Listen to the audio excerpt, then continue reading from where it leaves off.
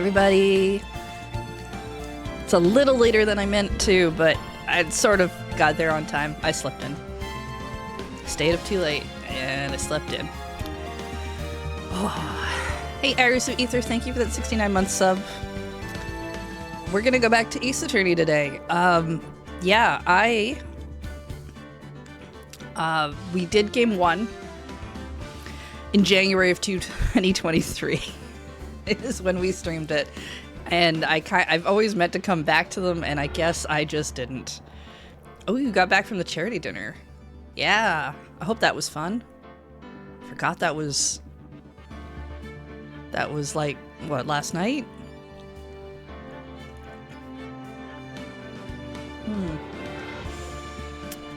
So, here's the deal. I have a stack of what I call visual novels. Not everybody lists all of these games as visual novels, but they pretty much are. I feel like people don't think of Ace Attorney as a visual novel because they think of otome games a lot of the time, really. But I have got a stack of games that are visual novel based. I like to play visual novels. They require a lot of reading out loud, which, for repetitive streams over and over, does make it a little difficult. So,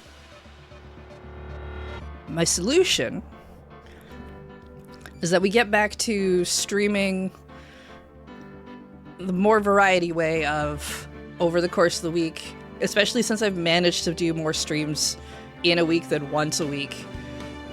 We start switching it up. So here's my plan right now. We're gonna do, and this isn't always gonna work every week, but I want to stream Mondays, which is definitely not gonna work next week because I'm on send codes.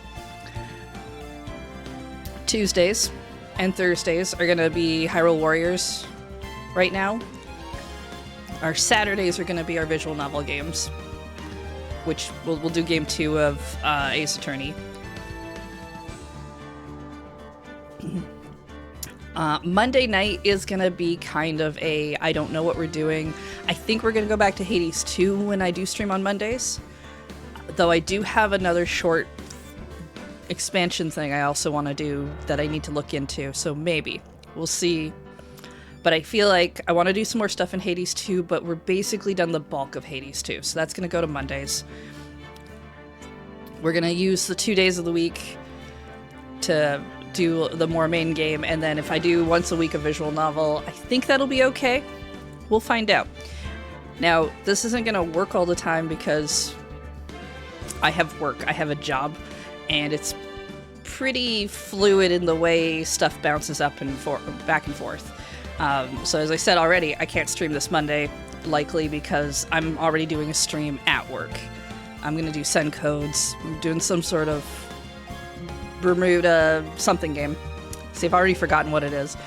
And I probably won't even be able to stream next Thursday because Game Awards is on, and while we're not streaming the Game Awards, we're going to record a reaction video, and I'm trying to get on that because I have a lot of fun watching those things with friends. It's the only way I'm going to watch them. And then, probably the only day of the week that will be the most consistent that I can stream is going to be Tuesdays. And even then, I feel a little weird about trying to be like, yes, Tuesday, I can definitely stream. So I'm going to try to post in the Discord under announcements, like the plan for the week, and see if we can keep to it. I'm going to try to post times that I think I can stream, but that's also pretty wonky because work. Yeah, it's a thing. I enjoy it, but we still have to do it.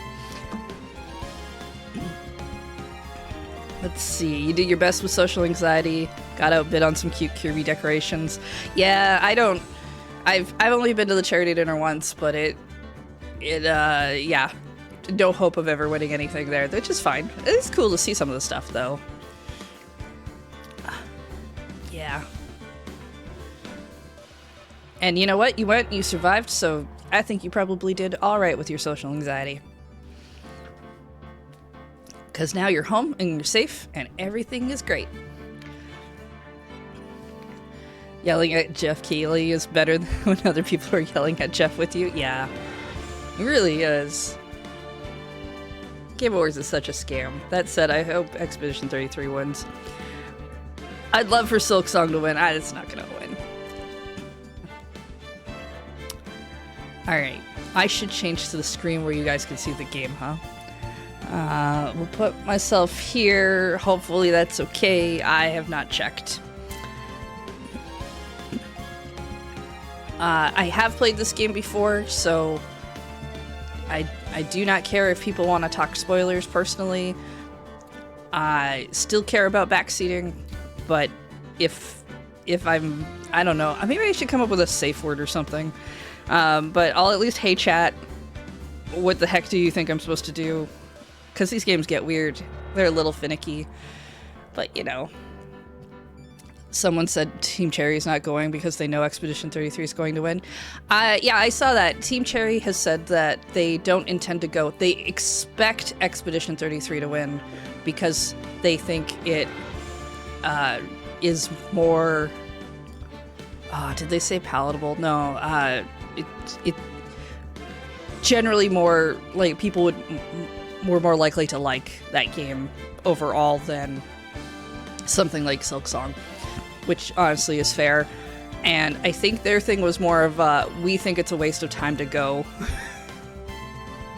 I mean, maybe it's not. Maybe I'm coloring what I read, but it did sound a lot like, while it would be fun to go, it's kind of like, we know we're not, like, we don't think we're actually going to win, and so therefore we don't want to go. We'd rather, like, stay home and do stuff. And I'm like, yeah, no, yeah, I understand. That's how I treat parties too. Besides, like, you know, when you're watching the Game Awards on stream, that's like 3 hours of your life. If you're going to that party, that's more hours. And you can't just get up and leave. We can turn the stream off. They can't. So, honestly, I just think it would be really funny if they did win.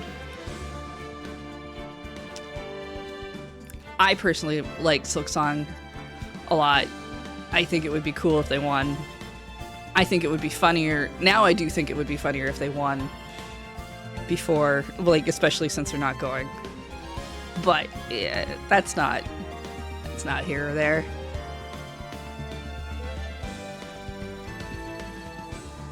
I just don't really want...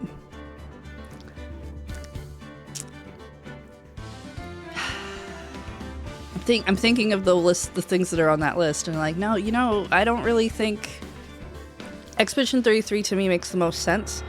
I haven't played everything on that list, but I just don't see Death Stranding 2 taking it. And while I think Hades 2 is a very good game as well, I mean, all of them are good games as far as I know, except for Kingdom Come Deliverance, and that's only because I really haven't played, like, have not seen anything of that one, so it's harder for me to judge that one.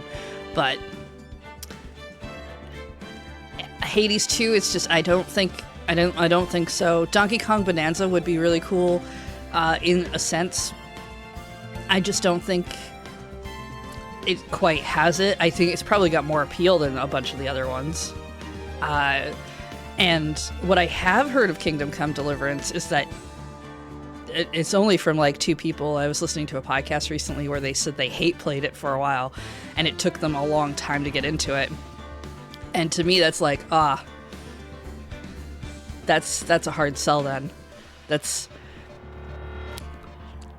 And I don't know when that game came out, so I don't know if it had enough time to get past its hard sell, if that's what it was going for.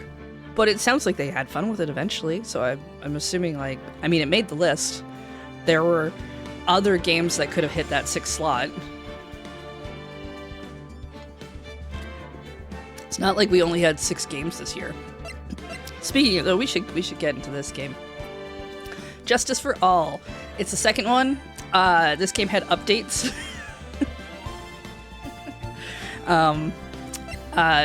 Since we last played, it now has episode selections. So, you know, if you, for some reason, are like, you know, I've started playing this game somewhere else and now I want to play it in a different place, I guess you can just pick up where you think you were.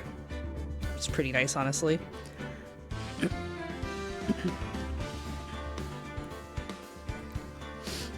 Can't find confirmation if the story mode can be toggled off once turned on. Could be alternative to ask for Bassie. Oh, right. Yes, this does have a story mode.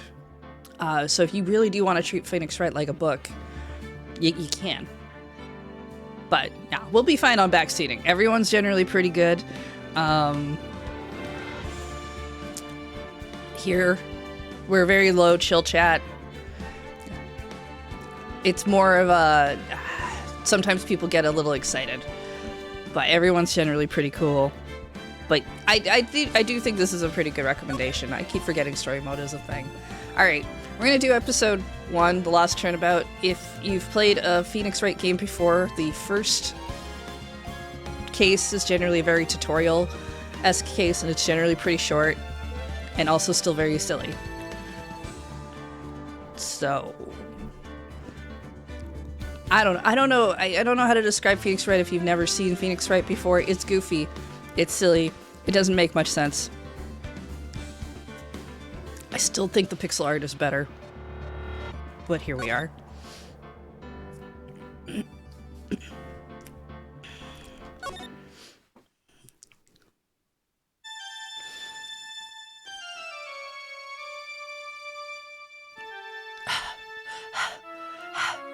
Grrr. How'd I get into this mess? That's far enough. You can't run forever, Mr. Phoenix Wright.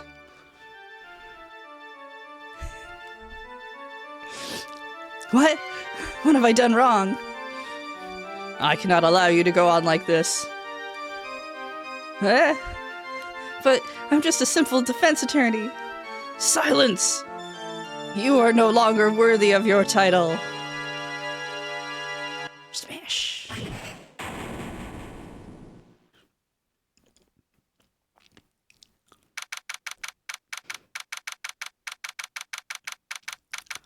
Also, I should note, while I have played this game before, it was like 2006 when I did that. I don't know the games backwards and forwards. This is basically like playing it again, brand new. Do do do. Oh, what a nightmare. I bet it was this ringtone that caused it. You know, Phoenix Wright, big Phantom of the Opera fan. I really shouldn't be dozing off right before a trial starts anyway. Beep. Huh? Oh, looks like they hung up. Well, I mean, you did just stare at the phone for a very long time. Ah, good. I finally found it. Talk about a close call. Hate to do this to you, but I'm clearly the villain. Nothing personal, Mr. Attorney. Although, we'll make this personal. A few minutes later, in the defendant lobby.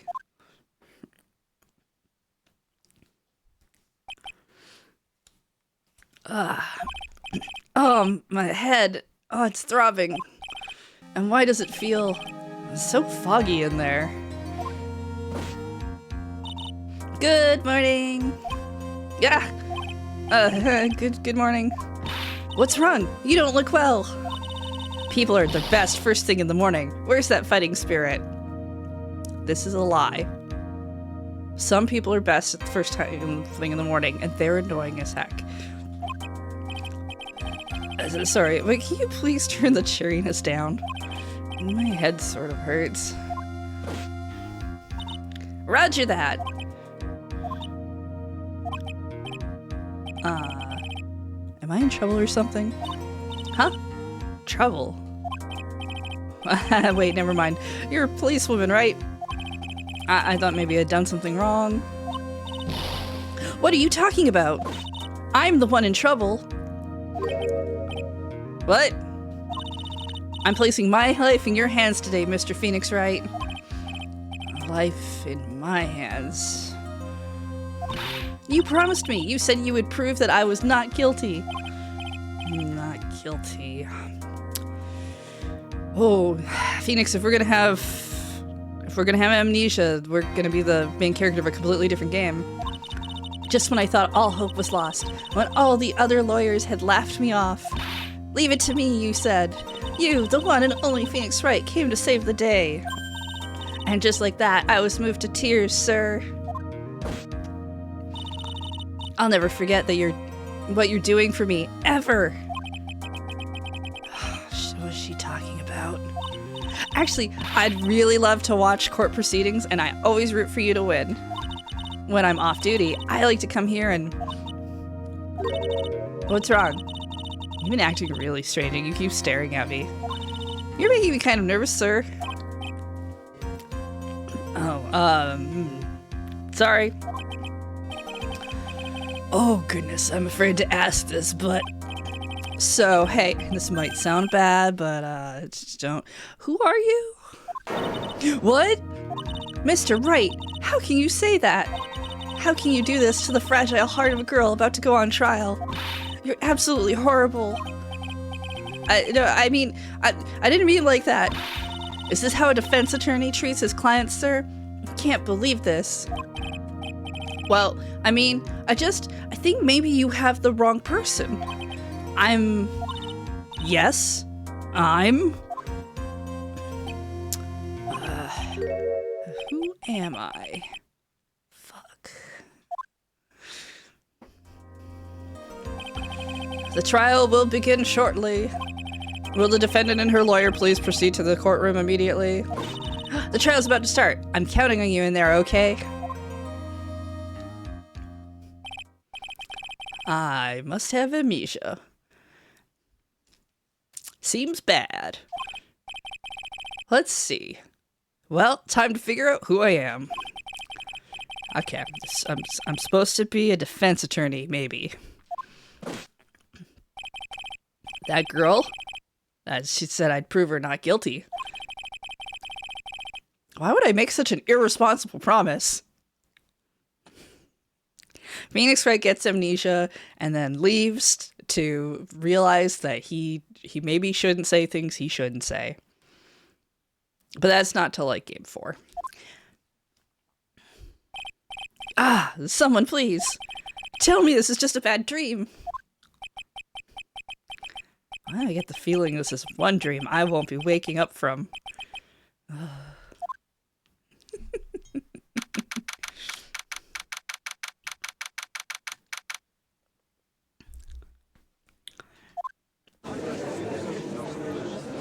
Ah, yes, this means we get Mr. Payne, don't we? I think his name is Mr. Payne. Court is now in session for the trial of Maggie Broward. Yep, Payne. Prosecution is ready, Your Honor. What is it, Mr. Wright? Are you talking to me? Do you see any other defense attorneys here? Shit. Now then, are you ready? What happens if I say no?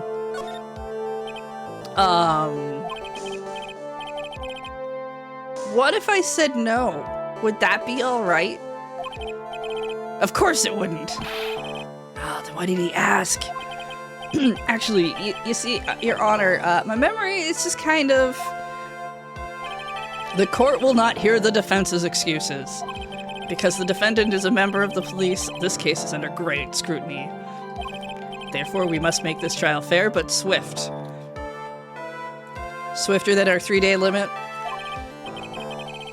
I believe I've told you this before. I hope you're not telling me you've forgotten. Better not say that. Mr. Payne, your opening statement, please. Yes, Your Honor. As I'm sure you're well aware, the defendant is accused of killing her lover. What's worse, her lover was a police officer. A policeman? Wait, you did what to what? It wasn't me. Besides, Dustin and I, we weren't lovers. In any case, the prosecution will prove that the guilty party is none other than the defendant. Very well. Mr. Payne, please call your first witness. Ha ha ha ha. It's been a while, Mr. Wright. In fact, I still have most of my hair, but don't worry. That's not gonna last. Let's see what you've learned since last time. I won't show you any mercy this time, rookie. Okay. Who the heck is he? The prosecution calls Detective Dick Gumshoe to the stand. Here we go. Don't let me down, Mr. Wright. Nowhere to hide. I'm so dead.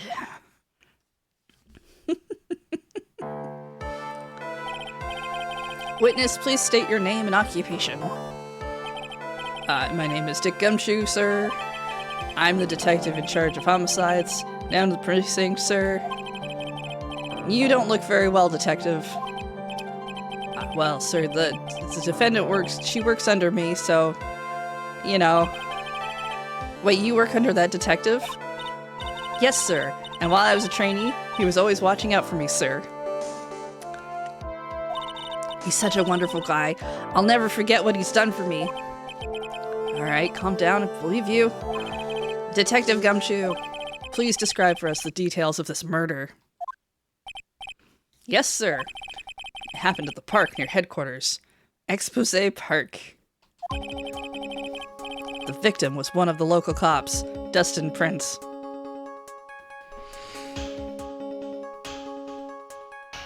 You don't really, sometimes you just don't even see it, you just hear it when you say it out loud, and this game is so good for that. Oh my goodness.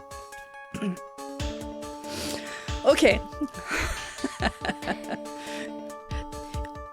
This game must have been really hard to translate, because my understanding is the Japanese original is also very punny. Okay, let's see.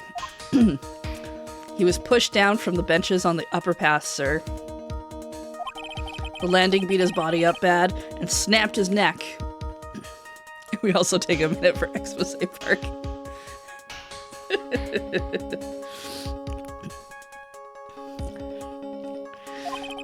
The details are listed in the report that was distributed yesterday. Ah, yes, this autopsy report, correct? Why don't I remember getting a copy? I see everything is in order here. Ah, even the estimated time of death is unusually well documented. The victim's watch stopped from the impact of the landing, sir. The results of the autopsy confirmed the time of death. If I may, Your Honor, the prosecution would like to submit this photograph. Very well, the court accepts it in evidence.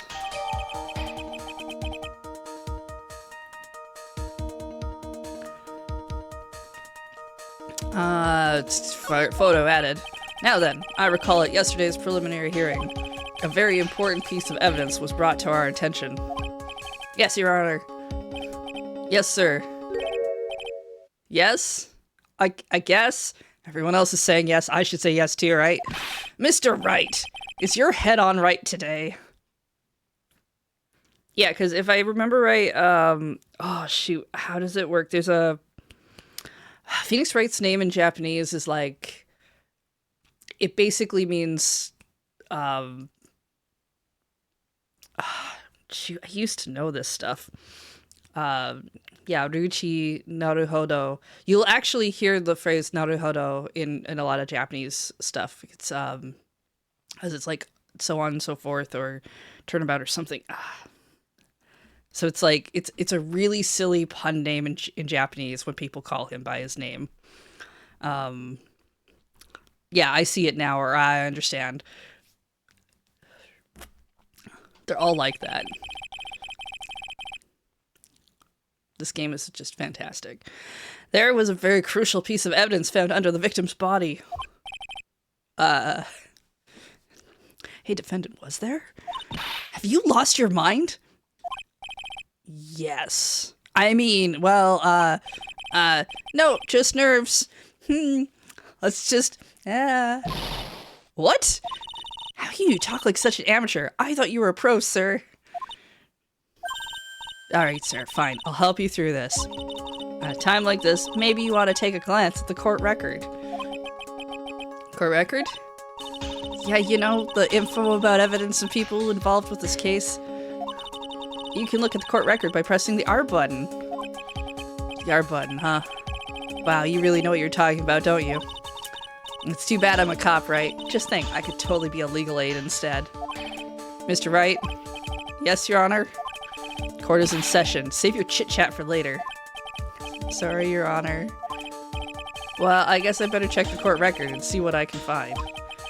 What was it again? The R button. Alright, Mr. Wright, let's see if your notes are in order. What was the piece of evidence found underneath the victim's body? Okay. So we got our Cool Ice Attorney's badge. Do they let us... Okay, no, this might not be the... I think that might be game 3. There's a point in some of the games where you can look really close at stuff and do things. Found this in my pocket.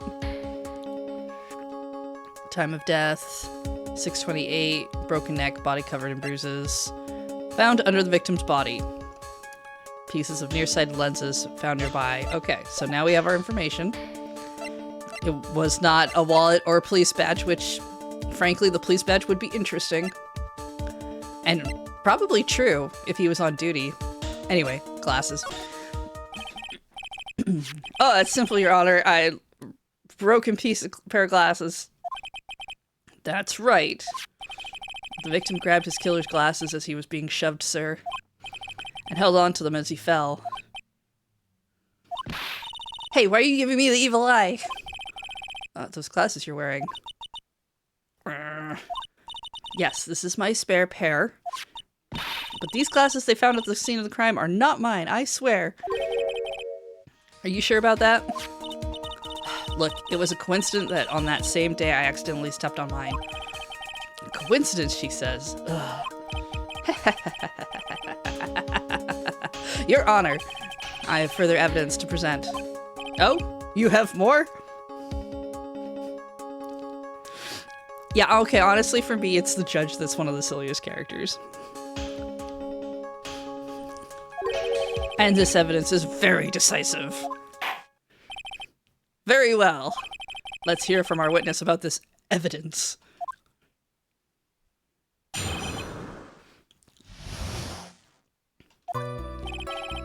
There's something even more incriminating than glasses under the victim's body, sir. During his date, the victim was pushed from the bench area, but he managed to write the culprit's name on the ground where he landed. Oh my goodness, a dying message. I don't like saying it, but it was clearly the defendant's name. Maggie, sir. With this piece of evidence in the glasses, it's hard not to say that she's the culprit. This is a picture of the writing, Your Honor. Why, this is... Yes, I can see her name is clearly written here. The prosecution would like to submit this picture. Understood. The court accepts it. Photo 2. As if the glasses alone didn't make you look suspicious. The victim even wrote your name clear as day on the ground. But I already told you those glasses aren't mine. And how do you explain the dying message? It's a conspiracy. I'm not guilty, sir. If you watch any detective anime, there's always, especially if it's a longer series, there's always a dying message. Like, and they're very obsessed with it. And literally, they say it in English most of the time. It's so good. Mr. Wright, you may cross-examine the witness. What now? This is it. I'm counting on you. Sure. What am I supposed to do? What? This isn't like you at all. Normally, this is the part where you get in the witness's face. Get in their faces and do what? Danganronpa does that in its first episode too? Yeah, it does. Danganronpa is a very good detective courtroom story. It really is. It's just also a dying game thing.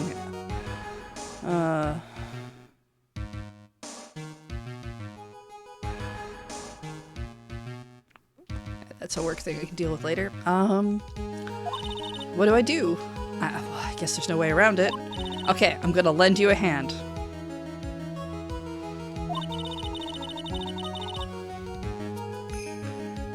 The prosecution's witnesses all hide things from the court, which means they lie from time to time.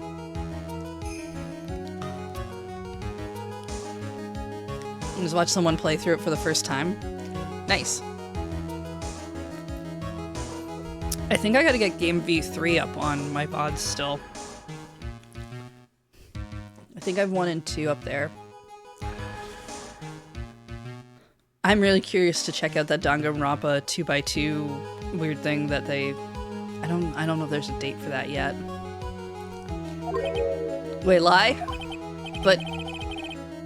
Isn't that detective your superior? Well, even if they don't mean to lie, sometimes people just remember things wrong. It's a different kind of lying. The kind that's probably not illegal. Like, okay, so, I mean, I guess he does sort of look like a scatterbrain.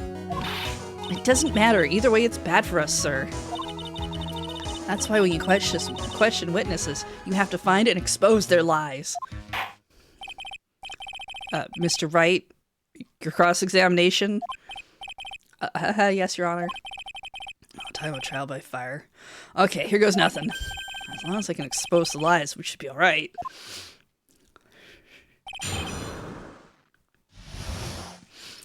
Like, they could have done this thing where they're like, oh, okay, what do I have on me? And what can I learn about myself? But, you know, Fangamer has objection pins and they are very good. They do. Look at that. It's been a bit. Yeah. The take that and the hold it. This probably doesn't work on the Switch version because I don't think the Switch has a mic, but in the DS versions of these games, you could yell objection to the microphone if you wanted to do the objection scenes. There's something even more incriminating than the glasses under the victim's body, sir. During his date, the victim was pushed from the bench area, but he managed to write the culprit's name on the ground where he landed. I don't like saying it, but it was clearly the defendant's name, Maggie, sir. With this piece of evidence in the glasses, it's hard not to say that she's the culprit. Don't give up. Keep that fighting spirit going. I'm glad you're all pumped up, but I really want to see your special moves, sir. My what? You always look so cool when you present evidence. I present evidence.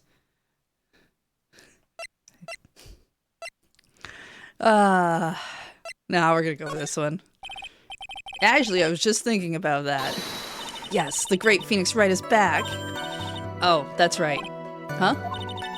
I heard that lately you can present not only evidence, but people's profiles as well. Right, they didn't let you do profiles in the first game.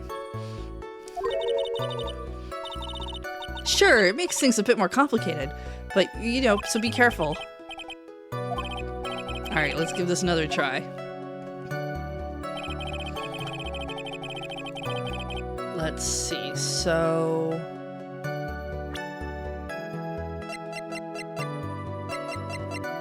we have a cell phone, autopsy report. Right, here's profiles. This is our client, Dustin Prince. Winston Payne. And Dick Gumshoe. 31. Not bad for a detective age, I guess. So, we're gonna find out how much he does not get paid. A lot.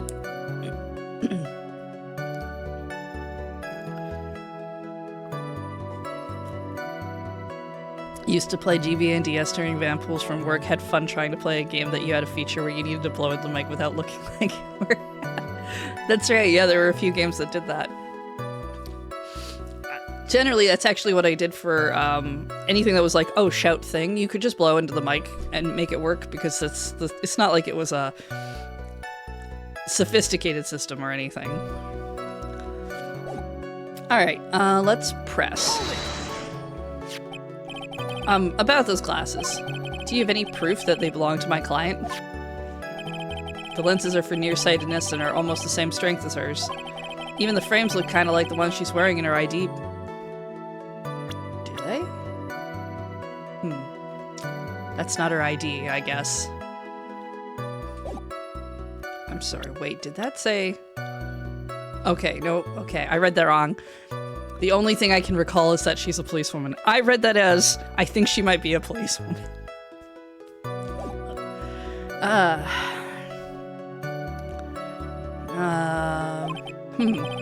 What should I do now?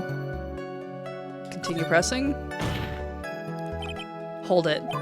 Almost and kind of are not good enough in a case like this. Remember, when it's not Christmas, it's almost Christmas. It's still definitely not Christmas. Do you have any more definitive proof? Is there something that clearly links the defendant with those glasses? The dirt and sand rubbed out any traces of fingerprints or anything else. So what you're saying, detective, is that you have nothing that proves those glasses are my client's. Yeah, something like that. What? I see. So there is no proof. Wow, that was amazing. I could totally feel it down in my gut. Okay. Now, you're sure he was pushed and that's how he fell? Yeah, pal, if you look at the wounds on the victim's body, there's no way it was anything else. Please continue with your testimony, detective. Anyway, the victim fell pretty far. But he managed to write the culprit's name on the ground. I'm gonna look at that photo again. Not that one.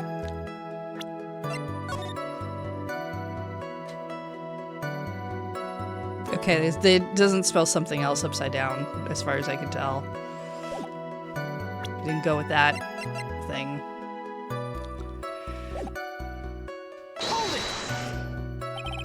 The culprit's name? Yeah, I was surprised too. I didn't want to believe it, but... Was the name that of my client? I don't like saying it is, but it was clearly the defendant's name, Maggie, sir. Are you absolutely certain? Sorry, pal, but that's what it said. This is a picture of it. No matter which way you look at it, it still says Maggie. He's got a point. Hey, hold on. Huh? Don't huh me. I know the picture says Maggie, but... When she mentions it, there's does something's off about this picture. That's how you know you found a contradiction. Now hurry up and present some evidence. So that's what spotting a contradiction feels like. Being mildly confused. Better check the court record again. Okay, so...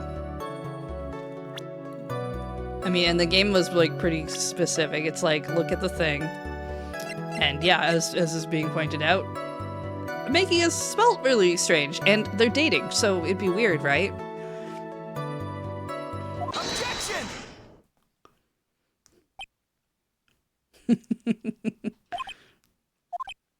Now the real question is this the right way to go? Because this is the fun thing about some of these games. They're a bit like... It's sometimes you can see and you're like, there's 6 pieces of evidence that back this up, but you gotta find the one the game wants. What is it? What's come over me? Without thinking, I just blurted out objection. I mean, this is probably going to be correct because it's the first trial and that they're not that harsh with it, but yeah. Just, you know, one of the things that gets frustrating with this game for some people is in certain things you're like, I really do have 6 pieces of evidence that should prove this thing. In fact, you've probably even solved how the person did it 2 scenes beforehand. They're still fun. I yelled it at the top of my lungs, finger outstretched, ready to take on my opponent. What a rush! Detective Gumshoe. Are you talking to me, pal? Please state the defendant's name for me. What are you trying to prove in this futile exercise, Mr. Wright? You'll see, this is a very crucial line of questioning. Actually, Mr. Payne, you can answer. The defendant's name, if you please. So where is this ridiculous question coming from? The defendant's name is Maggie Bird. I think someone needs to check the court record. What? It says right there, Maggie Bird. It looks like the bird caught the cat napping. What's going on here? I have no idea either, sir. As you can see, the victim did indeed leave a name, Maggie. However, the defendant's name is actually spelled Maggie. This is a blatant contradiction of facts. Oh, how about that? I hadn't even noticed. Oh, gumshoe. But, I mean, maybe the victim didn't know how to spell her name correctly. Objection! May I remind you that it was you who said the defendant is accused of killing her lover? If they were truly lovers, it would be impossible for him to not have known her name. We're gonna ignore that's not always true. No. This is very true. I really need to look up the Phoenix Wright musical and watch that at some point. I'm sure I could find it online now. I've seen clips. Mr. Payne. Hey, yes, Your Honor. Are you absolutely certain that the defendant and the victim, Dustin Prince, were in fact lovers? Yep, I am quite certain, Your Honor. They were a well-known couple in the police force. There's a Phoenix Wright musical? Yeah. One of the clips I saw had involved several different people dressed up as Edgeworth, moving the other Edgeworth around. They look fun. Yeah, half dozen stage plays. That doesn't surprise me either. Detective Gumshoe, please testify for the court. The relationship between the victim and the defendant. Yes, sir.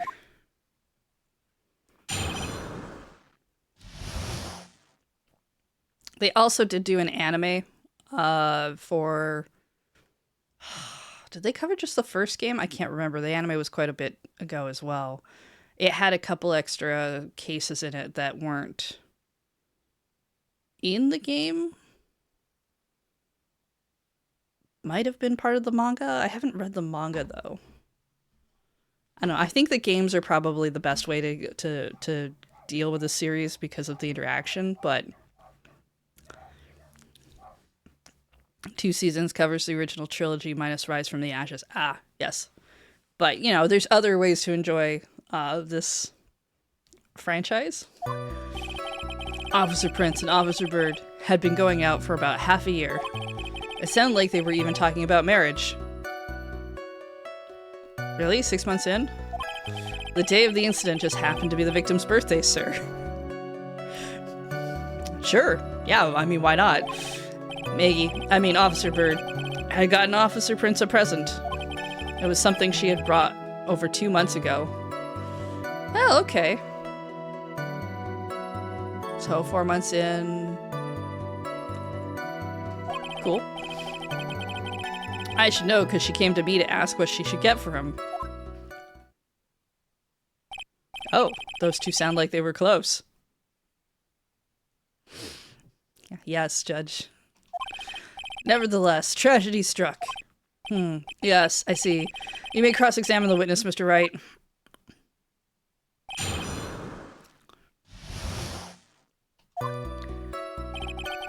Okay, they've been going out for about half a year. How do you know about this? Every year in March, we have a training camp for us cops.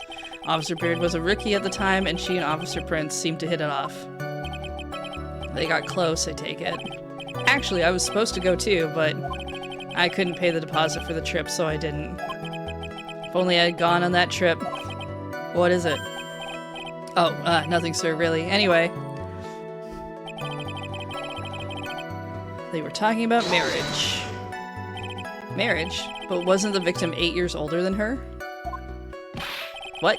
You say a guy's gotta marry someone the same age as himself? Look at that. She's 22, he's 30. Yeah, it seems fine.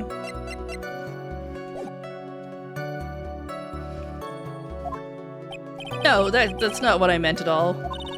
Detective Gumshoe and Dustin were only a year apart, you know. I think this fella has ways to go before marriage. Mind your own business, pal. This happened to be the victim's birthday. The day of the incident. You mean September 6th? Yeah. The victim, Officer Prince, had just gotten off duty at 5:30 p.m. that day. When did he die again? 6:28. Man, an hour after work? And since Maggie's night shift hadn't started yet, they went to the park for a bit. I remember when I was young and in love. Oh, it was a jolly time. That's great, Your Honor. I'm glad you're such a cheerful old man. Maggie, I mean Officer Bird had gotten Officer Prince a present. You seem to know a lot about the defendant. Well, that's because I'm her boss, and I gotta watch out for my subordinates. But even what she was going to give as a present, isn't that going a bit too far? I don't see why. Can I blame this part on the amnesia? Hey pal, watch what you say. I know everything that happens under me. If someone so much as scratches their... I don't need to know that much. Mr. Wright, please refrain from badgering the witness. I agree. Even if the witness has a crush on the defendant. That should not be the point of the discussion at this time. Whoa, wait a second. Why are we talking about this? It's all your fault, pal. You're guilty. Guilty, guilty. I should have you arrested. I think the detective is about done.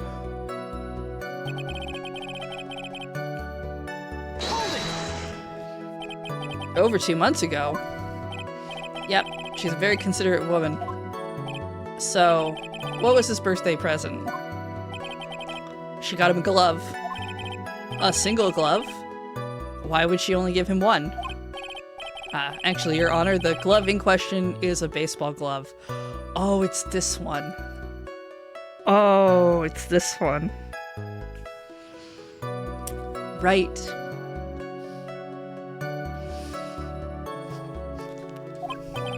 Oh, I see. A baseball glove.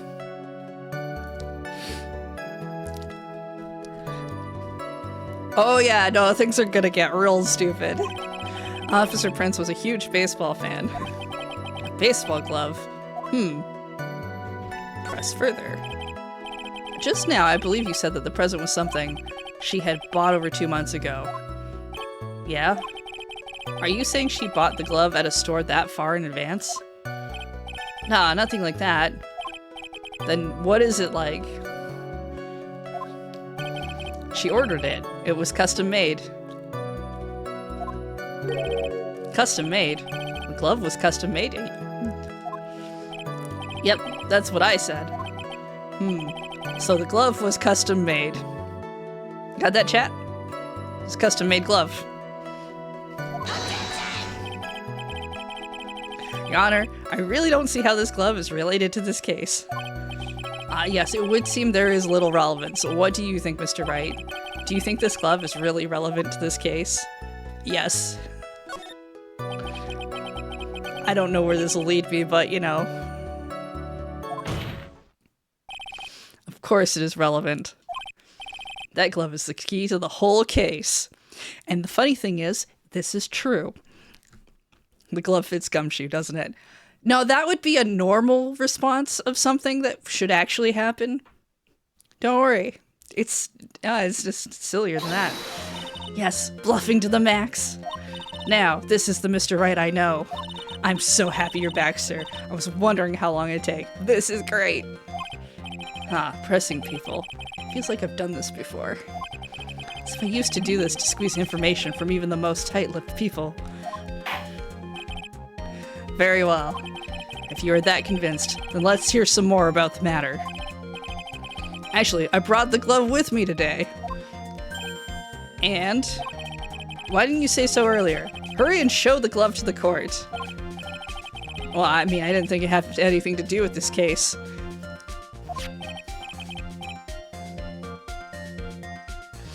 Anyway, this is it, sir. It's rather yellow, isn't it?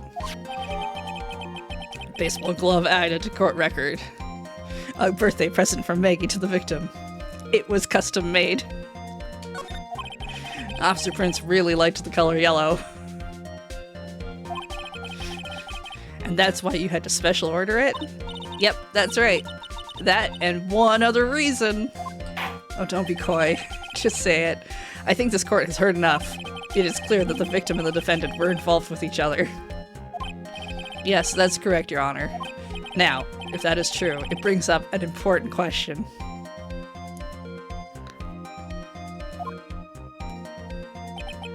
Was the name Maggie really written by the victim? I see your point, Your Honor. Detective Gumshoe, please tell the court a little bit more about the name on the ground. Yes, sir.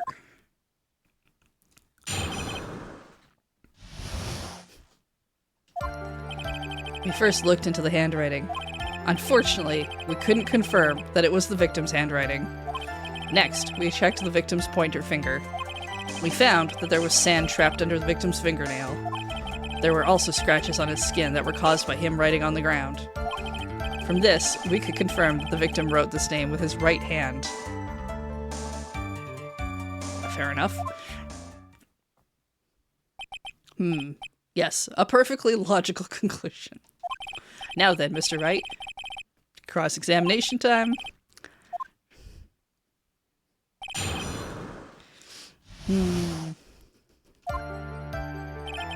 Alright, first looked into the handwriting. But can you really determine handwriting based on a sample written in sand? This is why amateurs are amateurs. We're not a bunch of simpletons. Scientific investigation in this country is actually pretty good. I believe it's time to get back to the real point. Agreed, Your Honor. So, what was the result of the investigation? We couldn't confirm that it was the victim's handwriting. So, in the end, you couldn't confirm it. Hey, don't look down on us. I told you, we're not a bunch of simpletons. Everyone knows you can't find out everything you want with scientific investigation. I've never heard that before. Me neither. Nor I. I never heard anything like that at the police academy, sir. Okay, so I made it up. Anyway. Check the victim's pointer finger. His pointer finger? You know, the one that you're always pointing and waving around in people's faces. Don't tell me it bothers you. Every time you do it, I have a mini heart attack. It's like you're trying to kill me, pal. In any case, you examined the victim's index finger, correct? Yeah, I figured out there should be something on his finger if he had been writing in the sand. And the results? There was sand.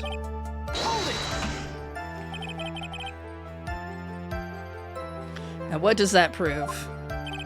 Well, it proves that he did write that name with his own finger. Yes, which explains why there was sand stuck under his nail. Guess he's right. And there's more. There's also scratches on his skin. Scratches on his skin? Yep, you can't see them with your naked eye, but they're there. That is incredible. Sure is. That's the power of scientific investigation. They're so small, and we had to use a magnifying glass, like a really strong one. It's got that really scientific sounding name. You mean a microscope? Yeah, that's it. We used one of those, and that's how we found them. I can't believe this guy doesn't know what a microscope is. We can confirm the victim wrote his name with his right hand. Are you absolutely sure? I believe in the power of science.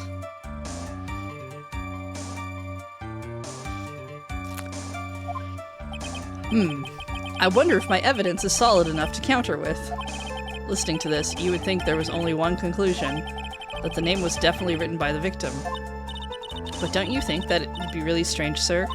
If Destin really wrote that message with his right hand, do you think I would have gone through that much trouble to get him his present? The present? What about it?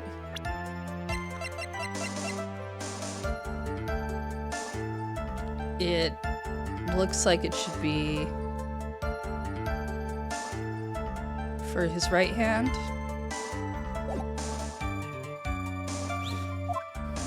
Which makes him probably left-handed. Right, so given the clues they just gave us, we're probably... Oops, not that.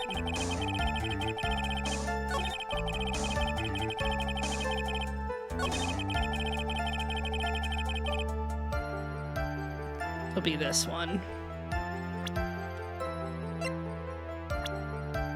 What do we have about him? Okay. Objection!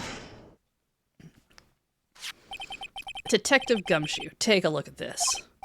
That's the glove, right? Could you tell the court what is special about this glove? I mean, it would probably make sense, a little bit more sense why it needed to be custom made. What's special? I never really thought about it, but it's really yellow. That's it. Yes, it's really yellow. But that is only one of its qualities. Huh? There's another reason why it's special. And what would that be? It's very simple. This glove is made for a left-handed person. Left-handed? Why, you're absolutely right. This glove is made to be worn on the right hand. That is why it had to be custom made. I have never seen a bright yellow left-hander's glove for sale, have you? Well, no? So, detective, which hand did the victim use to write the name with again? Well, it's easy. Look, it's obvious from this picture that it was his... Wait a sec.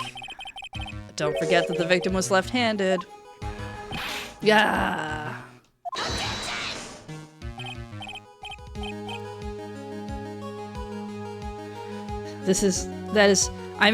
I object. Overruled. Mr. Wright, I would like to know what your line of reasoning proves. There's only one conclusion that can be drawn. A left-handed person would not have written a message with his right hand.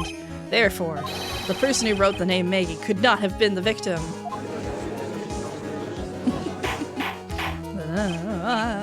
Order, order. When you think about it that way, then yes. It is not possible that this name was written by the victim himself. Then that means Maggie is... No. Not possible, Mr. Payne. Yes, Your Honor. The evidence the prosecution has presented has failed to prove the defendant's guilt. In fact, I believe you have proven her to be innocent. No! Alright, you did it, Mr. Wright. Yes, but that's not how this game works. Nobody is innocent until we prove somebody else guilty. I feel like I can breathe again. It seems that we have reached the conclusion. You did a fine job once again, Mr. Wright. Me, Your Honor? Well, thank you, sir. See, you got complimented by the judge again. You're really good. And that's why you can't give up being a lawyer, sir. Are you joking? I'm more than ready to retire. I will now announce my verdict. This court finds the defendant, Maggie Bird. No, not yet. I mean, please give me a few more minutes, Your Honor. What is the meaning of this, Mr. Payne? The prosecution is not finished yet. What do you mean? We would like to call our next witness to the stand. What? And what did this witness witness? The moment the victim was pushed to his death. What's more, he saw the very face of the culprit. What the heck? Order! Order in the court!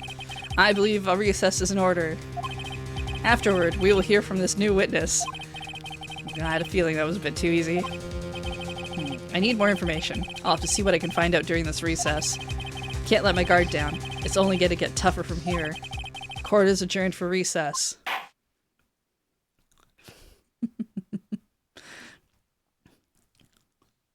Or as we like to call it, chapter break. Yes, please save my progress.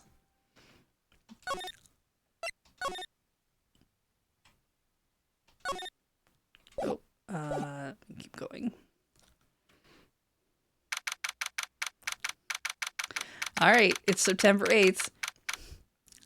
Remember, this person died September 6th. We're in court like a day and a half later.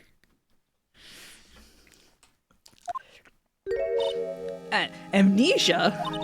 I can't believe my lawyer's trying to defend me in such a state. Why didn't you tell me, sir? I'm sorry I didn't mention it to you. Oh, I know what to do. I heard you can fix something like this with a really strong shock to your system. Come on, lower your head a little. A Maggie kick should be all you need. No. Come on. I'm sorry. Whenever I see someone in trouble, I have a hard time leaving them alone. I tend to stick my nose where it doesn't belong and try to tackle everyone's problems. Well, my head's one problem you will not be tackling today. We're gonna solve your problem first. We can deal with mine later. Although it seems like it would be a good idea to maybe try to deal with mine. For now, do you think you can fill me in on a few things? Of course, I'd be honored to. Well, I guess we'll start with my name and then I can tell you about me. No, that's okay. I think I know you and your name pretty well by now. I was wondering if you could help me figure out a few things about myself. So, my name is Phoenix Wright. That's a weird name. This is serious. You really don't remember. I'll tell you what, sir. You can have this back and maybe it'll help. This is a business card? I got this from you. It's my most prized possession. You can borrow it for now, but please give it back, okay? Okay. Oh, there's some numbers written on the back. Oh, that's your cell phone number. This is going to be very relevant. I hand-wrote my cell number on the back. I guess for now we should stop talking about me and start talking about this case. This case? Yeah, can you tell me anything that would be helpful for me to know? Like everything, I suppose. Oh gee, what can I tell you? I can't think of anything other than the incident with the cell phone, but... Cell phone? Yeah, your eyes lit up when we talked about it at the detention center, sir. Hurry up and tell me, this might be very important. Okay, Roger. It was on the day of the crime, just before 6 p.m. I picked up a lost cell phone while on a walk with Dustin. Oh, she's wearing a blue Badger shirt. All of a sudden, the phone began to ring. Beep. Hello? Oh, thank you. I've been searching for my phone. Is this yours? Oh, I'm glad you called. We can meet up and I can give this back. I'll be right there. I'm sorry. I didn't catch your name? Oh, you can call me Maggie.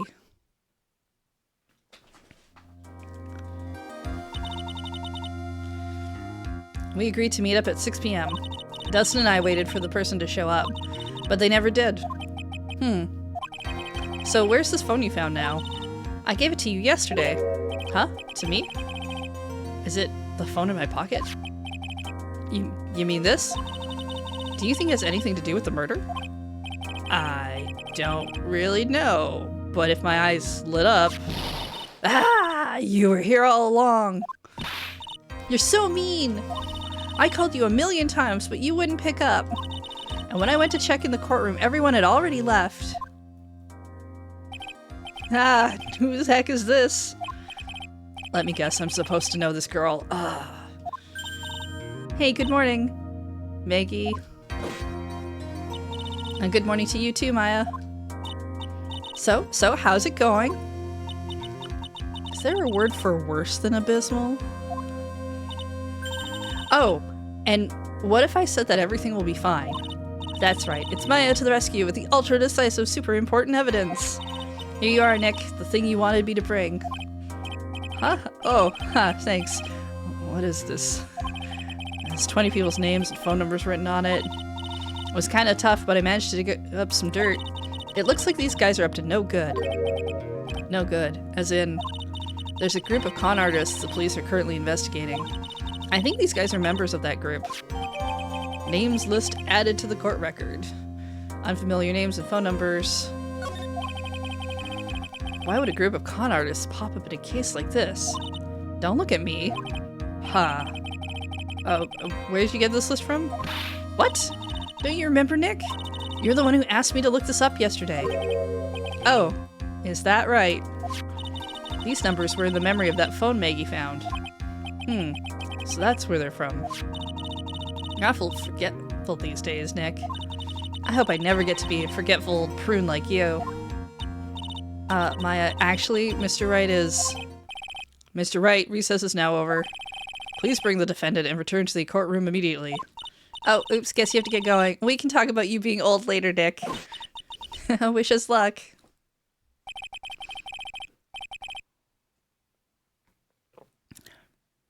Yep, we now have all the evidence we need to solve this crime. Which is not our job to do. But we're gonna do it. All that's left is to put all those pieces together, and I'm not gonna lose. Come on, Nick. Better get a move on. Yeah.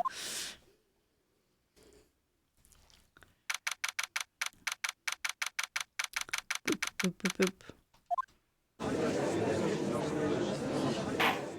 boop. Court will now reconvene. Please call your next witness to the stand, Mr. Payne. Yes, Your Honor. But before I do, if I may say a few words. What is it, Mr. Payne? It's about the next witness. He has a tendency to say things that rub people the wrong way, you see. So I asked that the court might be a little lenient on... There is no need to give a preface. Just hurry up and call your witness, please. Yes, Your Honor. The prosecution calls its next witness. A drifter who was taking a walk in the park on the day of the murder. Please state your name for the court, witness.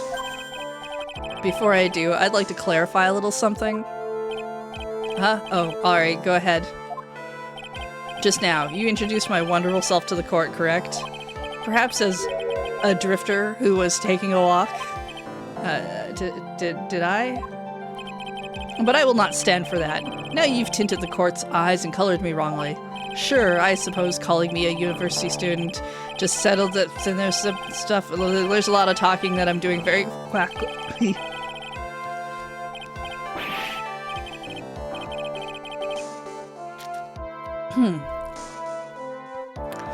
Yeah, sorry, I'll be more careful from now on.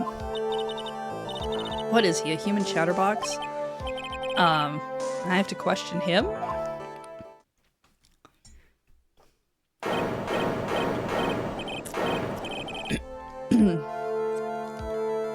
Fashion, cars, women, glasses, and of course, university. First rates only need apply.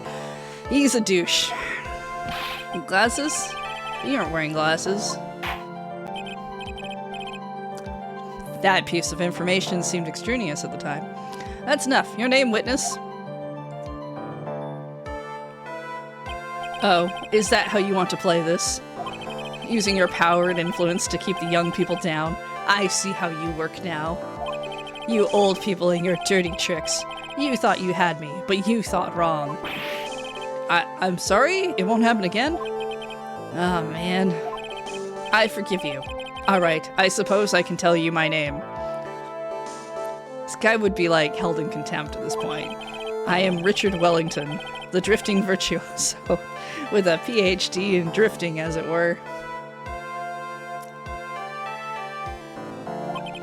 If you wanted to, you could call me a university student in transit.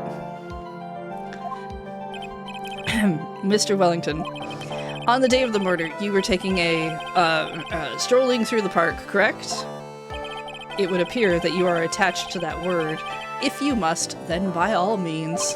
But I remind you that I am in no way a prepubescent boy out on a walk with mommy.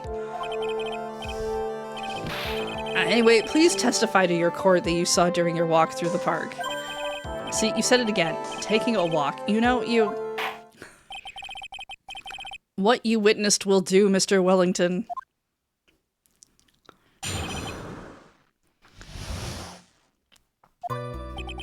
I was at the park all afternoon, deep in thought about my life situation. I don't remember the time all that well, but I do believe it was past 6 p.m. All of a sudden, a police officer falls from above, right in front of my eyes. Without a thought, I looked up, and there I met the eyes of a charming young lady. Of course I remember her sweet face. It was that of the pretty defendant there.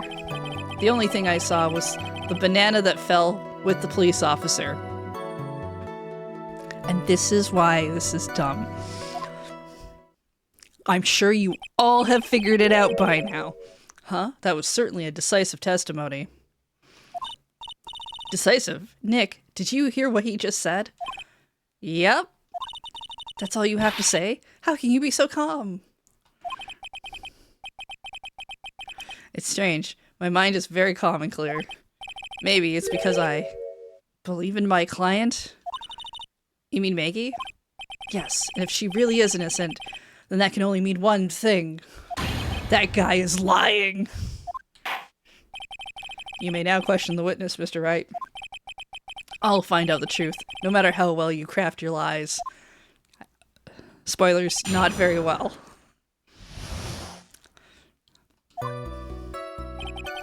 Alright, thinking about your life situation, huh? So, you were at the park all afternoon? You seem to have a lot of free time. That was very rude of you, but then again, what can I expect? That's what you get from a man who graduated from a no-name, trashy university. No-name?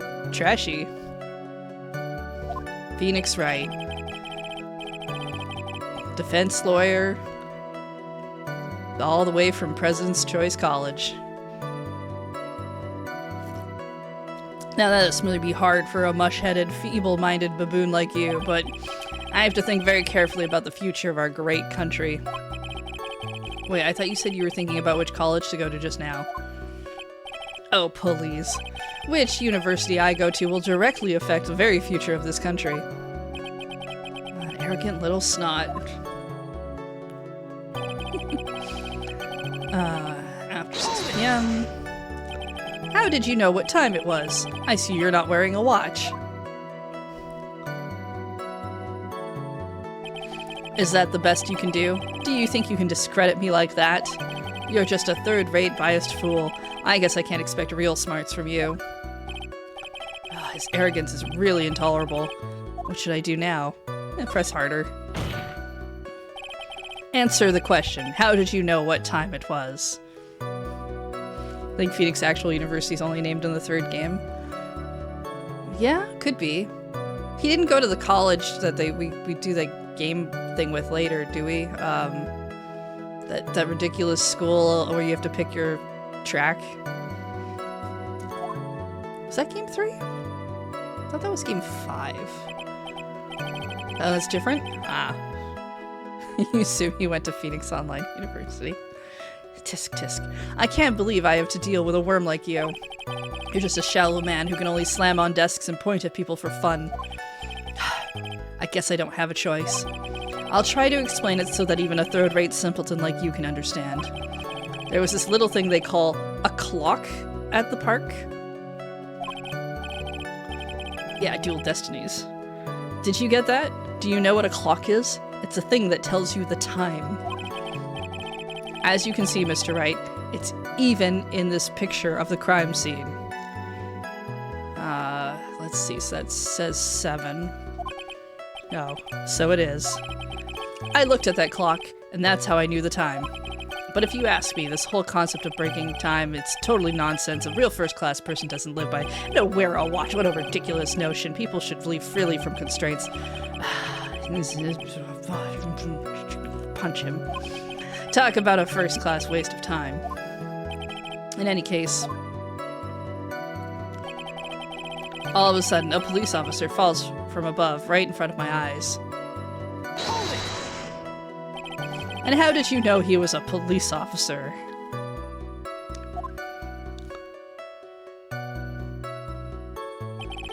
You obviously have no idea how powerful my detective reasoning skills are.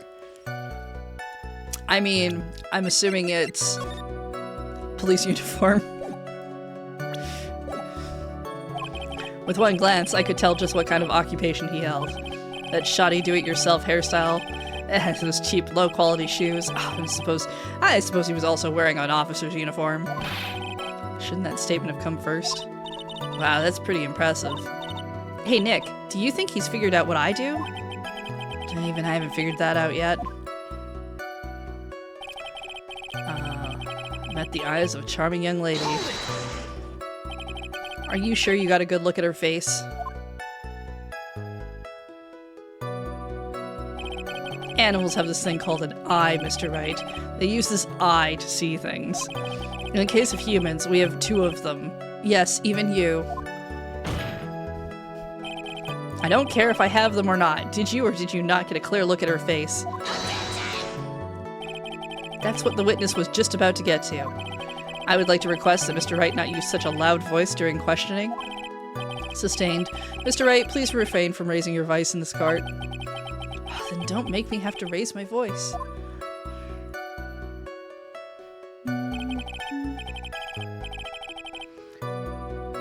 Are you finished? I'd like to continue, if that's all right with you.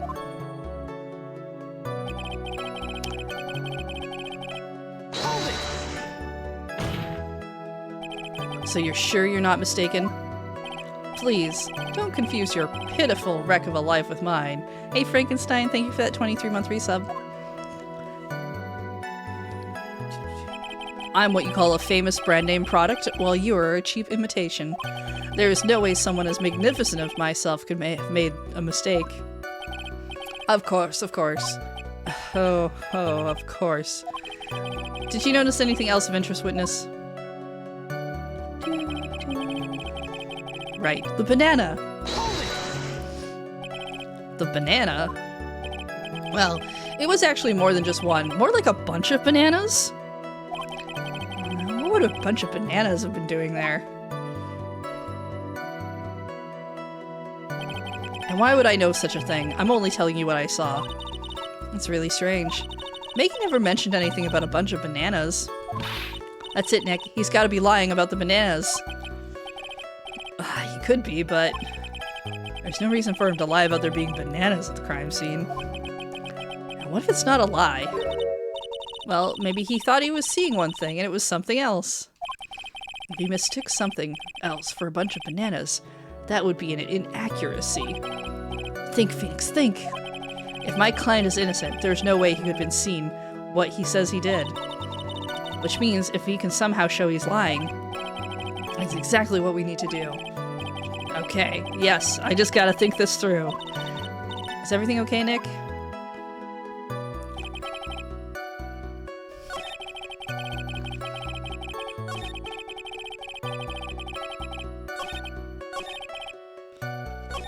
Bananas. Bananas. Bananas. Bananas. Objection!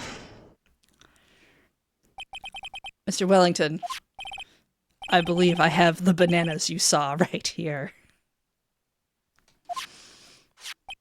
Ah, so you knew about the bananas too. Why didn't you say so earlier?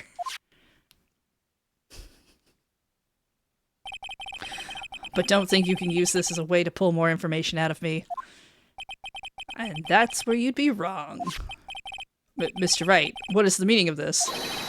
Isn't that the baseball glove? Huh? What? A baseball glove? Doesn't it look delicious? Care for a bite? That's not. It's a no! Your Honor, I think this proves one very important fact. This witness loves bananas, knows nothing about baseball, has bad eyesight. By the way, just how bad are your eyes? Huh? What? What? Why are you asking me about this all of a sudden? Your Honor, it is a very simple mistake to mistake this glove for a bunch of bananas. No, I don't think so. Objection overruled. You're one of those people. Yes, you know what I mean. You're one of those people. I think the world is full of... And I'm not... Nope. I can't keep up with it. He rambles. And that is why I asked you how bad your eyesight is. They're both 20 over 200. I suppose you're gonna tell me that's terrible, right? Why are you not wearing your glasses today, then? That's because I lost them recently. You see. Of course I was planning on getting a new pair made right away. But, you know, my glasses are no ordinary glasses, so to replace them... How about when you witnessed the crime? Were you wearing your glasses then? How about it, witness?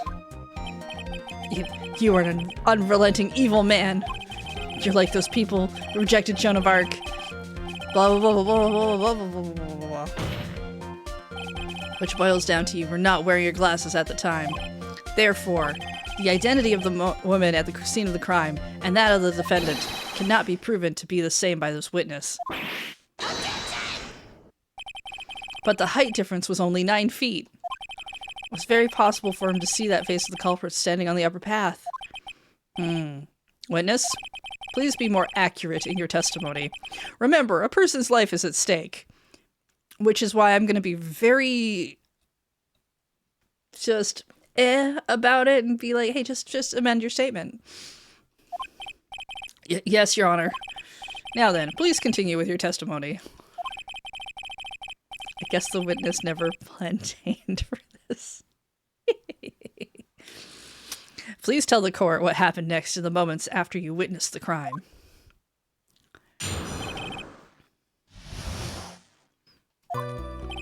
The girl on the upper path ran away as soon as she realized I was there. After that, I immediately called the police station to report the crime. It must have been 6:45 p.m. when I made the call. They must have a lot of free time on their hands, since they showed up within 10 minutes. So the person who was on the upper path saw you, and then ran away. Yes, that is correct. Which is why even someone without a superior brain like mine can understand that. That girl is the murderer. You may question the witness now, Mr. Wright.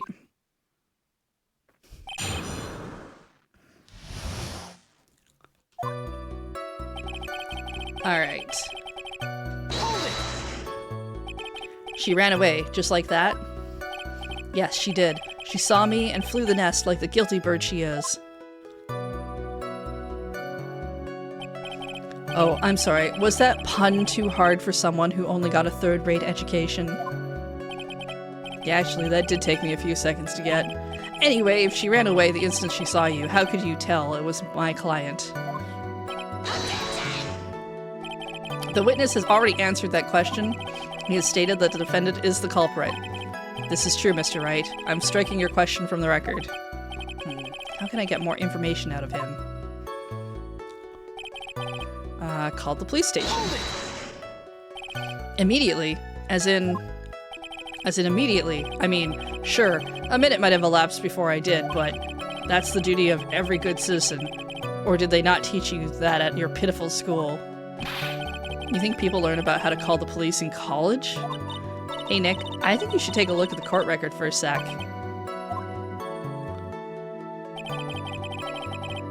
6:45 when I made this call.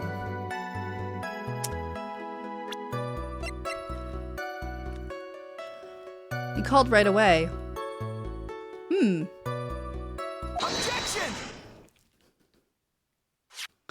Now, Mr. Wellington, would you please take a look at this? You mean the victim's autopsy report? According to this, the murder occurred at 6:28 p.m. So what of it? You said that you called the police immediately after the murder took place. However, by the time you had called the police, it was already 6:45 p.m. There's clearly a 15-minute gap here. Do you deny it? Ah.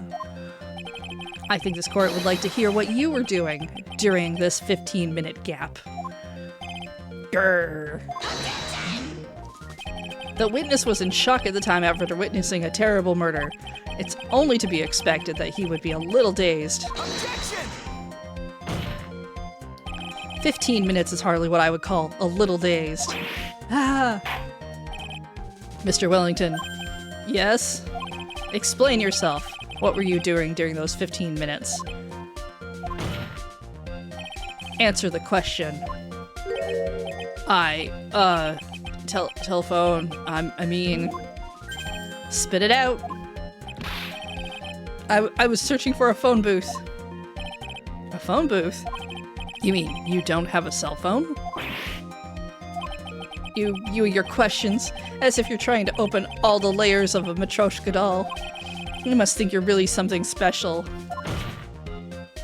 Witness. I lost my cell phone. There, are you happy? You lost it? Unbelievable. You lose your glasses and your cell phone? You must be very scatterbrained when it comes to your belongings. What? Are you saying that first-rate people are never allowed to lose things? Have you ever heard? Blah, blah, blah, blah, blah, blah, blah. Enough. Oh man. Wait, hold on a second. He lost his cell phone? Yeah, and his glasses too. It's almost like we have things for that. Nick, that cell phone. Could it be? You mean this phone Maggie found? There's no way. Boy, I didn't see this coming. What should I do now? Question further. Mr. Wellington, where is your cell phone right now? What are you getting all excited about? You seem to be a little confused. I found my phone. I'll have you know. See? Here it is. Oh, I see.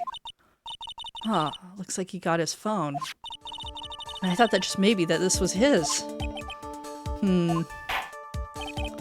Well then, I think we've cleared this issue up. At the time of the murder, the witness did not have his cell phone because he had lost it. Therefore, the delay in his call was caused by his search for a phone booth. Well, that's the gist of it. I guess you can put it that way and leave it at that. Do you have any further questions, Mr. Wright? Yes. Your Honor, the witness's testimony does not make any sense. I don't believe that there was ever a need for the witness to search for a phone. How dare you? You can't just make outrageous claims like that. Do you have some sort of proof? Well, yeah, of course. This evidence should be good enough, I think. Alright, let's have this proof then.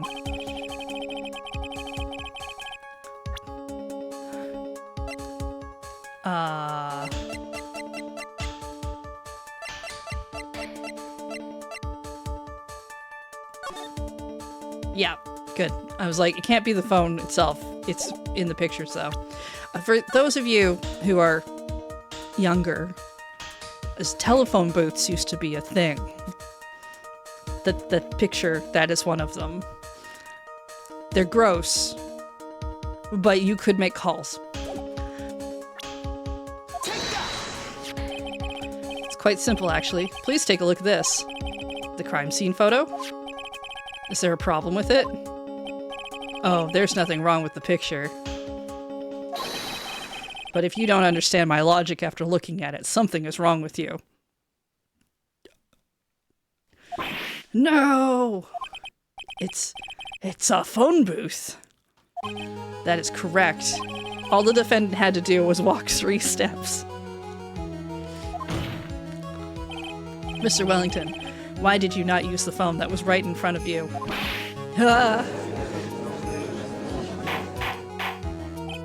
Order. What does reporting the crime a little late prove for the defense? Objection! The witness can't explain what he was doing for those 15 minutes.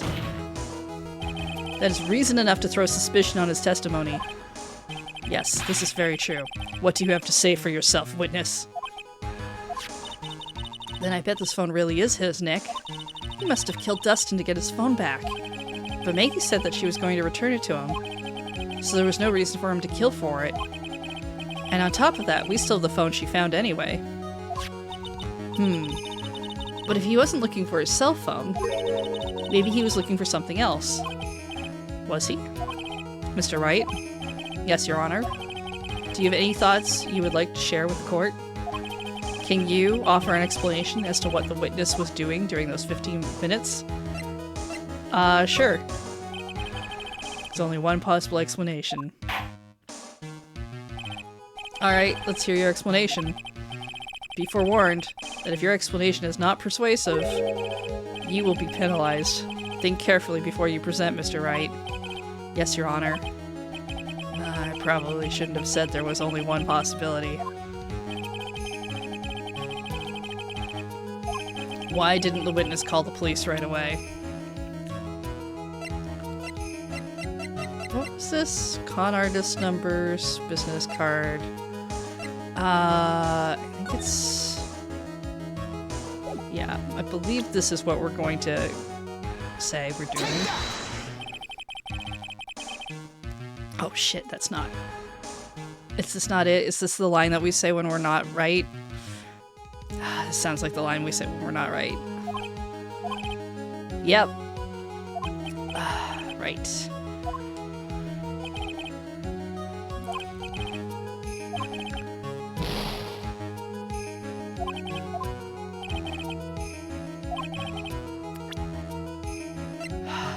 Is he getting his phone?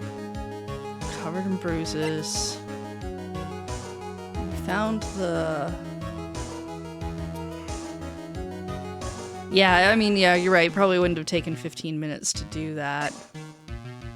It might have taken 15 minutes to get down to the crime scene. From there... shoot.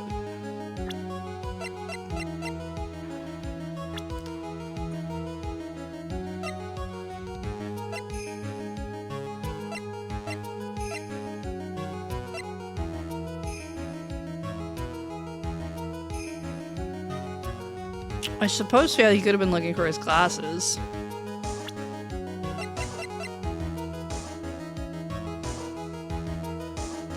Sure.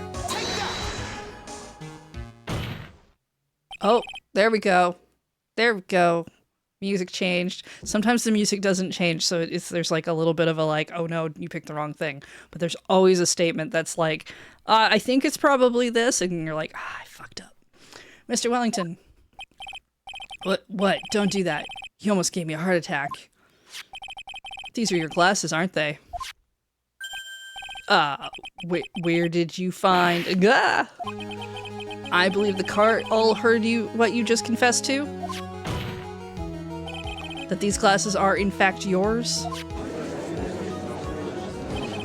I'll tell you where they were found, Mr. Wellington. These glasses were found under the victim's body. Under the victim's body? Order. Now, wait a second. Hold on. So this all works out because clearly he got Maggie, so he heard her name said. Probably saw her with the police officer and thought she was turning the phone into the police. Panicked. I didn't confess or confirm anything. Your Honor, I think the answer is quite clear here. As he fell, dust and prints grabbed the culprit's glasses. The culprit knew that he had to find his glasses and searched frantically for them. What he didn't realize was that they were under the victim's body. And that is why it took him 15 minutes to make that call.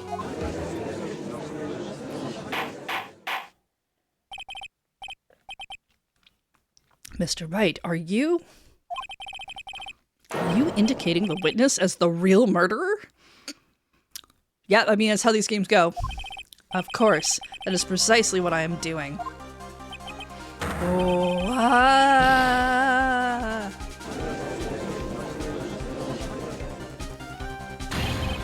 I know, I'm right. He is the real murderer. Did you figure it out, Nick? More or less. Turns out this cell phone was the key to this case after all. Anyway, now is our chance to deep six this guy. I'll sink him in one shot. Yeah. This is so exciting, watching you work again. Somehow, my old self is coming back to me. It's time to sink or swim. Everything rests on the edge of a knife. Because remember, despite the fact that we figured this all out, if we fail at any point, the defendant becomes guilty. This is the moment I've been waiting for. Order! Order! Your Honor, the defense. The defense is making a mockery of this court. Without any solid ground to stand on, he accuses the witness of being the murderer. Yeah, that's right. I'm no criminal. This is third-rate fraud of a lawyer. In that case, why don't we look at it from a different perspective? Let's hear your explanation as to why you are not the murderer. Why, that's easy. For example, there's the name the victim wrote. What about that? Oh, you need the name Maggie? Yeah, even an idiot like you can read that, right? We already know this was not written by the victim himself. After all, the defendant's name is Maggie, and the victim was left-handed. In other words, in order to make the defendant look guilty, the real criminal used the victim's right hand to write her name on the ground.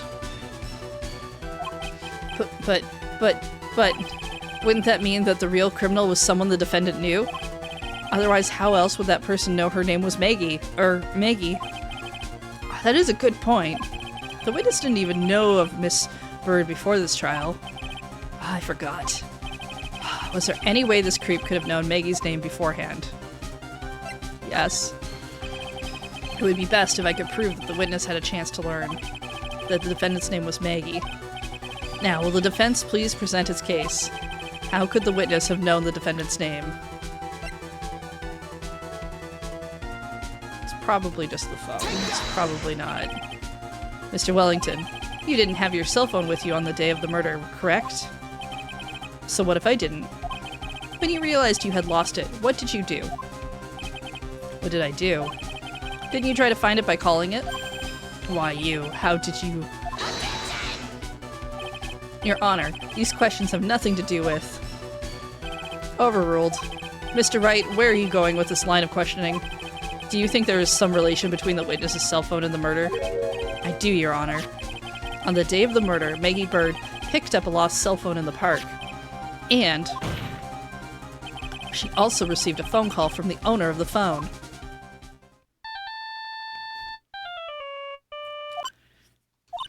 Hello? Flashback. We've done this. So we're just gonna pile through that. That was when you learned that her name was Maggie. But you made one fatal mistake. Fatal mistake? My client's name is Maggie, but the name was written on the ground was Maggie. This was a mistake. You could only occur if all you knew was how her name sounded.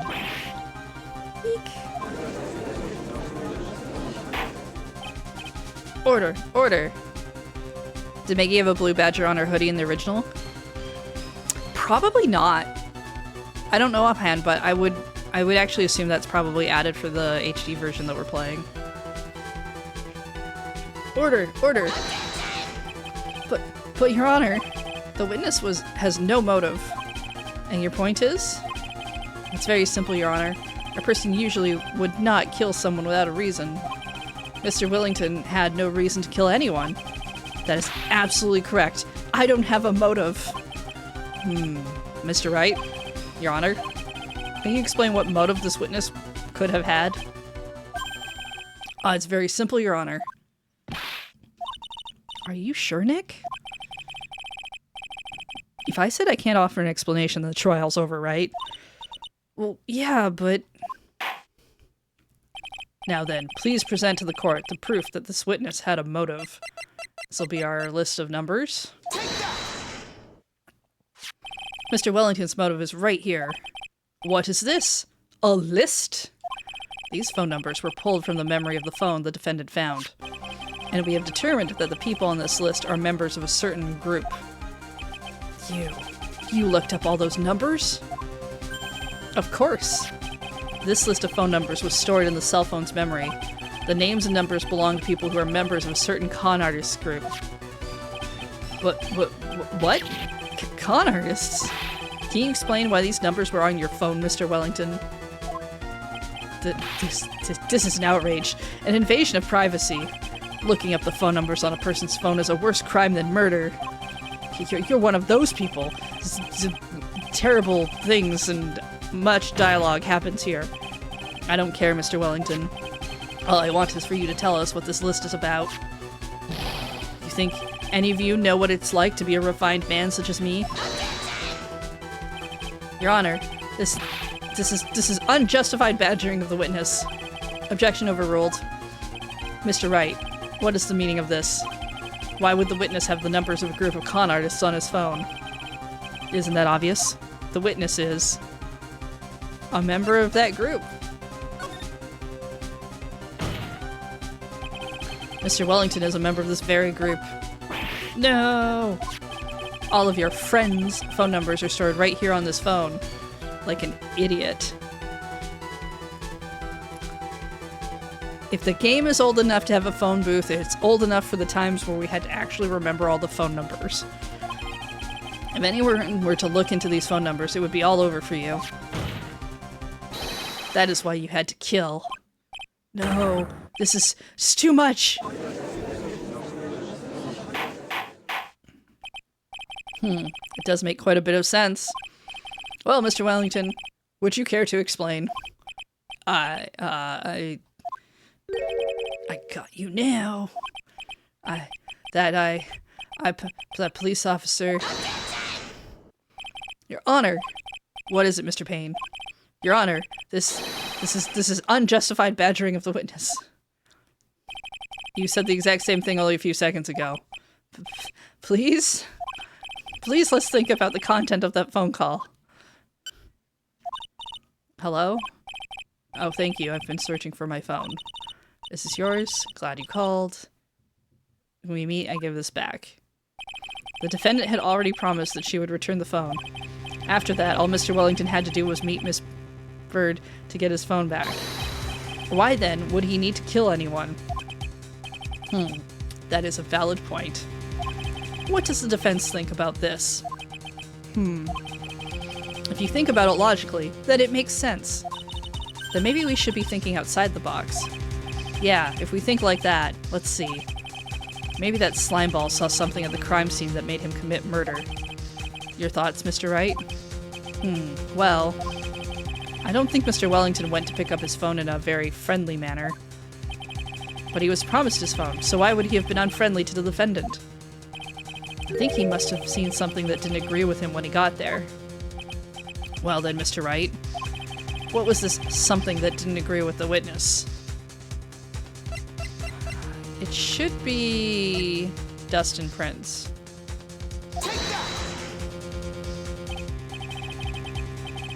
What Mr. Wellington saw was the victim. The victim? You mean Dustin Prince? Dustin Prince had gone on his date right after his shift was over. With no time to change, he went to the park, still wearing his police uniform. Oh. The girl that picked up my phone is with a policeman. He couldn't have known that they were going out, so he began to worry. Even in the original GBA release, there's something resembling the Blue Badger there. Oh, neat. That's cool.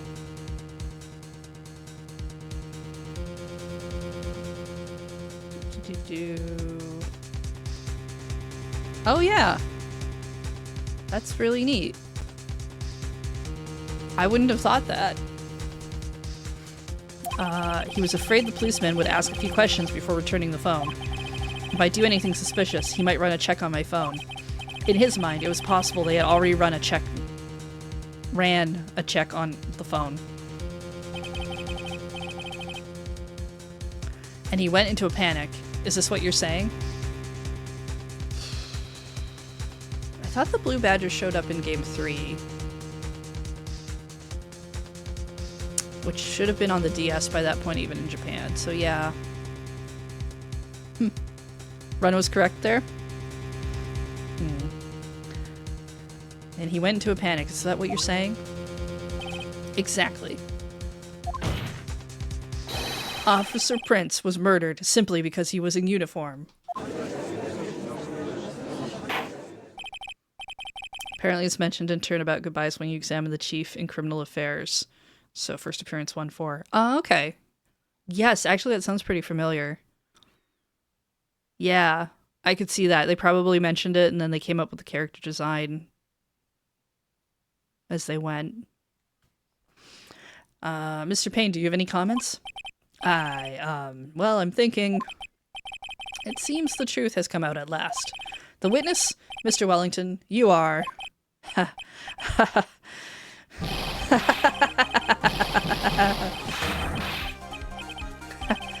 Impressive. Not bad for a person with a third-rate education. What's that supposed to mean? The evidence. Evidence. Ugh, that guy is really creeping me out. All you've been waving around and talking is about that suspicious cell phone. Suspicious phone number this, suspicious convert that. They're all on that phone. But who's to say that phone is really mine? What's your proof? Where's your evidence?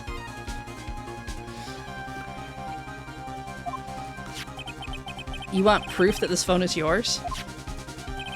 I already told you earlier. That phone I lost, I've already found it. You don't even have the slightest idea who the phone in your hand belongs to. But you can be sure it isn't mine, you simpleton. What?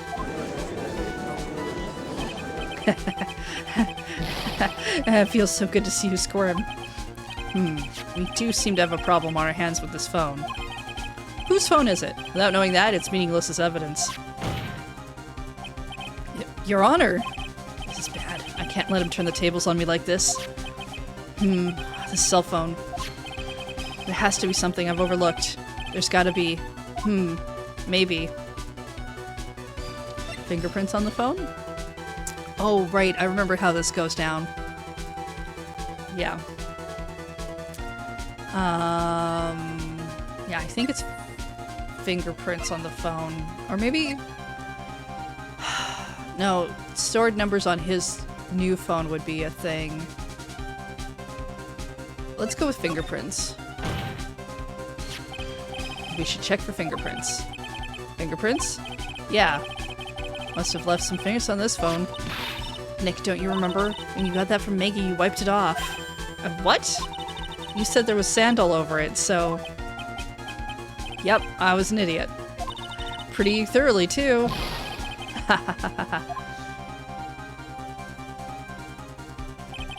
It's oh so much fun watching third-rate trash babble like morons amongst themselves. He's made a complete recovery. How many times do I have to say this? My phone is right here, you see. Oh, and incidentally, you can't check the numbers stored on this phone. Because we don't have to prove... Well, I guess we have to prove that this phone is his, but we're gonna prove that the phone he has is not his.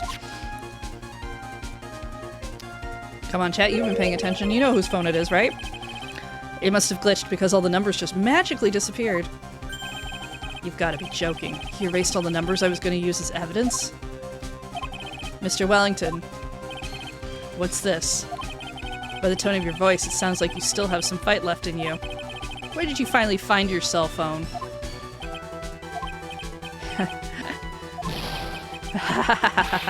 Oh, you are too much. And of course you have no idea what I'm talking about.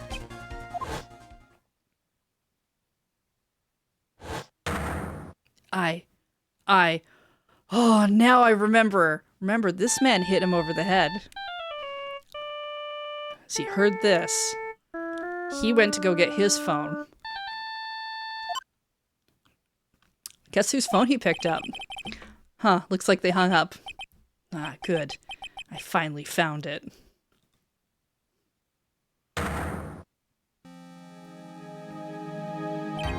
So that's when... What's wrong, Mr. Attorney? Why the harsh glare in your eyes? Nick, we've worked so hard to get this far, but... if you don't do something quick, he's gonna get off scot-free. I know. I know this phone has to be his. But how am I supposed to prove something like that? Mr. Wright, if you cannot prove who the owner of that cell phone is, your indictment has no basis, and therefore no power. It looks like you came up a penny short. Where? Where did I go wrong? Don't blame yourself. You're merely a third-rate lawyer. You only made one big mistake. Who are you? What are you? There's something you haven't figured out for yourself yet. Who I am. The court hereby concludes the cross-examination. If that will be all, I'll have to bid you gentlemen and ladies goodbye. I have a reservation at that ultra-fancy restaurant on the upper side of town. Thank you for your assistance. You've had a stressful day, so please, bon appetit. What am I supposed to do? Am I supposed to just let it go after that? No. Wait and see. What would you see here? He'd just leave. Hold it! Please wait, Your Honor. All right, Nick. I think I may be able to prove it. Prove it? Prove what, Mr. Wright? Everything. Your Honor, the cross-examination has already ended. Besides, the defense is just going to badger the witness with more inane questions. You will not harass the witness. Is that clear, Mr. Wright? Did you hear that? No harassment allowed, Mr. Attorney. Please, Your Honor. Very well.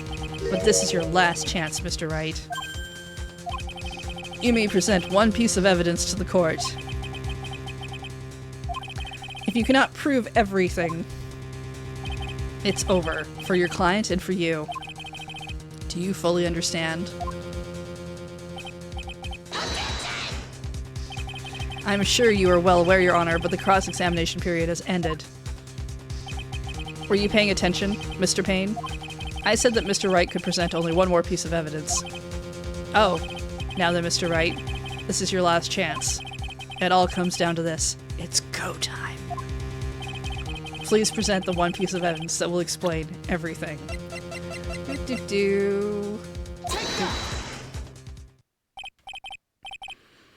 Why, thank you. How nice. Here, please have one of mine. It's written in a fancy script. The ink is strong and clear, but I still can't read it. We now have the judge's business card. Wait, what am I doing? This isn't the time to be exchanging business cards. Your Honor, there's something very important about that card, and that is... Oh, shoot. Was it? It's written on the back, right? I have to go check that. Yeah, I wrote it on the back. This card is important because of what's on the back. You wrote your cell phone number on the back, but that's exactly it. Can you please call this number from your cell phone? Huh? Right now? But court's still in session. It's okay. You'll see. Okay, if you say so. Is the defense preparing something, Mr. Wright? We're going to call my cell phone now.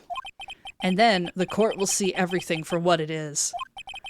All the idiotic, stupid things, too.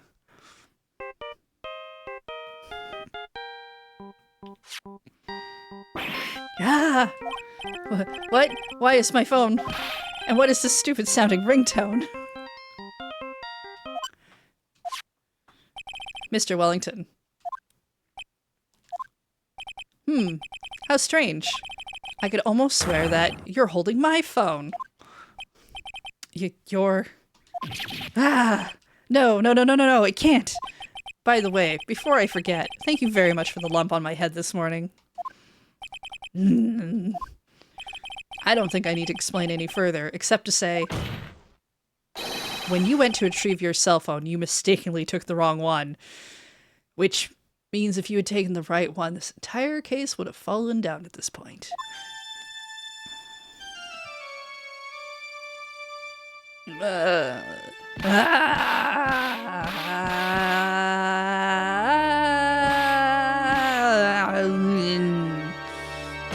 Goodbye.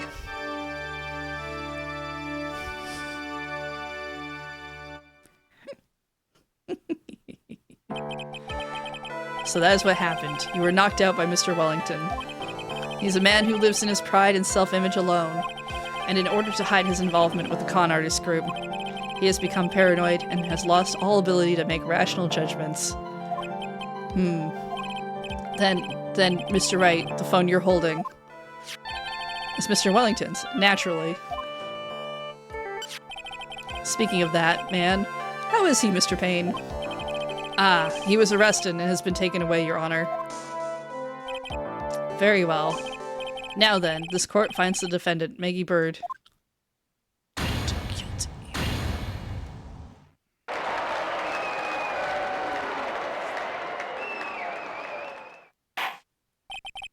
That is all. This court is adjourned.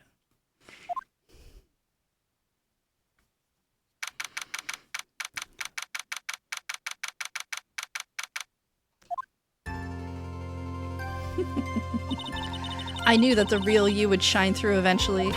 I'm so moved by what you've done for me, sir. Thank you so much, Mr. Wright. I feel really bad for Dustin.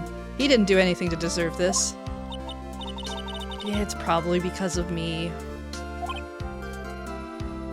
How did Phoenix get Wellington's phone? Maggie gave it to him the night before.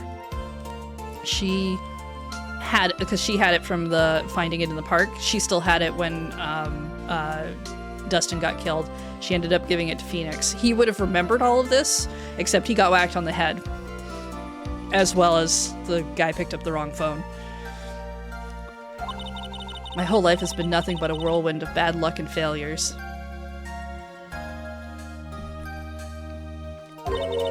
Your whole life? It can't be that bad, can it? Since I was 6 months old, when I fell from the 9th floor of my apartment building. I've been hit by all sorts of vehicles, gotten sick from all sorts of foods, failed at almost every test I've ever taken, experienced almost every kind of disaster. I never won or even tied at a game of tic-tac-toe.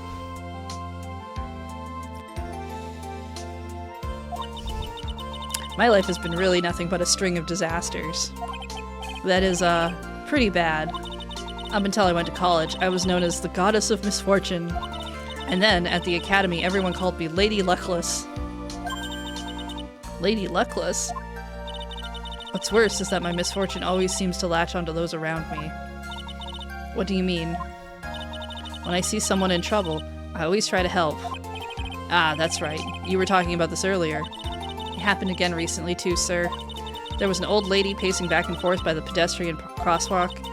I gave her my hand, and before I knew it, we were having dinner at my house. Oh. I'm sure that Dustin's gone because of me. That's not true. That glove didn't even have any sort of special meaning. It was just a present to say thanks for covering one of my night shifts. Oh, I see. Everything is all my fault. Dustin's death, your head being all messed up. Well, I don't think my head is that messed up yet. I'm gonna find a new life for myself starting now. Next time we meet, I'm sure I'll have found a whole ocean's worth of good luck by then, sir. Yeah, after all, the Goddess of Misfortune is only a name. You bet. I'm gonna make it, I promise. Next time we meet, I'll only be an unlucky person instead of a goddess. Yeah, that's the spirit. Well, Mr. Wright, Maya, I should get going.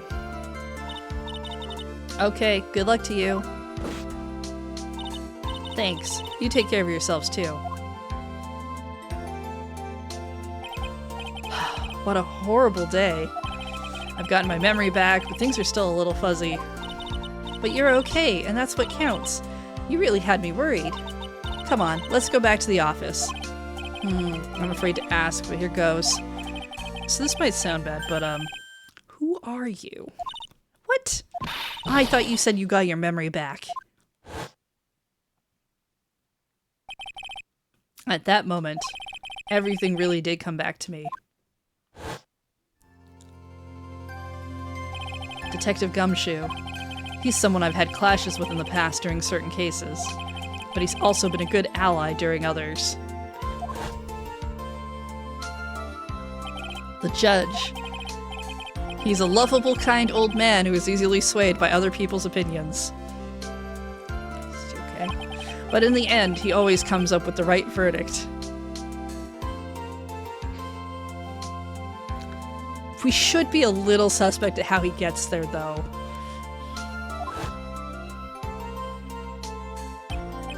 This person, I haven't got a clue. Don't worry, you only ever see him in the tutorial, and he always has less hair every single time. He seems to know me, but maybe he's mistaking me for someone else. And this girl, Maya? You finally remembered. This is Maya Fey, my assistant. That's right. I have so many unforgettable memories about her that are being explained now because that's from the first game. For example, Earth to Nick, what's wrong? You keep staring at me. Don't tell me you've missed me. Well, yeah, I suppose I have. I feel like I haven't seen you in ages. Oh? Well, I'm back now, so it's time for us to create new memories together. Alright, sounds good. All the phone numbers on my phone were erased by Mr. Wellington. That's pretty bad, actually. I guess I have to start over from the very beginning. Come on, Nick. Let's go to our usual burger joint. Oh yes, they eat a lot of burgers. Burgers. Okay, okay. Actually, it hasn't even been that long since she came back into my life.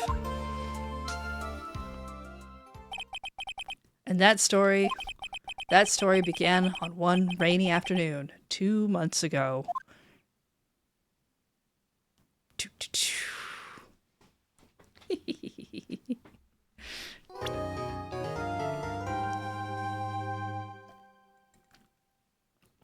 This is Pearl.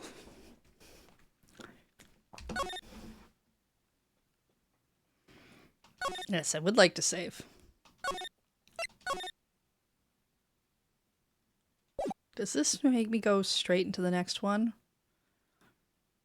Oh, it does. That was no accident. I was drugged with sleeping pills.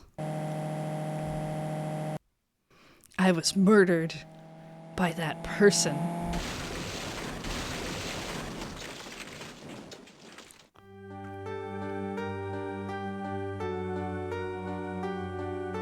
That's why I took my revenge. It's only fair, isn't it? In it? Innie? Right, that might be a person's name.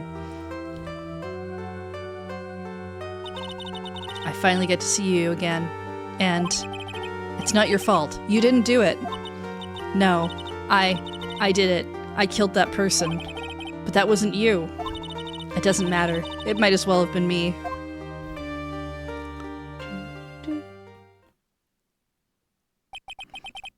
I can't believe something like this has happened. This happened. The events of that gloomy, rainy afternoon that started this whole mess keep playing through my mind.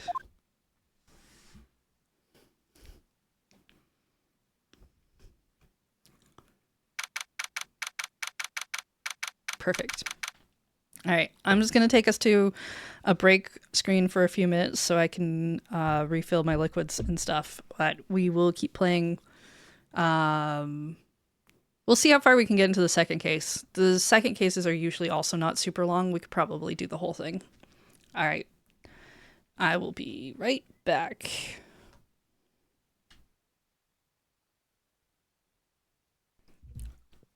Alright, we're back, we're refreshed. We're on to a new case. June 16th, 3:34 p.m. We're at the office.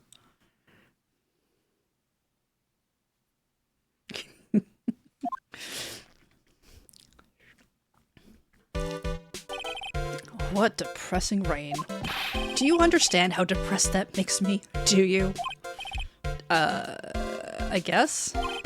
But actually, more than being depressed, I'm angry. Angry at that weather girl on TV.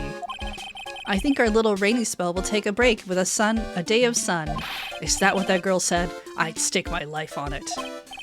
Well, it's the weather. But that's why I didn't bother to bring an umbrella today. What nerve, calling herself a weather girl. She's going to hear about my $1,500 suit. So about your case. Unless you're planning on suing the weather girl? I'm sorry. I thought that before we got down to business, we could have some friendly chatter. My name is Dr. Turner Gray. I'm a surgeon. Remind me never to end up under his knife. I'm here today because of this incident. Malpractice at Gray Surgical Clinic. 14 inpatients lose their lives. Oh, you're the doctor at... It's really quite upsetting. Did you hear me? Upsetting! Yes, I heard you. I agree. It's quite upsetting, Dr. Gray.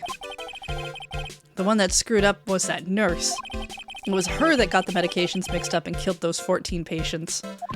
And yet, now listen good, and yet, that nurse had the nerve to go and die before admitting to her wrongdoing. She didn't even offer any sort of explanation to me. And this is the kicker. She up and has herself a grand old accident and crashes her car.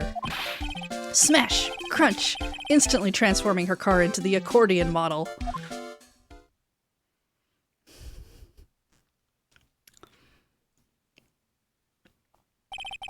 That's right. About a year ago, all the tabloid shows were talking about it. 14 victims of medical malpractice and the nurse's mysterious fatal accident. There were rumors that Dr. Gray had actually caused that crash.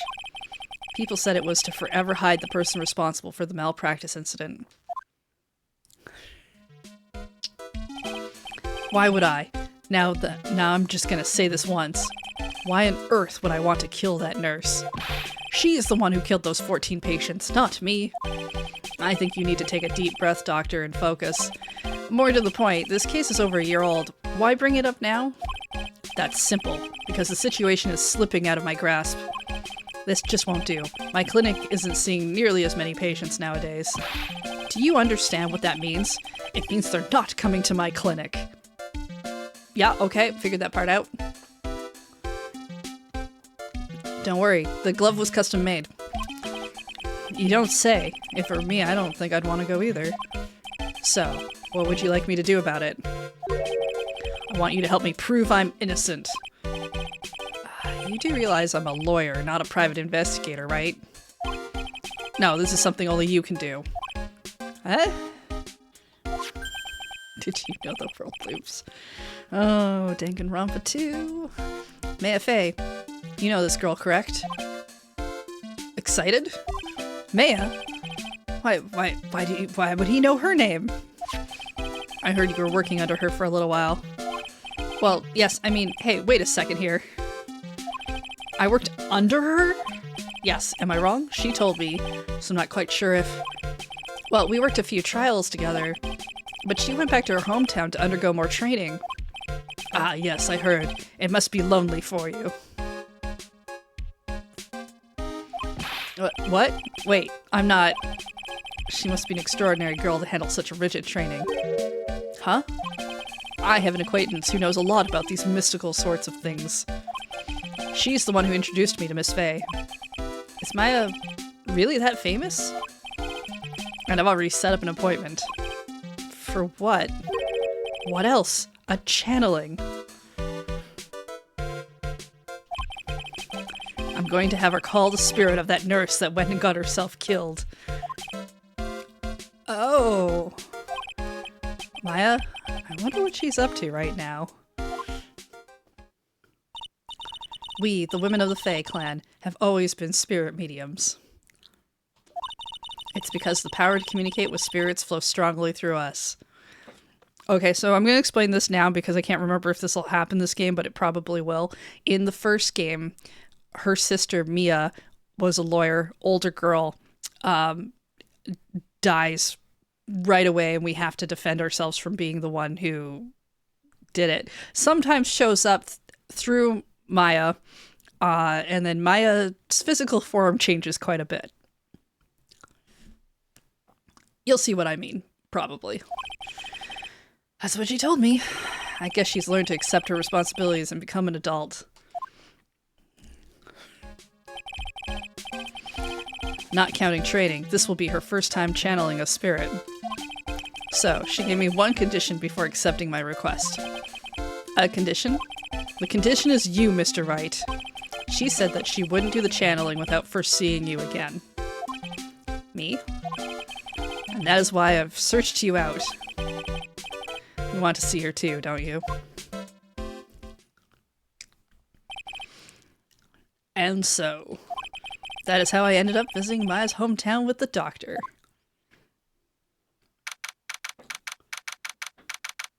Oh man, Apothecary Diaries is so good. Are we getting more of that? I know we're getting more free Ren soon, like in a couple months, I think. We're getting more Apothecary Diaries though, right? They would not give us more of that show, would they? Ask Beach. I'm asking you. Alright. June 19th, 1:25 p.m. Kurain Village. What about free Ren? We're getting more. Yeah, okay. I was pretty sure Apothecary had at least a confirmation. We're getting more free Ren. That show's not allowed to stop until they at least make it to the thing. As far as I'm concerned. We're getting it that soon. I wonder if I have time for a rewatch before new episodes come out.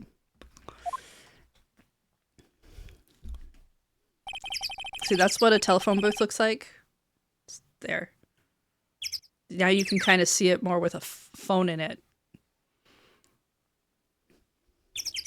So, this is Kurain Village, Maya's hometown.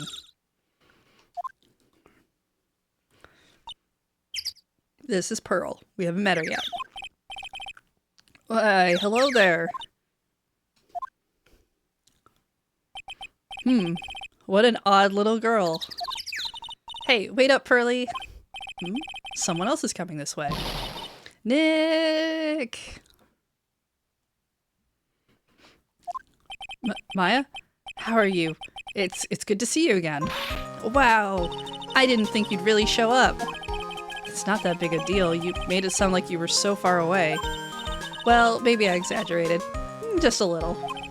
It was only 2 hours by train. If I'd known that you were this close, I'd have visited more. Phoenix Wright apparently can't look up a fucking map.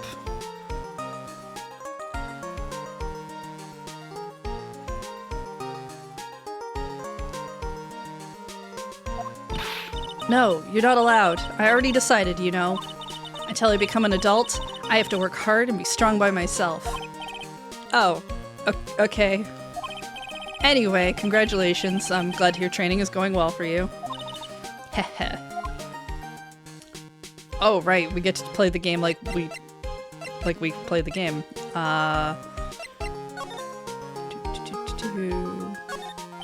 Old bus stop. The buses seem incredibly inconvenient since they only come 3 times a day. It's an old-style phone booth. I can't say it fits in this area too well.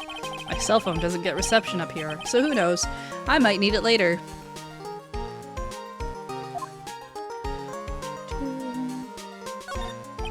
A giant rock that seems to be reaching for the sky. Its origins are written on a beat-up old sign. It looks like this giant rock is called the Kurain Boulder. There's a really complex explanation here, so it's a big stone for spirits to live in. Something like that, maybe. Rustic, thatch-roofed houses where other villagers live line the street. They're nowhere near as large or as nice as the manor in front of me. It's kind of odd that I don't see any other villagers walking around, though. Oops. I hit too close. The biggest, most elegant of the buildings I can see from here. This is Fae Manor, the place Maya calls home. It's easy to be overwhelmed by its presence. Okay, so... Right, blue means nothing.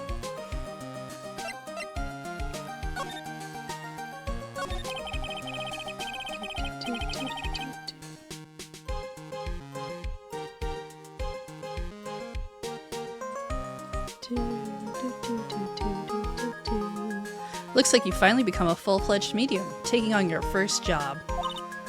Yeah, I didn't think it would be this soon. But this case, do you know the messy story behind it? Hahaha, behold the power of the Maya Intelligence Network. Let's see. 14 people died because of malpractice on Miss Dr. Gray's part, right?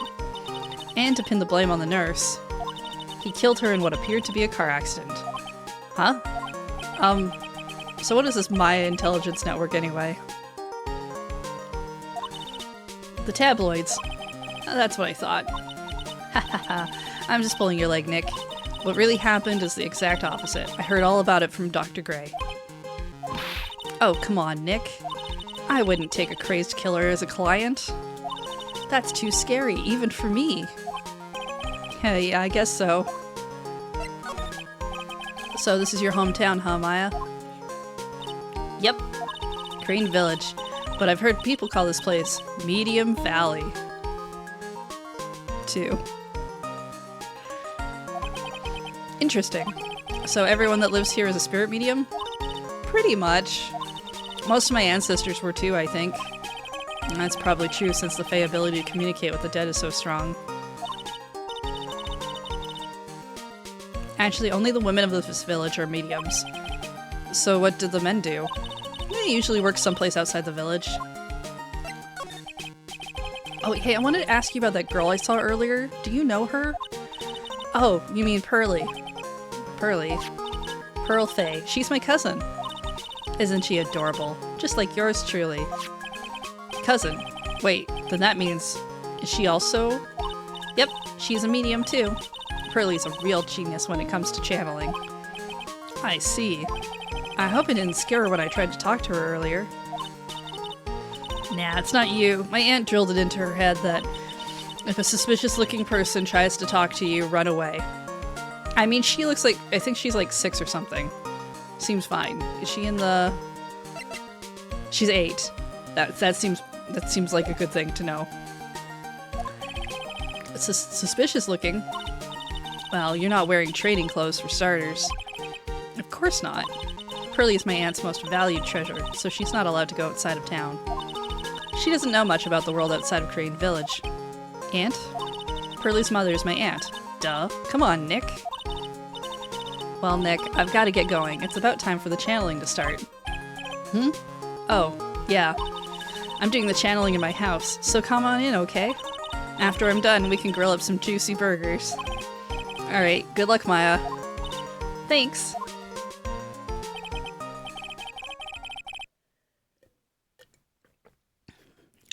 Well, at least she's still the same perky Maya. Meditation room. Ah, Mr. Wright, I'm so glad you showed. Some nice weather we're having today. Aren't you happy? No, not at all. That stupid weather girl made me the wrong call again. It will rain cats and dogs today, she said with a straight face. I can't believe they allow such misguided reports on the public airwaves. Ah, looks like talking about the weather with this guy is just asking for punishment. But anyway, this is a splendid manor. No argument there. It's hard to believe this is Maya's house, though. I was given a guide map to this building. Here, Mr. Wright. I have a copy for you, too.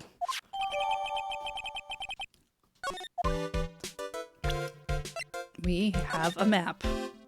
We are in the meditation room. These other rooms will be important later.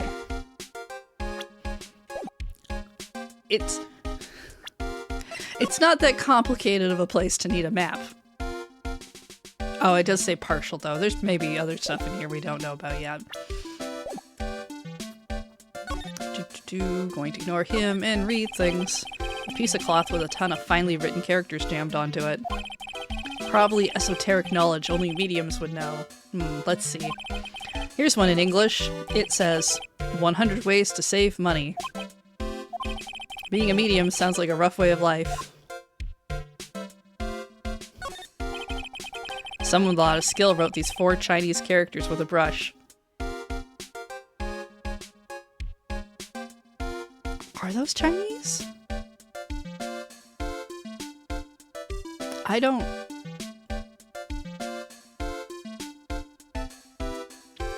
I know there's some characters that overlap. Oh look, here's a translation. Once in a lifetime. Its message is people should value their ghostly meetings as once-in-a-lifetime chances. The door that leads to the channeling chamber, the place where spirits and people meet. One of the Japanese writing systems uses Chinese characters, right? I think so. I think there's overlap on some stuff. The iron in this door was tempered, making it very solid. It looks like there is a strong lock on this door to top it off. It's just kind of weird for them to mention that it's Chinese specifically, but... Okay, that looks like possibly everything we can touch. I guess we'll talk to this asshat. What are you going to do once this nurse's spirit has been called? Isn't it obvious? I'm going to have her write a signed confession. A signed confession? Yes, a confession. Pay attention. I'll have her write this. 1 year ago, on May 2nd, 14 patients die due to my negligence. And then, on May 24th, I fell asleep at the wheel and died in a car accident due to my further negligence. I'm sorry, and I apologize for being negligent. That's what I'll have her write. With a confession, the rain falling on my soul can finally stop. I see. So how did you hear about Mei Fei? I heard about her from an acquaintance, a girl studying the occult at the college. That girl introduced me to this village. This is the home of the Korean School of Channeling. The home, huh? And Miss Maya is a daughter of the master, I hear. Master? Anyway, do you see that door? That's the room where people and spirits meet. Miss Maya's aunt is in there right now. Would you care to meet her? Are ghost confessions legally admissible in this setting? Probably.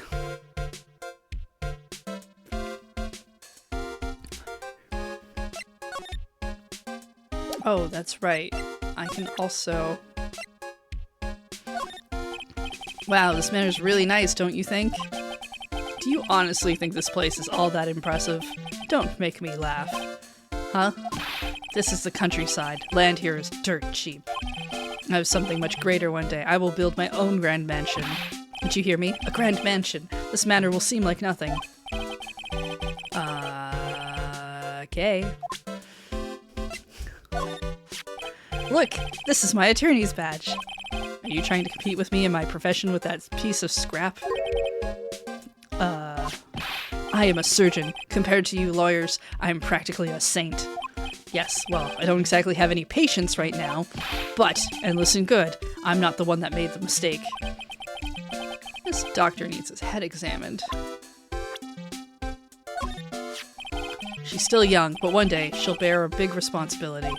She'll be the master, you know, the master. I guess there are master mediums too. What do you have to say about this person, Dr. Gray? This person? Well, judging by their face. But what is it? They have a weak stomach. Really? What do you have to say about? Right, okay, so this is your... I have nothing to actually say about these things.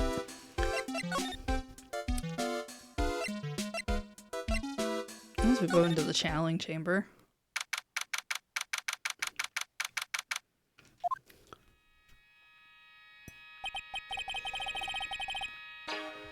Oh, it's such a strange atmosphere in here.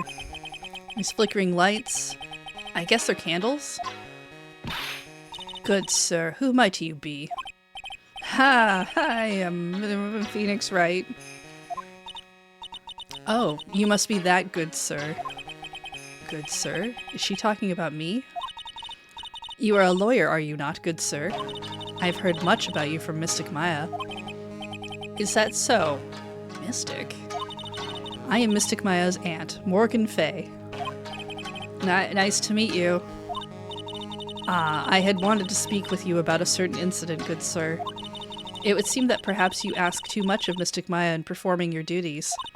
Most unbecoming, I'm afraid. Huh? Don't tell me you've already forgotten.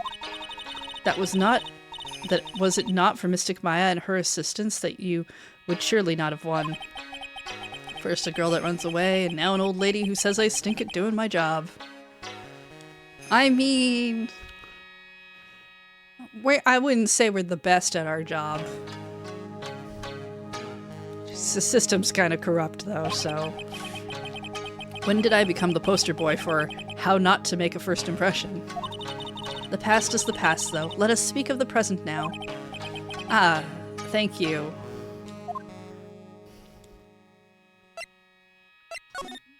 Just don't mind me, I'm gonna look at some stuff.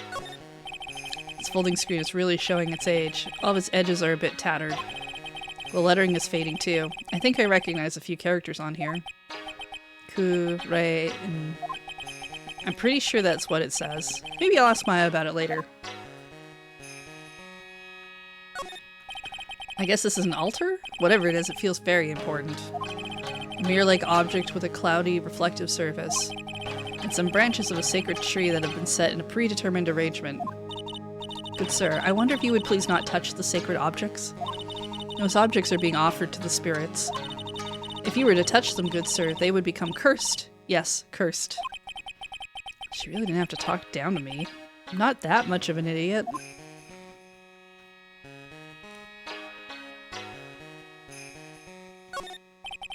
This is where the medium sits, I assume. There are 4 panels on this flooring. The straw on the flooring feels a little damp, probably from the humidity in the air. Else? No. Meditation room is on the other side of this very heavy-looking door. There's a giant iron lock where the handle is. It feels like a curtain that separates the normal world from the spirit one.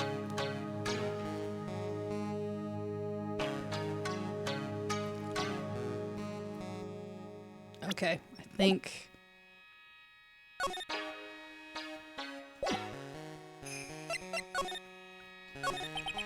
So, why do you add Mystic to Maya's name? Isn't that a little strange? Good sir! Yes? How dare you be so rude and disrespectful towards Mystic Maya?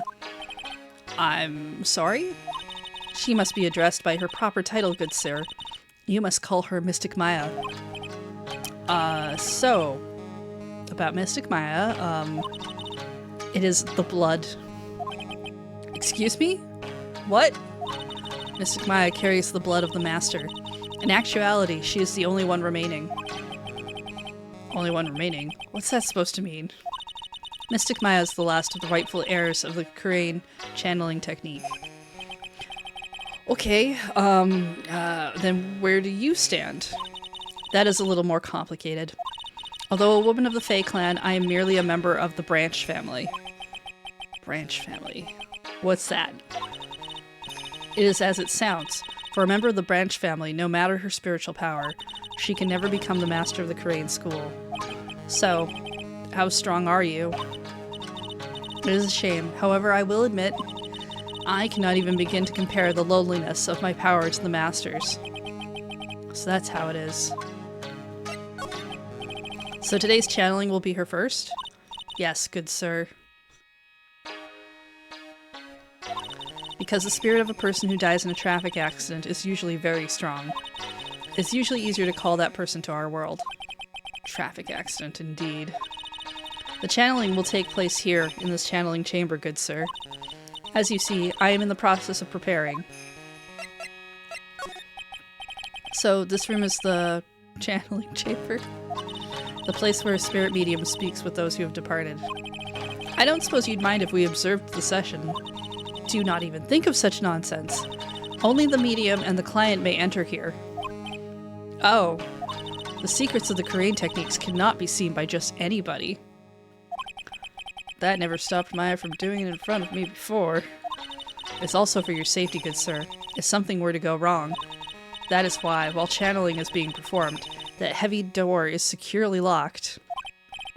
Oh, that's what the lock is for. Oh, yes.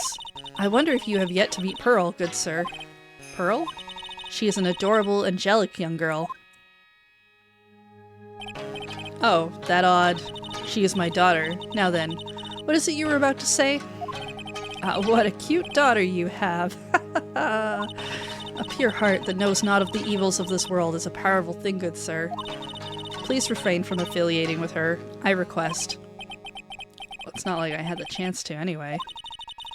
I must insist and stress that you not let it occur. Okay, I get it.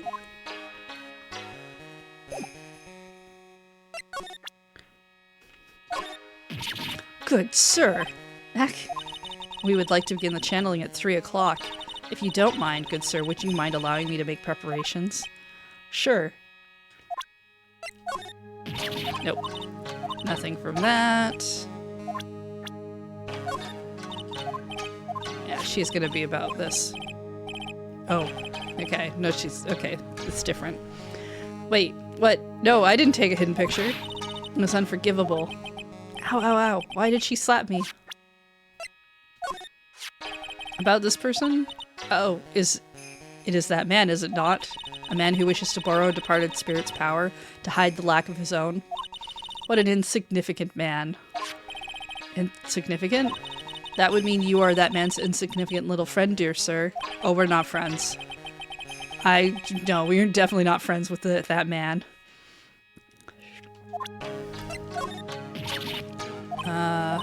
We would like to begin the channeling. Okay. How about you? Nope. Okay. Looks like we've exhausted our dialogue, so we'll go back to the meditation room, and then we'll go to the winding way.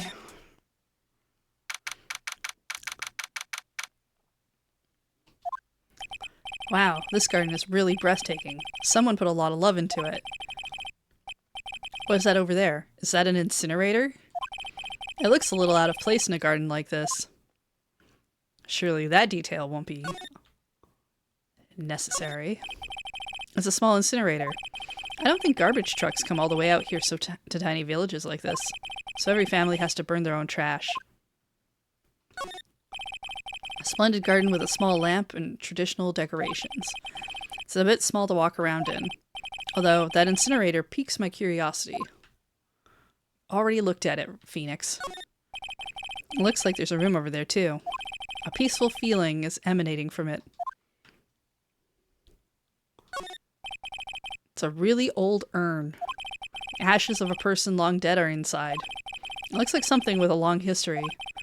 Other than that, it's not very interesting, so time to move on. Don't worry, that urn, definitely interesting for other reasons.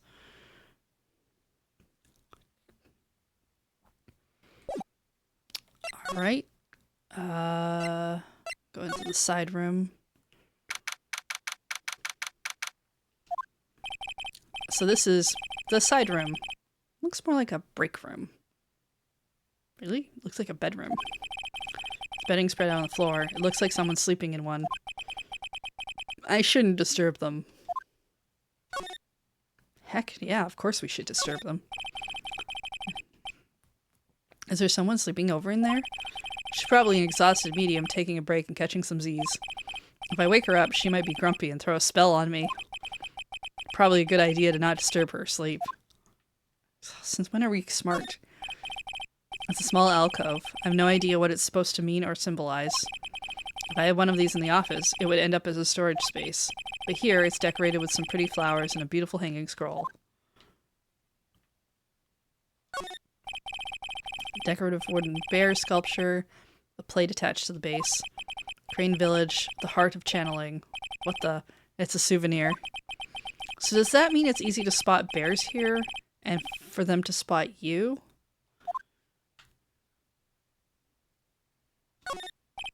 This is the first time I've seen a sliding door like this in person. From here I can see the winding way in the little garden in the courtyard. That information's also important for later. Probably.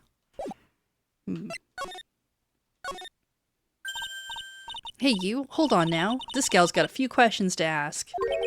Huh? Sure, I've heard that southern accent somewhere before. I'm not about to do a southern accent. Oh, it's you. Oh, well, I'll be. It's Mr. Phoenix Wright. How you been? Haven't seen you in, what, a year? You are, it's a lot of heart. A lot of heart, right? She probably has a Kansai accent, yeah. Bingo! I'm the one and only paranormal photographer, lot of heart. Ah, so I guess you're still at it. Being a photographer, I mean. Of course! And today, I'm gonna get myself a real scoop. You wait and see. Oh, and that's right. This ain't no time to be wasting time. The channeling's about to get started. Rock Pusher, thank you for that 102-month resub. A lot of fancy seeing you here. Is it that time already? We all should hurry up and get to the meditation room. What are you waiting around for? Come on. A lot of heart, huh? I've been judging her harshly because of that case. But I guess looking back, we had some good times too.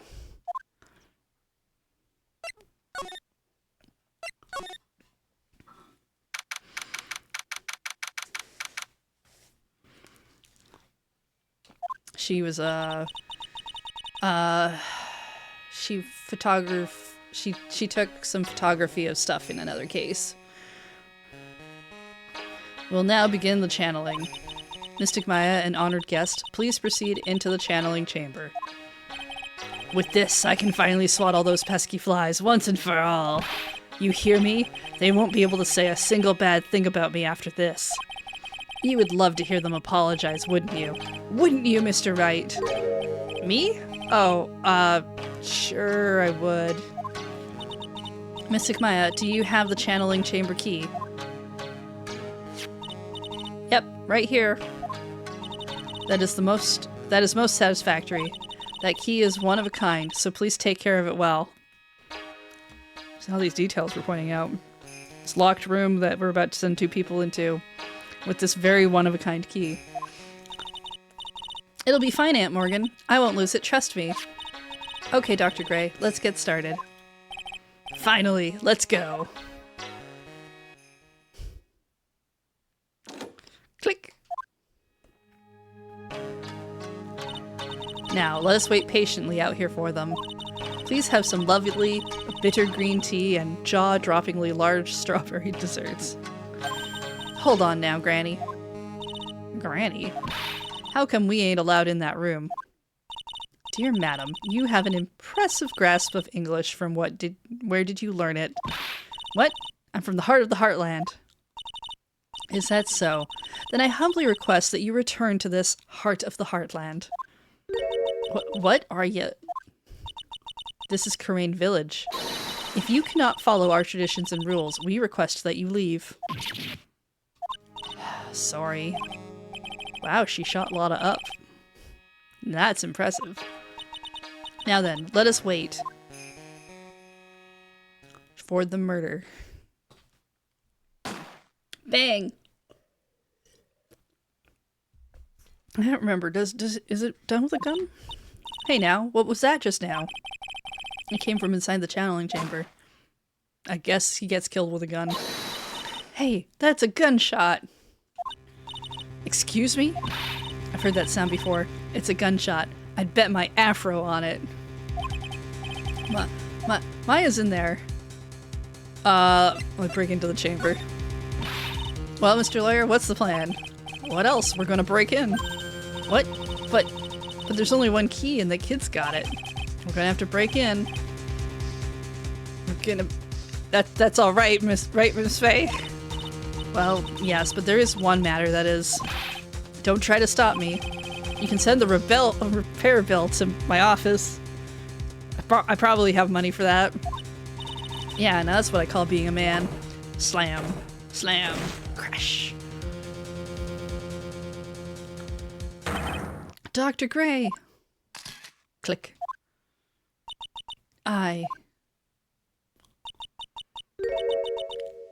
was murdered. But Maya? That man murdered me. So I killed him. What? Click. Lotta, at a time like this, times like this are perfect for snapping up shots. But anyway, what's going on here? This gal, is she Maya? stepping away from here. Please leave this area to me. Go quickly and inform the police. But, hurry, before there are more victims here. Hey, let's go, city boy. Leave this to the granny.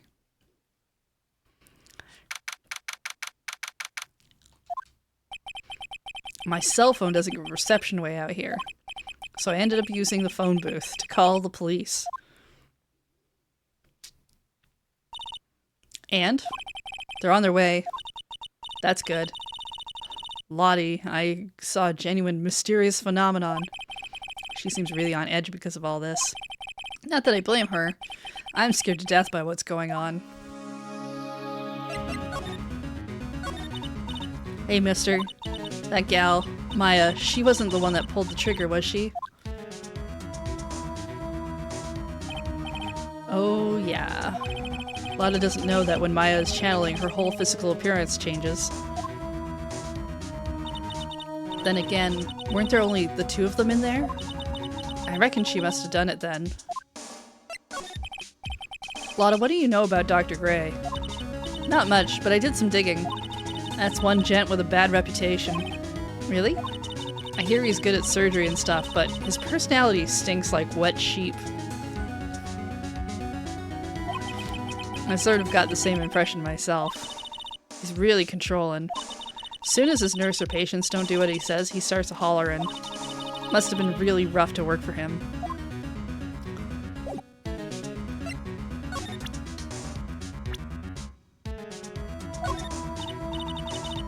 They'll be here soon. Ship getting back to the crime scene now. Yeah, alright.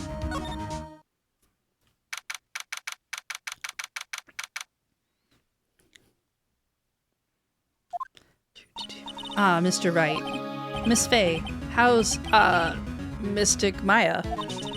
She has returned to this world. The spirit severing technique was successful. Let me see her, please. She's still unconscious. I humbly request that you wait outside for her recovery. I guess I just have to wait. Sigh. The police are here. Sorry to keep you waiting. Huh? You again? What are you doing all the way out here, Detective Gumshoe? It's actually kind of funny. I was in the area for a business trip. Well, time to check out the crime scene. I'll have to question everyone here later on, so just sit tight, alright? Why is he grinning at me? Shall I show you to the scene of the crime, Detective Gumshoe? Oh, she did say Jimshoe. My name isn't Jimshoe. The two of them went into the channeling chamber. Guess all I can do for now is see what everyone else has to say.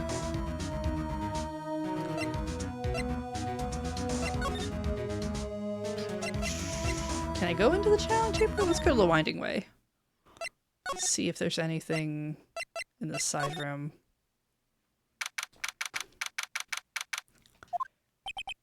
I'm pretty sure there was someone sleeping here earlier. Like, how can I help you? So isn't this about time to start? Wow, I just remembered a lot about this case all of a sudden. Ooh, huh? Time to start what? You know, like the channeling. Channeling. Oh, no, actually, the situation's kind of changed. Huh? Like, what do you mean? Please stay calm, but there's been a murder. So, like, a murder is that thing where, like, one person kills another, right? Yes, a person has killed another person. Oh, that's, what are the words I'm looking for? It's like, totally a bummer. Yeah. That's what you had to say? Oh, I'm sorry. I forgot to, like, introduce myself. My name is Innie Minnie. At the college, I'm researching and studying parapsychology. So, what? That's right. I think people, like, usually call it occult studies or something. like supernatural phenomenon, ESP, and psychic powers, that sort of stuff. That's pretty okay. I'm Phoenix Wright, attorney at law.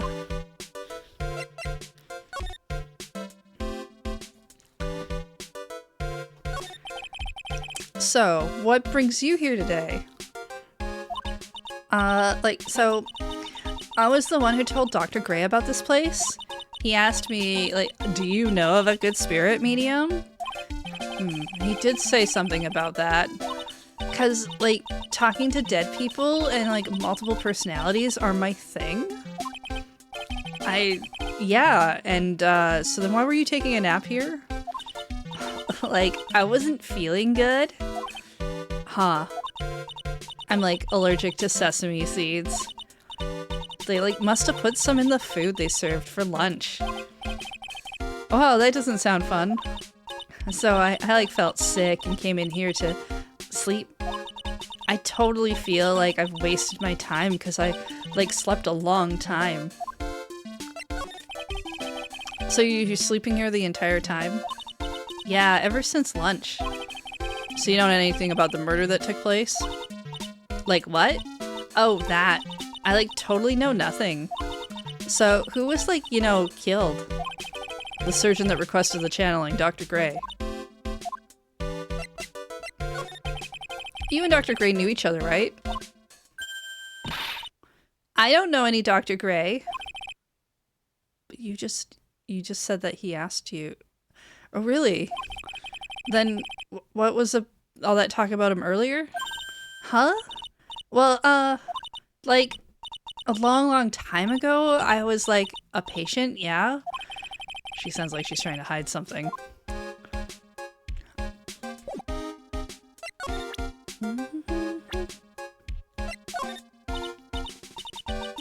I'm, like, totally bad at remembering people's names.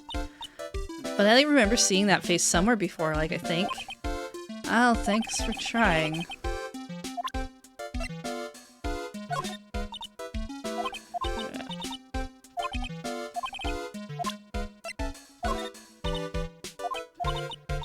Right, we're probably not gonna get anywhere with you for people.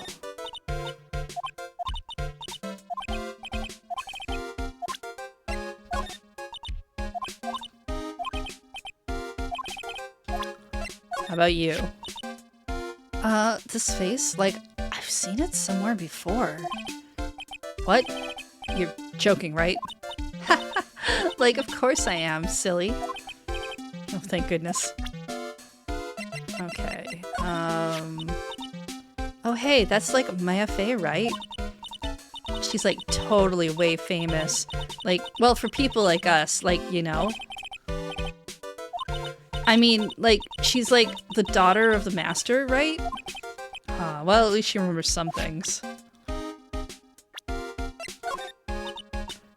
Not all that smart, don't get it. Why does it feel like she's just acting? Okay, so we're not gonna get anywhere with that.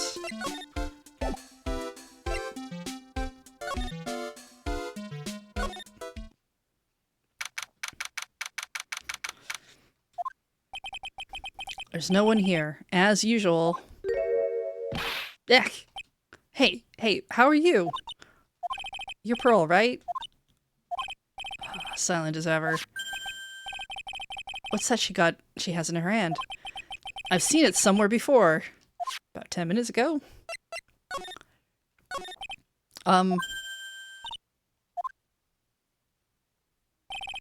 What is it? Is it my hair? Is it too spiky? Not spiky enough?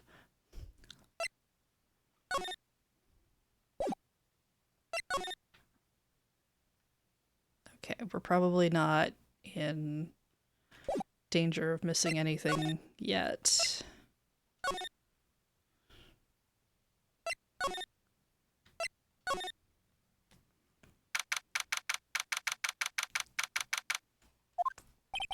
The police are busily running around here and there, and I don't see Maya anywhere. Hey, you, don't touch anything. Look, I really need to ask you some questions. Don't look at me like I'm some sort of uncaring jerk. Tell you what, pal. I'll let you ask me a few questions, alright? About Maya. hate to break this to you, but with the way things look now, that girl's the only one who could have done it. Yep, only Maya and the victim were inside this room after all. But Maya's... You can ask more about her later, pal. Right now, I've got a job to do, and that's collecting evidence. Detective Gumshoe looks like a real professional. And yet, something about his expression still looks the same. So Dr. Gray was shot with a gun, huh? He was shot in the forehead. But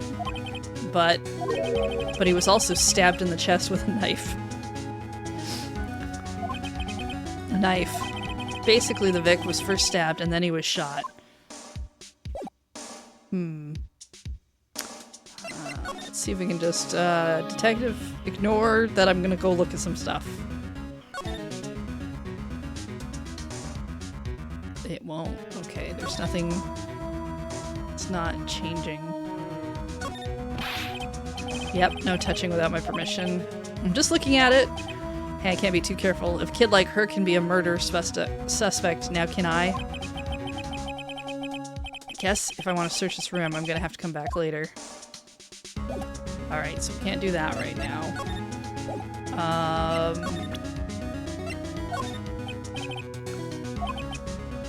Yeah, he's not gonna talk to us about stuff.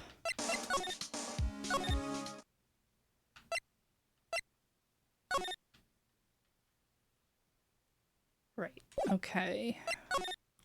There we go. Sometimes you have to find the progress path. She's probably scared out of her wits after having a murder take place right by her. Lotta? I don't know, die. You don't scare me like that. What do you mean? You're the one scaring me. If I weren't so tough, you'd have another dead body on your hands. Mine. Did you see or notice anything that stuck out at you? Nah. Well, maybe one thing. What is it? Turns out my poor stomach's not good at handling this kind of thing. What? Curses and ghosts and stuff coming back to get ya? This is just too much. What is too much? Being an occult photographer. That's some scary stuff. So, yeah, I think I'm gonna try being a celebrity photographer now. Going after photos more within your reach from now on. More glamour, less gore. What's up? Oh yeah! What is it? I took some hot pictures earlier. Huh? Remember? I took some pictures at the murder scene inside. She did. 2 even! The seance murder. I sure like the ring of that. It'll be a sensational story. Lotta. Sorry, but my journalistic sense is burning inside me. Hate to cut and run, but I'm heading back in. Gotta beat those cops to the scoop of the century. The police are not journalists. And no, okay. Goodbye. I don't know who's scarier, Lotta or the spirits. Why does it feel like we've been through this before? Oh, just because we have. We better go after her.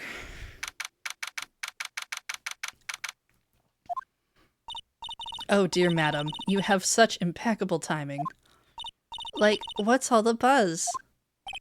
Alright everyone, listen up. You too, pal. I'm going to give you all a brief update. Right now, it looks like the investigation's not going to be done until real late. That is a terrible shame. I propose that everyone sleep here under the roof of the Fey Manor tonight. What a mess. I can't believe how crazy this day turned out. Maya was arrested and taken away by the police. And I don't see myself getting any sleep tonight.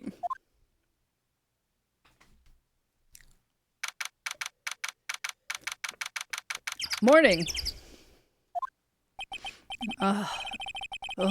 Morning. I guess at some point I slept. Hope Maya's okay. I should hurry up and get to the detention center ASAP.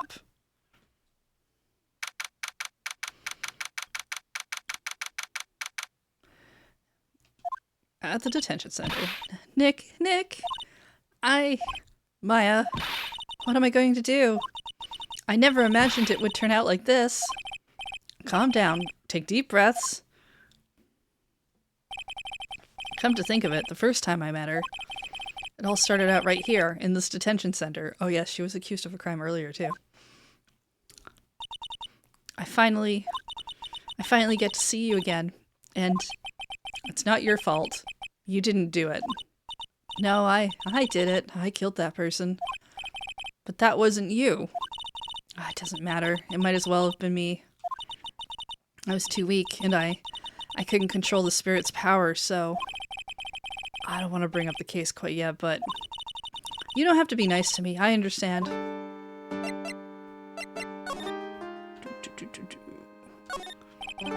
Guard monitors the visitor's room. I wonder he's bored. Not that I can tell since he never looks over this way. There's only a couple things here, really. You're on candid camera.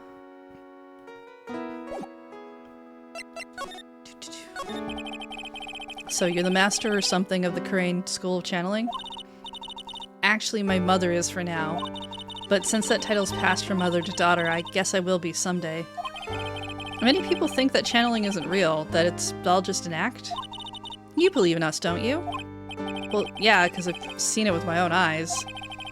When Maya's channeling a spirit, not only her voice, but her whole physical appearance changes. It's a supernatural phenomenon that occurs every time. You know, like this. It happened this time, too.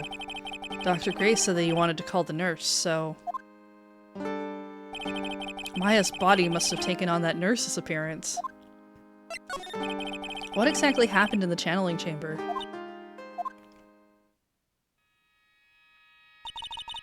I went into that room with Dr. Gray, locked the door, and I sat down across from him. Okay. We closed our eyes, and I began the channeling. This is sounding kind of creepy, like the beginning of a scary story. Yeah, but it's because we know it ends in murder. And that's the last thing I remember. What? After a spirit comes into my body, I lose myself, my consciousness. Then you don't remember a single thing? When I came to, I was being held in my aunt's arms. And there was blood all over my clothes.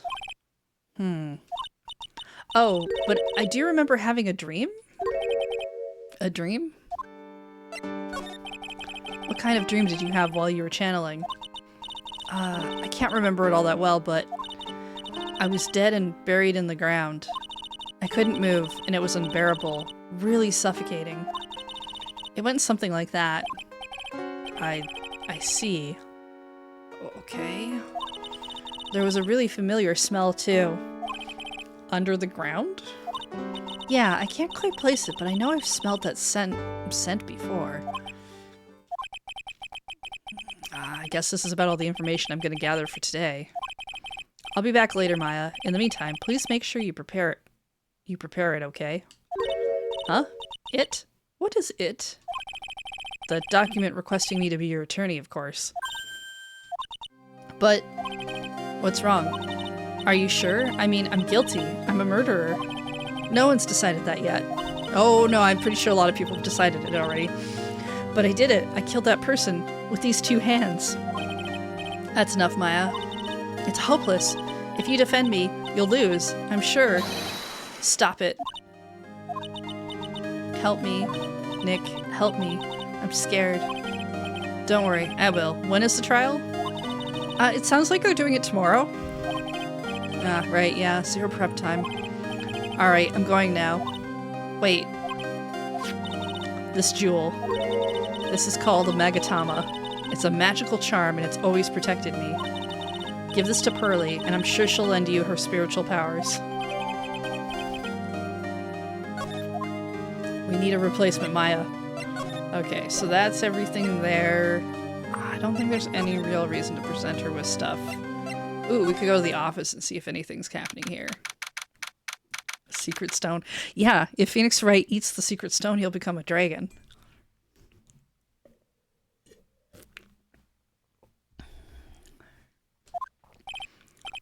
Feels like I've been gone forever.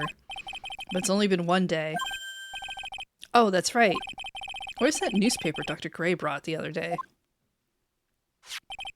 Ah, here it is, right on top of my desk. This is the only thing he left behind that's gonna be of any help. Would this game be better if Phoenix were a dragon? Newspaper clipping 1 added to the court record. Year ago, May 2nd, 14 patients died. Alright, we have a plant named Charlie. Memento of my boss, Mia, who passed away. The rest of the room may be in shambles, but I always managed to care for this little fella. Poster of the TV action hero, the Steel Samurai. I stuck it up here right before she left. I wouldn't say that the Steel Samurai and an attorney's office are a good match, but Maya threatened to curse me with some magic spell, so I guess it can stay. There's a giant building just outside the window. The Gatewater Hotel, a high-class luxury hotel. Until recently had been a normal business class hotel. This is my desk. I keep it neat for those rare occasions when I actually have a client in the office. Difficult-looking legal books stand in a formidable row. They mock me. I actually have neglected them for so long, a layer of dust has started to form. I should probably try to read one of those one day. Oh, that is not... Phoenix, why would you say that? Alright, we'll go back to the village. I have to save Maya, no matter what. It's her life on the line. What in the world happened in that room yesterday?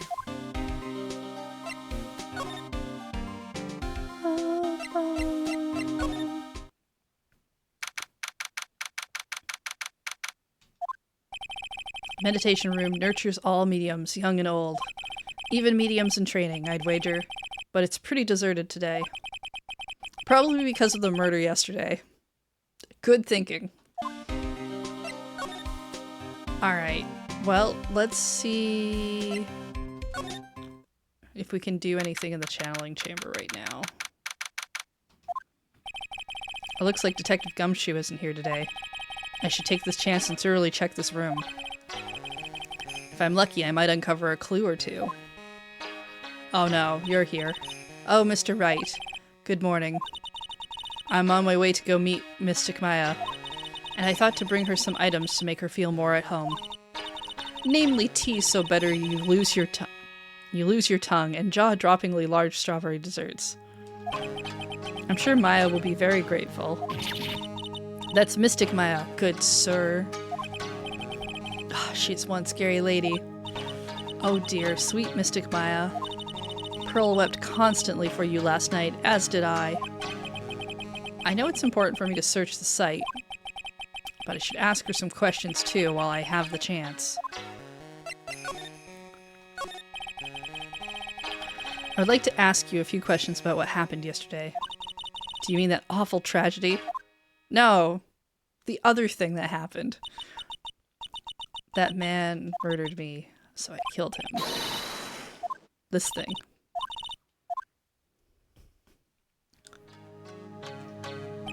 What happened here in the room after I left? Well, first I struck Mystic Maya on the head.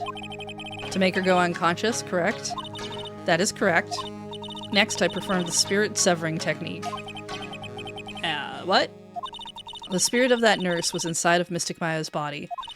I used the technique to send this nurse's spirit back to the other world. I wonder if this kind of testimony is even admissible in a court of law. We're gonna find out, I guess. By the way, what is this room exactly? The channeling chamber? This room was created for the sole purpose of preventing such a tragedy as yesterday. Really kind of seems like it was created more for the explicit kind of tragedy as yesterday. But okay. What do you mean? Sometimes, when an inexperienced medium calls an especially strong spirit, that spirit may become violent and revolt, as you witnessed yesterday. Revolt? But how? When a spirit enters a medium's body, she loses her will and her self steps aside. To put it another way, the spirit is borrowing the medium's body, good sir. Isn't that extremely dangerous? An experienced medium has little problem controlling a spirit. But I mean Mystic Maya, that was her first channeling. And that was why I insisted on locking the door. However, I never thought that would be calling danger upon the client himself. I am grateful that one of our heirlooms was not damaged in this horrible incident. And that would be that folding screen there. It is the Karane's sacred writings. Along with the Karane's sacred urn, they are the village's most treasured possessions. If I ever found out that something had happened to either one... Have you taken a look at that urn lately? Oh, the humanity. Odd for her to be worrying about the folding screen at a time like this. I guess this isn't just some dilapidated old screen after all. So, how is Pearl today? Mr. Wright. Yes? In this world, Pearl's my most treasured possession. When compared to even Mystic Maya, Pearl has the spiritual power to become a master. That's very impressive. Until now, the women of the branch family have thought themselves to be inferior. But Pearl is different. Her spiritual strength is so great, it's even greater than some of the main family. Yes, Pearl is a channeling prodigy, and is the pride of the branch family. Wow, she's really fired up now.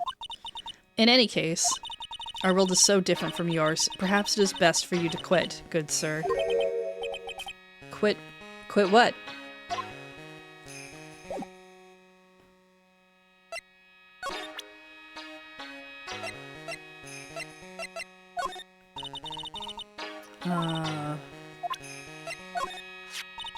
Oh my.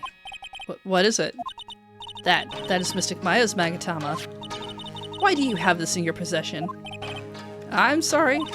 Return it to Mystic Maya at once. Yes, ma'am. I feel like I was being scolded by my own mother just now. Okay, let's look at this room. Beautiful, expensive folding screen. Looks old. There's some sort of sacred text, but can't read it. This is... It's a hole. Could this have been made by a bullet? Bullet hole. Well then, I do believe it is time for me to take my leave. Alright, please tell Maya I said hi. What was that? I mean, Mystic Maya. I will tell her.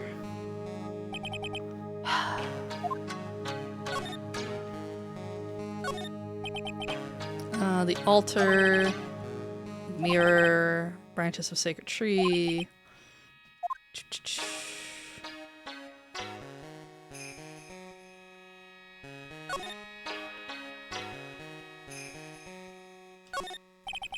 This is where the medium sits, I assume. There are 4 panels on the floor. Straw on the floor feels a little damp, probably from the humidity in the air. Definitely not because of the blood. No matter what I do, my eyes keep getting drawn to the pool of blood in the center here.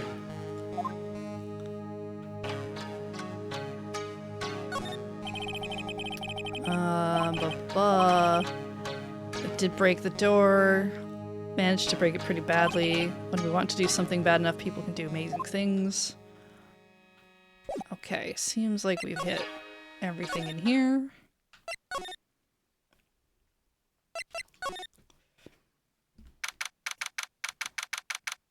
Alright, winding way. Little Pearl isn't here today. Maybe she's at school? Can I look at the urn again? No, we don't care about the urn yet. We don't care about that yet.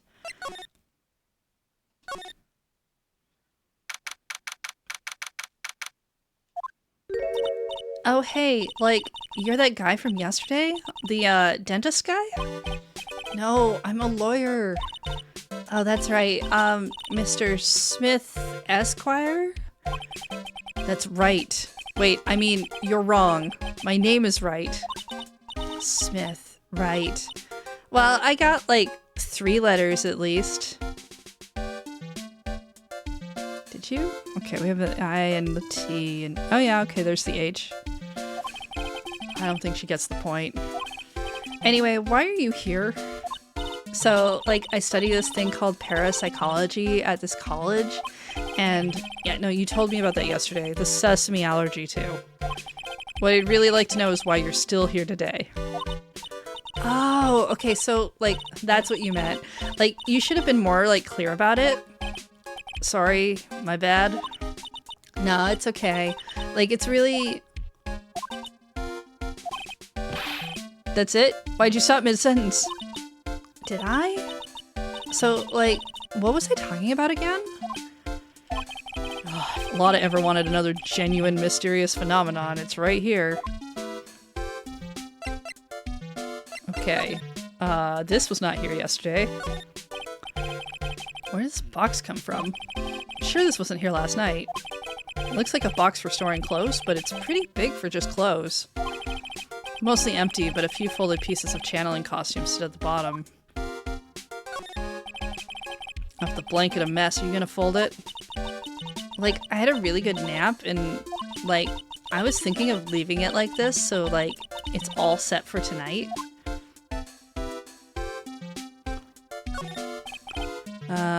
Bear thing. Isn't it cute? I'm sorry. Isn't it cute? I, like, totally bought that. Oh, so it's yours. Yeah. So, like, this village is really famous for, like, channeling and bears. Wait, it's famous for bears? But it's like, okay. If you ever, like, see a bear, you just play dead and they, like, leave you all alone. Is that right? Yeah, because, like, fighting back is totally of no use. Wait, has she actually tried to fight a bear? Oh, wait. There was also... No, that's good. Okay. So, why are you still here today? Like, there's so much for me to, like, study here. Like what? Like, the medium's training? Or, like, how they inherit their spiritual power? I mean, I guess this village is the real thing, and... So, like, I asked if I could stay here for, like, a little longer. She sure seems like the carefree type, at least. Have you heard about the murder? Oh, it's, like, totally scary. Uh-huh. So, do you know anything about it that might help? I don't think she's got a grip on reality. Okay, so about the victim, Dr. Gray. I don't know who you're talking about. Like, wait, I think you asked about him, like, yesterday, too? That's right. And you reacted weirdly. Like this.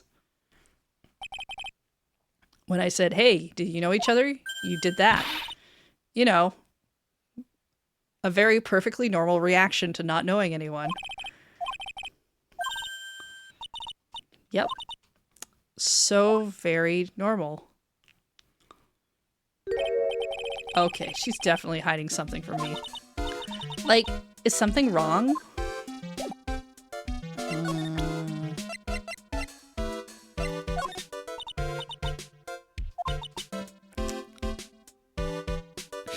No, like, you totally had your heart set on it, but I can't, like, take it. Wait, I'm not giving this to you. Yeah. Okay. Wow, it's a Magatama. Aw, you shouldn't have. It's so totally not for you. Hey, like, it's not nice to freak me out like that. Okay. So we're not gonna get anywhere with you right now, huh? Let's go find a bear to channel. Ack! You surprised me. And how are you today? I guess she isn't open to friendly chatting. Oh, she's still holding something in her hand. It looks like the same thing she had yesterday. Alright, so we need to give you this. Oh, Maya said to give this to you? No, I've made a child cry. If Morgan sees us like this, I'll be the next one they're channeling. That's Mystic Maya's. Huh? Oh, she actually spoke. Who are you? I'm Phoenix Wright. I work with Maya. You work with Mystic Maya? You're Mr. Nick! Excuse me? Oh, man. Maya's been calling me Nick to people. I know who you are. You're Mystic Maya's special someone. What? So then, of course, you're going to help Mystic Maya, aren't you? That's what you're going to do, right? Does it say how old Maya is in this thing? She's 18. I don't have a profile to tell how old I am. That's what you're gonna do, right? Well, yeah, I will. Oh wow, it's like a beautiful fairy tale. That earnest look shining brightly in your eyes. It must be true love. What? Why am I being boiled into a bright red lobster by this little kid? I'm so jealous of Mystic Maya. Oh, what a wonderful relationship. Wait, I mean, things aren't like that. I can tell you're a good person. Alright, Mr. Nick. I may be small, but I'm going to help you in any way I can. Alright, okay, we don't know about... Actually, I should probably just talk to her first and see if there's reasons. As far as I know the two of them, I don't think canon-wise puts the two of them together, but...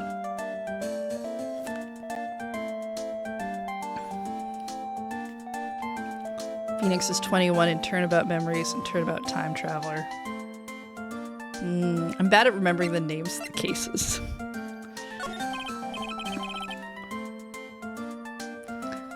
Pearl, are you friends with Maya? If he's 21, wow, actually. Oh, he's 35 in Turnabout Time Traveler. Huh. Alright. I feel very grateful to be friends with her. She's so great. I want to be like Mystic Maya when I grow up.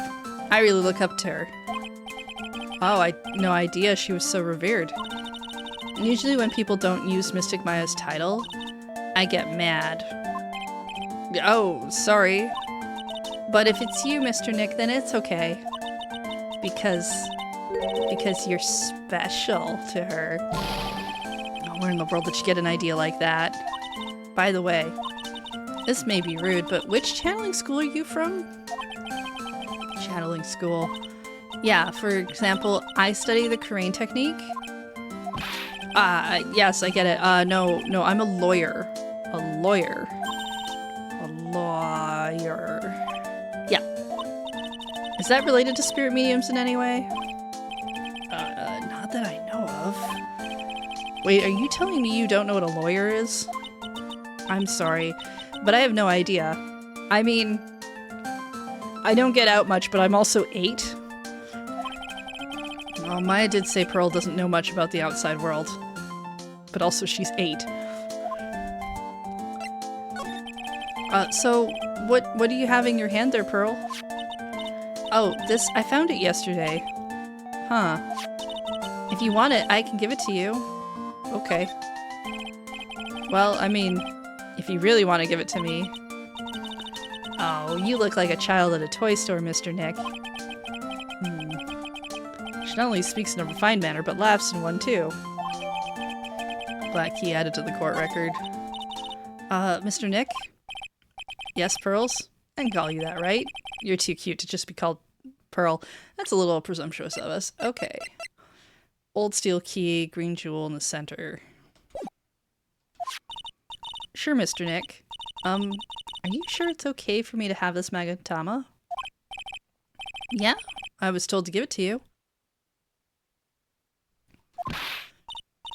But I can't accept something like this. All I really should do is charge this Magatama with spiritual energy. Spiritual energy?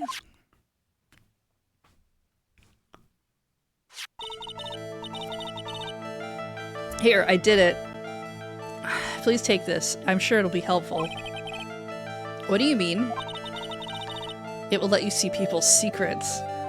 Oh, is this the one? This is the one with the locks? See people's secrets? Yes. If it's alright with you, I would like to accompany you for a little while. I can explain the Megatama's power to you when we meet someone hiding a secret. It is the secret stone. Okay, well, let's go back to the side room. Is she still in here? Hello again. We seem to be seeing a lot of each other today. Aw, she's like totally cute. Is she like your daughter? What? No. How old do you think I am? I mean, we were trying to figure that out. I guess you're too young for an 8-year-old kid. I want to ask you about the victim, Dr. Gray. I, like, totally don't know him. Yep, it's the locks one. Oh, what is that? You can see it, can't you, Mr. Nick? You can see the lock on that person's heart. What? This is the power of the Megatama. All you can see these Cyclocks, Mr. Nick. Cyclocks, huh? The more someone wants to hide their secret, the more locks you will see. If it's only one, I think you can easily unlock it.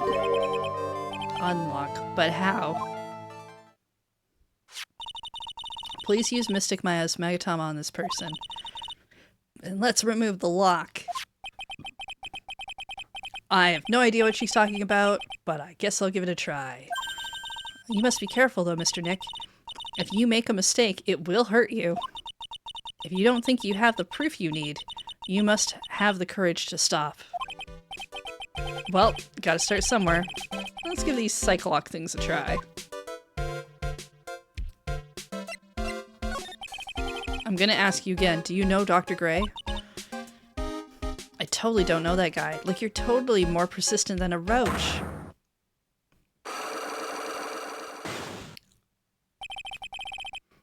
Okay, hiding. To remove the lock. First I have to use the Megatama. Oh, okay. Okay, it wants me to do a present thing first.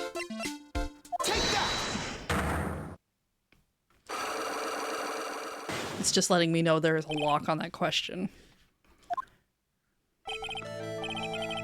Itty Mitty, I believe you do know who Dr. Gray is.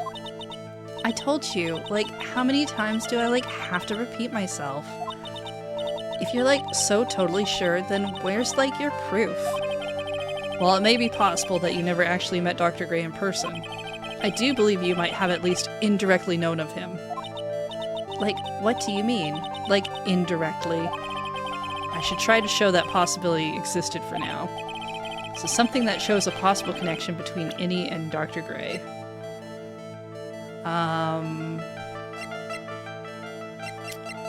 I mean, all I really have is, I guess, a newspaper.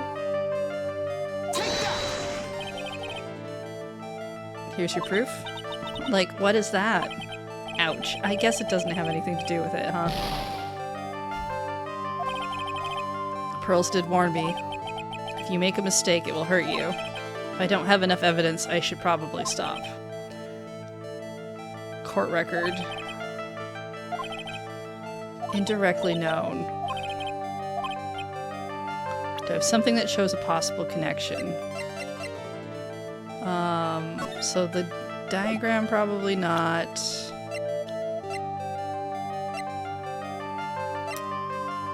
Yeah, so...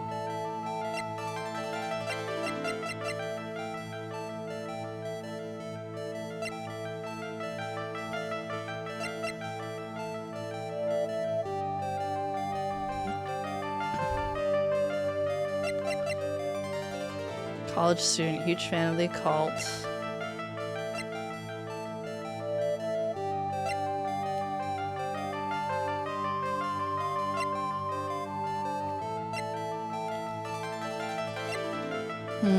It could be a profile, but it also could be that we don't have it yet. So we'll come back to this just to be on the safer side. see if there's anything we can find.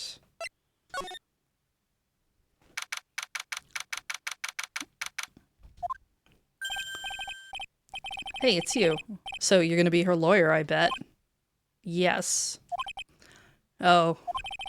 Really feel bad for you, pal. Just this once, I wish I could be on your side. Detective Gumshoe. Yeah, but I shouldn't be saying that kind of stuff to you. Hey, you're a cute kid. Ha ha ha. I'm not scary, honest. Wow, I never knew Gumshoe liked kids. Hey, I know, I'll show you something cool. How's this? It's a real genuine pistol. Gumshoe! Detective Gumshoe, what are you doing showing her something that dangerous? Oh, sorry.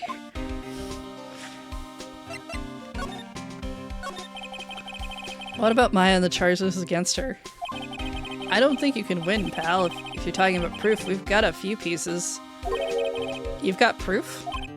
Yeah, that puffy-haired photographer's going to testify tomorrow. He must be talking about Lotta. Actually, speaking of Lotta...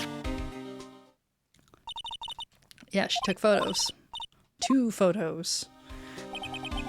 Lotta's hot pictures. I wonder what her camera captured. Besides, you must have realized by now, pal. There's no way anyone other than Maya Fey could have done it.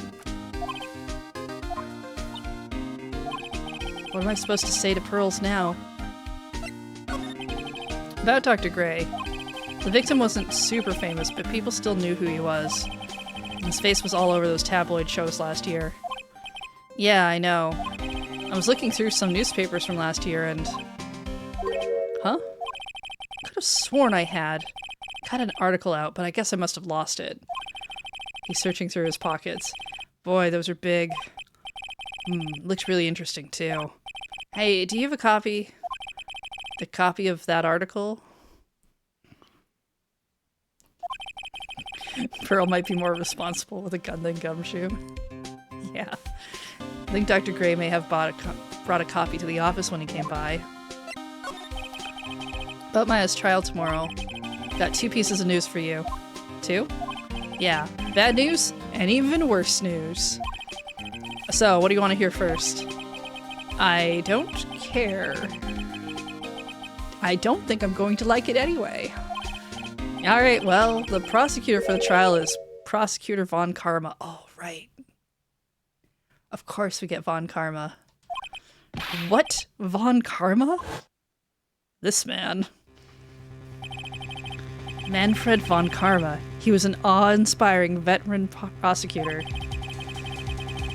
He never lost a case in 40 years of his career, and then he raised a fearsome disciple. The horrible aftertaste of the evil he force-fed me is something I'll never forget.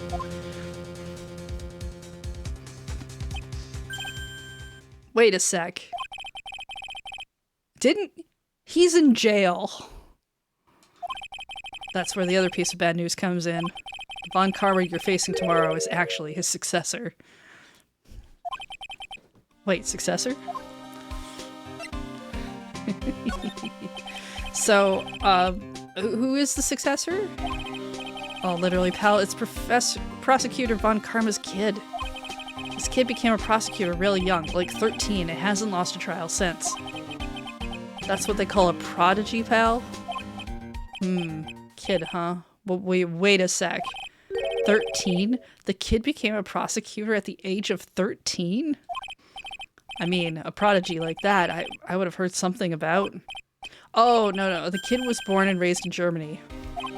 That country's got a lot of stuff and is a great place to develop a person's talents. Germany, huh? Well, I guess that's why I've never heard of this person. Still, all it takes is someone mentioning the name Von Karma. And I get terrible flashbacks to that case.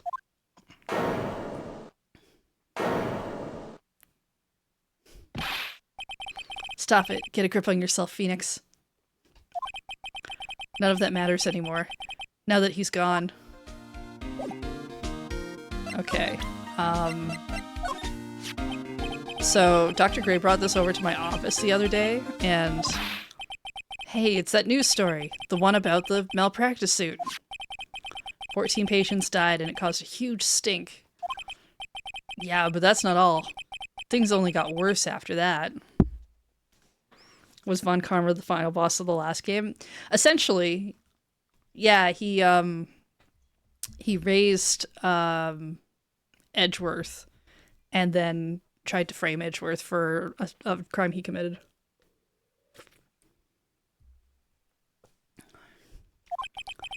You mean the car accident the nurse died in? Oh, here we go. I brought my own clipping with me today. Yeah, the first game is really great because it starts you off with Mr. Payne like it does here for the tutorial. Then you meet Edgeworth, whole rivalry thing. Edgeworth, I think, also never lost a case until you meet him, and then it ends with Von Karma, and it's this really great like Edgeworth and Phoenix Wright work together to get to the truth of the matter kind of thing. It's definitely why there's a lot of fan fiction about them. Here, pal, this is for you. All right, thanks. Newspaper clipping. Mimi Minnie, nurse at Gray Surgery Clinic, died after falling asleep at the wheel. This is what we needed for the lock. Let's see if any of these other things you care about. This key? Is that your house key? Come on, does this look like a house key to you? What's it for? It's... you know what? Maybe I won't tell you. It's my bicycle key. Oh, nothing special, huh? Oh, I better shut my mouth. What? I'm not going to give you any information about evidence. Oh. We talked about that. Do you care about this? It's a nice looking brooch. You should stop wearing that ugly old attorney's badge. I'm pretty sure we're supposed to wear the badge. That detective is so nice. Aren't you happy, Mr. Nick? Happy? About what? Okay. Look, it's my attorney's badge. Good one, pal. You're always good for a laugh with your little badge. A real man has a police badge. Mr. Nick? What is it, Pearls? I was wondering if I could see it too. No, it's not that important anyway. Let's see if you'll talk about people. Sorry things had to turn out this way, pal. It's too early to give up. No one's proven her guilty or anything yet. Look, even if there were a zillion of you, pal, this is a case you... Why is he sighing? Don't have anything to tell you. Not a word. Hey, don't look at me like that. Oh, that girl has one intense stare. Oh, so that's Little Pearl. Do you know her? Only that Miss Faye was looking for her earlier. Something about being worried that she'll end up talking to the weird guy. So have you any idea who this weird guy is? Nope. Nope. Nope. Nope. Maya's aunt. I got to eat one of her giant strawberry desserts earlier. It was really good. I'm not gonna tell you about that.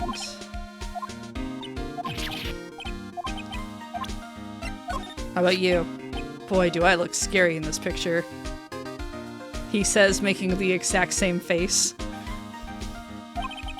I guess if I want people to stop thinking cops are scary, I have to change myself. No, that's not why. Gotta smile. Well, there's classic Gumshoe Goofy smile again.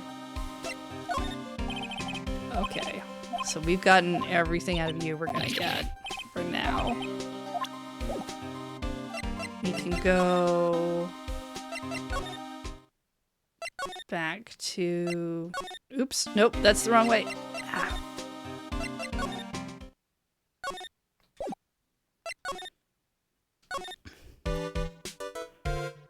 Okay, so first, do this.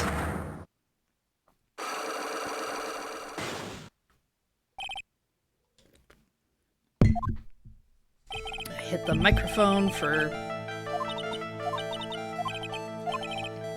Okay, so we have to prove that you knew her indirectly. And we can do that by pointing out that there's someone else named Minnie. Mimi Minnie. Take that! Take a look at this newspaper clipping. Like, what is it? A story about an accident? Please read the victim's name. Mimi Minnie. Minnie is a pretty rare last name, wouldn't you say? Miss Mimi Minnie wouldn't have to be a relative of yours, would she? So you noticed. She was my older sister. I'm sorry about your loss. Your sister, was she a nurse? Perhaps at Dr. Gray's surgical clinic? Gray's surgical clinic? I don't think I need to tell you that the clinic was run by the victim, Dr. Turner Gray. Which is how you knew of Dr. Gray. You knew him through your sister. Alright, we broke the lock. Get our little point back for later. Now we can talk about the victim. Please tell me all you know about Dr. Gray. My sister's name was Mimi Minnie. She was like a nurse at Dr. Gray's clinic. That's what I thought. Information I already knew. I heard that, like, Dr. Gray was really tough on people. Like a total slave driver. My sis was, like, always coming home totally wiped out because she was overworked. Wiped out. So is that why she fell asleep at the wheel? That guy, like, drove my sister so hard. So, like, that's why the accident happened. The one where 14 patients died from malpractice. Yeah, like, I think that was the doctor's fault, too. My sis was pushed by, like, everyone's expectations and, like, her duties and stuff. And that pushed her to death. Oh, I'm sorry.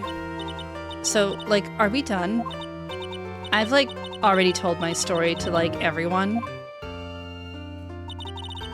Do you understand now, Mr. Nick? This is how a psych lock works. Well, I don't plan to pry into people's hearts unless I absolutely need to. We're gonna need to. It's gonna happen a lot. The lock this time was pretty easy, but you might meet people who aren't as willing to give in later on. If you don't have enough proof, be careful and know when to stop trying.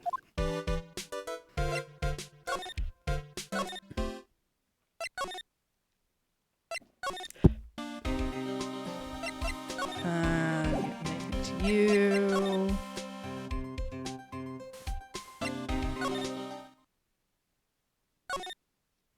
Been through here. There we go. Mr. Nick? What's wrong? I've never left Crane Village. Really? Wow, that's pretty amazing. It's not. You're gonna go meet with Mystic Maya, aren't you? Please tell her I said hi. Okay, so she's not coming with us. Hey, wait! She ran off. Again. Well, I know Innie's secret now, but I still don't have any idea how I'm gonna save Maya. I don't even know if I should go in there with a smile or a straight face. Alright, sounds like we should go to the detention center.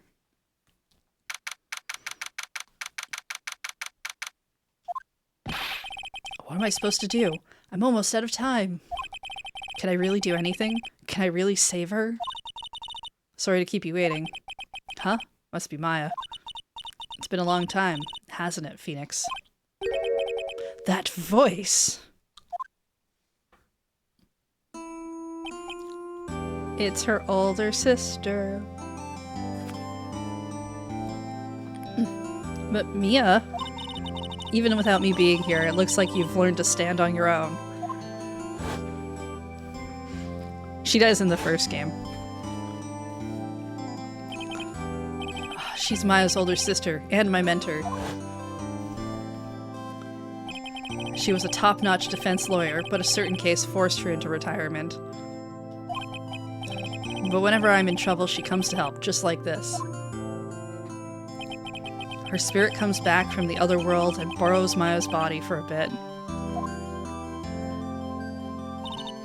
Phoenix, you can't make that kind of face in front of your client. A lawyer is someone who smiles no matter how bad it gets, and especially when it's bad. Mia, you can't smile at the end if you haven't been smiling the whole way there. In any case, the face you're making now is no face to show a client, Phoenix. But... So tell me all about it. I'm gonna guess that my sister is in a lot of trouble again.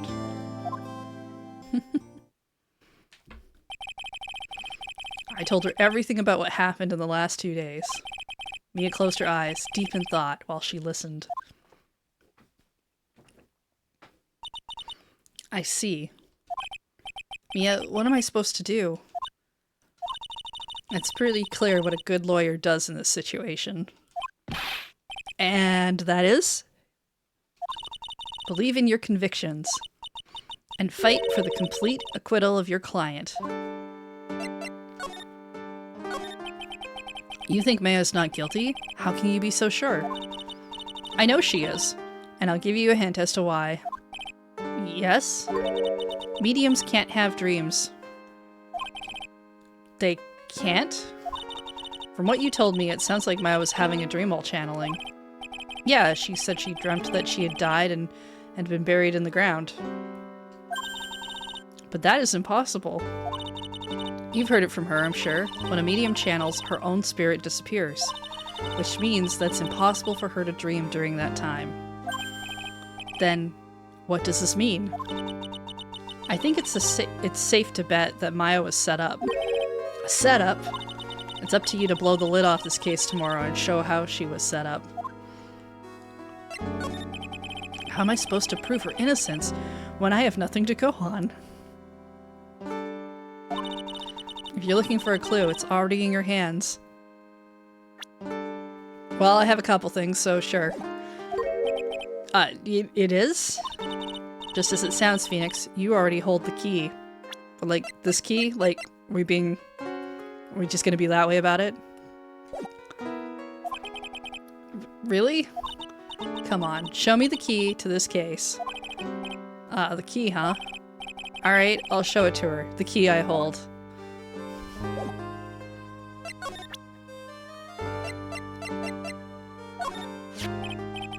Have you seen this key before? Ah, the key. It's literally the key to understanding everything that's happened in this case. This key? Phoenix, listen. Right now, that key is sitting in your hand. However, it shouldn't be. It contradicts the facts. What does she mean? I know she was pretty clear. I'm certain this key will be the piece of evidence that makes your case tomorrow. You already know everything you need to know. You know what the key to this case is. That is enough. But, how can I win tomorrow without knowing who the real murderer is? Who could have...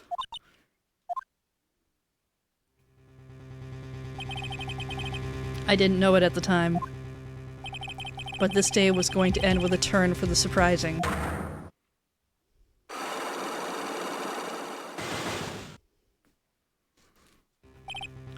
Mia, what? What's wrong? That's right, only I can see the Cyclops. And she had 3. Which means Mia must know something about the real murderer. But for this to be something that she would hide under lock and key from even me? What in the world is going on?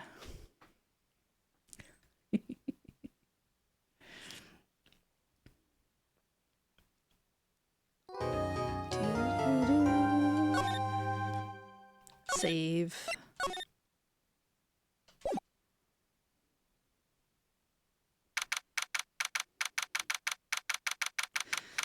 All right. Time for trial. What? Prosecutor Von Karma? You mean... No, I heard it's his successor this time. Successor? Manfred Von Karma was a really sinister man. He pulled all sorts of nasty tricks. Also, he could win. Also, yeah, he basically faked a bunch of evidence on all of his court cases. It was one of the reasons why he never lost. He was a man obsessed with the word perfection. He had a perfect record for 40 long years. Who knows what sorts of dirty tricks he used to get each of those guilty verdicts. And now, his successor, I wonder what kind of person they will turn out to be. Which is kind of weird, because it's like, given how the cases go, it doesn't seem like he should have to work too hard to get guilty verdicts. I don't know, maybe standards were different over the last 40 years. It's no good. Mystic Maya. Pearly! You showed up. Thanks for coming all this way. I was really worried about you. Hey, where's your mother? Didn't you two come together? Mother's watching over the trainees. She said they have training for 2 days straight with no breaks. Huh? Then you came here all by yourself? Yep, I snuck out of the manor and followed a map. Don't tell me you walked all the way here. Of course not. I ran. I can't. Oh my, if it takes 2 hours by train. Ugh. Pearly, what about the train? Huh? What's a train? I give up. It's time, isn't it? I'm really scared. What if Von Karma tries to do something to me? At least I know Mr. Edgeworth would be nicer to me than Von Karma. Mr. Edgeworth? Who is that? He's Nick's rival. Well, he's also a friend. Objection! I still remember him as though I'd only seen him yesterday. Objection! Every trial was a scorchingly fierce battle until the very end. Objection! Objection! A lot of yelling happened. It was always back and forth with them. But when you're rivals for life... Maya, please, don't ever mention that name ever again. Also, they had like a whole childhood connection thing, and literally Edgeworth is the reason why Phoenix Wright became a lawyer, and just like it's a fun story. Huh? But why, Nick? I'm sorry, Maya. I forgot. You don't know. He's gone, and he's not coming back. What? Wait a second. What's that supposed to mean? Court will commence shortly. Please proceed into the courtroom. We don't have time for that tangent.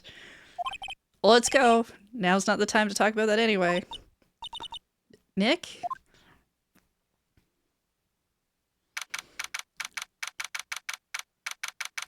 Alright, now we're in the courtroom.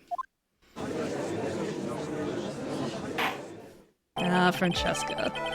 Court is now in session for the trial of Maya Fey. Are the prosecution and the defense prepared? What is with this kid? Mr. Wright, are you prepared? Huh? Yes, Your Honor. Why does he always seem so mad at me? Mr. Phoenix Wright. You must be a little shocked because I am a woman, correct? Hold on. So she's the famed successor? I am Franziska Von Karma, the prodigy. I see. I gave up a promising career in Germany and came to this country for one sole reason. Revenge. Revenge? Oh no, is this about her father? If it's something of a personal nature, I'm sure you can... Ow. I'm talking. If you interrupt again, my whip will do the speaking for me. Please speak with your mouth like a normal person. Beg of you. Yow. Make no mistake, I will defeat you. Prepare to go down, Mr. Phoenix Wright. Prosecutor Von Karma, your opening statement, please. Those of Von Karma blood have only one fate, and that is perfection. The defendant, Maya Fey, will find no escape from her guilt on my watch. Very well. What is the defense's position? Are we allowed weapons in the courtroom? It's funny because, yeah, she attacks with a whip. There's another lawyer that has a hawk that attacks people in the court. It's a thing. Does the defense wish to enter a plea of not guilty? Yes. Foolish fool who foolishly dreams of foolish dreams. 10 minutes. I give the defense 10 minutes before it changes its plea. That's right. I'll have you running for the justified self-defense plea in no time. Oh yeah, the guy who drinks 30 cups of coffee. I like him. Justified self-defense. A plea usually reserved for when a person unintentionally kills in defense of themselves. We could very easily make a solid case that it was self-defense, but... The defense stands by the plea of not guilty, Your Honor. Because to plead justified self-defense is to say you did kill someone. How foolish. If that's how you want to play it, Mr. Phoenix Wright, then I shall now call the first witness. Oh, she's just as scary as her father. Like father, like daughter, I suppose. Witness, your name and occupation. Yes, sir. My name is Dick Gumshoe. I'm a detective at the local precinct. Duh. Get to the point already. Explain to the court the details of this murder. Yes, sir. If everyone would please look at this map. The channeling chamber has no windows, and the door was locked shut. I have to check my own map. Yes, okay.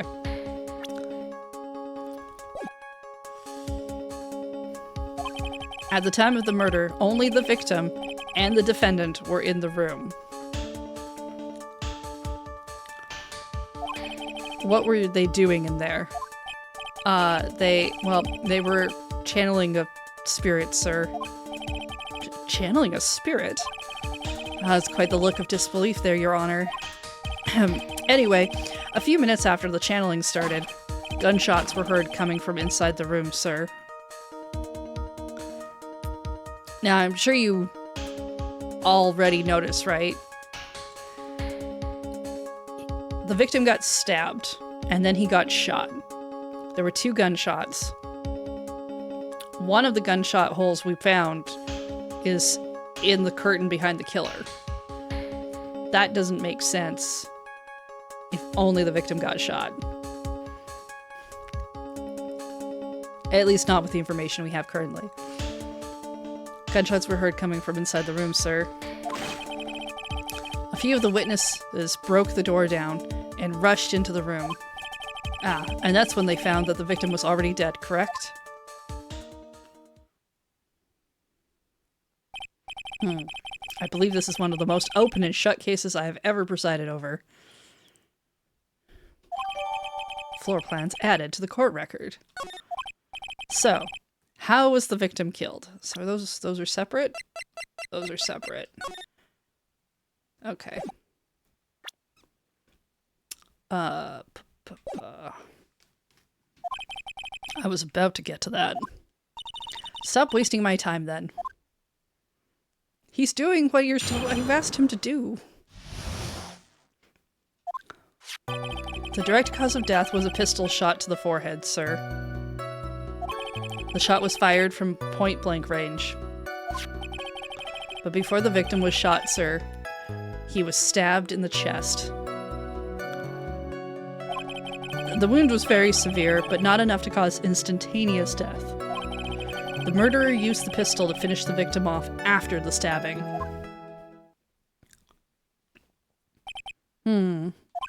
So the victim was stabbed before being shot. This is the victim's autopsy report, sir. Stabbed, then shot. The court accepts it into evidence. Mr. Wright, you may question the witness.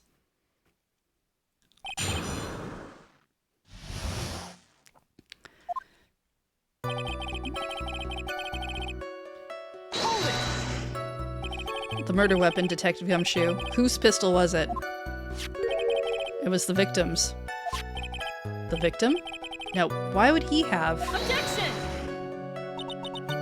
Why would he have a pistol? Who cares? The point that you are missing is whose fingerprints are on that pistol.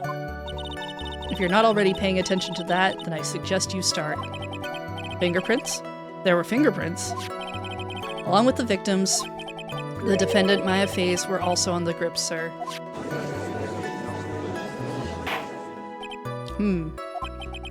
So the defendant's fingerprints were left on the murder weapon. I walked right into her hands there. Shot was fired from point-blank range. Point-blank, huh? So about how far away is that? It's anywhere between 12 to 20 inches away. And how do you know he was shot at point-blank? Mr. Phoenix Wright, I grow tired of the foolish foolery of the foolish fools of this foolish country. Excuse me? Gunpowder burn? Gunpowder burn. When something is shot from point blank, a burn area is left around the bullet hole. Gunpowder exploding is what makes a bullet fire, and that gets real hot. And there were definitely some gunpowder burns left on the victim's forehead. Wow, never knew that. Live and learn, I guess. She feels like these were maybe things he kind of know. But before the victim was shot, he was stabbed in the chest. Stabbed? And what was he stabbed with? A fruit knife. I see. And whose knife was it?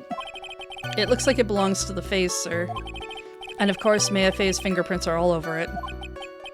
All over it, huh? This does not look good. What will you do now, Mr. Phoenix Wright?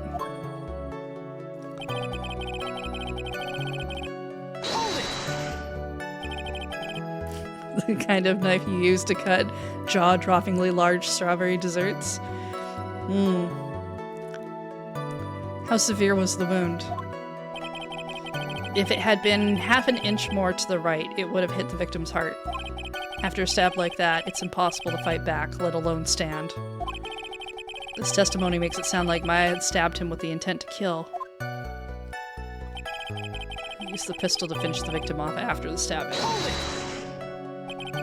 Are you sure he was stabbed first, then shot? Yep, sure as sure can be. One look at the wounds and you'd come to the same conclusion too. A fool is a fool who will only listen to the foolish opinions of other foolish fools. Have you figured out her favorite word yet? Because, yeah, this is gonna be the whole game. A pistol shot to the forehead at point blank is certainly enough to kill instantly. Doesn't matter then which was first. Think a little more before you open that big mouth of yours, Mr. Phoenix Wright. What a pain. That's enough. We've clearly established how the victim was murdered. I brought the 2 murder weapons with me today. Very well. The court accepts them into evidence. So we have the pistol. 2 shots fired. Has both fingerprints on it. Murder weapon, knife.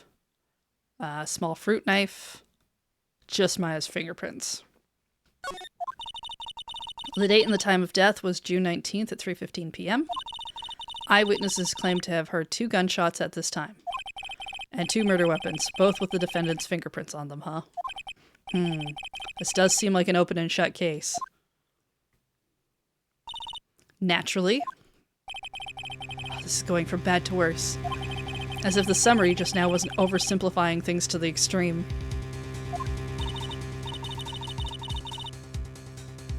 Your Honor, feel free to slam that little gavel of yours. After all, there is no room left for doubt, is there? That is quite true. Mr. Wright? Yes?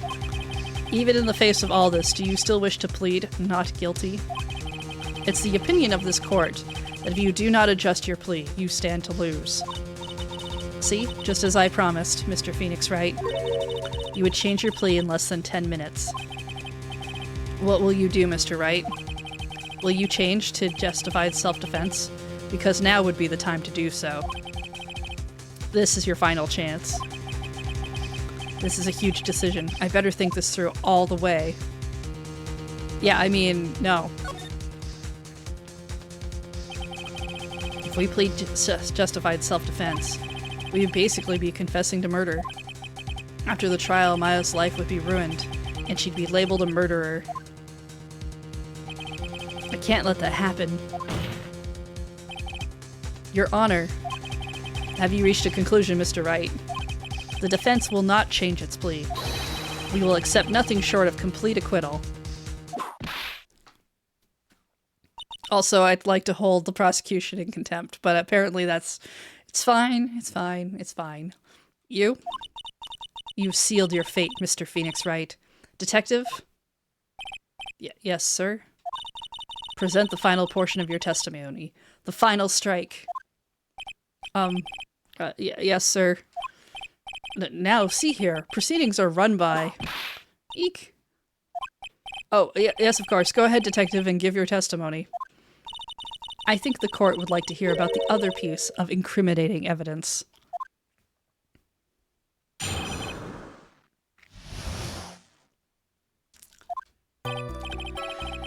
Sorry, pal, but there's an even more incriminating piece of evidence.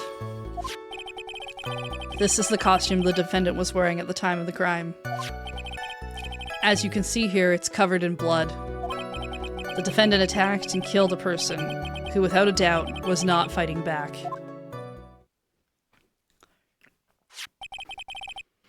So, this is the costume.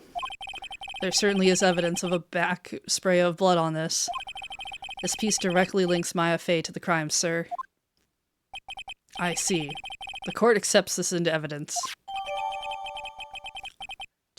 There's blood on it. Alright, Mr. Wright. Maya's fingerprints on both murder weapons and blood splatters on her clothes. Could the situation get any worse? Ha, what's wrong? You seem to be at a loss. I think this is the last piece of testimony the prosecution should have to offer. Feel free to sulk off with your tail between your legs, Mr. Phoenix Wright.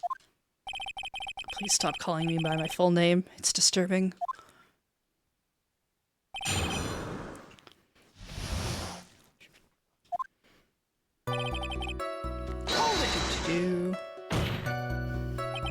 Why didn't you say so in your testimony earlier? You're kind of scary today, you know, pal. Come now, Mr. Wright. There is no need for that kind of attitude in my court. Alright, just please stop glaring at me like that. Costume. Maya's costume. Yeah, she's wearing this when we arrested her. She's wearing her channeling costume today, too. Is she not allowed to wear anything else? Covered in blood. There's blood on the costume. Lab results show that it is the victim's blood. Thank you for answering the question I had not asked yet. So there's blood from the victim on the defendant's clothes. Oh, definitely not good. So, were there any other clues you could glean from this piece of evidence? Well... Objection! If you must change the topic, then the good detective here must testify again. But too bad, not enough time. Let's move on. Yes, Miss Von Karma is perfectly correct. She's not. Now even the judge is on her side. But if I bite off more than I can chew here, what should I do? I'll press further. Why is Miss Von Karma suddenly putting up resistance? There must be a reason as to why she suddenly threw out an objection like that. It's the bullet hole. There must be something about this costume. I just have to look harder. Mr. Wright, Miss Von Karma's logic is perfect. There is no way for you to poke a hole in it. Hint, hint. Looks like my time is up. So about that costume. There's one little thing. Your Honor. Actually, there's something very wrong with this piece of evidence. What? What are you talking about, pal? Where is this problem you're talking about? I've come this far. There's no turning back now. The problem I have with this piece of evidence is here. Just my finger push here.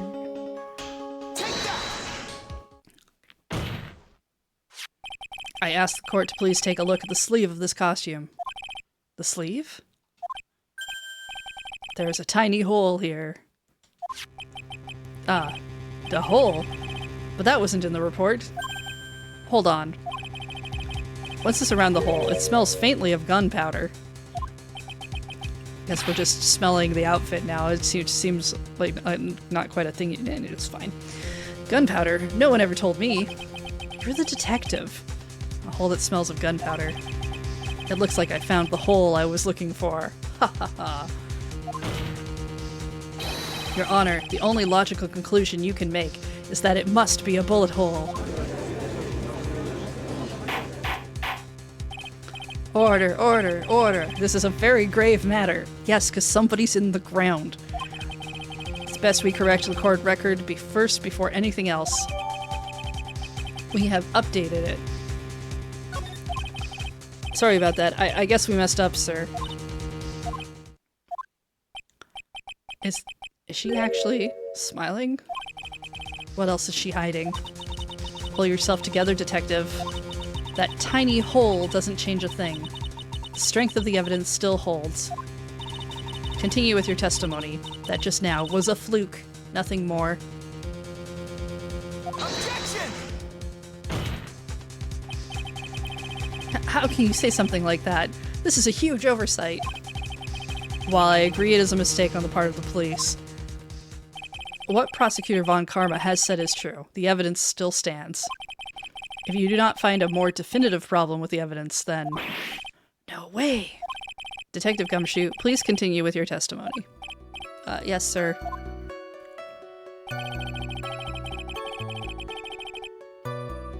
And here's the problem. They were not fighting back.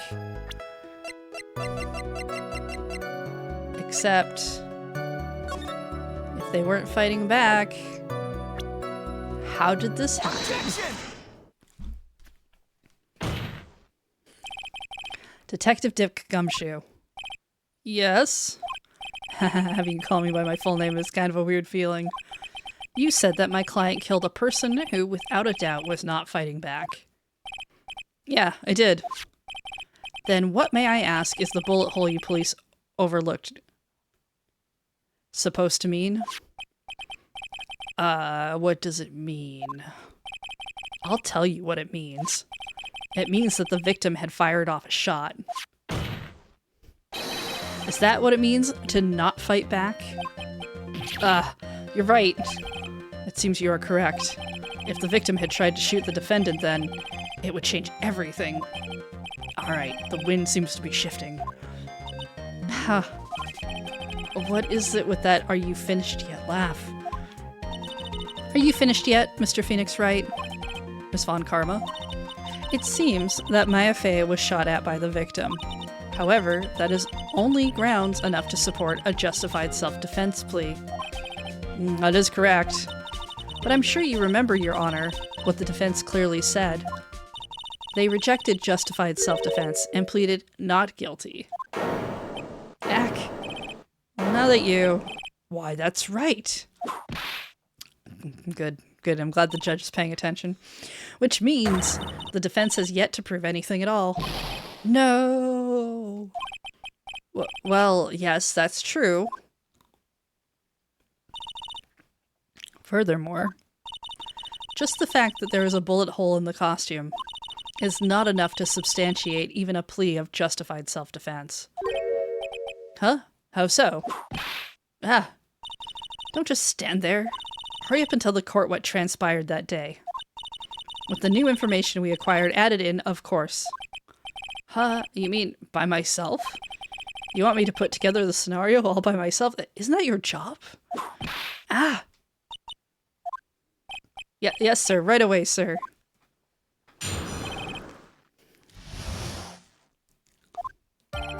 During the channeling, the defendant saw her chance to stab the victim in the chest. Of course, the victim used the last of his strength to fight back, sir. While the two were fighting, the victim took out his gun. The victim took a shot, but because they were too close, he missed. The defendant then picked up on the opening, took the victim's gun, and ended it. The scenario you've put together does make sense. Does it? Yes, sir. Well, Mr. Wright, on the surface it does seem to make sense. However, I won't give up that easily. Please refrain from glaring at me like that. Now then, your cross-examination, please.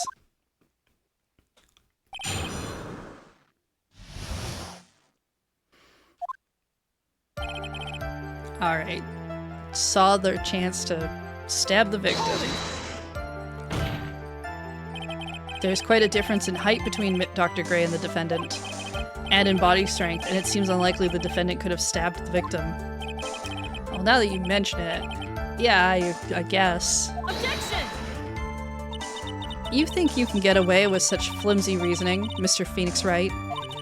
Maya Fey was in the middle of channeling, was she not? When channeling with the Korean channeling technique, the medium physically changes. With the nurse's build, the defendant could have easily been a match for the doctor. Okay, ghosts are admissible in court. Got it. I don't believe it. She even studied up on the Korean channeling technique? Like I said before, I am perfect. About what you were talking about, I didn't quite get it. You know what? Never mind. Let's continue with the testimony. Victim used the last of his strength to fight back. So he was stabbed, but the stab wound didn't kill him. But if you think about the blood loss, he was probably hurt pretty bad. How badly hurt would you say he was?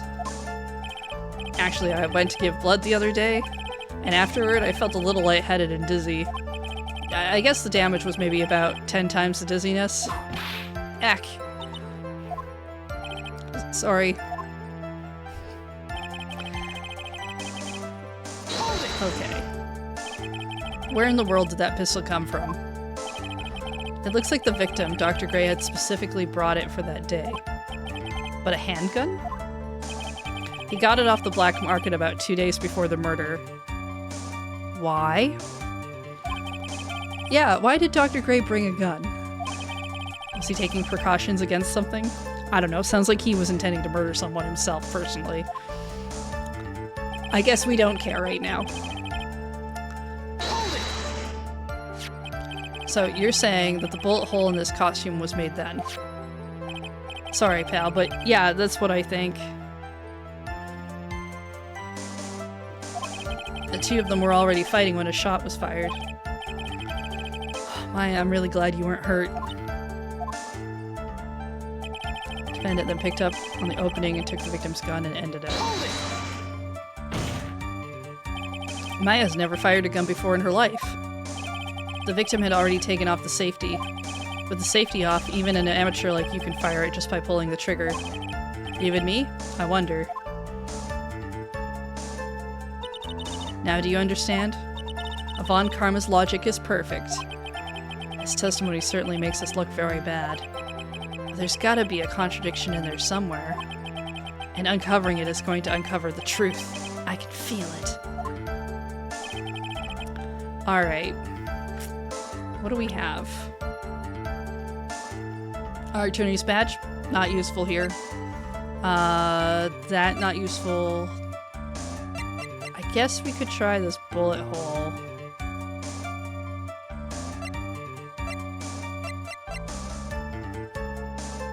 Stab in the chest, shot, gunpowder residue around the bullet hole. Our other piece of evidence is the clothes.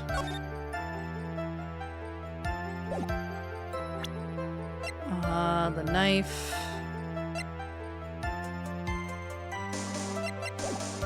Alright. Stabbed the victim in the chest. Victim used the last of his strength to fight back. Took out his gun. He missed.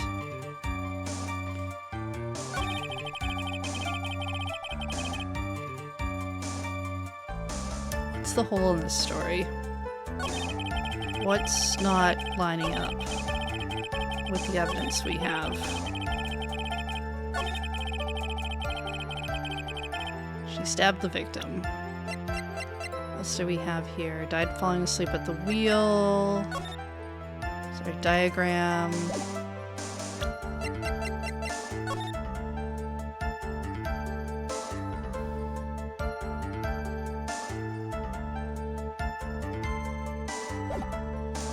Yeah.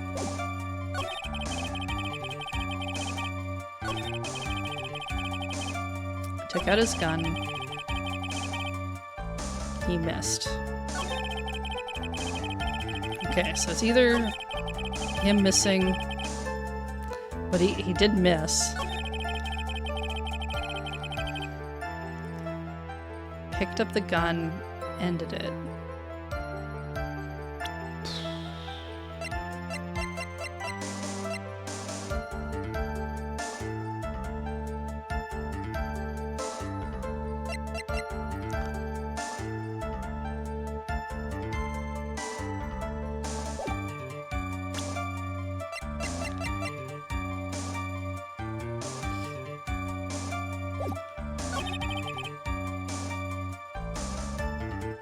Let's try...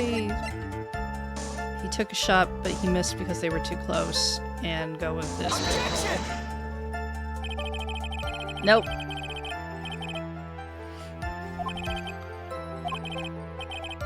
They're not related.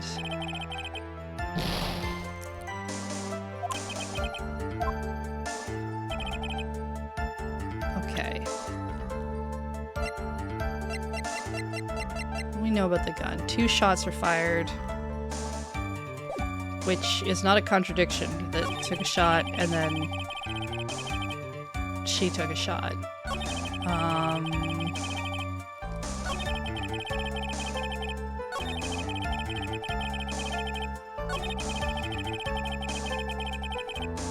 There's also the knife.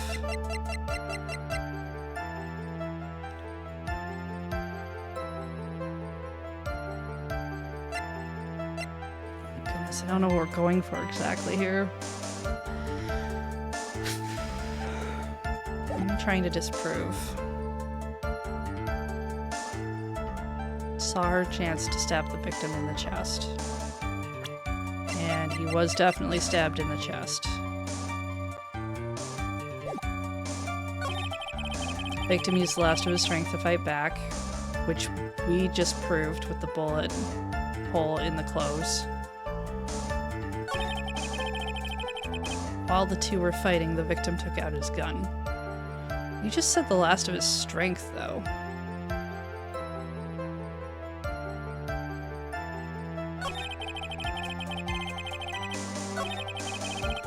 Took out his gun.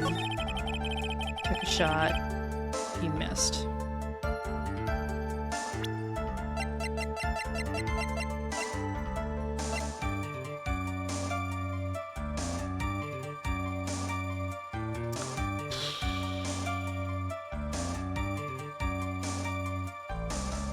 I don't know how you get...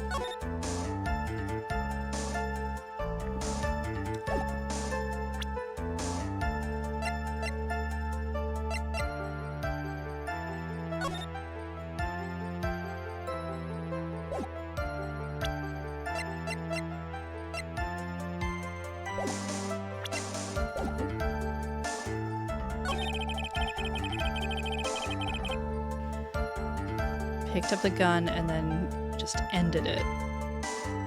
It's pretty cold-blooded.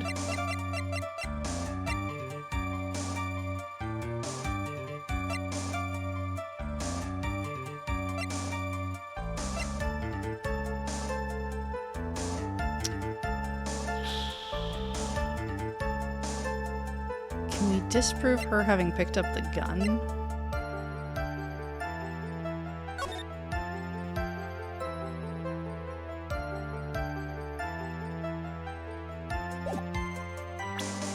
Goodness, I don't know.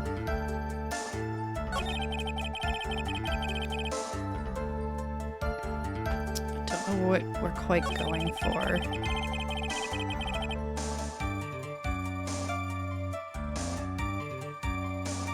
I just feel like that would make the autopsy kind of weird. Objection! Nope.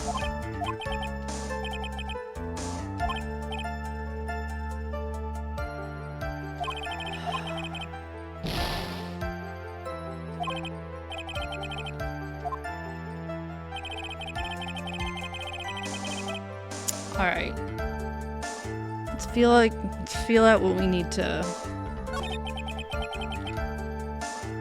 Testimony looks a slide. There's gotta be contradiction. Uncover the truth.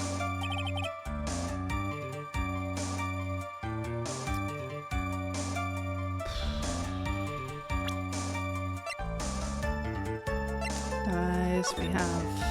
That doesn't prove anything. Died after falling asleep at the wheel. 8 inches off the ground.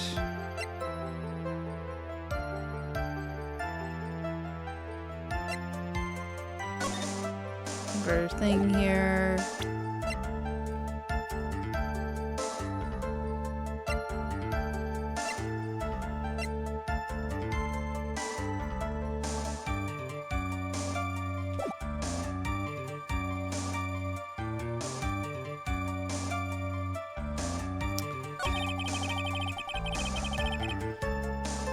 Fought with the last of his strength. Took out his gun. But he missed. And then picked up the opening, ended it.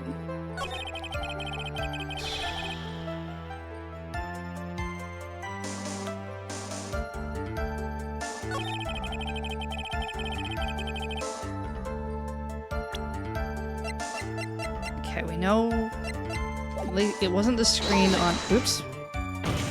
Wrong button. Never fired a gun in her life. Boop-a-doop. You see it now?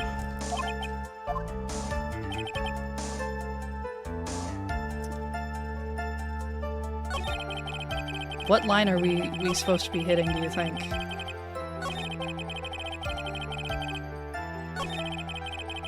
I feel like it's supposed to be... We're probably supposed to be showing that she didn't just pick up the gun.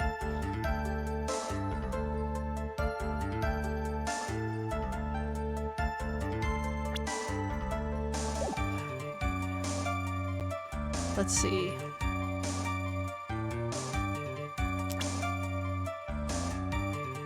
Except...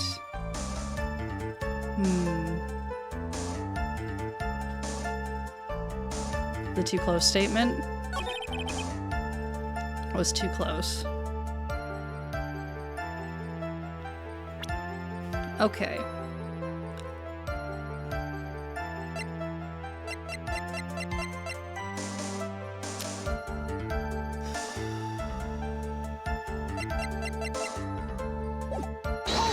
Let's see what they say on this one. Bullet hole in his costume was made then. Two of them were already fighting when the shot was fired.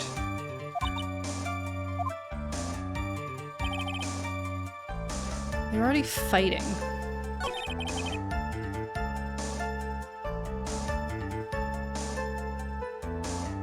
Yeah, maybe we present these clothes again. Objection!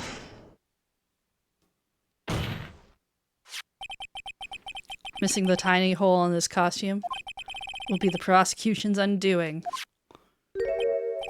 What do you mean? This little hole has actually created a huge hole in your testimony. Explain yourself, Mr. Wright. We will. You said the two of them were fighting when the victim fired his gun at point blank. If that were true, then where is the gunpowder burn on this costume?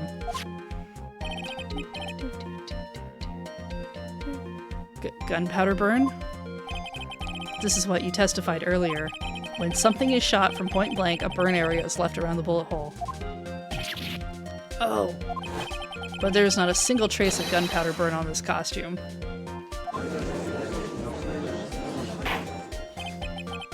That is a very good point. And what exactly does this mean? It means that when the shot was fired, they were standing apart from each other. Objection! I'm disappointed, Mr. Phoenix Wright. You think you can punch a hole in my logic with that? With wishy-washy thinking like that, anyone can explain anything away. Then I implore you to disprove my line of thinking. Let's see. In the middle of their fight, the victim pushed the defendant away. And it was then, when they were separated, that he fired. How was that? Objection! As if that was even possible. According to testimony, the wound from the stabbing was very severe. The victim would not have had the strength to push the defendant very far after that. Uh-oh. Well then, that's right. The defendant must have pushed the victim away. After stabbing him, she must have put some space between the doctor and herself.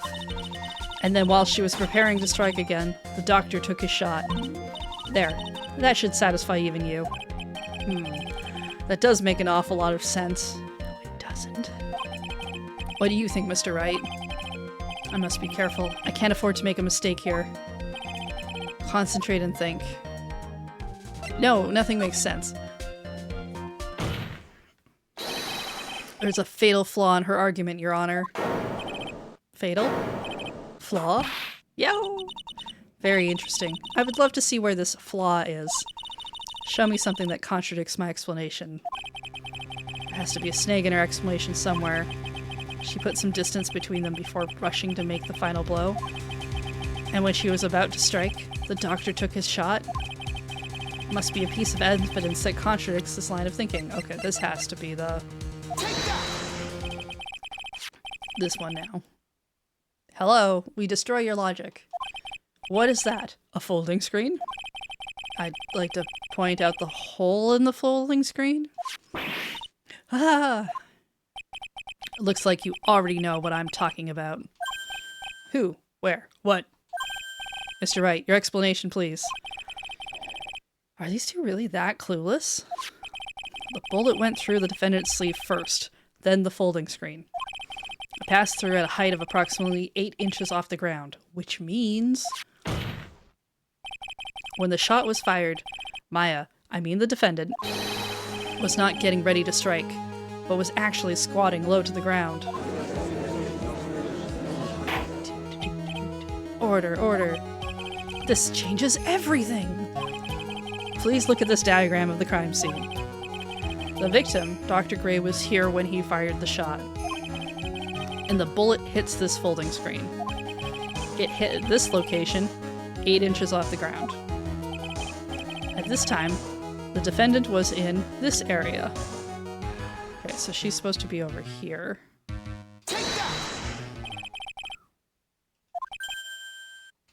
Uh-oh. Shoot, right, I was thinking back to the thing and not the... Alright, I just realized I forgot to brush this morning. Excuse me while I freshen up. Sure. In the meantime, I want you to think those things through again, Mr. Wright. Right, no, she should actually be,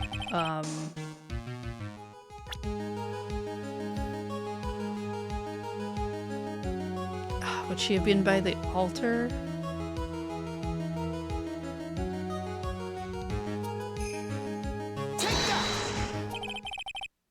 Nope.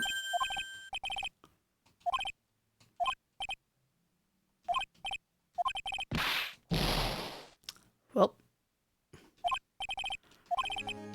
Yeah, it's gonna be... we're going for an angle for the thing instead.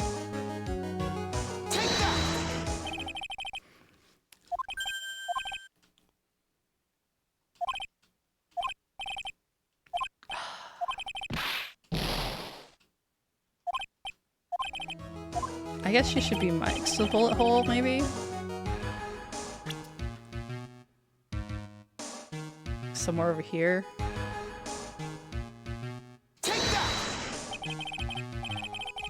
Near the folding screen. Yeah, I guess I thought about it a little further. Wait a second. We know the defendant was close to the ground based on the height of the bullet hole, but how can you gauge the distance from that? Isn't it possible that the defendant was standing much closer to the victim? That's impossible. But why? You, of all people, should know the answer to that question, Miss Von Karma. If she was shot from somewhere closer, there would be gunpowder burns present. However, There is nothing of the sort around the bullet hole of this costume. Ah! Curse you, Mr. Phoenix Wright. You... I believe it has now been proven that the defendant was standing a ways from the victim when she was shot at. But do you think that this has changed the defendant's situation? It changes everything, because everything always changes everything. Honestly, Your Honor, this changes everything. The prosecution has claimed that the defendant was aiming to kill by stabbing. If that were true, delivering the final strike with the knife would be ideal. However, where and what was the defendant doing at that time? Squatting all the way by the flowing screen? Exactly. If Maya Fey was the real murderer, why would she be by the folding screen instead of preparing to strike? Yeah. Upon further consideration, it does make very little sense. Okay, glad you're over here with us now. Yeah, I figured there had to be a reason. Figuring things out and proving the logic behind everything is your job. Alright, with this, the rest of the trial should be in the blast radius of disaster. You are such a smart man, Mr. Phoenix Wright. To think that you've been able to take a completely hopeless case to this point. Now I know why Papa had a tough time with you. You amuse me. Of all the things to inherit, why did it have to be that smarmy smile? Detective, how dare you damage my perfect logic? Huh? How is it all my fault? You can start by repairing your standing by first removing that 3-strand goatee. Oh, and rest assured, your punishment will come later. Punishment? Well then, Your Honor, I think I've had all I can take of this detective's face. I think it's time to call in the next witness. Next witness? Well, I guess it's gotta be Lotta. Very well. The court will take a 5-minute recess. After we reconvene, we will hear from the next witness. Why was she all the way over there? It's a good question.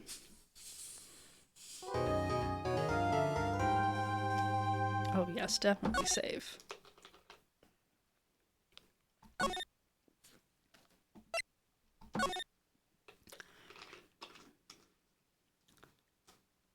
No, Gumtree's just a bit of an idiot. But he's a good guy.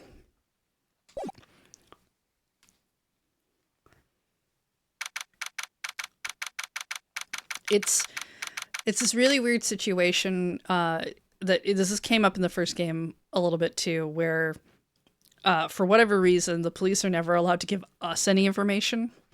They're only allowed to give prosecution information, and prosecutors kind of seem to treat them like crap.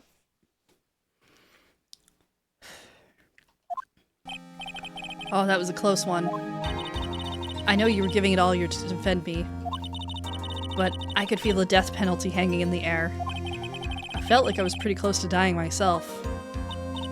But you were wonderful out there. You listened carefully, I didn't. Made theories and tricked everyone into believing you. Pearl, we need to talk about some of that language use. Thanks. Wait, tricked? That must be the lawyer's secret technique, right? By the way, is the next witness who I think it is? I'm pretty sure it's Lotta Hart. Oh, I guess there's no escaping her, huh? Like, we shouldn't have this thing where we're like, I think the next witness is thing. That we would know who all the witnesses are supposed to be, so that we could prepare our own case. Like, remember, Nick, you promised you'd save me. If you lose, me and my sister's ghosts will come after you and haunt you. Your sister? Are you talking about Mystic Mia? Yeah, do you remember her, Pearly? My sister was a super good lawyer. She was also Nick's teacher. Oh, I didn't know that.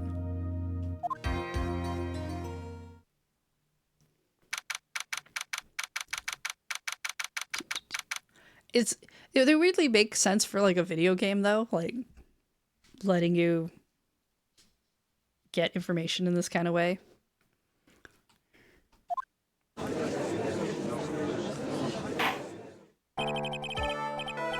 court will now reconvene. Now, the first order of... Ow! I don't want to hear it, old man. After I call my witness, sit there quietly and watch like a good little boy. Yes, sir. Bring in the photographer who witnessed the channeling. She didn't really witness the channeling. I guess maybe, technically, she saw part of it. Witness, your name and occupation, if you please. Hey, Phoenix. How you doing? Just fine. Sorry about this. Didn't exactly have a choice, you know. Yowza. Name and occupation. I declare. What in tarnation? Hey, Judge. This here is violence against my fair self. That's fine. It's not. That's fine? That ain't fine. That's a whip. At least somebody points it out. Ah! There's no need for foolish outcries from the foolishly foolish fools. Just hurry up and testify about what happened on the day of the murder. I haven't even gotten to say my name and job yet.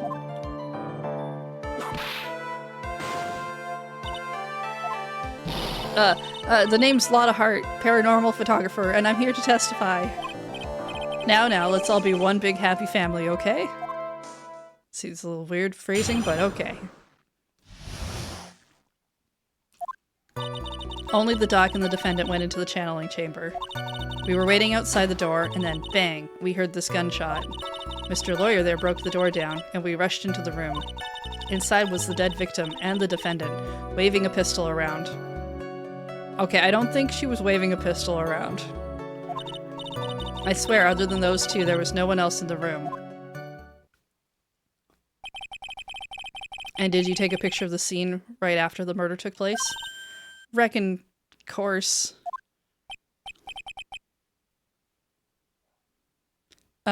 Excuse me? Reckon course. It's short for you reckon. Of course I did. Ah! Does it look like I care? Just hurry up and show your picture to the court. The moment of truth. What will be in that picture? Let's see here. This here's the picture. Oh, we're gonna get up in her face about having taken a second photo, aren't we? It would certainly seem that only the defendant and the victim here were in the room. She's on the wrong side of the room, though.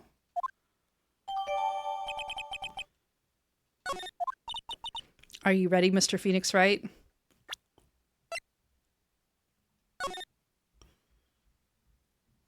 Like, she shouldn't be over here.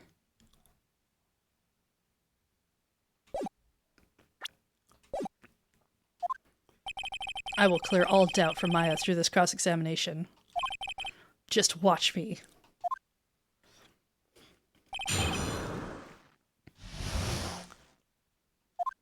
Alright.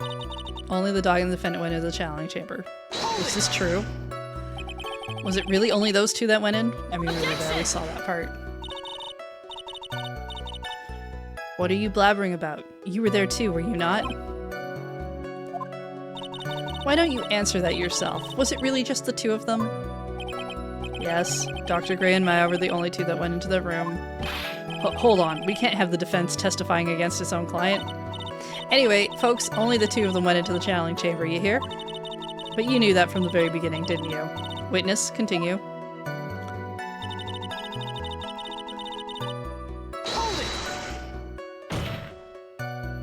Was it really a gunshot?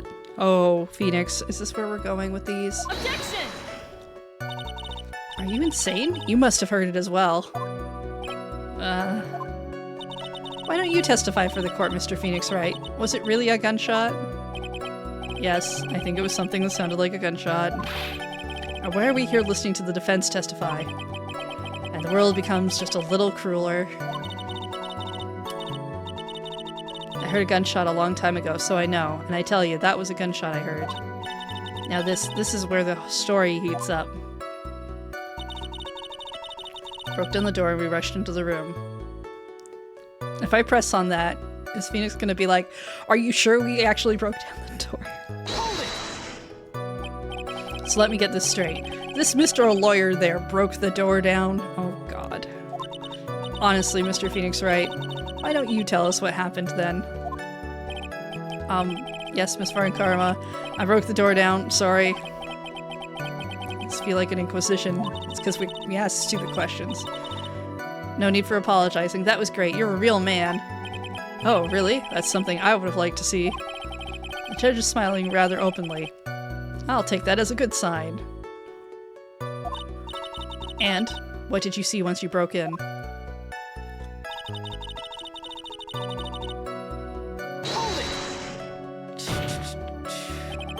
Are you sure it was the defendant, Maya Fey? Sure, I'm sure.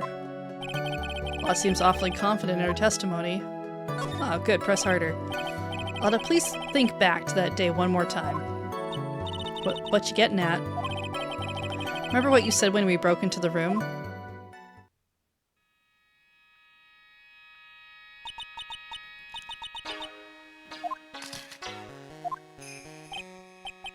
At a time like this, times like this are perfect for snapping up shots. Is she Maya? Oh, okay, we're gonna go with the... When you saw the murderer at the time, you couldn't even tell if it was Maya Fey or not, am I correct? Well, you see... Order, Miss Hart. You are here to present accurate testimony. Yeah, sorry. Good, this shifts things back to my side, not really. For a defense lawyer, your defense is terribly lacking, Mr. Phoenix Wright. Witness, think back to when those two entered the channeling chamber. When they entered? One of those people that entered the chamber was Maya Fey, correct? Yeah, that's right. Yeah, it was Maya that went in. Looks like we're having to come to a collective conclusion. The person in this picture is most certainly Maya Fey. Exactly. Rats. Now I'm trapped like one. Again! There was no one else in the room.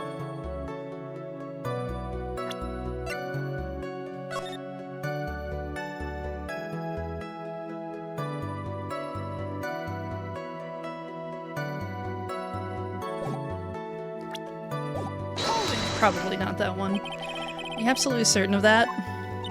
Sure I am. That old witch chased us out of the room, so... Old witch. Does she mean Morgan Fey? Well, there was no one else in there, and you know it. Channeling chamber was very dark, almost pitch black. Was there really no one else in there? What about... We want to go with behind the folding screen? Let's take a look at this picture. Probably not under the floorboards, that would be weird. Folding screen might work. What was our other option? Behind the door.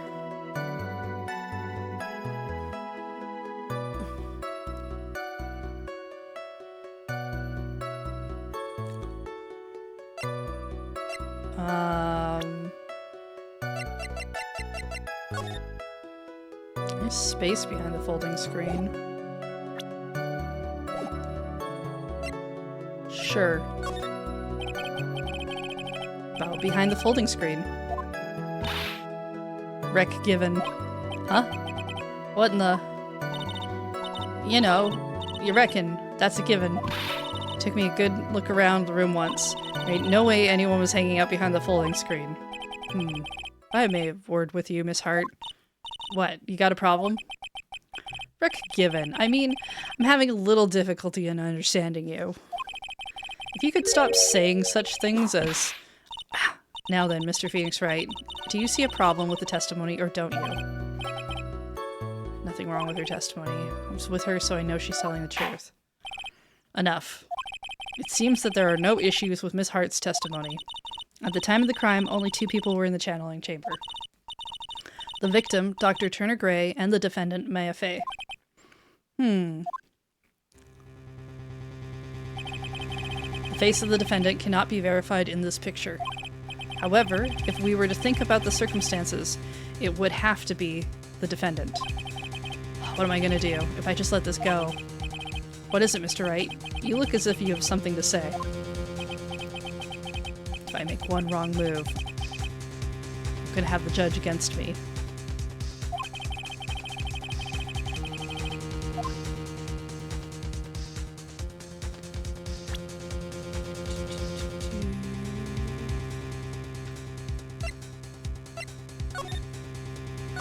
Just gonna do ourselves a solid.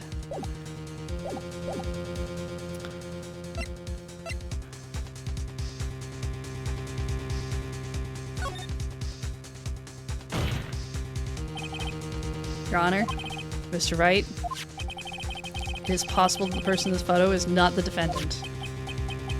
What? Do you know what you are proposing? Yeah, that's just plain fool's talk. Thanks, guys. Your show of support was just great. Please show the court some proof. Prove to this court that the person in this photo is not AFA. Okay.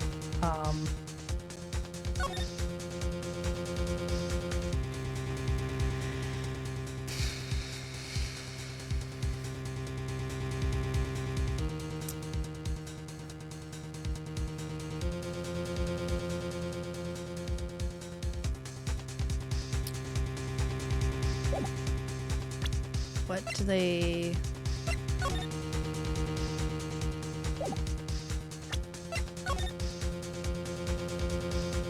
The hole would be on the left side, which we can't see.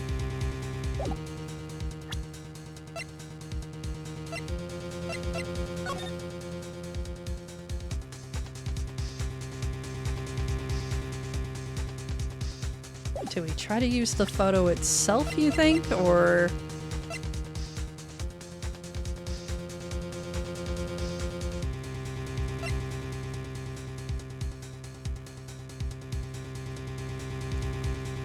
There's her prints. Or do we, like, point out the fact that she's on the other side of the room? Our other photos are a diagram of the chamber. And a diagram of the manor. So probably not helpful there. Proof that the person isn't her.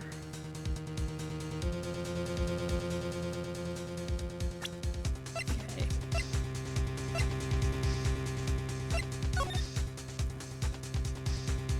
Outfit's gonna be the right outfit. She is on the wrong side of the room, it's true. It doesn't really prove that she's not the person in the photo.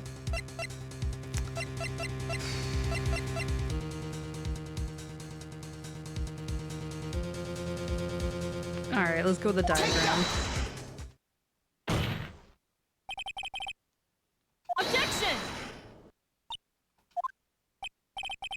Is there a problem? Oh no, I thought it would work off of on my inflections. Just wondering what an objection with a twist of "you're wrong" sounds like. Yep.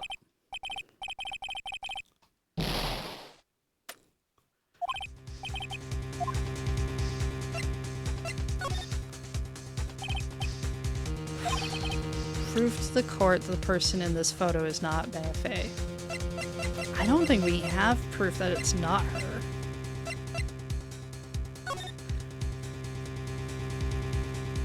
Okay, well, let's just try taking the photo and see what happens. Yeah, no, it's not right. We might not supposed to keep pushing on this. It's true.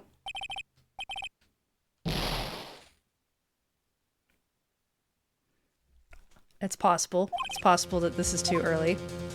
Let's do one more anyway. Let's go with the screen. Okay, so this is failure state.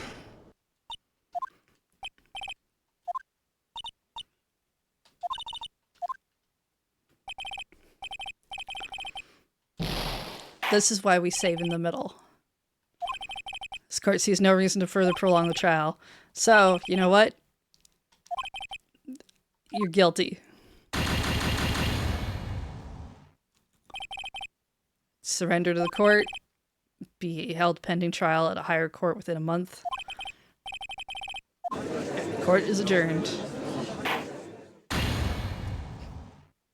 Slam.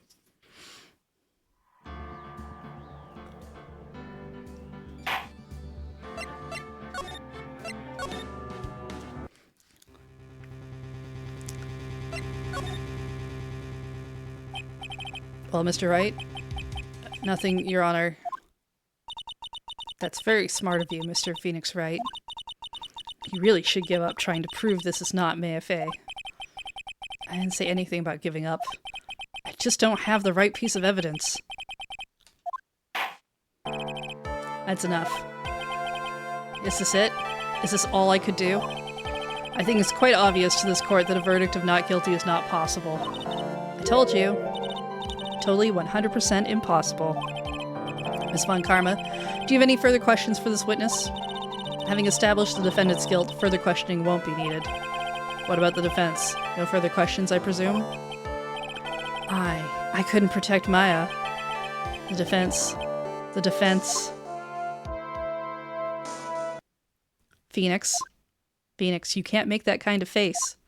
A lawyer is someone who smiles no matter how bad it gets. Mia. Yep. You know, she just changes a bit. Just a little bit. This is Pearl, by the way.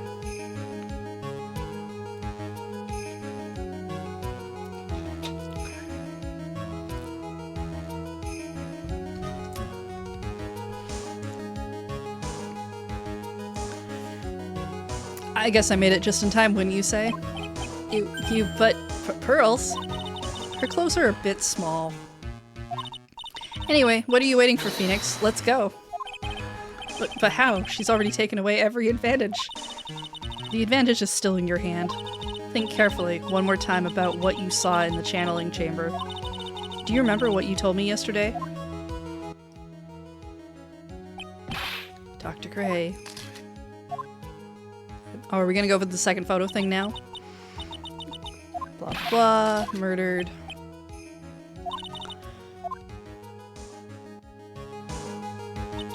You see? There's one final piece to this puzzle. Mia? Question Lotta one more time, Phoenix. I don't know if she's doing it unconsciously or on purpose, but she's not testifying truthfully.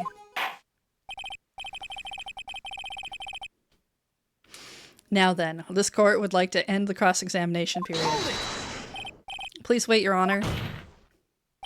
The defense would like to request the witness testify one more time. Overruled. I'm afraid you're too late, Mr. Wright. The cross-examination has already ended. Furthermore, any unrelated— it's fine. I'll allow another testimony. Von Karma's case is perfect. Absolutely flawless. And what better time than this for you to see that? But I mean, I have some place I have to go after this? Alright, I'll allow it.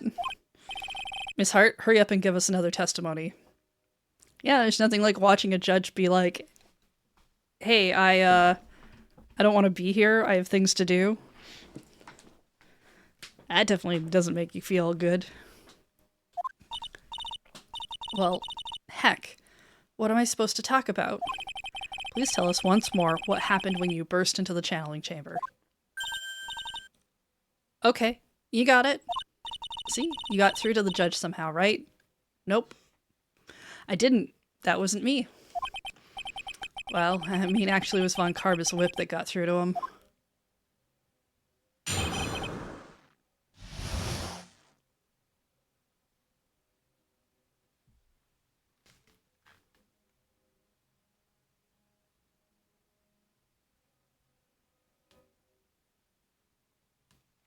Some weird sounds outside. When we broke into that room, all I could focus on was Maya. I was kind of scared of the dead body, so I didn't take a good look at it. Really bad when it comes to blood and ghosts and stuff. But I still managed to point my camera at Maya and take a shot.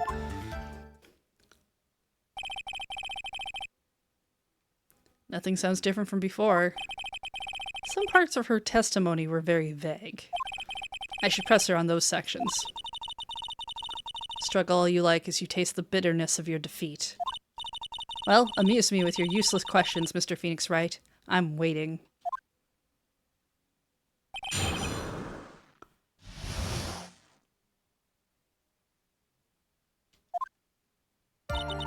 When we broke into that room, all I could focus on was Maya. I'm just gonna press you on everything. So, what did she look like?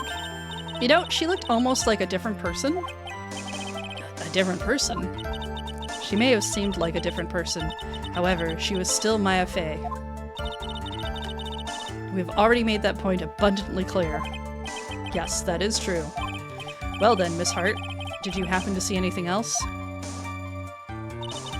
I was kind of scared of the dead body, so I didn't take a good look at it. Then perhaps that body was not Dr. Gray's at all. Yep. Well, I reckon that's possible. Objection! If the body inside that room was not that of Dr. Gray, then whose body was it, Mr. Phoenix Wright? Well, what if it was that of Maya Fey after the channeling, or maybe... Ow. Foolish fool spouting foolish foolishness, just as I expect of a foolish fool such as you.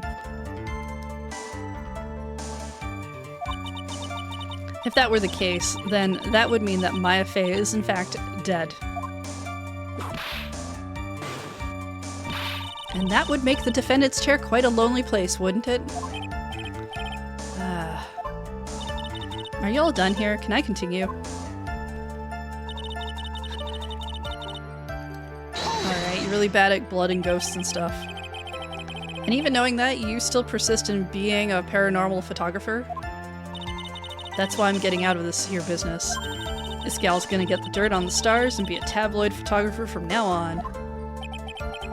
She goes through jobs faster than a baby through diapers. That's not true. She's been a paranormal photographer for quite a while. Mr. Phoenix Wright, would it kill you to stay on topic for a change? Well, would it, Mr. Wright? Nice tag teamed in stereo. Guess I should be grateful it's not in 5.1. Still managed to point my camera at me and take a shot. 2, right? 2 what? 2 shots. You took 2 shots. But only one has been submitted as evidence. Miss Hart, where is the other picture you have been withholding?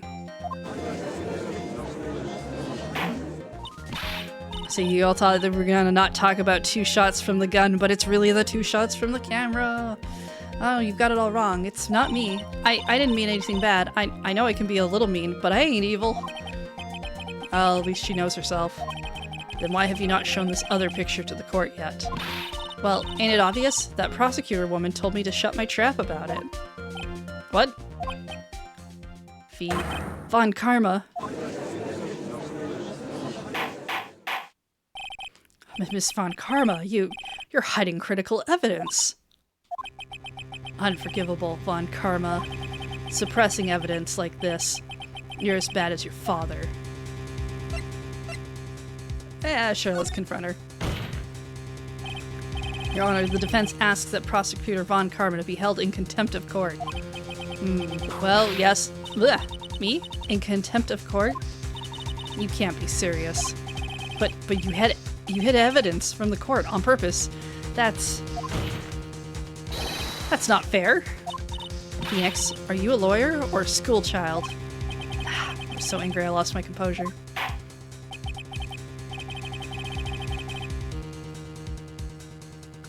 Miss Von Karma, would you care to explain yourself to this court? I thought this picture was not important, and thus felt no need to submit it, that's all. How could you think? The pictures were more or less the same, so why bother with the second? I mean, it's just so much more trouble than it's worth for me to submit this as evidence. But more trouble than it's worth? How can you say that? If you want to see it that badly, I'll submit it. Photo 2.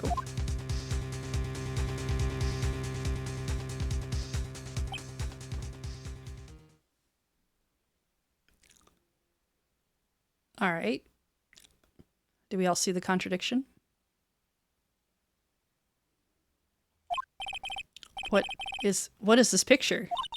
It's obviously the second picture the witness took that day at the scene of the crime. Well, it's a little off-center. But that's what you get with a nervous amateur. I think the important point here is the person in this picture. That is most definitely not Maya Fey. What is the meaning of this? This might be the break I was looking for.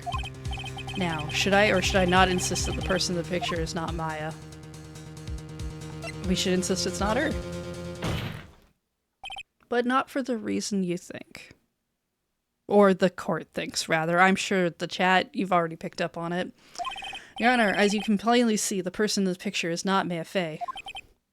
Yes, I see that. It's not just her face. Her whole body has taken on a different appearance.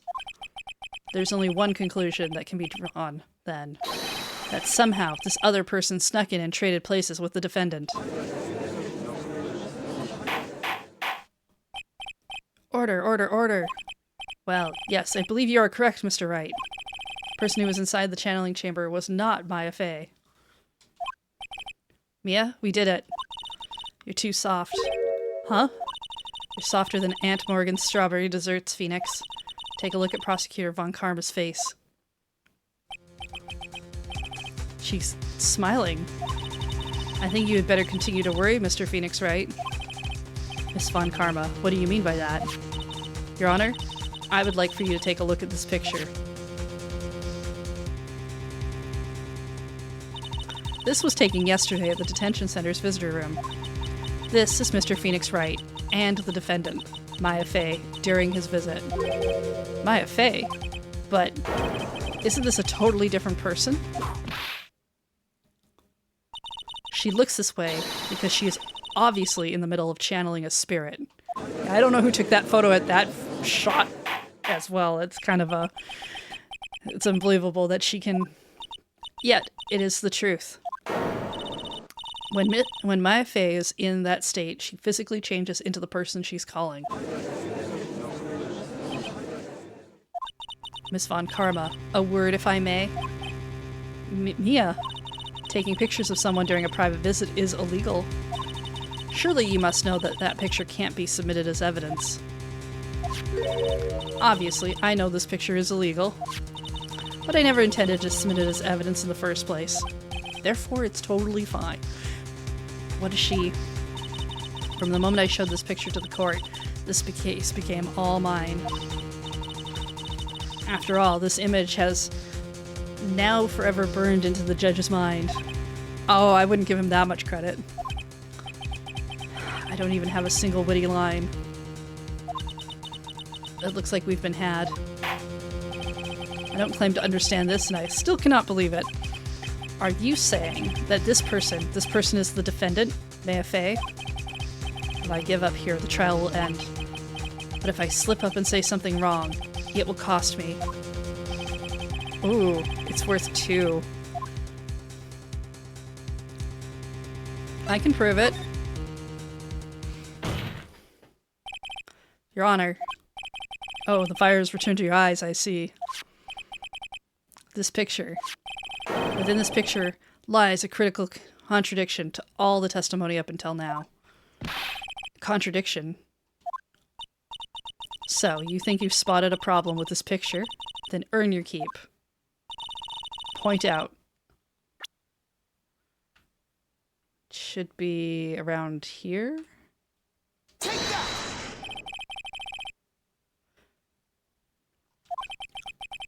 To the sleeve. But there isn't anything odd about it. And that's exactly what's so odd. Something that should be there is suddenly missing. Should be there? Ah. There was a bullet hole in the sleeve of the defendant's costume. If that's the case, then it should be in this picture as well. Miss Von Karma, you intended to hide this valuable piece of evidence? You will most certainly be assigned a penalty for this. Alright, this should do some major damage to her argument. Don't celebrate yet. You like to bring down the mood, don't you? Take a look at Miss Von Karma's face. She always looks like that. She's got that condescending grin plastered all over her face again. Jumping the gun again, I see, Your Honor. I would like to extend an apology on behalf of those incompetent fools. What do you mean? And what incompetent fools? If those fools down at the precinct hadn't missed the bullet hole, I would have gotten a report about it. As I didn't, I could not have known that this picture was of any value to this case. I see. She's lying through her teeth, I know it. That woman knew about everything, the bullet hole, the picture, everything. But you can't prove that. Franziska von Karma's idea of a perfect case is quite fascinating, don't you think? Your Honor, you need not worry. If you must assign a penalty, I'll personally make sure that detective gets what's coming. I'm sure there'll be a great gnashing of teeth at his next salary discussion. Poor gumshoe. In any case, this is a very big problem. When the defendant was taken into custody, her costume had a bullet hole in its sleeve. However, from this photo, it would appear that right after the shooting, there was none. The judge is confused by this strange twist of events. I'd argue the judge is confused by dust, like, he's not exactly with it. This is your chance, Phoenix. Load all you've got into this one shot, alright? Got it. Watch this, Maya. Your Honor?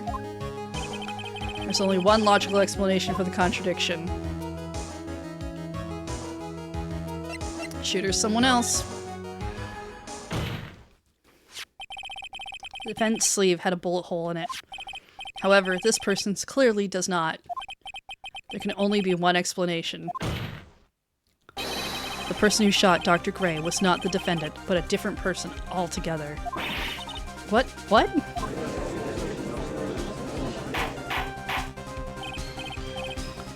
Order, order, order! If order is not restored, I will suspend this trial. Why me? The defense's argument is a complete mess. A complete mess? I fail to see how. Please, enlighten us. Hey, witness. Ah, what the heck? Is that any way to ask a gal a favor? Be quiet, you. You were the one who said it was only the two of them when you entered the room. Well, you know, if you were lying, I swear that my whip will be the last thing you see.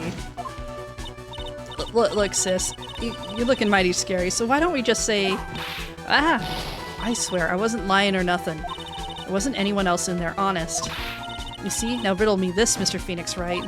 Where did the defendant vanish to? And where did this other woman appear from? Why is it lately all I want to do is cry? Well, if the person in this picture is not the defendant, then this poses two very big questions. First, where did the defendant vanish to? And second, where did this person come from? That's right. Now hurry up and answer, Mr. Phoenix Wright. Come on, you can't fall apart here, Phoenix Wright. I can't believe that even Mia's calling me by my full name. But, I mean, how am I supposed to prove something like this? Had enough yet, Mr. Phoenix Wright? Or do you think you have enough in you to turn things around even now? To turn things around. That's right. Mia would always turn things around and change her perspective. Phoenix? So, where did this intruder appear from? And where did Maya disappear to? I need to look at this situation from a different angle. Let's see. What if before we broke in, the third person was already in the room? What if Maya had left that room somehow? If I could prove that either one of those conditions were true. Mr. Wright, let's hear what you've come up with. I think what happened before we forced our way into the channeling chamber is... can't explain yet. I left the room. There was a third person there. I'd like to present some evidence. Oh, do I have to present evidence of that? Oh, shit.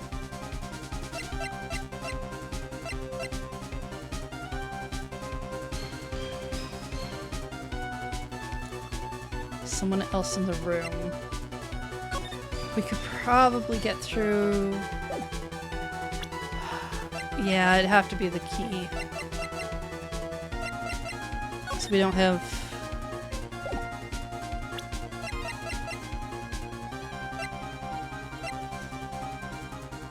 Yeah. Oh no. Oh no.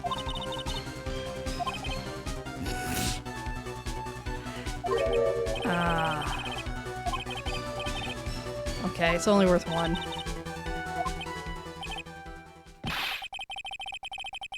Of course, should be sighing at you.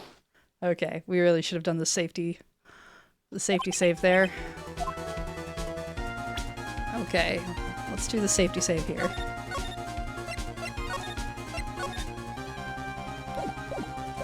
Alright, no, we have the right idea.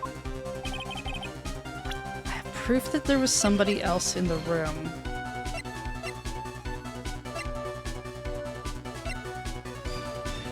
We know it's not the key.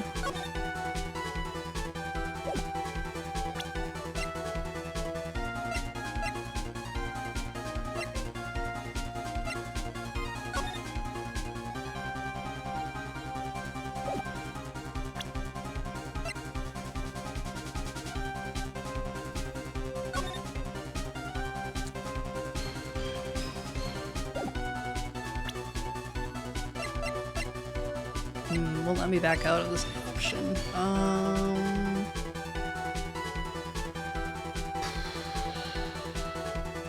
Murder weapon.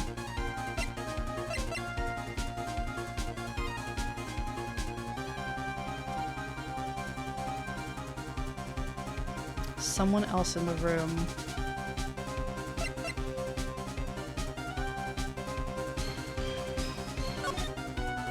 Doesn't prove there was another person in the room.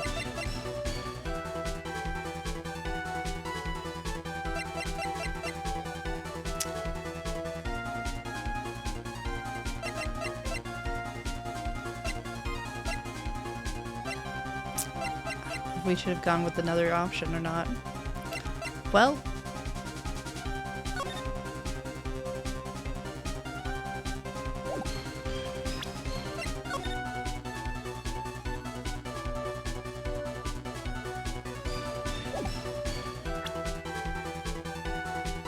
actually, it might be.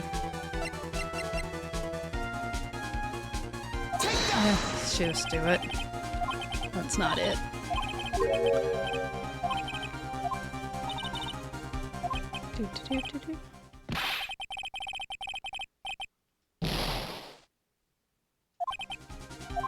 Alright. What if we say think it over again? What if before we broke in the third person was already in the room? And if Maya had left that room somehow? I gotta prove one of them.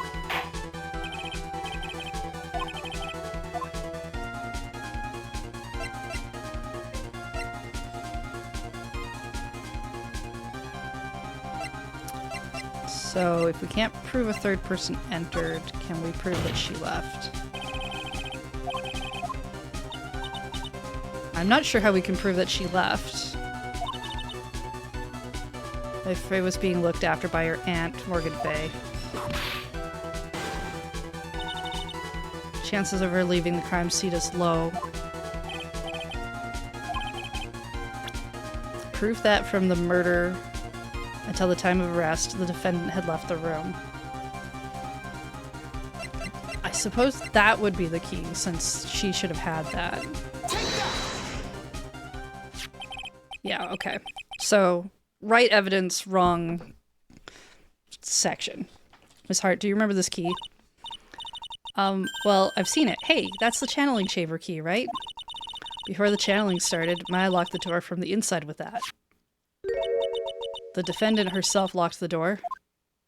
Yeah, that's why we all couldn't get the door open. The key's the only one. It's kind, after all. Oh, one of a kind, you say? Wait, Mr. Phoenix Wright. Yes? Oh, this looks like she's catching on. I'm afraid to ask, but why is that key currently in your possession? What do you mean? If Maya Fey locked herself in, the key should have been with her. Yes, agreed. However, she did not have the key at the time of her arrest. Ah, well, ain't that a kick?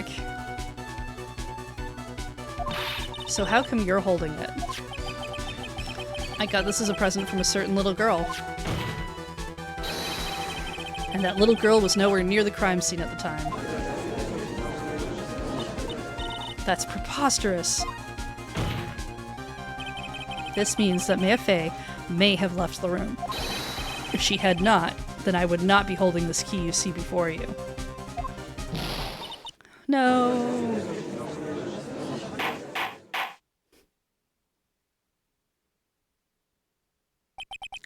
It seems we have come to an impasse. This picture has clearly captured the face of the murderer. However, is this person the defendant or not?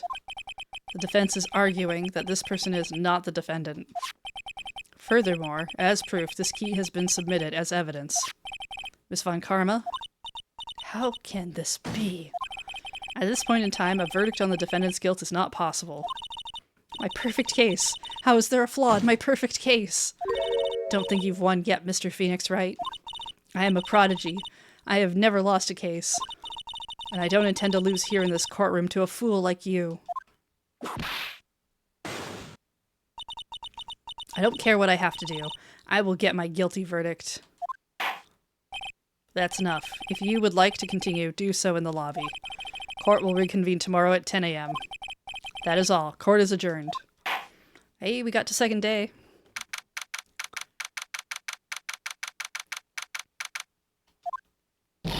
Wow! That was you, Pearly? You summoned my sis?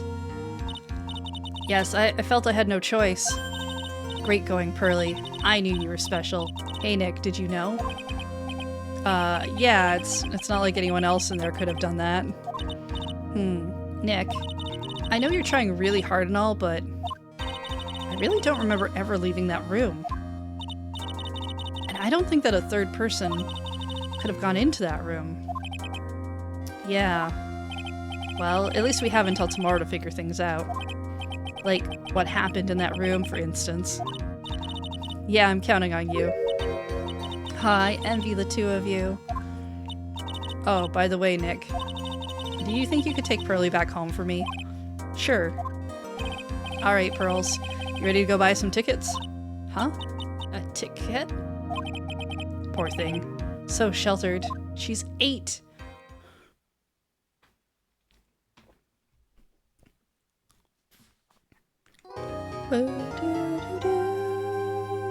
Definitely saving.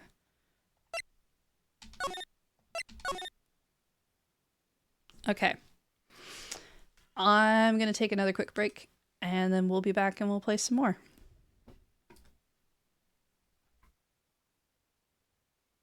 Alright. Back, we still have time. I'd like to get through the whole case today, so let's see what we can do. Alright, 3:24 p.m., Crane Village. Thank you very much for bringing me home, Mr. Nick. You're welcome. I had to come and look into a few things here today anyway. I thought about this a little. If Mystic Maya didn't kill that nice man, she definitely didn't. Yes, of course. But if she didn't, then someone else did, right? Yeah, no, that definitely. That murderer person? Yes, Pearls. Oh, I see. I wonder what's wrong. She seems sad. Well, let's see. If your cousin, that's right, they're cousins, didn't do the murder, it means there's just a murderer walking around. Seems pretty scary. Alright. So, what did you think of seeing your first trial? I was really surprised. I'd never seen so many people before. Oh. Mystic Maya looked so small and helpless. Well, Maya's already naturally short, so... And then that snobby woman with the ruffly clothes. Ruffly. Oh! You mean Franziska. She had such a bad attitude. She acted like she already decided that Mystic Maya did it. I'm gonna tell her what I think of her tomorrow. You should do that. I wouldn't miss tomorrow's trial for the world. Why was that woman bullying Mystic Maya? Well, she's the opposite of a lawyer, a prosecutor. So her job is to prove people guilty. They don't care if someone's innocent. All they care about is if they win. That's terrible. But she's really a good prosecutor with a heart on the inside, right? There's no one like that. All prosecutors are the same. A prosecutor is also a kind of lawyer. Not according to Game 5. I think it's Game 5. They go to a school where you take a different track depending on your career choice, and your choices are judge, prosecutor, or lawyer. I don't think they even call it defense lawyer. I think they just say lawyer. As if they are two very separate things. Yeah, I know. Yeah, I know.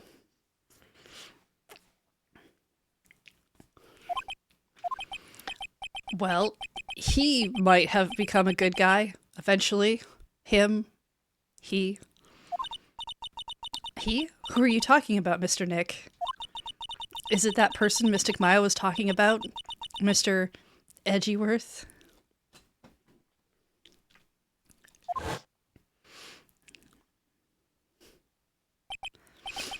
I mean, in my mind, Maya's the one who's written all the fanfic. That was a long time ago. He's not around anymore. Huh? He clutched onto his foolish pride too fiercely and died for it. He's not dead. Oh, that's too bad.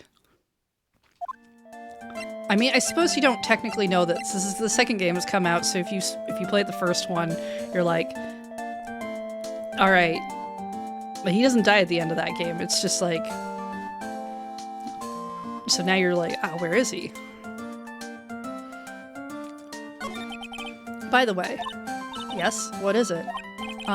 You wouldn't happen to know anything about who the murderer is, would you? Well, maybe you just know who did it. Why are you asking me? No, I was just thinking earlier. I didn't see anything. She didn't see anything, huh? Speaking of that, during the murder, where was Pearls and what was she doing?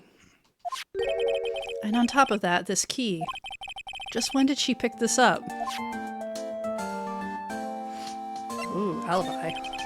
I just realized that I never asked you what you were doing at the time of the crime.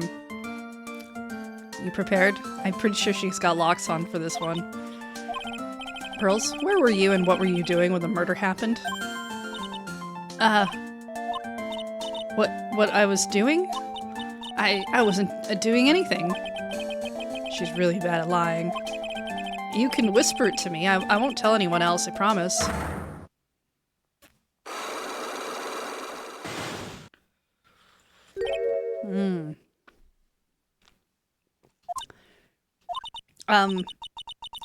I guess you can see through my lie, huh? Yeah, clearly. I can't lie to you, can I, Mr. Nick? Alright. So, if we present this, what's the...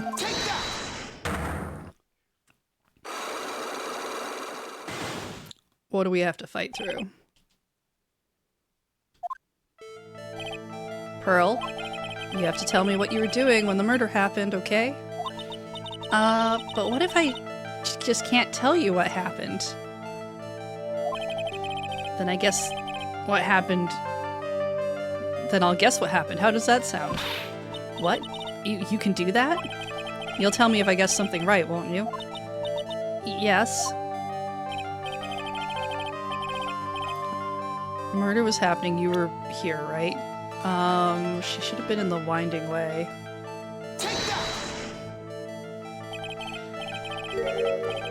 You were here, weren't you? In the Winding Way? Wow, you got it. So do you think you can tell me now? I'm sorry, not yet. Man, oh man. Alright, what next? Okay, I think I know what you were doing there. Do you really know that much? Well, I am a lawyer. Now, what was it that Pearls was doing in the Winding Way? The 1 HP.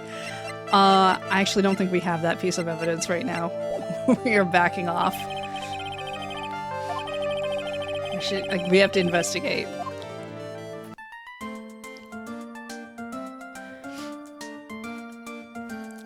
Yeah, the I think the older versions just had a health bar that was completely full, and you kind of had. I think it would still show you how much it would take off if you got it wrong. Okay, so let's just go with examining things for now. Everything has reset, but it's probably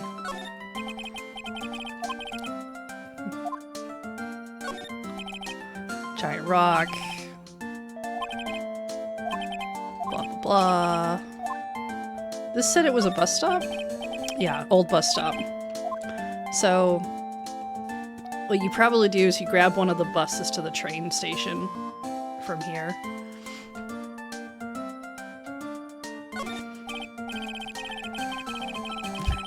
Does the judge just show up out of nowhere and declare Maya guilty? Yeah, I actually think he does.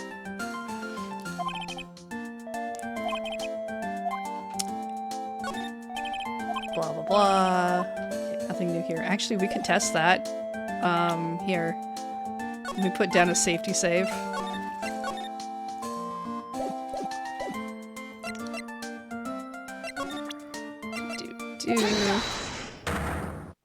I think that's what happens. You know what? Let's find out.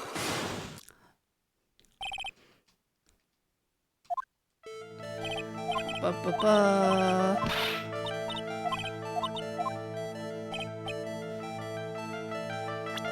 Okay, so we know you were here.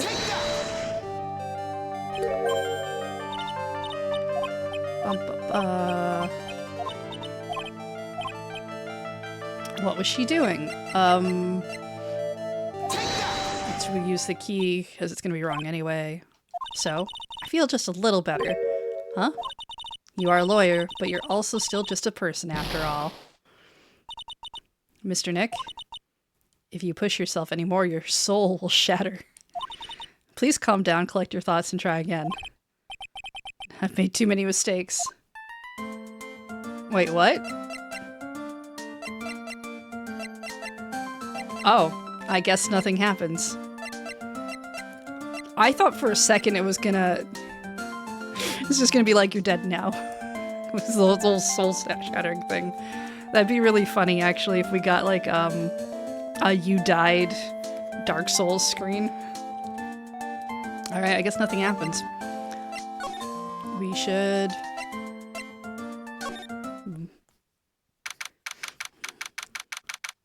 It's less scary than the courtroom. Oh, look, it's really empty in this empty room.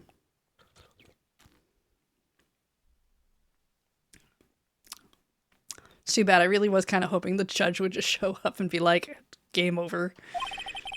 Training was supposed to be held today, but I guess it's already over. Piece of cloth. Still says the same thing on it. This will be the Chinese character thing. Reset all my check marks, so now I gotta put them all back.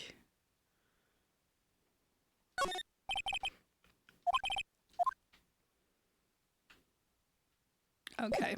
We'll move to the challenge chamber.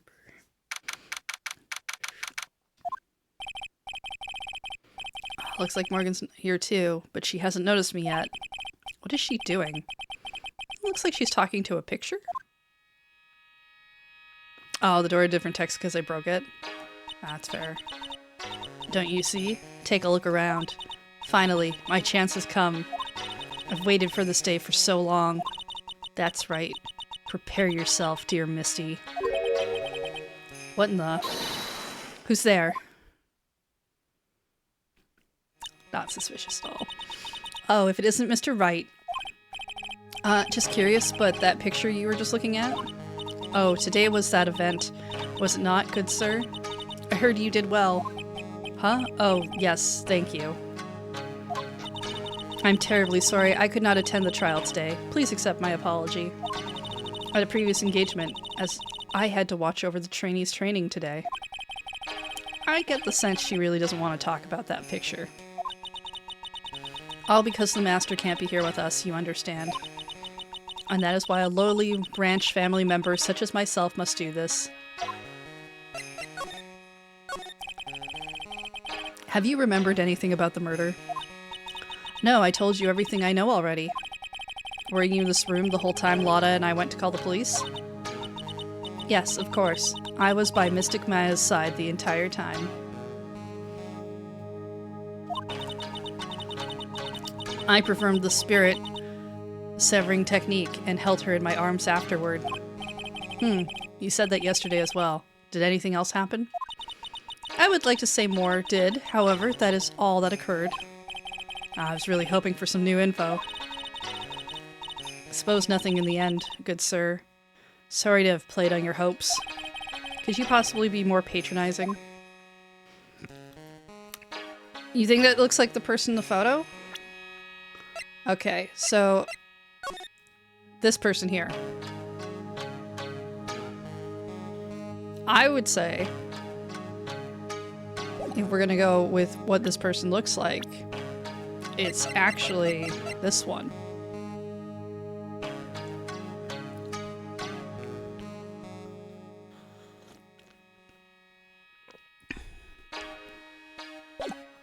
Which should make sense if she's actually channeling Mimi. Because she should look like this other person then. So did the students train every day? Yes, absolutely. They were given a day off the day after the murder, of course, however. And I assume both Maya and Pearls went through this training? Mr. Wright. Yes. Wow, she got really scary real fast. How many times must I tell you before you understand, good sir? They are to be addressed as Mystic Maya and Mystic Pearl. Sorry, I meant Mystic Maya and Mystic Pearl. Wait, I'm sorry, but Mystic Pearl, isn't that going a bit too far? Next question, please. Oh man, she's really being a pain in the butt about this. Please remember to watch not only what you say, but how you say it, good sir. So the master is Maya's mother, right? Mystic Misty. Because we can't have those two words together. She is a brilliant medium. And where is she now? We're not sure. Not sure. About 16 or 17 years ago. So, remember how old Maya Fey is. She's 17. She's 18.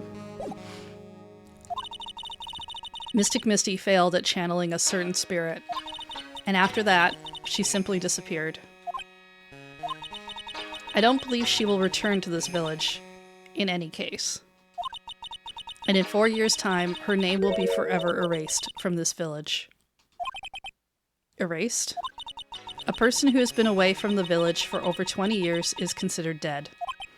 Oh, I see. And that is 4 years from now, for her. When that happens, a new master will be appointed to Crane Village. And Mystic Maya was supposed to become the next master. However, with this murder, I'm afraid I must be imagining things. I thought she was laughing to herself for a second there.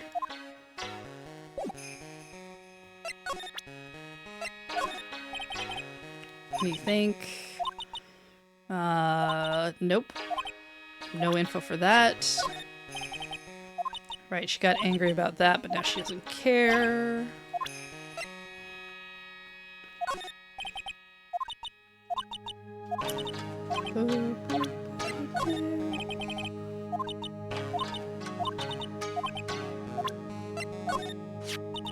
There are 6 parts to the Crane sacred writings. To think that this valued treasure of our village and Mystic Maya were both shot by a gun. Well, that's... even if it was something that occurred during a channeling, it is an unforgivable act. Okay. This is the key to this room. That's right. But why do you have it, good sir? I'm not going to tell you. Return it at once. No, it's evidence.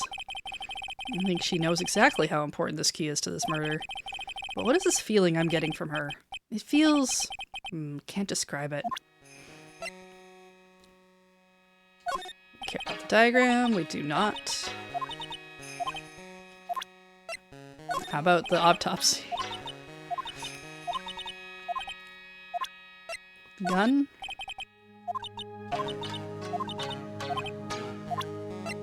Surely the knife. No?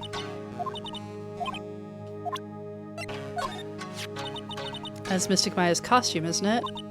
It's a shame. I never thought anything like that would happen to her. But we don't know that it was Maya that did it. Oh, poor Mystic Maya. Do you ever listen to anyone other than yourself?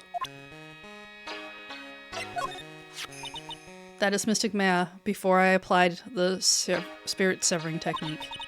This picture, it was taken without my express permission. I knew allowing a person like her from the Heartland into our country was a bad idea. You do realize that the Heartland is a part of this country, right? So you say the same thing here? Yeah, it's the same thing. Okay. We don't have anything new. Folding screen, it's tattered, faded leathering. You can read out Karain. I'm pretty sure that's what it says. I'll ask Maya about it later. The altar. Branches. The medium sits, 4 panels on the floor.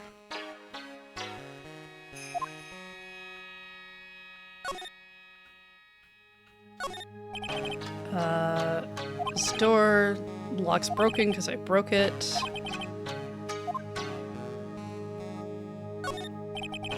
Medium sits. There's blood. Okay.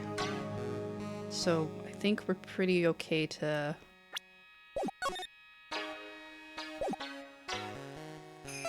leave from here.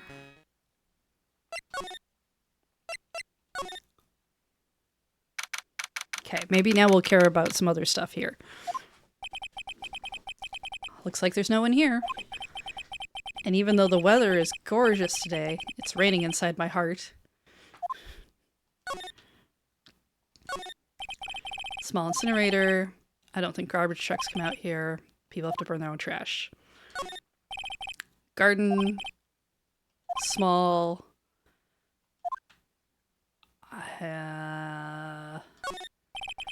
Side room. Guests can use it as a place to take a break. Old urn. Ashes. Something with a long history. It's not interesting at all. Okay. Well, it's a good thing Phoenix Wright is not supposed to be a detective.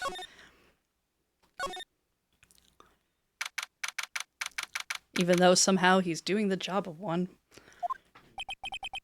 Bedding is all laid out today, too. Guess I'll leave them alone for now. I keep wondering about this box. I'm sure this wasn't here before the murder took place. It looks like a box for storing clothes, but it's pretty big for just clothes. It's almost empty, but a few folded pieces of channeling costumes sit at the bottom. Weirdly, I feel like a person could fit inside of it, but let's not question that right now. Who am I talking to? There's no one here. Small alcove. Storage space. Decorative wooden bear. You have questions about bears? Nope. Alright.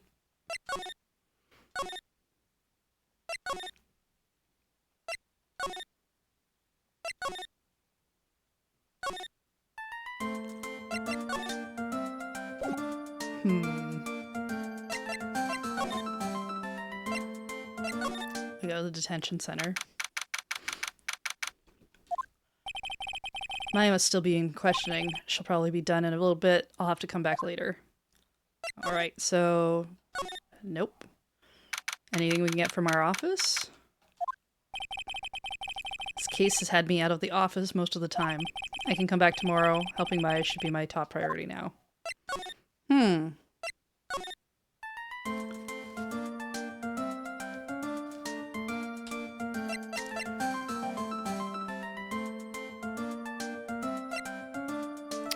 guess the only thing we can try to do is figure out what...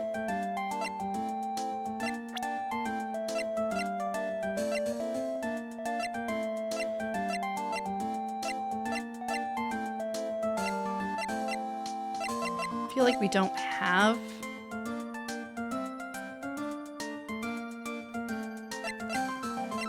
anything that tells us what she was doing there, though.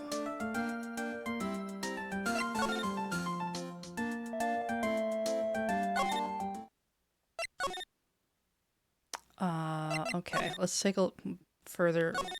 Maybe I missed something.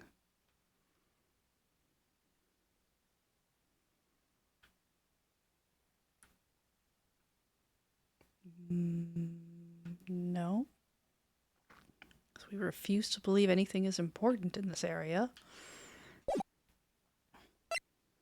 I feel like statistically the odds that a person-sized box contains a person in these games is pretty high.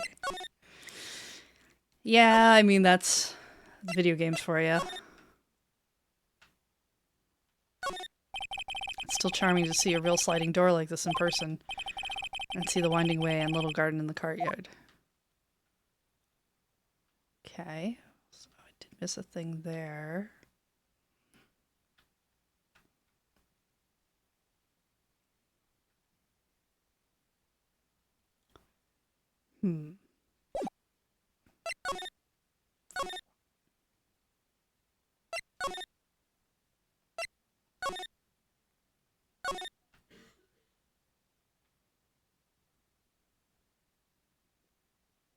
This room's pretty empty.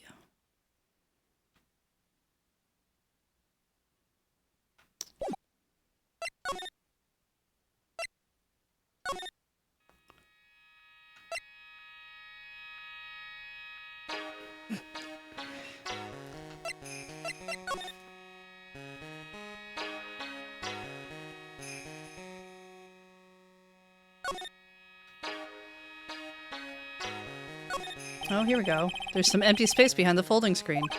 The light of the candles can't reach back there, so it's completely dark. There wasn't anyone back here at the time of the murder. Or that's what Lotta testified in court. I knew I should have taken a look. I can always count on Lotta to make things hard.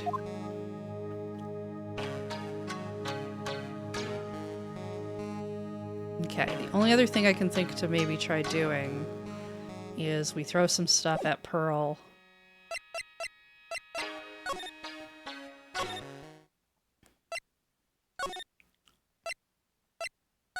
Oops, no, that's the wrong direction.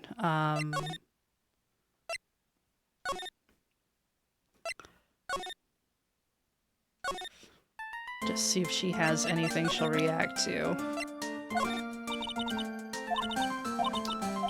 Nope. Nope.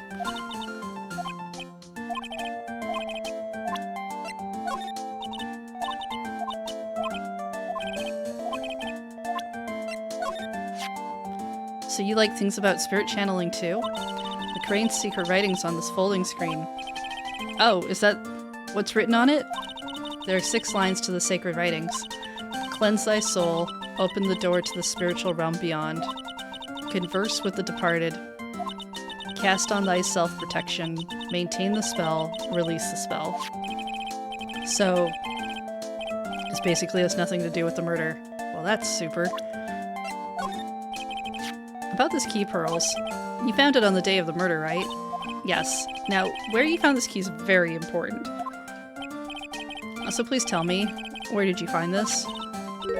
I found it in the incinerator. Oh, the one in the garden?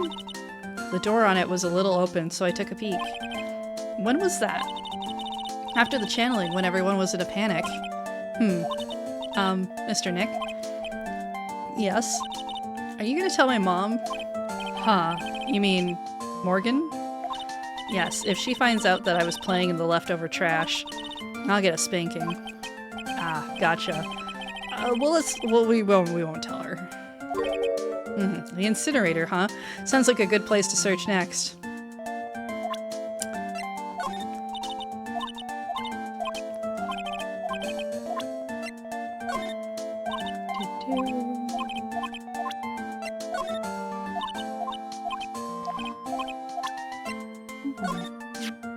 I've seen this knife before. Really? Where? My kitchen? Oh, that's right. This knife belongs to the face. I'll skin and cut up some apples for you later, Mr. Nick. Okay, thanks. Oh, that's Mystic Maya's. I shouldn't have shown her something this violent. Is that blood? I mean, maybe don't... Just forget about it. What was I thinking? Okay, we're not going to show her the photos, and that didn't unlock anything. Great, now that we care about the incinerator. You don't think Pearl should be using a knife? I mean, based on what I've seen in anime and some stuff I know about Japan, you can get a small child's paring knife that is meant for them to help in the kitchen. It's not as sharp. It's kind of like, I think it's less sharp. It's not uncommon. Maybe I should show her the other photo, and just in case. Yeah, all right. Oops, not that. Present. Yeah, no.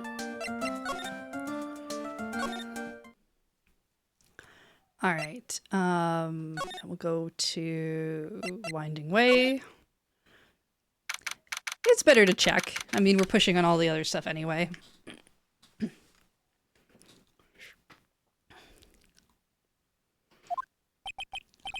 Hey, there's someone by the incinerator. Oh, looks like they've noticed me. And are now running at top speed towards me. Oh, hey. Like, you're that dentist guy. Actually, it's Phoenix Wright, attorney at law. Nice to see you again. Oh, look, the incinerator certainly has something in it. Oh, like real suave. So it's like my turn. It's nice to see you too. So what's up? You're all out of breath. Like, huh? Oh, like, you mean, like, I'm just totally happy and, like, totally excited to be here. Excited? Like, I mean, there's so many things to, like, see. It's, like, the real deal here.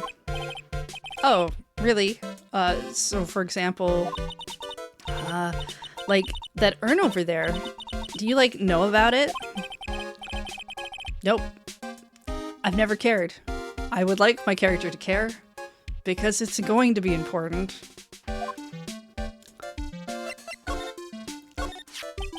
Is there some sort of legend contained with that urn? Like, yeah, it's like this village's treasure. Huh, didn't know that. And like, it's sealed inside that urn. It's? What are you talking about? Like, you know, Amy Faye's spirit. Amy Faye, who's that? Like, geez, Mr. Smith, get with the program. Everyone knows the lady that founded the Korean channeling technique was Mystic Amy. You don't have to get upset with me. So, like, as long as her spirit, like, lives in that urn, the spiritual power of the Faye family will stick around. Like, isn't that totally romantic? Sure, huh? That urn is really as important as they say. It could be a vital clue. Now he cares. Annie, I want to ask you about the murder. Murder? Dr. Gray's, remember? As if there was another one. Oh, that one. Like, you should have said so in the first place. So, like, I totally don't know anything because I was, like, sleeping in the side room. Well, that's not much help. Did you notice anything at all? Like, come on, what a total bore. I, like, totally have nothing to do with this, like, murder thing. Yeah, you only introduced Dr. Gray to Korean Village. No relation, sure. Even you were only acquaintances, that still means you knew him. Furthermore, your sister who died in that accident was a nurse at his clinic. Alright then, why don't you tell me about your sister's fatal accident? Like, why? You think, like, it's got something to do, like, with this murder? Just tell me stuff. No.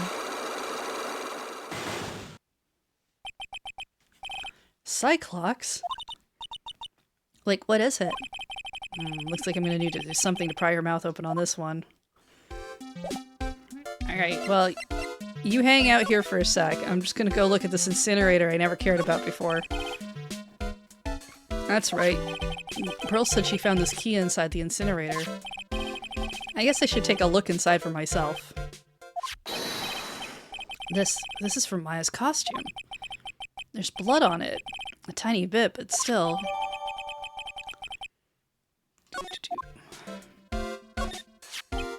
So someone tried to burn this. And this key was also found in there. I get the feeling this incinerator played a crucial part in this murder. Oh, incinerators always do. Do we care about the urn now? There's a spirit in this urn. All I see are a bunch of cracks. But I guess maybe the spirit could live in the space between the cracks. Looks like something's written on it. I am. Huh, weird. Okay, now that we care about that, let's see if what do we need for you?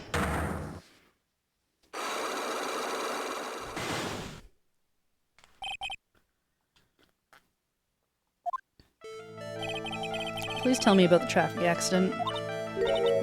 Like, whose accident? Your sister's accident? Oh, yeah. So, like, that Dr. Gray guy made my sister fall asleep. And, like, that's all I have to say about that.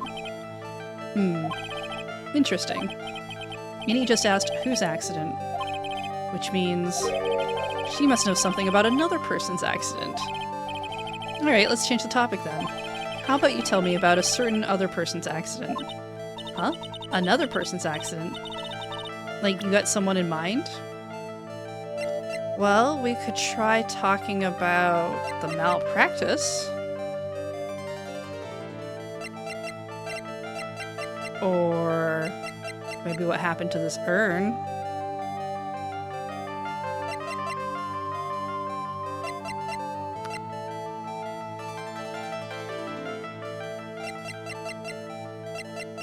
I don't think we have enough to do this yet.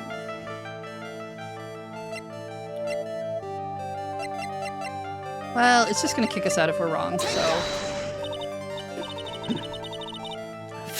So that person had a car accident too? You can't tell me you don't know. Like, how would I know if that person, like, had an accident? Oh, besides, like, I'm an occult fan, not an ambulance chaser like you.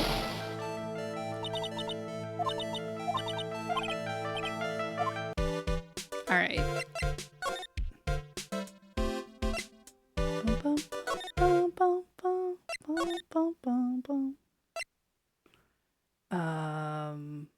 Actually, she was in here, though. And now we have new things to care about.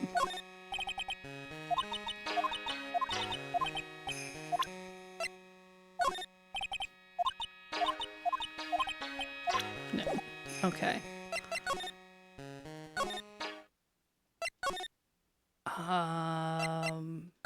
Actually, I should just show her a bunch of junk and see if anything falls loose.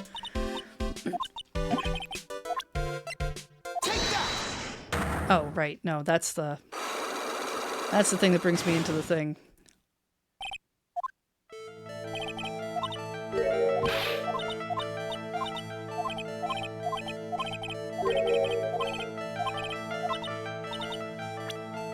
Well, I guess we could try the newspaper clipping. Okay, so we're looking for somebody else who got into an accident of some kind.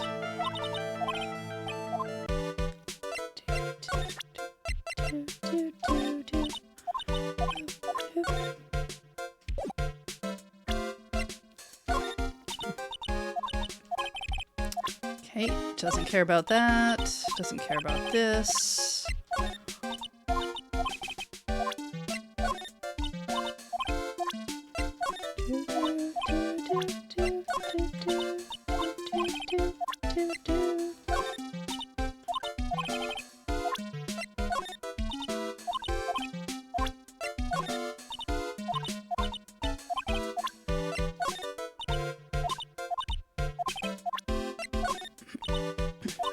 Oh, she's not going to talk about the thing we even caught her doing.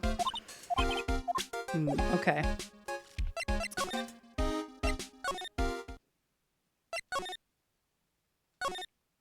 Can we show you the new things?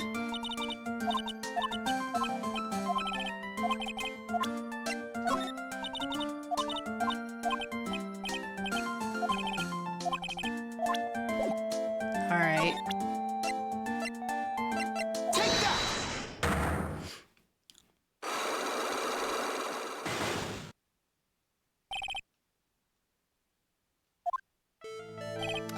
Okay, so we know that she was in Winding Way.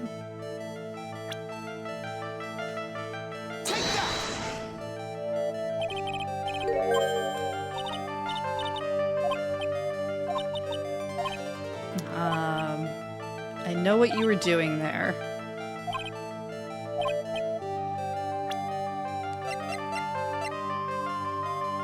We know she was playing with the incinerator.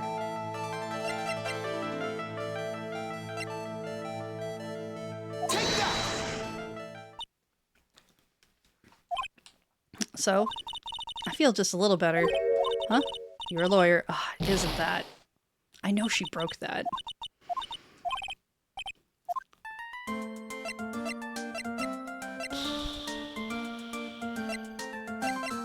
Okay.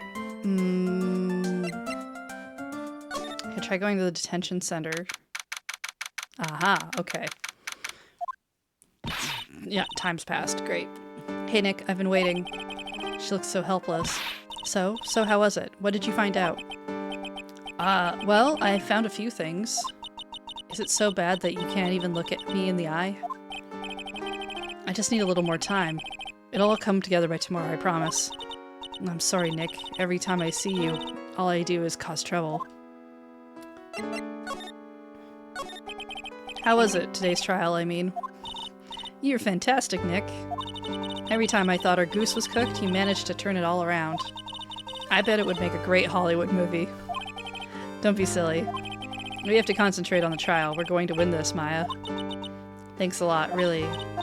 Hey, Nick, the person who shot Dr. Gray wasn't me, was it? Of course not. You're completely innocent. If that were true, then I'd be really happy, but...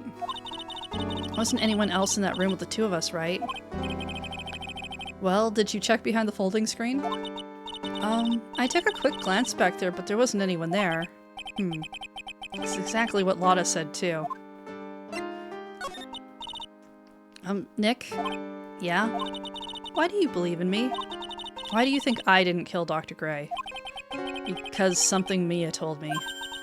My sis? What did she tell you? She said that spirit mediums can't have dreams. When you're channeling, it's impossible for you to dream because your soul leaves you. Well, now that you mention it... Wait, then I really am? You're not the real murderer. I think that maybe before you even called the spirit, you were drugged. Drugged? I think this was planned from the very beginning. And you were set up to take the blame for killing Dr. Gray. That's... I want to ask you something about Pearls. Pearly? What about her? No matter what I try, she won't answer me. I want to know what she was doing at the time of the murder. Huh? Wait, Nick. You don't think she did it, do you? No, nothing like that. She'd never do anything like that, you hear me? Never.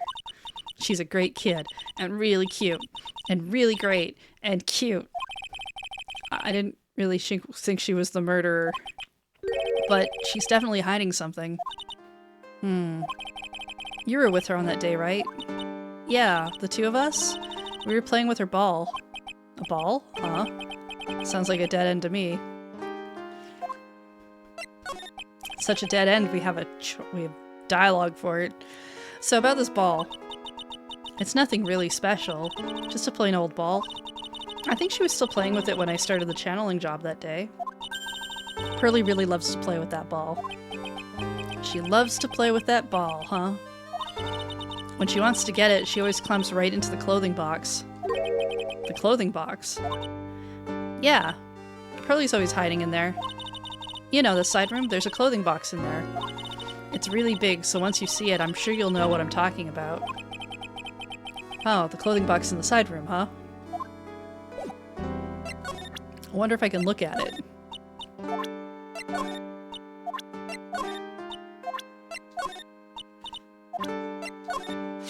That hole. It looks like an awful lot like a bullet hole.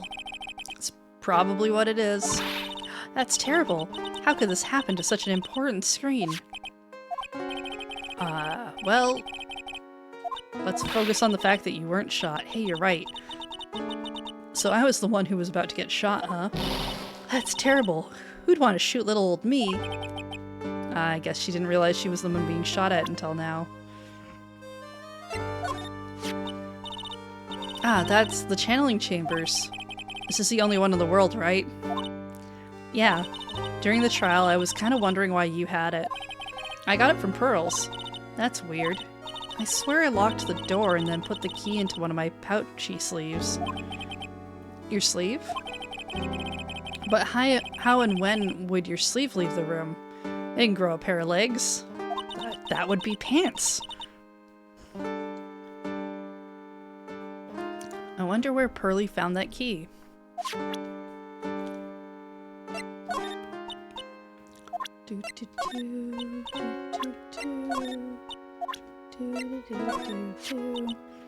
That's a knife from my family's kitchen. I'll never be able to use it again. It's alright, I'll buy you a new one, okay? Ugh, that's not the point. I don't ever want to see another knife. Ever again. That's mine, isn't it? Damn it, I upset her again. It really was me, wasn't it? Wasn't it, Nick? This is me, right? I guess I really did shoot Dr. Gray. But that's not you. Is too. Is not. Is too, is too. Ugh. Probably the same dialogue for this. Yep.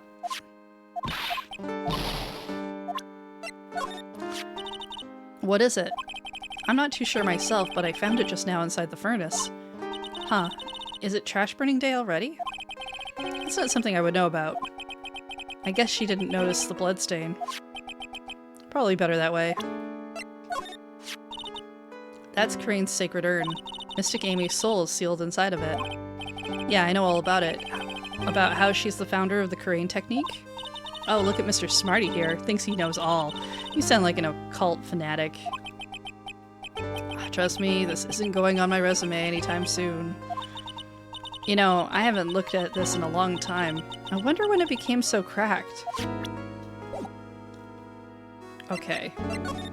Feel like we got everything we need from you. Anything at the office? Nothing at the office?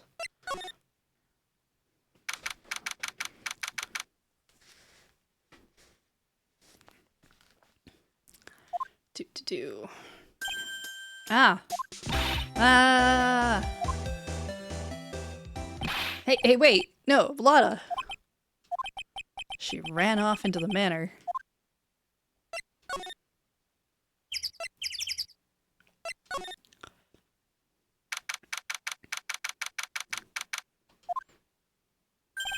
Lotta? Back! Hey, I'm telling you, quit following me, you hear? I'm a worthless piece of trash. You lay eyes on me and it'll turn to dust.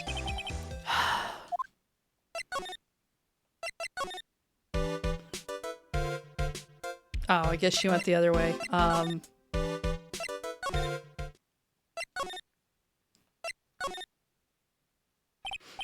Hey, Morgan. Yes, what is it? And must you be so noisy? We have a rule here. The hallway is not for running. Now then, in a calm manner, ask your question. Okay. Anyway, did you see Lotta come by here? Ah, that girl from the Heartland. I'm sorry, but she did not pass by here at any time. God, Lotta. Sure know how to waste a man's time. Alright.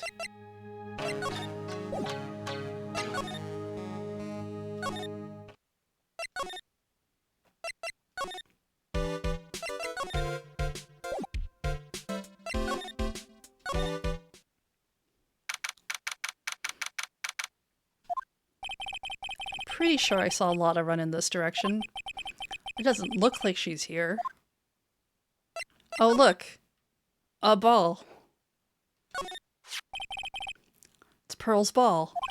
Maya said that it's always kept in the clothing box. So then, what is it doing on the floor?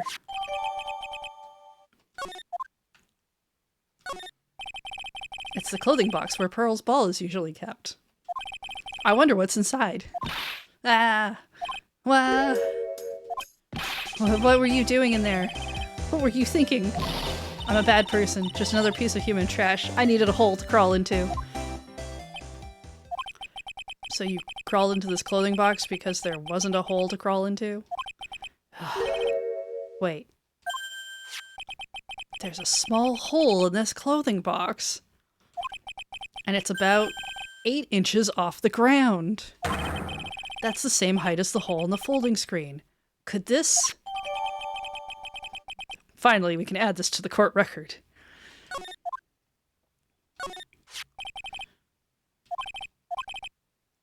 So it's big enough to fit a grown adult. Well, if she can be called an adult.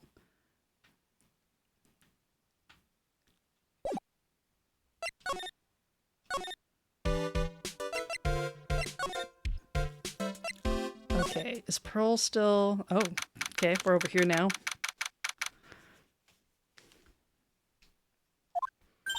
Oh, Mr. Nick, that person ran by here just now. What person? You know, the person with the fluffy cotton candy hair? Ah, Lotta. She said, don't look at me with them eyes, but... I'm not that scary, am I? I don't think that's quite what she meant. Oh, that's right. She also wanted me to tell you. Going on a trip to find myself, so don't you bother finding me. Thanks? You're welcome. Okay. Should be able to do this now.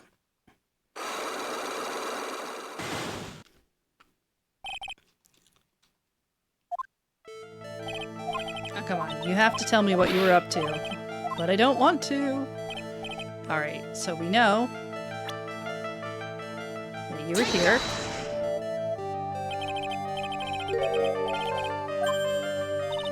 Oh wow, you got it.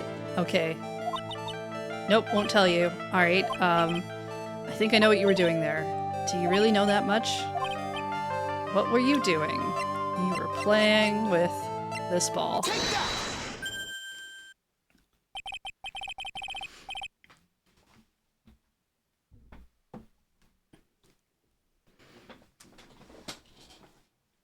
I think they were using Lotta to basically make us look for certain clues that apparently we weren't interested in looking at. And probably to get her out, yeah. She might not be needed anymore. You're playing with this ball, right? That's right. How did you know? Your sister told on you.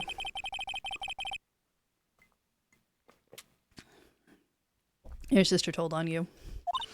Yeah, okay, I was playing with the ball. Uh-huh, and then... Something happened, huh? Something really bad? What do you mean, something? Nothing happened. This is it. While you were playing with your ball, this happened. Okay, now we can use the urn. This urn is a village treasure, right? And the spirit of the founder of the crane technique is sealed in here, isn't it? Yes. What's this? It's cracked all over, isn't it? There's even a few gaps here and there.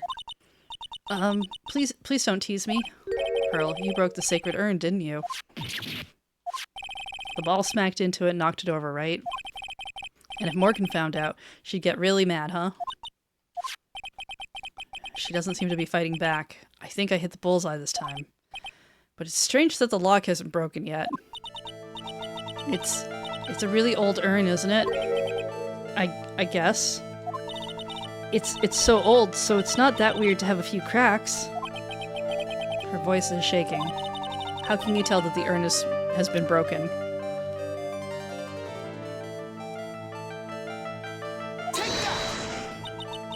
Ah, shoot.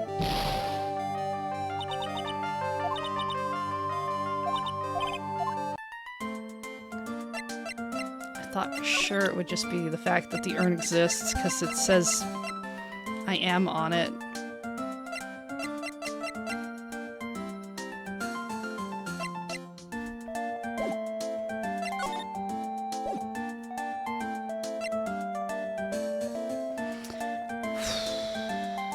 Okay. We're gonna go...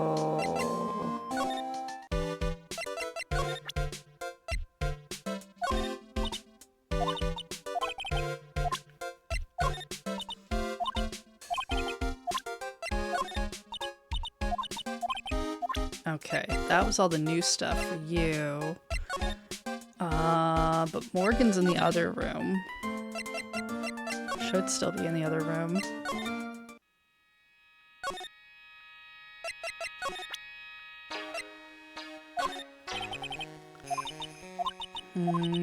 Don't care about that.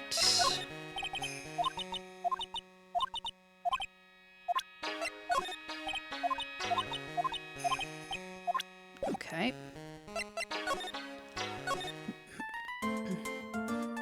Oh, right, the profiles. I haven't been talking to anyone about those.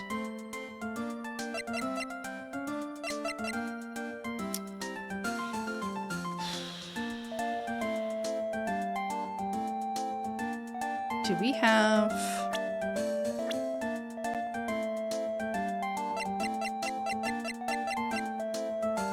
Oh, we do have Amy Faye. Okay, no, we probably can do this, actually.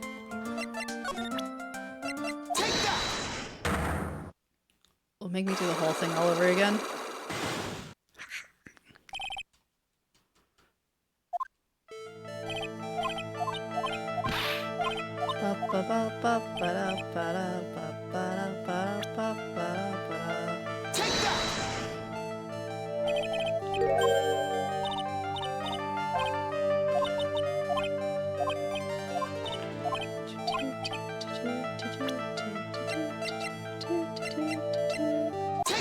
Playing with the ball.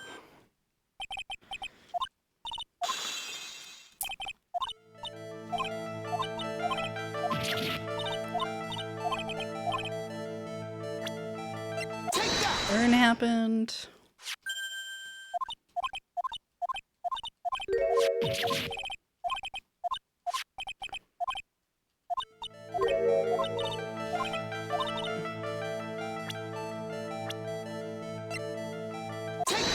Yeah, okay. Who started the crane channeling technique? Huh? Oh, it was Mystic Amy. That's right. And how do you spell her name? Do you know? How do I spell her name? I don't know. It's spelled A-M-I? I thought it was a little odd when I saw I am written on this urn. Sure you did, Phoenix. Sharp as a tack, this one. Ah, that's how I knew that one must have broken this urn and made a mistake in spelling when they put it back together again.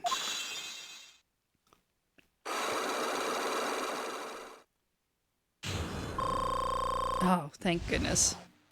That's nice to see. Around when Mystic Maya started the channeling on that day, I was playing in the Winding Way with my ball, and that's when you broke the urn? Yeah, I broke it. I accidentally let Mystic Amy's spirit fly away.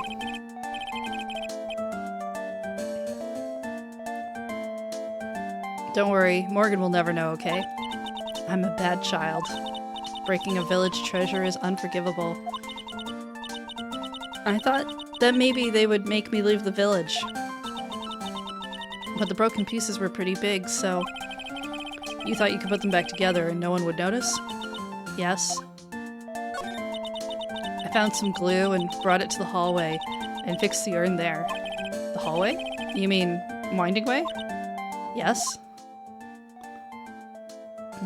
Aw.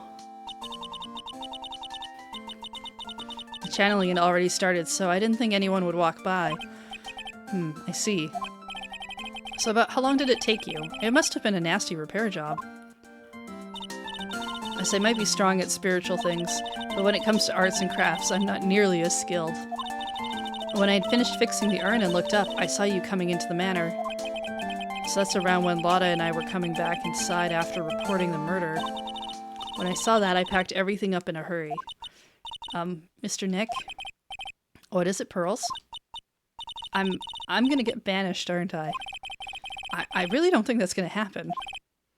I mean, I bet Mystic Amy's happy to be free from that cramp turn. Yeah, I hope so. No harm done and a happy resolution. Sacred Urn updated.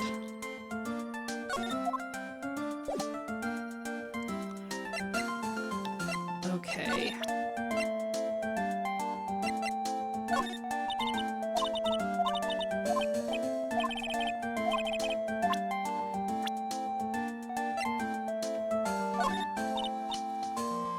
Don't know who this person is.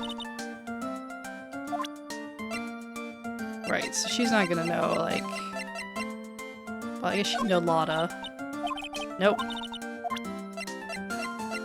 Your mom? She takes really good care of me and loves me very much.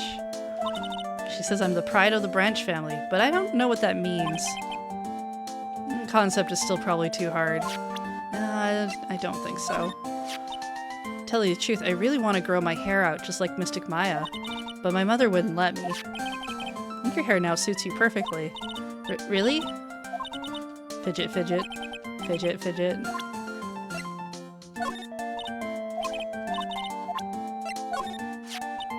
I knew her for a little while. Mystic Mia was your teacher, right? I'm sure she was a great master of lawyers. I should keep training. I look up to Mystic Maya a lot. She's my role model. She's so smart and pretty and kind and loving. She's always cheerful, never gets sick, isn't picky, and has good sleeping habits. We're talking about different characters, aren't we? She always wakes up before me and always eats breakfast before me, too. Okay. You should know who this dude is, but yeah, maybe you didn't really see him.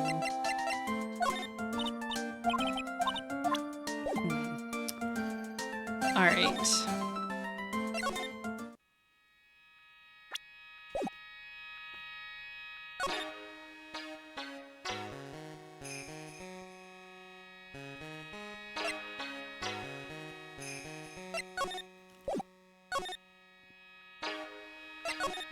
Actually...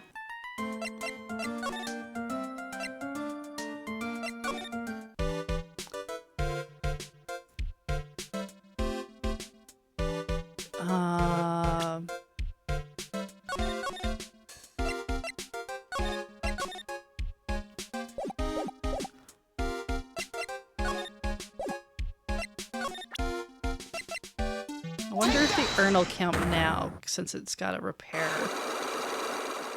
thing.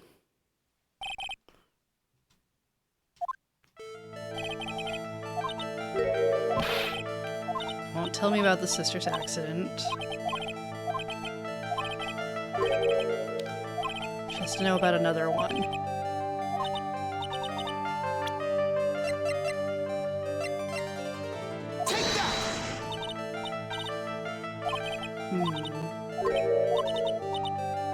Oh, maybe we need a person, though. Okay. Right. Not evidence, but...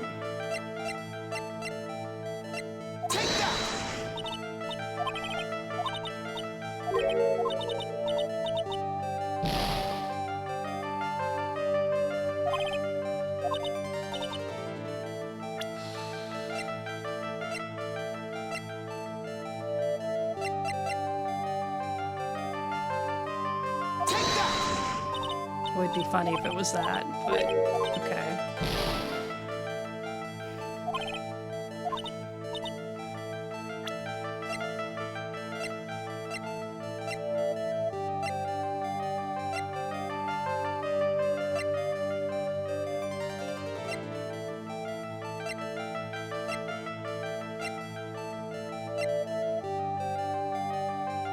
No, practice incident?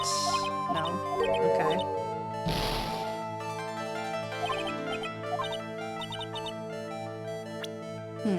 Maybe we don't have the right thing for this.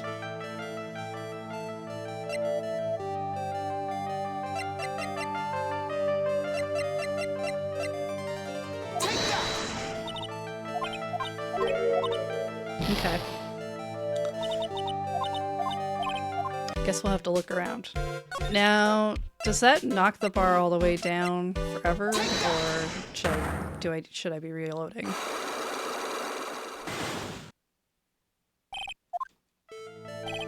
Ah, yes, I see. I should be reloading.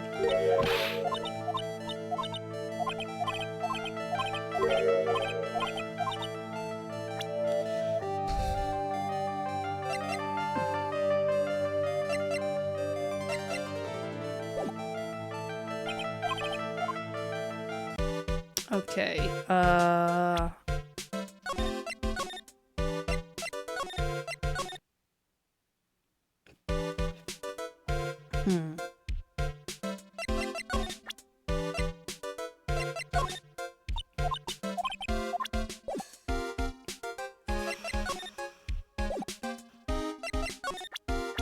Alright, let's see if you have to say anything about people. She's in a lot of trouble, huh?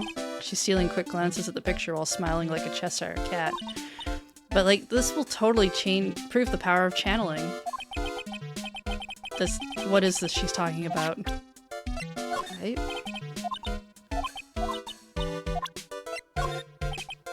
You don't care about Detective Gumshoe, got it.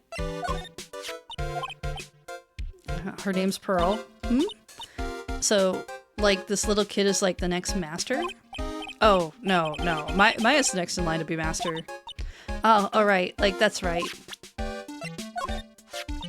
That's Morgan Fay. Like, she's been totally helpful. Did she just bow to the picture?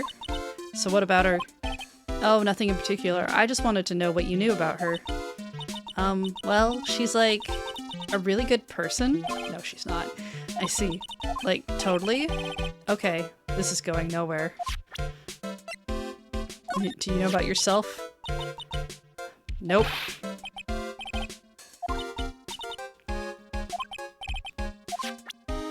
How about your sister? Nope. Did cat smile? Cheshire cat smile.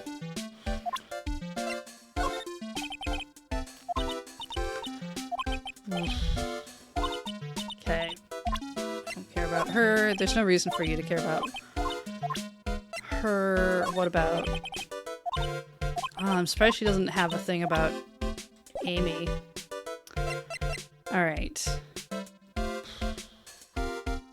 We've done everything we can in that regard, and we've looked over everything in this room.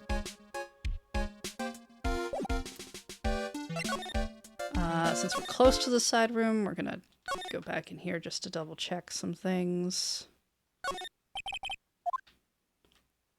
Make sure we got all the stuff that was here. No, okay.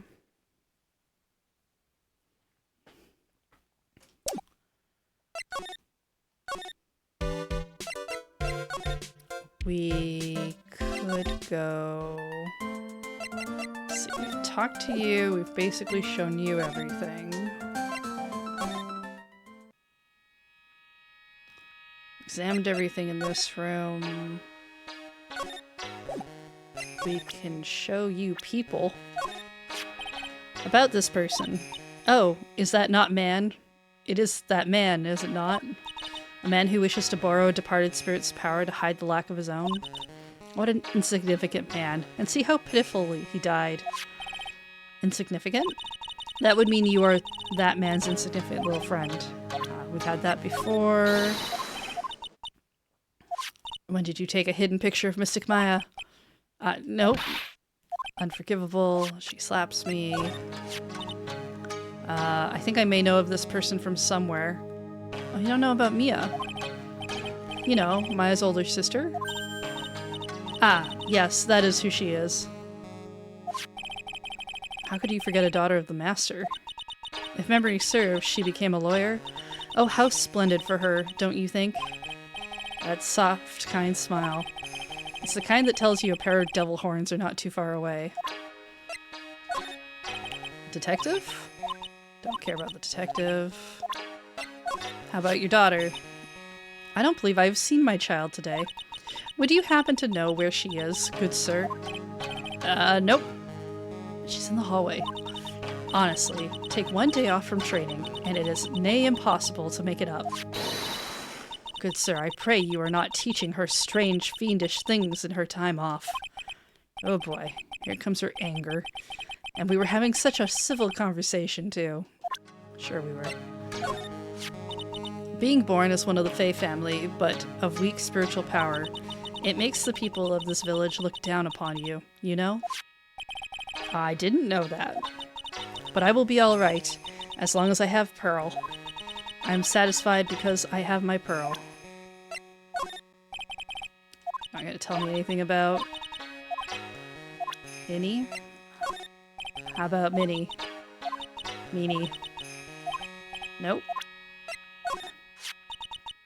What is this person? What is it that this person has done? I don't know yet, but I'm trying to find out. Once I find her, that is. I've not seen her in this area, sorry. I wonder if we're supposed to find her again.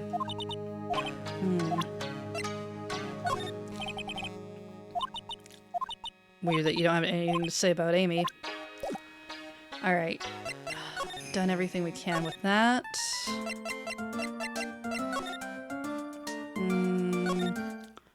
Oh, here we go.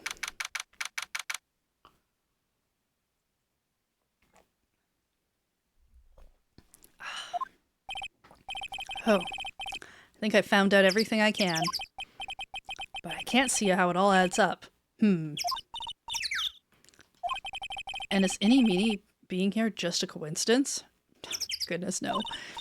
Hey, mister. How is it that spirit Dr. Gray wanted to call just happened to be that nurse? And that nurse turns out to be Innie's sister. It's too convenient. Hey, Phoenix, I'm talking to you. I wish I knew a little more about Innie, but where am I going to find info like that? Oh, I get it. You can't be bothered to look over at trash like me, is that it, Mr. High and Mighty? I thought you left. Ah, Lotta. Oh, so you finally noticed.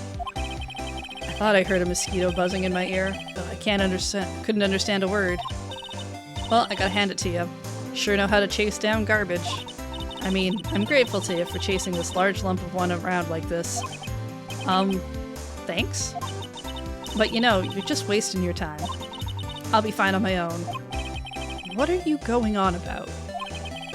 And as for following or chasing or whatever it is, isn't that what you're doing?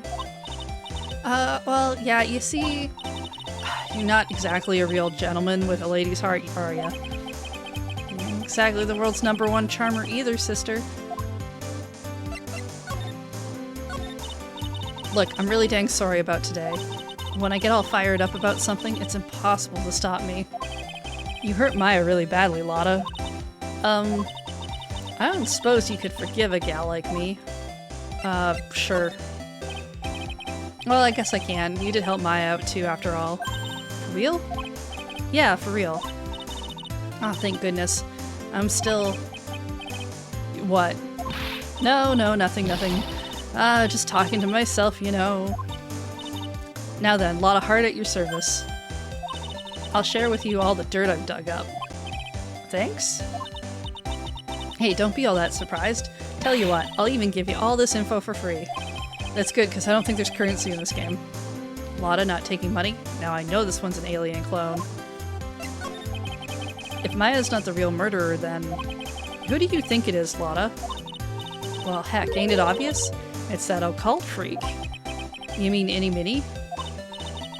Well, there ain't anyone else it could be, right?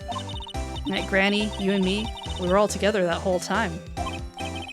So, Lotta suspects Innie, which means she might have already found some info out about our mysterious Innie.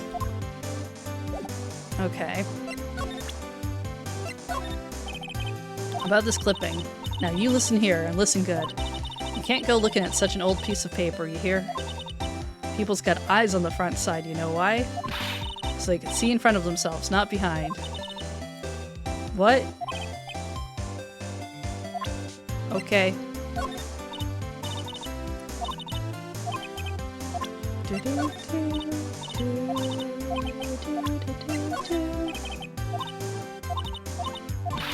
Don't Okay.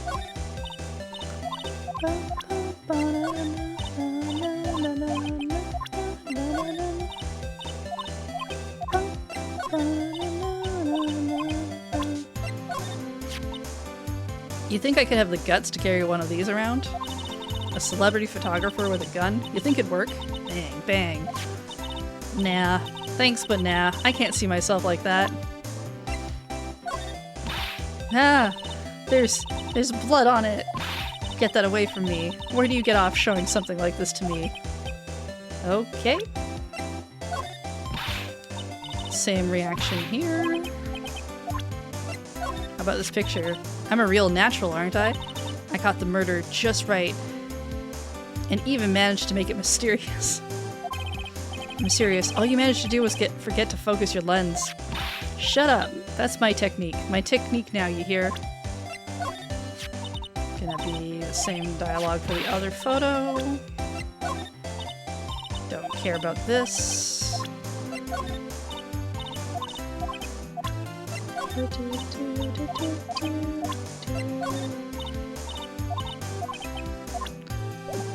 Okay, well, people it is. Hey, it's that Dr. Gray guy. It's a pity what happened to him. Pretty scary what ghouls and ghosts can do to a man, huh? Ah, poor rest his poor soul. Since when was Lotta so religious? Now this kid, I think she needs to be taught some manners. This here's her second time in the stew, right? My pa would have slapped me straight. You probably should maybe have gone to jail. Yeah, like, you know what they say, if there's a second time, there's bound to be a third, and a fourth. Ow! You didn't have to slap me, I get it. Yeah, we probably didn't. Don't know anything about this person. I swear I've seen his face before, maybe during that last case?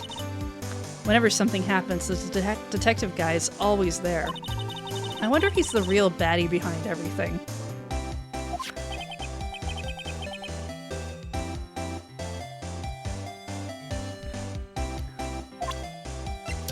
How about Pearl? I overlooked this little kid. What do you mean? I mean, I didn't think it, but you know how it's always them silent types? Wait, what? Little Tyke's nothing but a ball of happy goodness, right? So I reckon she's the type to have done it. Well, now that's just how the world turns. Well. That old lady sure can be forceful. She scared me that day. Well, only a little. Hey, it's Itty Minnie, right? Yeah, I was wondering if you know anything about this girl. You know, actually, I did a little checking up on her the other day. Her sister, she's the one that Dr. Gray wanted to call back from the spirit world. Yeah, I'd heard as much. I'd also heard that Innie was the one who introduced Dr. Gray to the Kurain village. You don't say. That was one sneaky gal, if you ask me. Hey, you want me to tell you more about her? I do. We're gonna go through the rest of the people, though. I'm beginning to get sick of this hairstyle. Next time I go to the salon, I'm gonna get my hair straightened. But, I mean, if you want.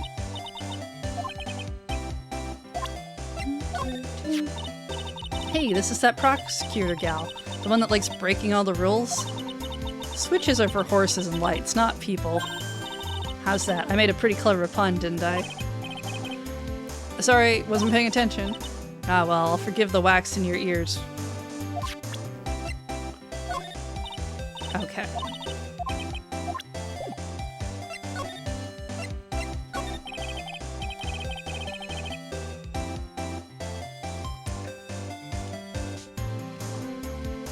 Speaking of Innie, do you have any other information about her? Sure. Well, what is it? It'll cost you, and it'll cost you a lot. Oh, silly me. Here I thought free meant no money necessary. That girl was hospitalized about half a year ago. Hospitalized? But why? Well, heck, you can go find out on your own. Huh? Here, I'll give you the clinic's address. Maybe you find out something. Maybe? What's that supposed to mean? Well, See, actually, it was gonna be annoying, I reckon, so I didn't actually go there. Well, that's the way the gumbo spoils, right? Spoiled gumbo sounds. Ugh. I mean, look, don't blame this on... No, never mind. Looks like I don't have much of a choice. Better go check out this hottie clinic.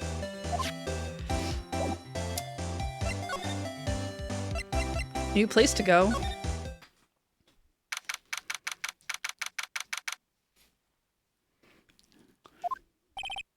So, this is where Eni was hospitalized.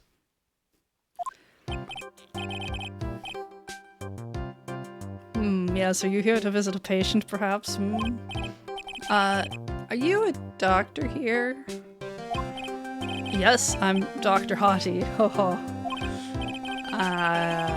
Okay. Uh-huh. Yes. So what can I help you with? I'd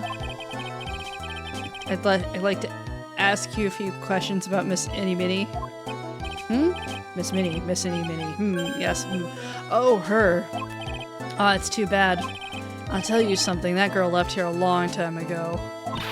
Here you are, sir. You know, you shouldn't be up and about. Come on, it's back to your room with you. Oh, sweetums, calm down. Don't be so harsh to an old man like me. You dare start that sweetums thing with me. You don't behave, you'll get yourself tossed out of this hospital. Wow, I didn't think nurses could be this direct towards their, or forceful towards their boss. Come now, be a good boy and give me the director's white lab coat. Okay, I got it. Yes, Don't yes me. Who in the world are you? I'm Director Hottie. Ho. Nurse went off somewhere. Oh, the inhumanity, only person I can talk to is this guy. Ugh. He's clearly not someone I should talk to. Fine. So what exactly do you treat at this clinic? We treat all sorts of doctory clinical stuff. Yes. Doctory clinical stuff. Well, I don't actually know or particularly care about the details. What does that look for? Yes, there's a really big general hospital around the corner. Yes. When they can't accommodate everyone, they move some patients over here. You do surgeries here, right? Yes, we do some plastic surgery here, it seems. It seems? Yes, seems that way. What do you know about Miss Eni Minnie? Now you're talking. Yes, that girl. She was transferred from the general hospital. From the general hospital? Sir, do you have to look like this? What kind of surgery did she need?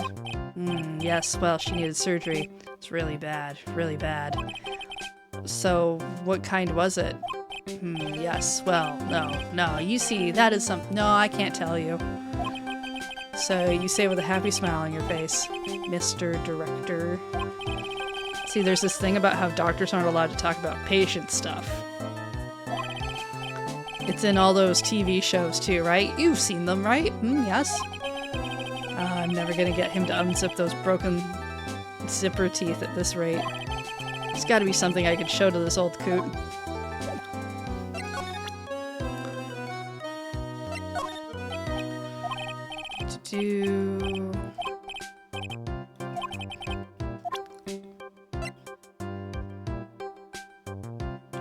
What if I showed him... Now, this is what I'm talking about. Yes, this is nice and exciting. What do you think? Does anything grab your attention? There's no mistaking this. Nice. I like this picture. Yes, mind if I borrow this for a while? For private research purposes? Nope.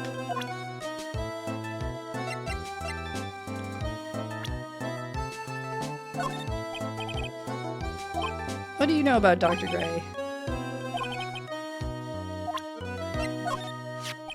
About this girl. She's not the best, but she'd be a great candidate for surgery.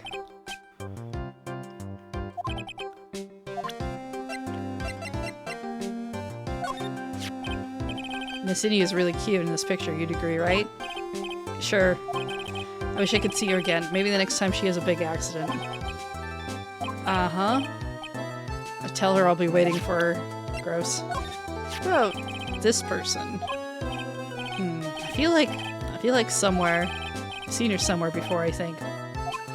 Well, when she comes tomorrow for her consultation, I'll be sure to get reacquainted.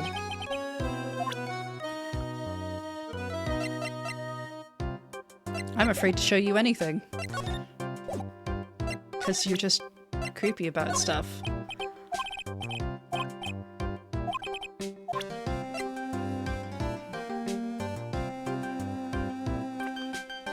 Something more attractive.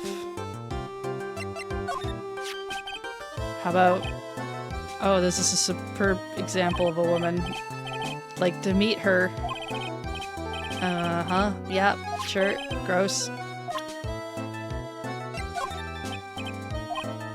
You don't care about the detective.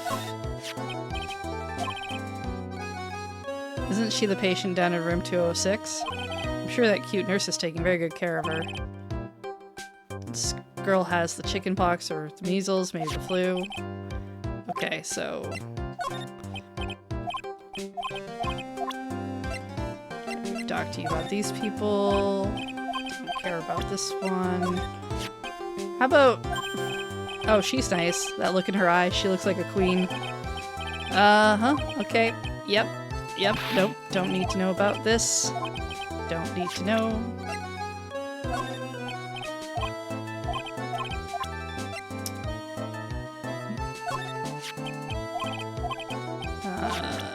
Okay. Alright, I guess we'll go with items then. What's this? I'm a lawyer. Right now, I'm investigating a murder. What is that with your angry face? Violence isn't the answer. Trial's tomorrow. I would really like some information from you. Wait, I'm sorry. Is this badge actually come in useful? I don't remember that being a thing. You know, I think I can let you in on a little secret. What's that? Yes, actually, I'm not the real director. Don't say. Are you kidding? Anyone with half a fly's brain knew that. Eh? What do you mean? I have to explain this to him. Well, hold on. I'll give you something. Real information, okay?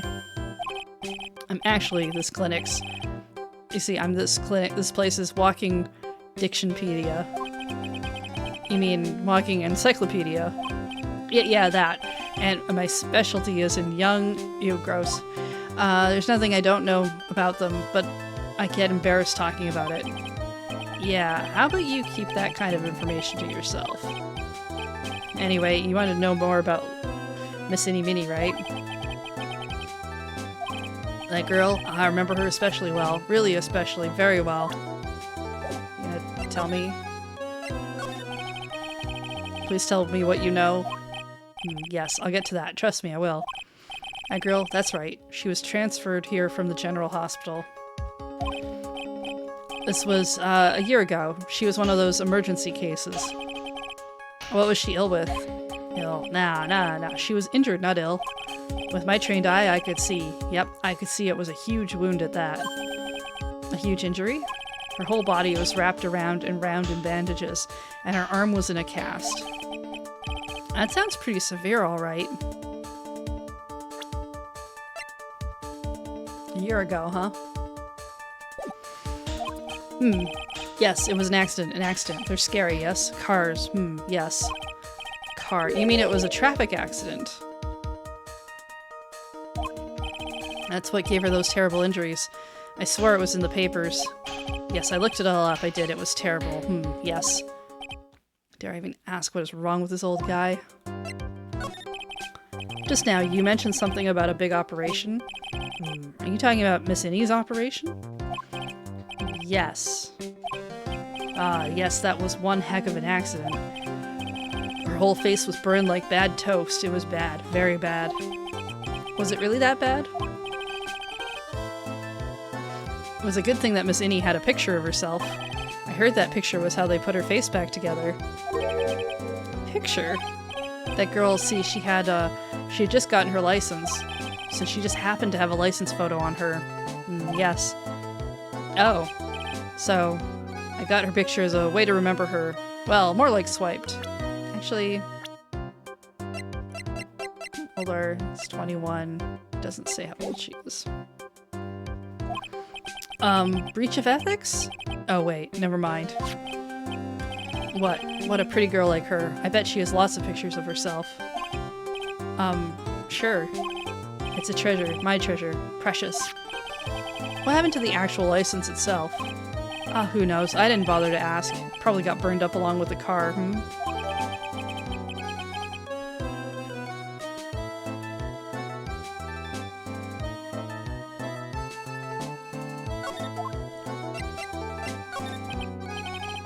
So you looked up information on Innie's accident, correct?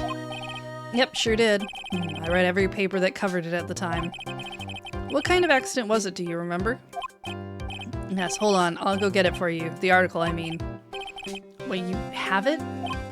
Well, don't get me wrong, I thought something like this might come up, so...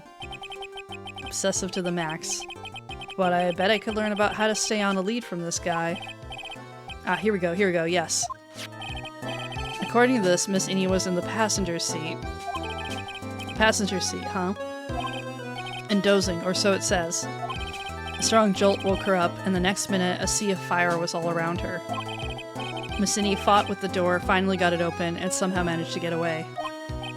Anyhow, you can read all the details in the article. A new clue! I should probably look this over. It's been half a year since Miss Innie had her surgery and got better. She was discharged sometime in December last year. Half a year, huh? Yes, so how was I? I was a real help, wasn't I? Yeah. Well, I'll be getting back to my room then. Tell Miss Innie I said hi, okay? Nope. Time to leave.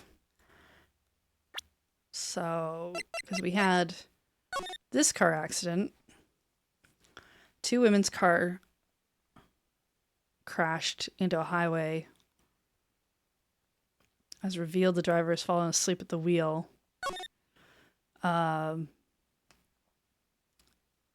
I dropped off to sleep, and then there was this crash. I woke up in a huge sea of flames. I don't remember anything else. The one driving the car was her sister.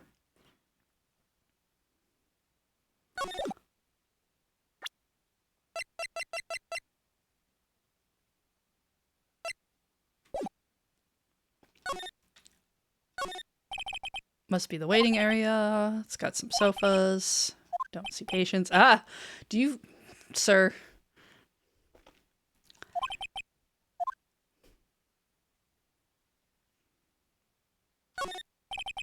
Clinic's reception desk. The wall this month's word to the wise. Do something in vain and your only reward is tiredness. Not exactly your best thing to be telling your patients, is it? This man...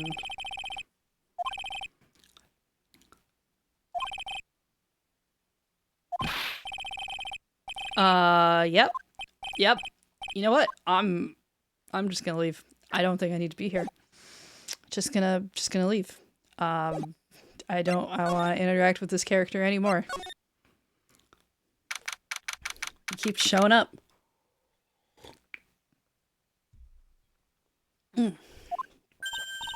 Hey, so how was it? Did you go to the clinic? Yeah, I found out a few things, I guess. What's the matter? He ain't looking so well. Ah yeah, so earlier, that old granny called the cops. Huh? The cops? Why would Morgan call the police? See, she said she had something to tell them. Things are sure getting interesting. Oh, but honestly, I tell you, that granny sure got her bloomers in a knot. Well, I guess you could put it that way. Always starts out small, you know. Stealing the master's seat, controlling the village folk. And now, you see what it's turned into? A murder, that's what. Yeah, what a mess. Hey, hold on. What? That stuff you were just talking about. That's the first I've heard of it. Really? Well, it's old news to everyone else in the world. Well, excuse me for not keeping up with gossip. I said something about stealing the master's seat? Yep. Right now, the master is this medium named Misty Faye, but the one that was really supposed to be the master was that old granny. Morgan was supposed to become the master? Suspicious. Do you know where Innie is, Lotta? Yeah, I saw her not too long ago. She's hanging around that garden in the middle. Okay, thanks. You got something to ask her? Yeah, I've got a whole list of things only she can clear up for me. So I hear the master has always been the eldest daughter. The eldest daughter? Turns out that old bat is Misty Faye's older sister. Oh? They say the older sister is usually the one with the more spiritual power. Come to think of it, Maya said the same thing a long time ago.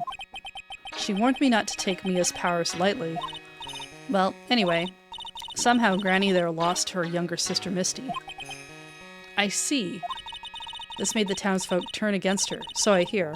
Said all sorts of things too, like she's the oldest and yet she doesn't have the power to be the next master. Disgraceful. I had no idea. So, what would have happened had Morgan been stronger? Maya's family would have been the branch family, I reckon. We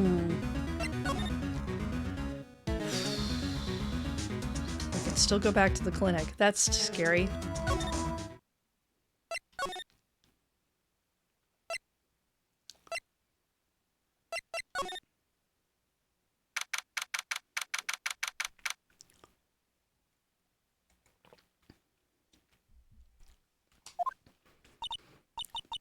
Hey, like I haven't seen you in a while. Yeah. I think I have enough to finally unlock her secret. Like, what's with that scary look on your face? Safety save. Safety save.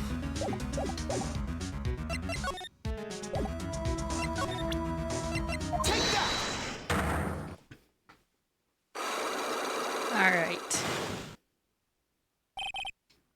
Traffic accident.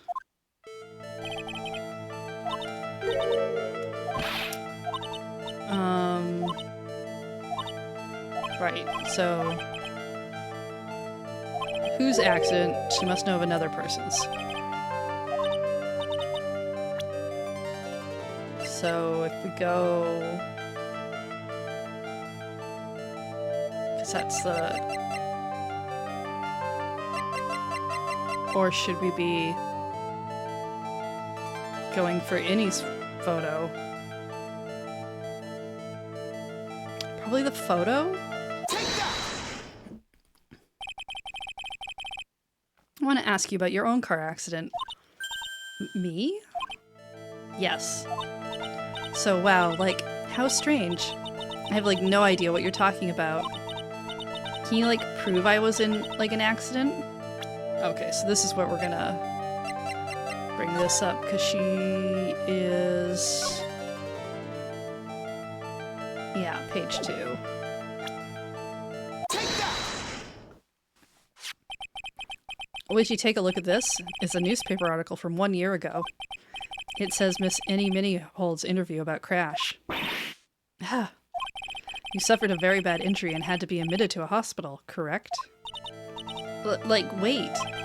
What now? That's not me. Huh? I mean, like, this person has, like, the same name, but she's totally not me. My name, Innie Minnie, is, like, pretty common. What the world are you babbling about? Your sister's name, Mimi Minnie, is in here, too. Like, totally, wow. What a scary coincidence. I'm totally getting, like, goosebumps. I think I'm gonna let you get away with that. So, like, now what? To use something that totally says I was hospitalized.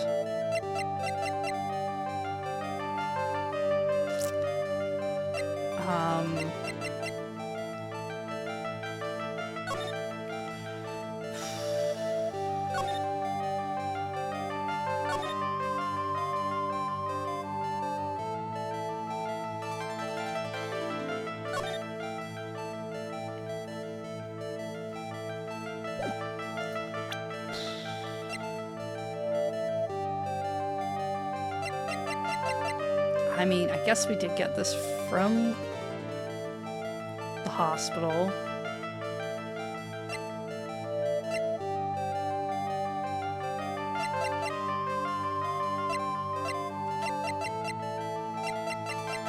Guess I could try this again.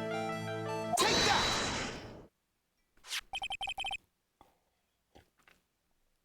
This is your proof. Like, what's that picture supposed to mean? I got this from the hospital where you were hospitalized at. We maybe could have used her image from the profiles. So? Not for this part, but for the first part. There was a certain patient there. He's quite a fan. As a memento of your stay, he stole this. I have to say, this photo looks like you. That creepy fake director. Now, you ready to tell me about the accident? Like, wait a sec. Okay, so, like, I was in an accident, sure. But that's, like, totally not related to this murder. Actually, it is. Look at this article. It says that one of the women died, correct? And that woman who died, who do you suppose they mean?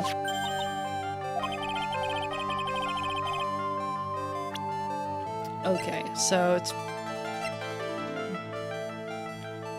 it's gonna be the sister. Maybe we can use the profile picture for this. Believe it was your sister, Mimi Minnie. Mimi, you were riding in your sister's car while she drove. The two of you were together when your accident occurred, making it one and the same.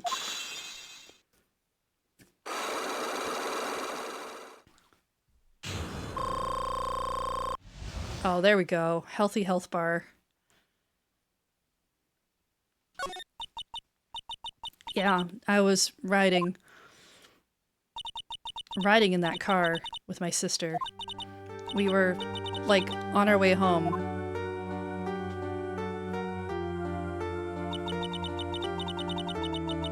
I was riding in the passenger seat when I fell asleep.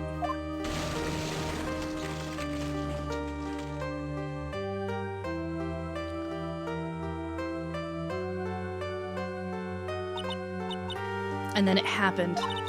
At that time, I grabbed for my purse and escaped from the passenger side door. And your sister? I, like, couldn't do anything. The car was full of smoke. I couldn't see anything. Oh, I'm sorry.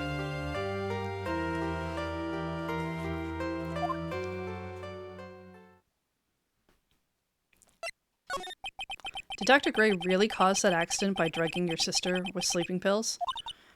Like, he was totally out to get my sister. He totally did that to, like, pay my sister back. I wonder. This does give Innie a good reason to want to murder Dr. Gray. Haha, it seems simple, doesn't it? What do you mean? But it would be very hard to catch me. Actually, I'd say it's impossible. What? I think you get the picture. I'm gonna serve you a slice of humble pie. I hope you enjoy it.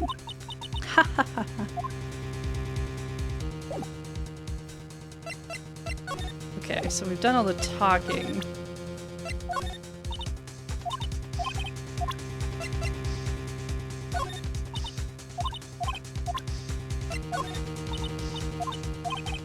Okay, probably have nothing else to say about those things.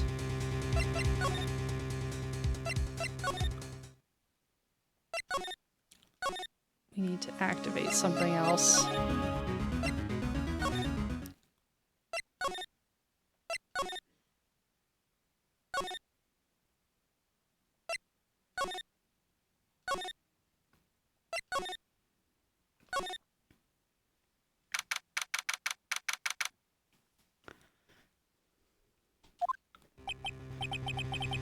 Looks like something's up.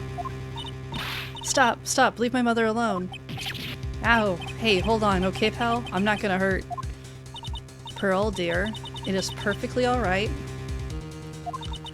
I'll be out for a short while with this young man.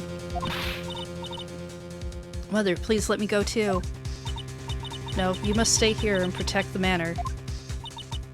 But... oh, don't make that face. Hey, I'll tell you what. I'll show you something cool. Here, look. It's a... Detective, why are you showing kids guns? Do not upset me further. Ah, sorry.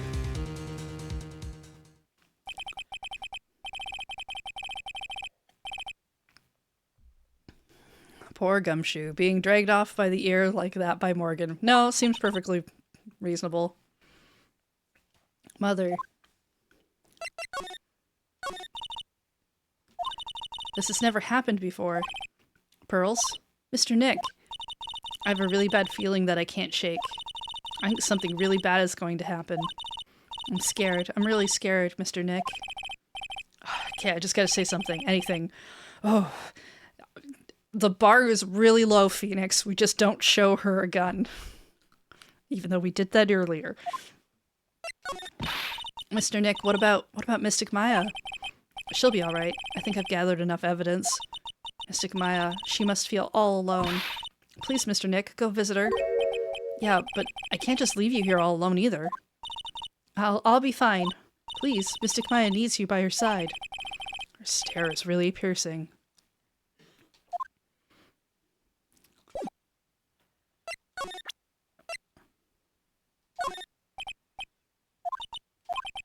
Okay.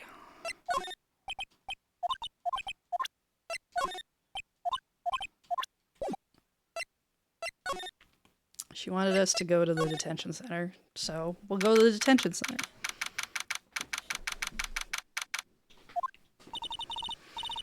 You kept me waiting, Phoenix. Mia. So, how are the preparations? I think I have enough evidence and information now. I think everything will be on your shoulders tomorrow. Whether Maya is found guilty or innocent, it's a heavy weight to bear.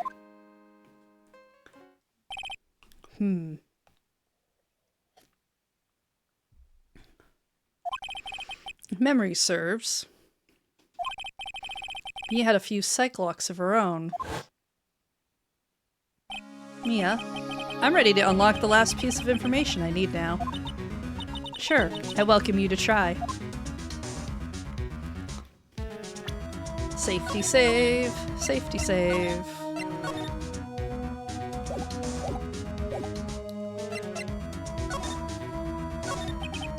Mia? Yes? You know something, don't you? About the real murderer, I mean?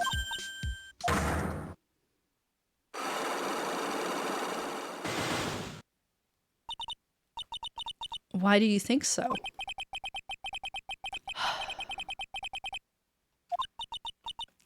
It looks like it's time for you to explain your reasoning. Yeah, a battle of wits against Mia. Are they all like this? There's still a whole slew of questions for you to answer before the trial tomorrow. You mean, like, how did the real murderer get into the room and to kill Dr. Gray? Also, when did the murderer enter the channeling chamber? You guys were all standing around in front of the room after the channeling started. Which means that the murderer must have gone into that room before the channeling. That's what I think in any case. But Maya's already said there wasn't anyone else in there. That's true. But we can't figure out the murderer's movements. We're stuck like a beached whale. I never thought I'd see this day. Are you actually asking me about spirit channeling? This case is all about spirit channeling. And I feel like I don't understand a thing about it. Well, that's only natural. After all, spirit channeling isn't exactly an everyday thing, is it?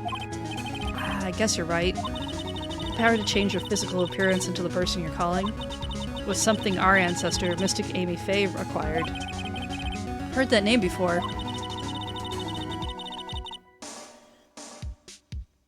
The Faye family was originally a family known for its service to the gods. When Mystic Amy was born, she was given a certain fate through her name. Because, you see, she was named after one of the Buddhas of Buddhism, Amitabha.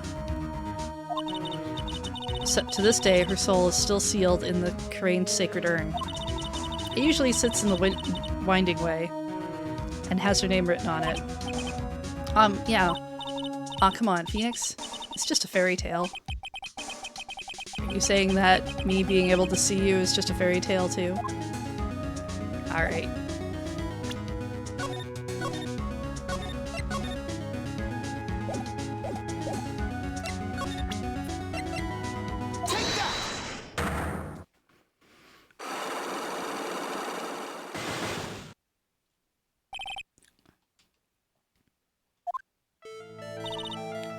Phoenix, you think I'm hiding information about someone from you? Isn't that right? Yep. Alright then. Tell me who you think I'm protecting.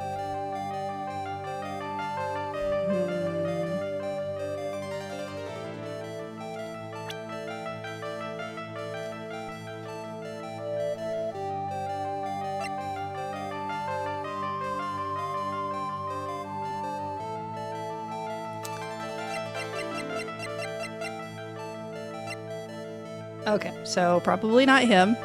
This one's already dead. It's definitely not that one. Probably not these two. Could be... It's probably a relative.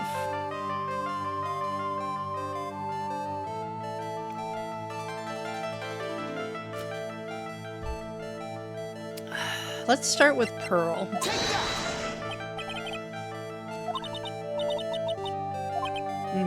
Not Pearl.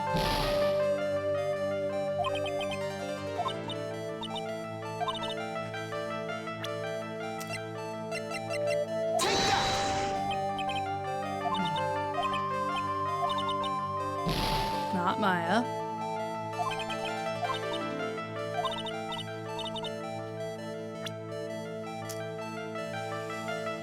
Basically leaves Ant.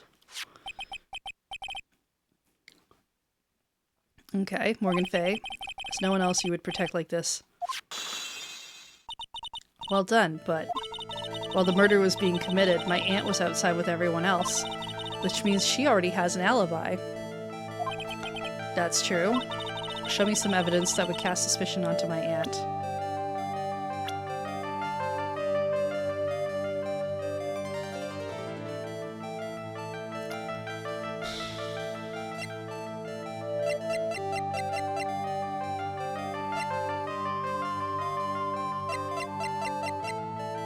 Clothing box? I guess maybe the knife?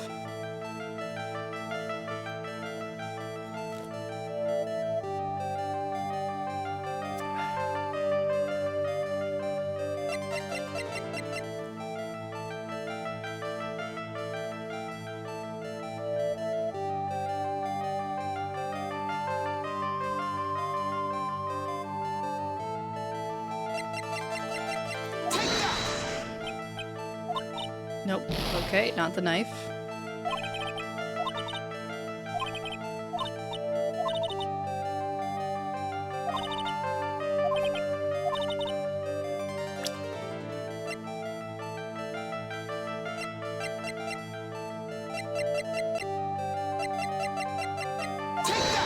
No. Okay.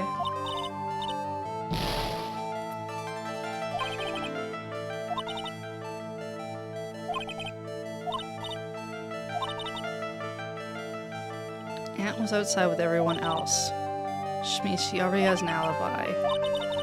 Evidence that would cast suspicion. It's also possible we don't have evidence, but...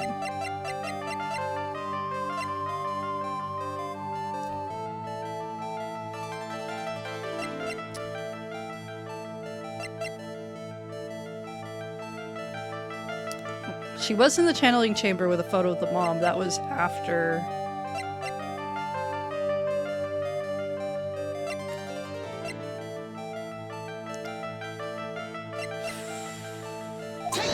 Oops, that was not the button I meant to push. Okay.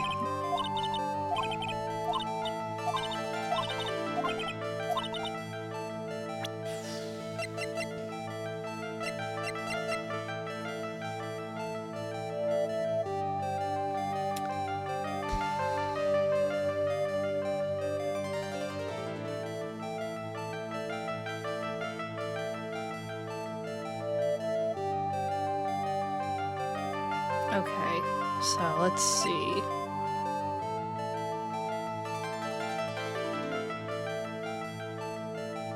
Police were... So this was in the hallway until the police came.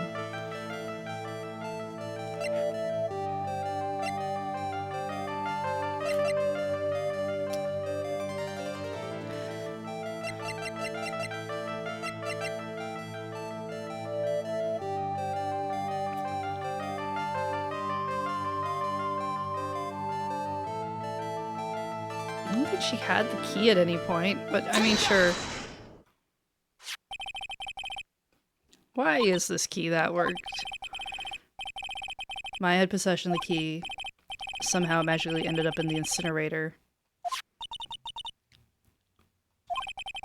There's only one person who could have done that while I was busy telling the police. Right, okay, that's true. Because Maya would have had the key on the way in. That makes sense, yeah. What's that look mean? Your argument is too flimsy. Huh? When did the key find its way into the incinerator? It could have happened long after the murder happened.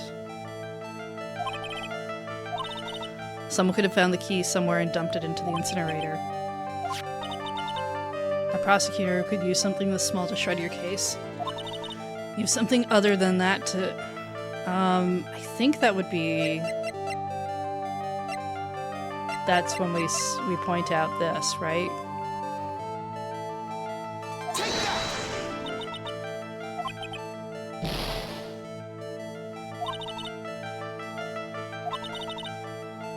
Other than just the key. I guess we could try the cloth scrap. I thought we caught... Yeah, alright. Feel like that points more towards any, but sure. Found this in the garden incinerator. Same material. Except for the splotch of blood. May not even be from Maya's costume.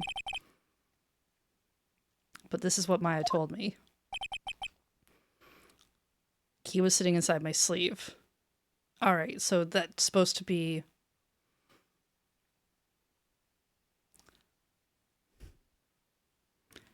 Okay, if they removed that piece of clothing, but the other one got shot... Okay. Both the key and this piece of cloth were found inside the incinerator. This was part of Maya's costume. When Maya was arrested, she was wearing her costume. That just means someone changed her clothes. But why? I don't know why. There's only one person who could have done that. One person who was taking care of her. My aunt. Very well, Phoenix. And as long as you have those two pieces of evidence, you can cast suspicion on my aunt. However, like I said in the beginning, my aunt has an alibi. Yeah, she was with us the whole time. Here's my final question. You don't have to present solid proof of this for me, but I want to know, if my aunt is the culprit, then how did she commit the murder? How she did it, huh? I want to hear your thoughts. Okay, this has to be the clothing box at this point. No?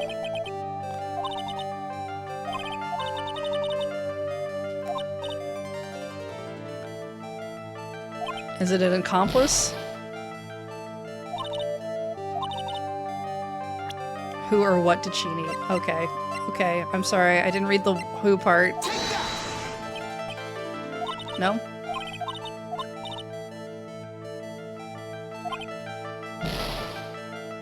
She couldn't have done it herself. Yeah, no, I figured that part out, but...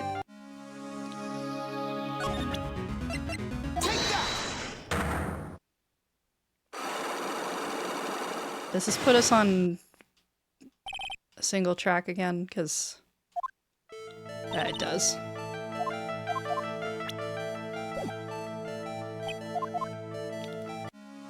Just gotta reset for a sec. Load.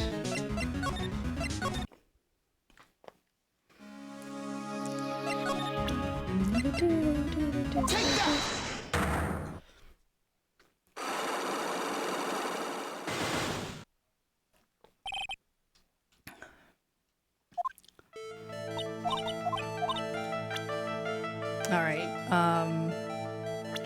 profile, picture.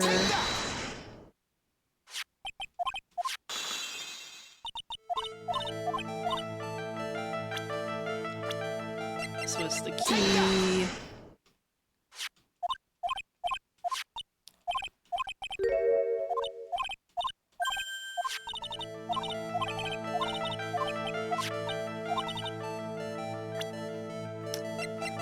we had the scrap of cloth. Take that!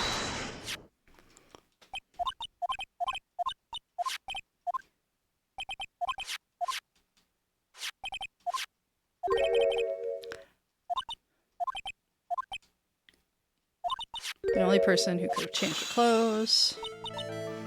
Okay.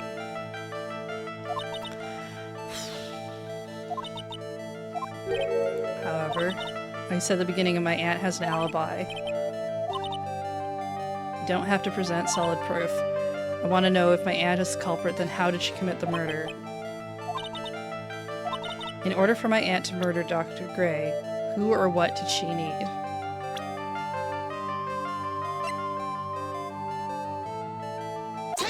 Okay, it was the profile picture. Itty Meeny. She's the answer to the final question. Which means that my aunt and Itty Meeny were in cahoots.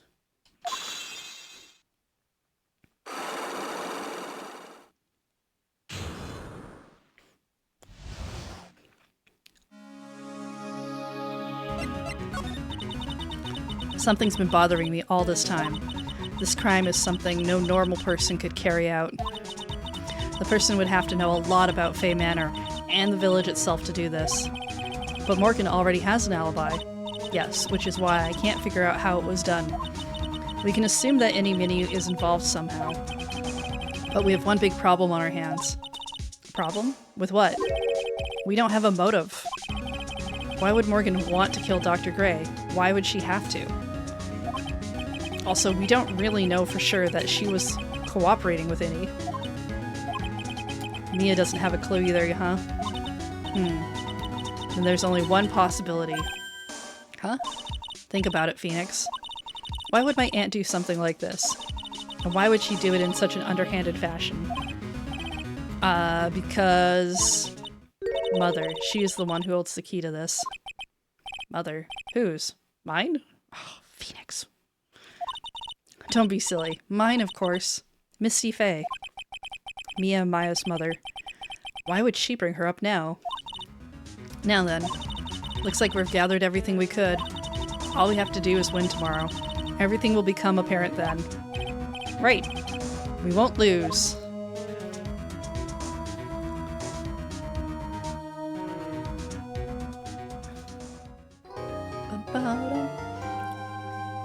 Alright, guess we're doing a 2-day trial. At least we got the health bar back up.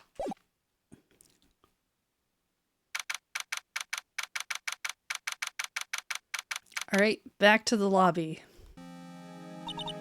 Nick? Yeah? Did you know that Von Karma's daughter is only 18, just like me? Yeah, why? I was just thinking about how strong she is. I mean, she's been in Germany all this time all by herself and she's so grown up. Is she? I don't know about that. Yeah, and I'm sure she felt a lot of pressure from her father's reputation. And then you look at me and, well, I'm the daughter of the master, but I'm still just a little girl. And on top of that, I'm the suspect in a murder trial. Yeah, but I think you're really strong too, Maya. Good morning. Oh, the two of you look like you're doing well today. I'm happy for you. Hey, morning, Pearly. You'll be safe today, Mystic Maya. Huh? What do you mean? My mother's coming today to show her support. Yeah, that's right, Pearly. Well, Pearl's gotta have some trauma to deal with. Hey, Pearls. Yes, Mr. Nick? Do you think you could do me a big favor? Could you channel Mia today, too? Huh? I was sort of hoping to sit in the audience today and watch. Please, it's very important to me. I don't feel confident enough without her help. Mr. Nick, that's enough. You can't show weakness in front of the person you love. Pearly, not this again. Please, can you do this for us, Pearls? Alright, I'll do it. I'll do it for Mystic Maya's sake. See you later, then. I'll leave you two to your alone time.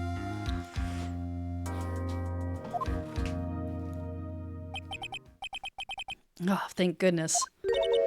Nick? This way Pearls won't be able to see today's trial. What do you mean? What's going on? Just gonna, you know... You know.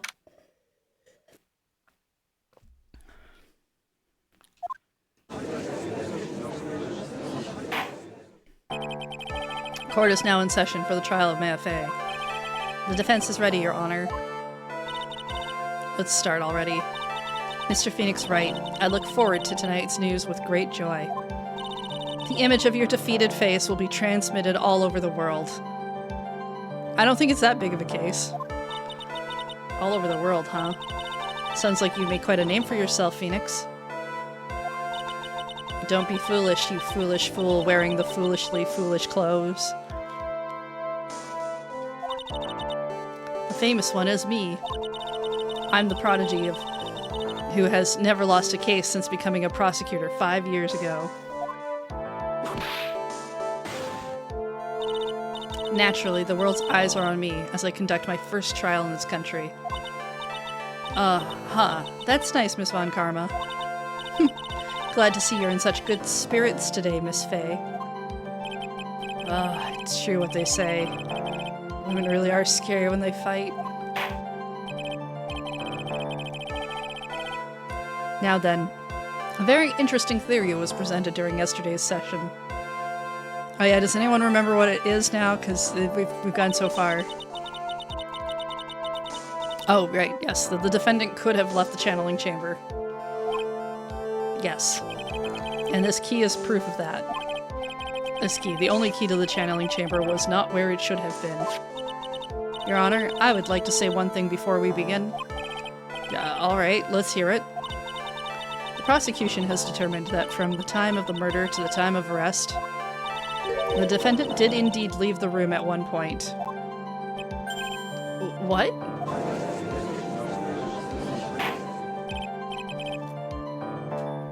But Miss Von Karma, then how do you explain this picture? Are you saying then that the person in this picture is not the defendant? I never said that wasn't the defendant. Then what is the meaning of this? All I'm saying is that Maya Fey, after killing the victim, exited the room. And I believe that is when she dropped this key. Can you substantiate your claim? Isn't that what I'm here for? The prosecution would like to call the defendant's aunt, Morgan Fey, to the stand. Just as I suspected. Aunt Morgan. Poor Mia. She seems really torn by this.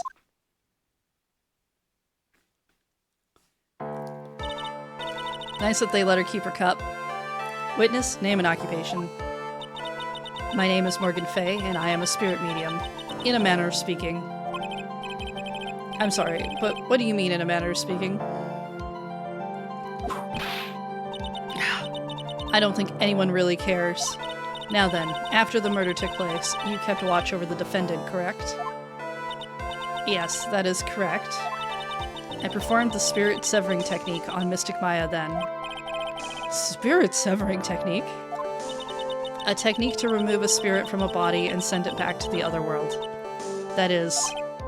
Yes, that is... You, be quiet. Now, witness. Something happened while you were performing this technique, correct?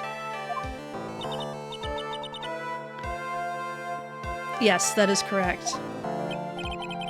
What in the world could have... Mystic Maya, she escaped from the room. What? Oh, is that what we're gonna say? And here we come to the heart of the matter. Maya Fey, while in a possessed state, managed to escape from the channeling chamber.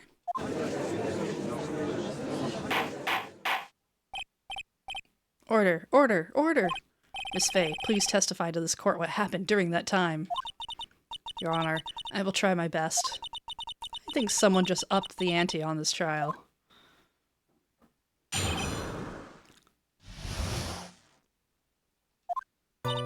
After we heard the gunshots, those two broke the door open and entered the chamber. I requested that Mr. Wright and the other lady please contact the police. A pistol was hanging from Mystic Maya's hand and she was in a daze.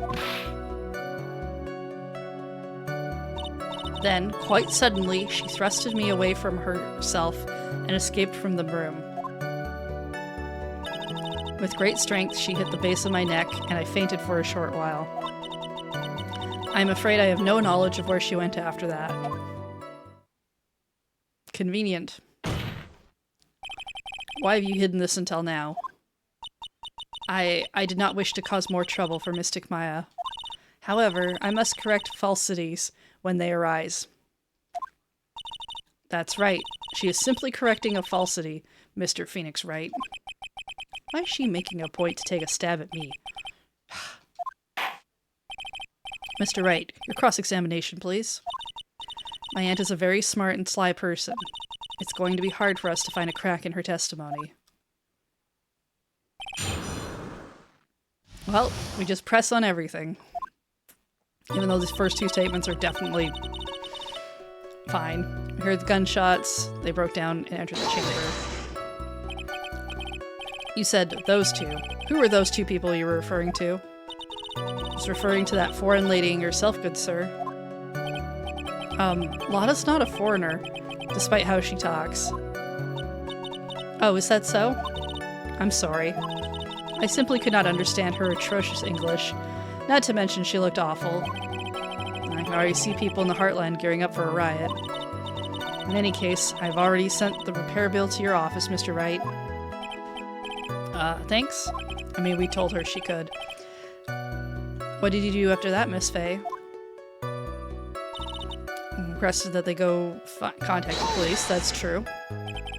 Was it really necessary to have two people do something so simple as call the police?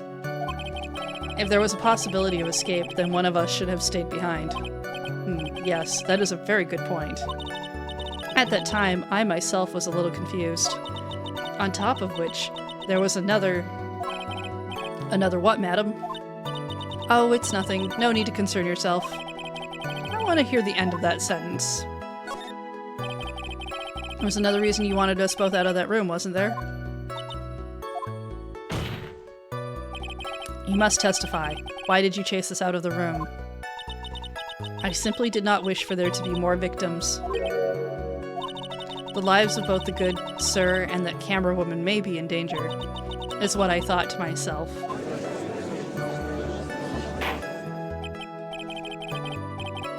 Oh, that was very noble of you, Miss Faye.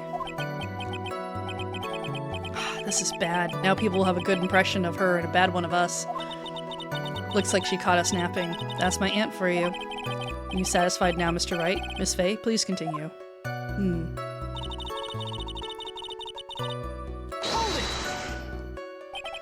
During our investigation, you stated that you struck the defendant on the head. And this strike caused Maya to lose consciousness. Do you stand by the statement? I'm afraid I don't. The statement I gave you was a lie. But why would you lie about something like that? It's very painful for me to say this. However... Objection! The witness was lying to cover for the defendant. She was covering for the defendant? Question further. Hey, Serge. How's it going? What are you up to? It's coming in from his After Dark channel, so I can only assume something naughty.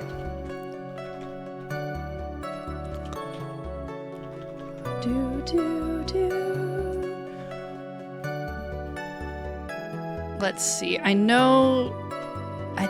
I don't remember if you're like... You were into... doing shoutouts for that channel, because that seemed like an extra thing. So I'm gonna just shout out your regular one.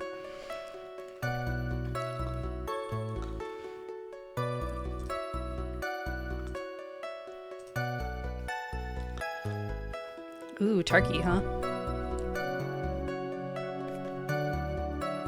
Well, thanks for the raid. Hope you've been having a good day.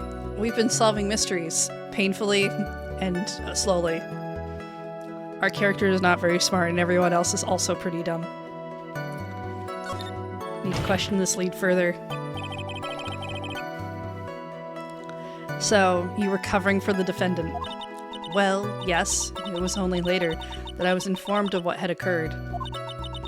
that the renegade, Mystic Maya, had done something very unexpected. Something unexpected? What, pray tell, did she... Ow. This witness didn't and couldn't have seen what happened. If you want to know what this unexpected thing was, there is always later. Yes, very well. Why does it suddenly feel like there's a rock in the pit of my stomach? Now, witness, continue with what happened. She thrusted me away from herself and escaped from the room. Was it really that easy for her to escape from you? I'm ashamed to admit to such a thing, however, yes. But you're physically larger and stronger than the defendant. There's no way she could have escaped from you so easily. Objection! Have you forgotten already, Mr. Phoenix Wright? What about this picture? Remember that at the time, the defendant was physically Maya Fey. Or not physically? Growing old is such a mysterious thing. Trust me, I know firsthand.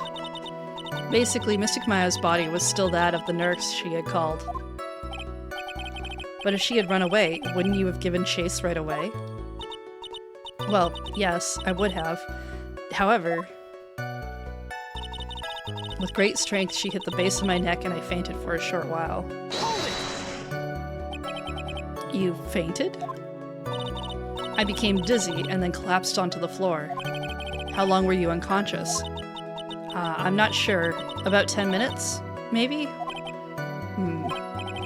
And the defendant almost certainly went somewhere in that time. Happy witness, elaborate on that point for us. No knowledge of where she went after that. Is that because you were unconscious? Why, yes. Great. Well, now what? Question further. So while you were unconscious, you have absolutely no idea where the defendant went. I would think that's obvious, good sir. That's true. And how can you know for sure that the defendant left the channeling chamber at all? Well, now that you mention it, I have to wonder myself.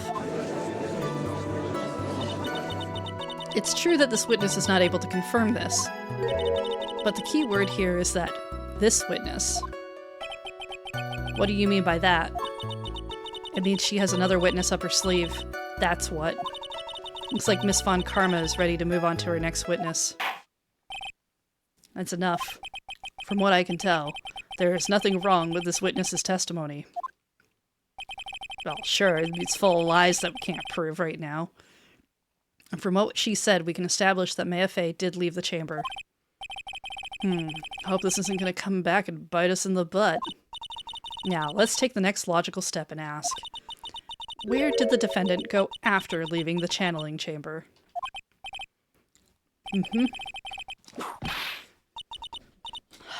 Okay. Now then, what the escapee had done was said she had gone to speak with a certain person. She went to speak with someone. Who was it? Ah, yes. We're gonna call in Innie Minnie, who was sleeping in the side room at the time. Spoilers, she wasn't. Innie Minnie, I think you can see where this is headed. This is what accomplices are for. Witness, name, and occupation. Okay, so my name is, like, Innie Minnie. I'm, like, researching, like, parapsychology stuff at the, university. What is this parapsychology? Let's see. It's like, I guess most people call it occult stuff. Even though that's what most people call it, I can't say I understand what that means. Then I suggest you go home and research it yourself. Yes, sir. Now then, Miss Minnie. After the murder took place, you spoke with the defendant, Maya Fey? Is that correct?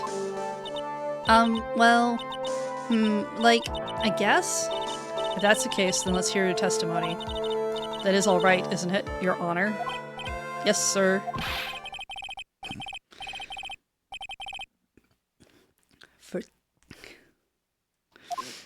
Yes, because the honor would stop that from happening.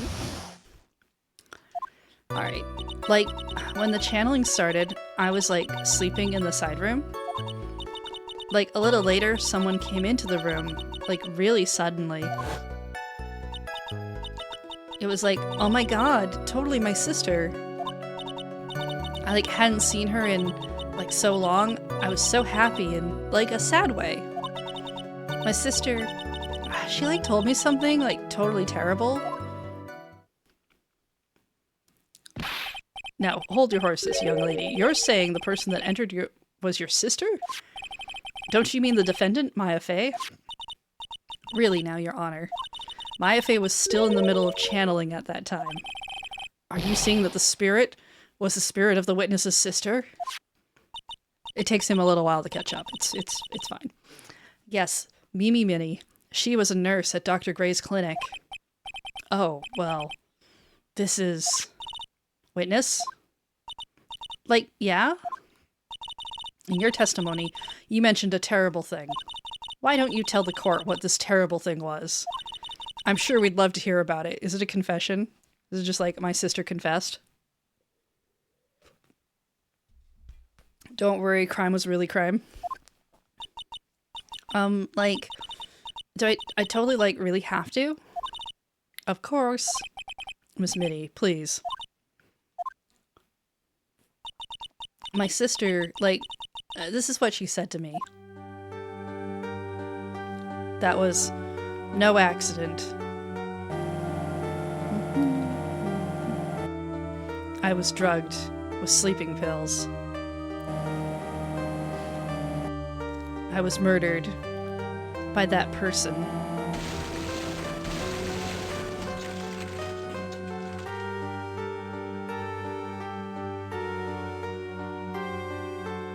That's why I took my revenge. It's only fair, isn't it? Any?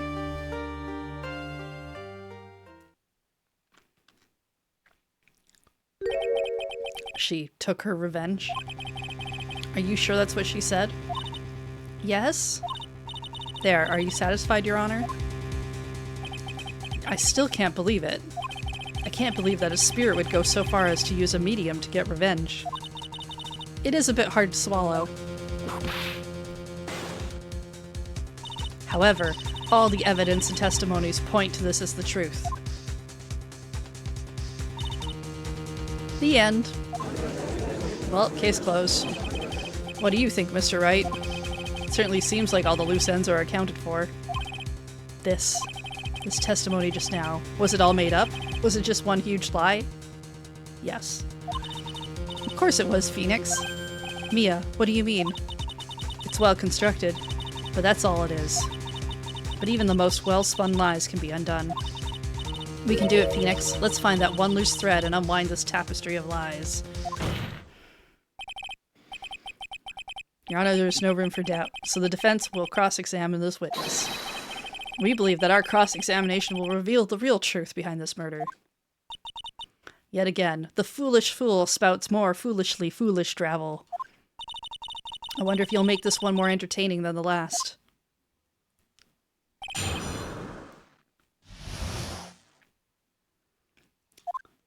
Okay. A hole in the ground, Pearl's favorite toy.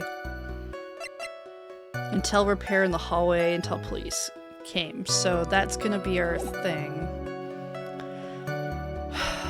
Okay, I was channeling, I was sleeping in the side room. So that was because of your sesame allergy, was it? Like, that's right. I, like, think there were sesame seeds, like, in the lunch they served that day. I had this, like, premonition that it was gonna be totally be a seedy day. Yes, indeed. I see. I'm the one who missed the boat here. Anyway, so you were taking a nap. Did something happen while you were sleeping? A little later, someone came into the room. Do you know the time? Like, maybe a little before 11 a.m.? Something like that, I think. 11 a.m. Yeah, like, my stomach is totally ready for, like, food.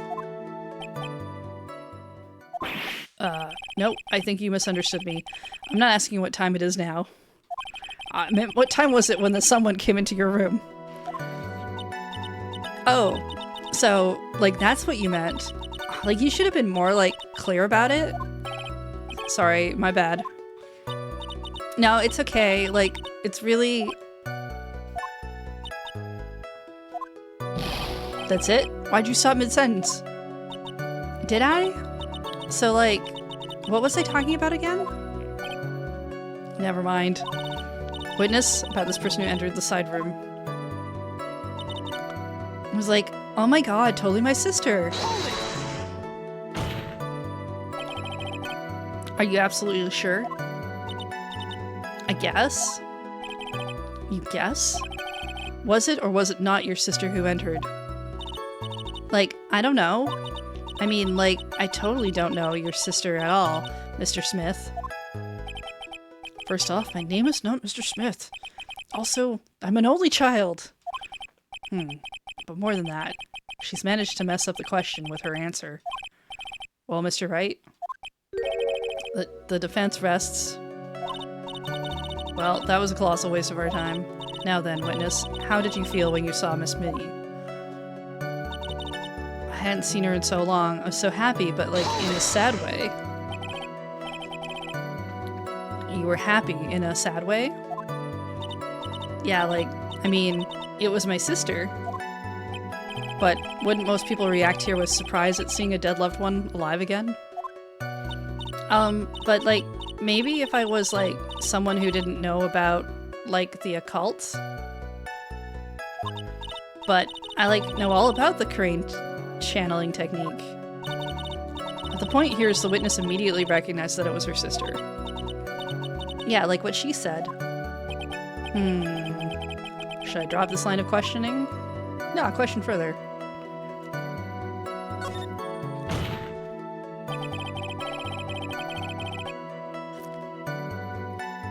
So you really didn't think anything strange of the whole encounter? No? Like, there wasn't any reason for me to, like, think anything was strange. But... Ow! Don't keep badgering her. You know the phrase, objection? Could you try using that once in a while? Mr. Wright. This question of what the witness felt when she saw her sister. Is it really that important? Sure, why not? It's very important. I haven't quite figured out what it is yet. But I've got to bluff for now and make it seem like I know what I'm talking about. Alright, Mr. Wright. Miss Minnie, please amend your testimony. Like, okay, I'm like totally cool with that.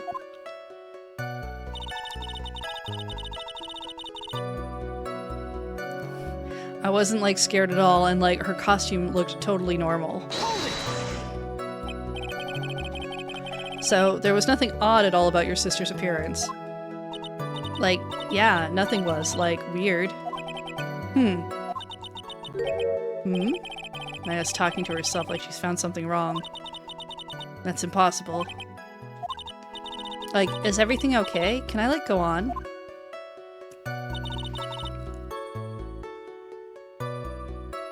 My sister told me something terrible.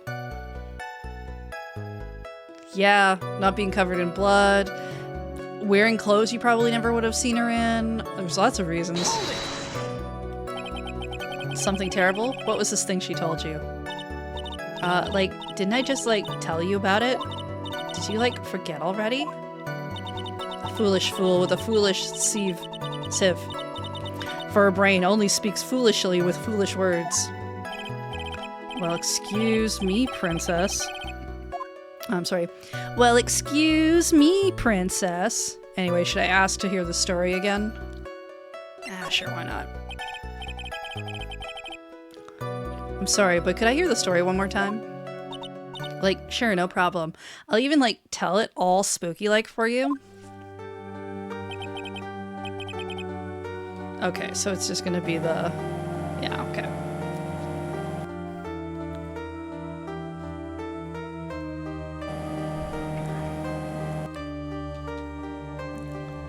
Just runs this part again.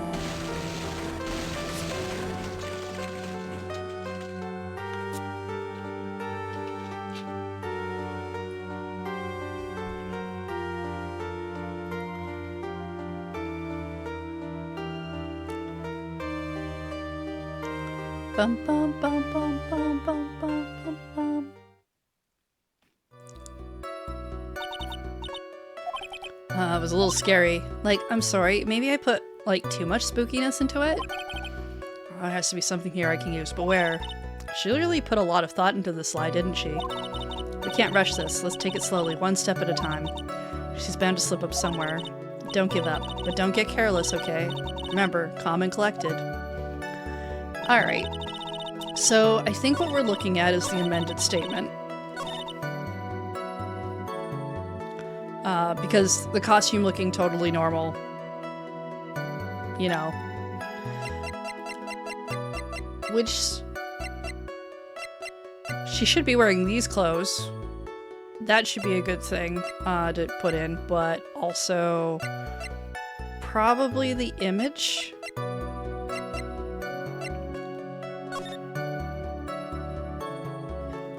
This is what she should look like, right? So let's go with that. Objection! That was a very well spun lie, Miss Innie. What are you babbling about this time, Mr. Phoenix Wright? It's well constructed, but that's all it is. Stealing my lines now, are we, Phoenix? Miss Minnie, may I remind you of what you said? You said that there was nothing strange about your sister's appearance. Like, yeah, and I don't think that's what you were thinking at all. Take a look at this picture. This is a picture of the sister you met. I would think that even you would be surprised if someone appeared before you like this. The blood spray. Miss Minnie, why did you not include the blood you saw in your testimony? If you were really testifying and not lying, you would have noted it right off the bat.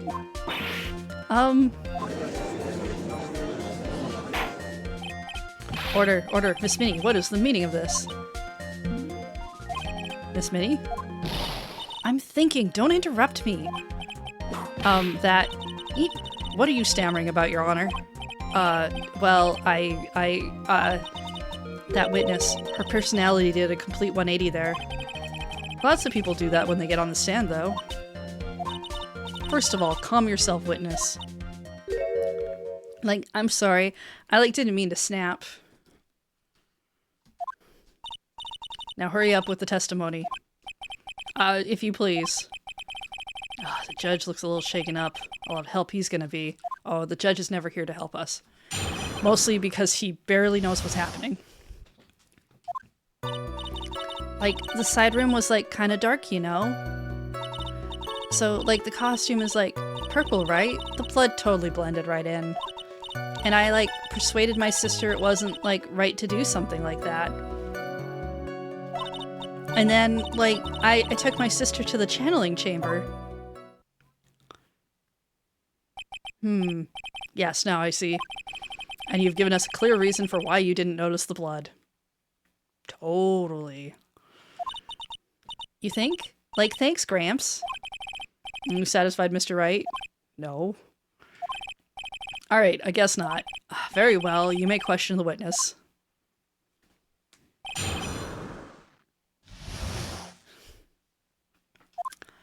Alright.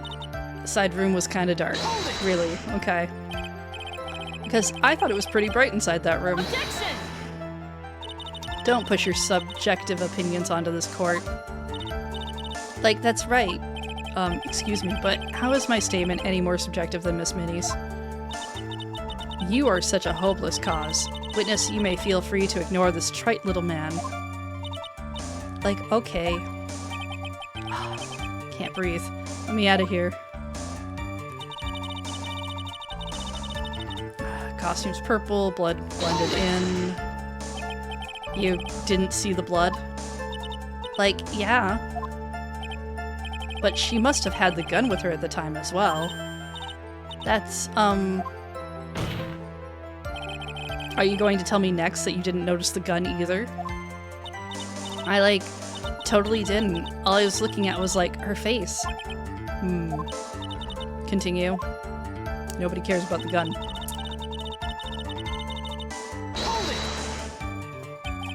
And what was your sister, Miss Mimi Minnie like at the time? Well, she was like totally flipped out because she just shot Dr. Gray. But I think like she knew. She like said she did something really bad. And like she said she wanted to go with me to like apologize to Miss Morgan. Did Mimi's spirit really just say all that to you? Like, yeah? What are you gonna prove? Was your sister calm by that time? Like, I guess so. I guess maybe, like, taking her revenge on Dr. Gray, like, made her feel a lot better. I'd like to feel a lot better too, Mr. Phoenix Wright. The sooner the better. She says with a whip. And, like, Miss Morgan was the only one in the channeling chamber, you know? May I ask you one more thing, Miss Minnie? Like, sure. Was there anything you found strange, unusual, or just out of place?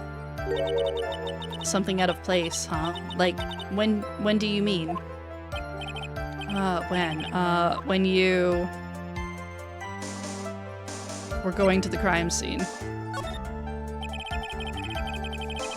I mean, like, when you were going to the channeling chamber, of course. Like, no, nothing strange. She answered rather quickly. Now what? Press harder. Think harder. I know you can remember something. I, like, totally can't. That's not good enough. You have to explain yourself clearly to this court. Do you think, Mr. Wright, that whether or not there was something odd on the way to the channeling chamber is all that important? Yep. I ask because it's very important. Not that I know where I'm going with this. Very well. Miss Minnie, if you will, please include a statement about this in your testimony. Like, I don't get why, but okay. I didn't see anyone on the way to, like, the channeling chamber. Bum-ba-dum-ba-dum.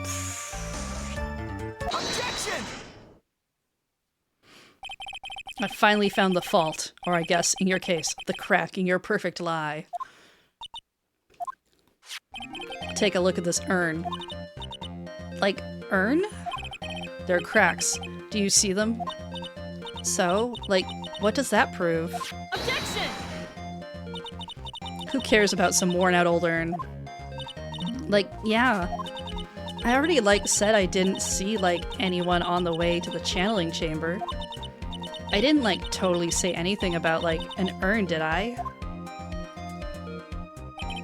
It looks like you still don't understand. I propose that if you had really been walking along the winding way at the time, there was no way you could have not seen this person. I'd like to introduce someone to you. This is Miss Morgan Fay's daughter, Pearl Fay. Yes, and how is this child relevant? It just so happens that at the time of the murder, Pearl was playing in the center garden. Oh. And she just happened to break this urn. Oh. Oh! Wait, she broke the urn? Yep, she accidentally knocked it over with her ball. Nah. And Pearl was the one who put it back together while sitting right in the middle of the winding way. There we go. There's one of my favorite things, when she pushes her hat through her head right through the hat.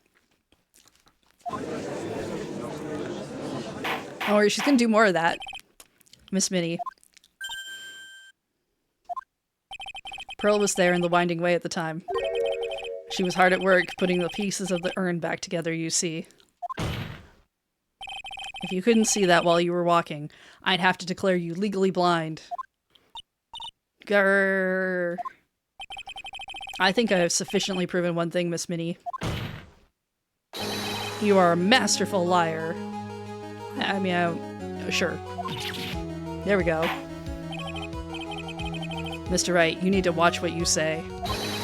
The one who needs to watch what she's saying is the witness. So, Miss Minnie, tell us the truth. About what?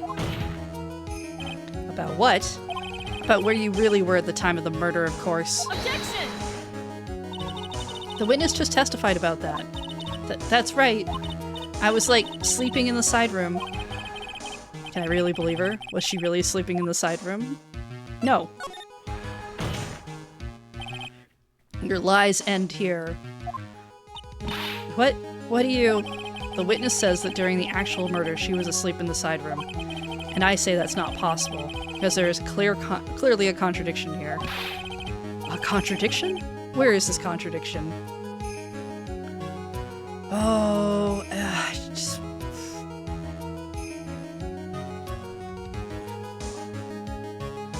I'm out of tea. Is there any evidence? We're gonna go with the gunshot, or...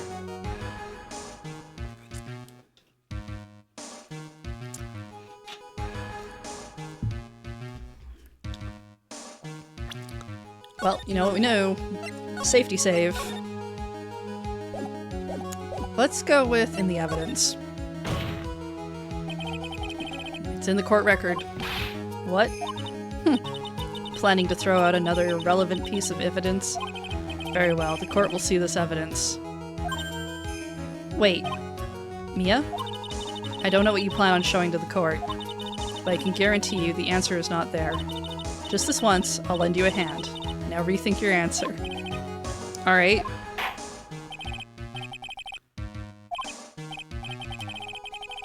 Alright, time to add another bluff to the pile. The witness says that during the actual murder she was asleep in the side room. And I say that's not possible, because there's clearly a contradiction here. Contradiction? Well, I guess it's in the testimony then? Early in your testimony, Miss Minnie, you made the following statement.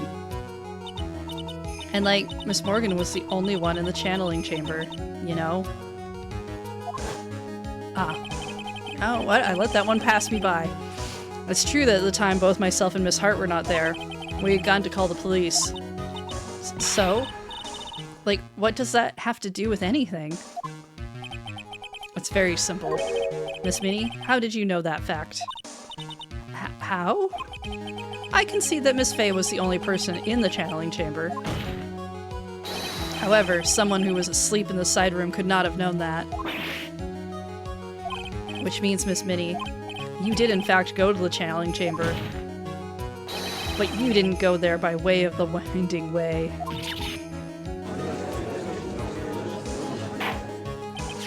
But look at the Manor Guide map. If one were to go between the side room and the channeling chamber, one would have to use the winding way. Yes, that's right, Your Honor. Which is why I asked this very important question. Where was the witness at the time of the murder? Miss Minnie, please answer the question. Objection! Don't ask a question off of baseless assumption, if you please. Well, I suppose since you've put it out on the table, Mr. Phoenix Wright, you might as well answer the question for us. Where was the witness at the time of the murder? Now's your chance, Phoenix. Yeah. The only person who could have killed Dr. Gray was Innie Minnie. So now's the time to prove it. Alright. She would have been in the channeling chamber. Take that! What? But that's the channeling chamber. Isn't that the crime scene? Why are we asking that question? That's right. Miss Minnie was at the scene of the crime. Order, order. That's why. That is... Mr. Phoenix Wright, have you lost your mind? Yesterday's testimony established that only the victim and the defendant were in the chamber when the channeling started. Yes, that's correct. Please explain yourself, Mr. Wright. Simple. Miss Innie Minnie was hiding at the scene of the crime. I was hiding? Where? Like, where was I hiding? Behind the screen. Of course. Behind the folding screen. Don't make me say this again. Recall yesterday's testimony. There ain't no way anyone was hanging out behind that folding screen. See, you stupid jerk. Quit being so quick to pin it all on me, slime ball. Now, Miss Minnie. One so young as you shouldn't be saying... It's funny how much more angled her eyes have been, huh? Shut it, Gramps, as if you know exactly how old I am. I'm sorry. Looks like the pipe's about to burst. Guess I should help it along. Oh, that's a really good. I'm definitely breaking. Yeah, she was hiding in the box.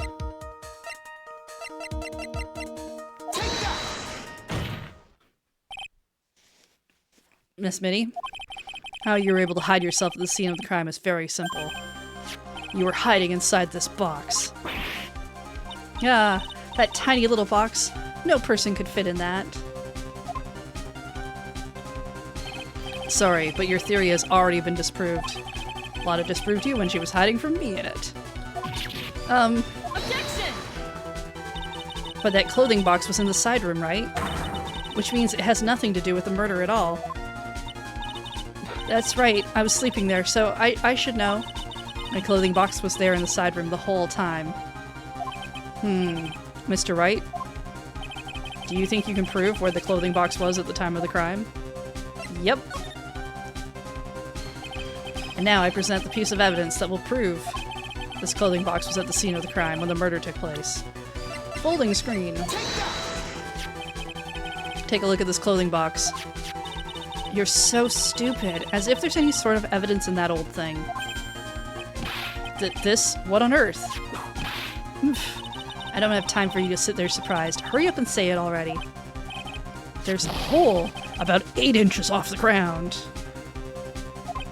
A hole about 8 inches off the ground. Where have we heard that before? The folding screen. And a hole at the same height. That's right. I hope this has opened your eyes to what happened. At the time of the shooting, the clothing box was sitting behind the folding screen, which is why the bullet from the pistol hit both the box and the folding screen. It went through the screen and then into the box. Miss Minnie, you were hiding behind the folding screen, waiting for your chance. Yes, for your chance to kill Dr. Gray. Ah! Order.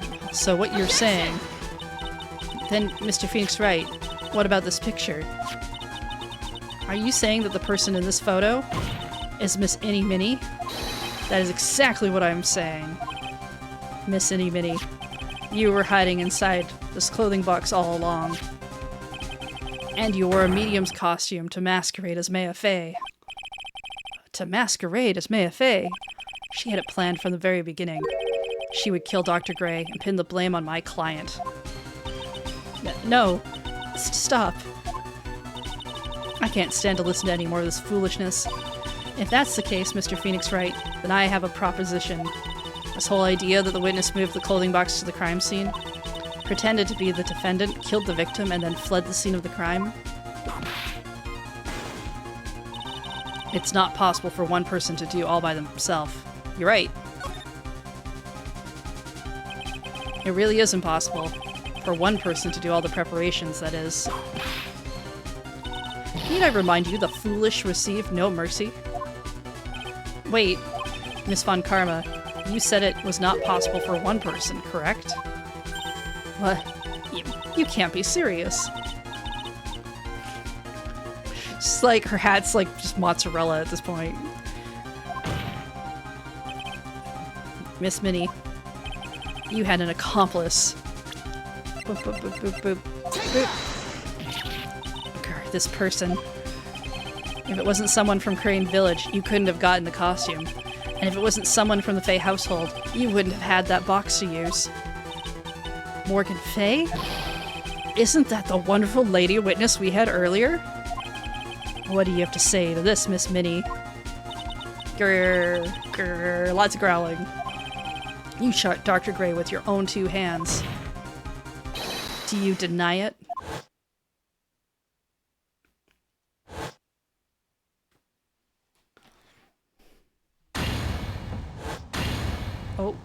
Oh, are we breaking? I think this is what really happened.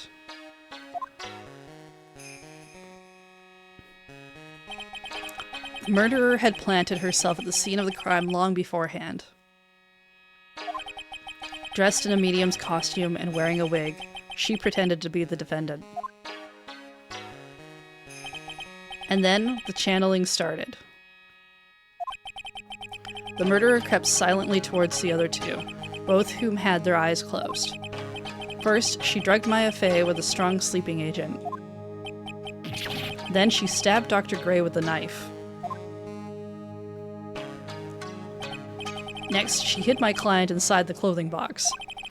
She did that so she could take Maya's place and frame her for the crime. But that's when something unexpected happened. Unexpected? Yes. Bang. Dude had a gun. Dr. Gray was actually not yet dead. With the last of his strength, he fired a shot at his attacker. And that is why the hole in the folding screen was so low to the ground. The murderer then took the gun from Dr. Gray and shot him. After that, you and the other lady thought to break into the room? Yes, a gunshot is certainly something you wouldn't expect to hear, which is why upon hearing the shots, we forced our way into the channeling chamber.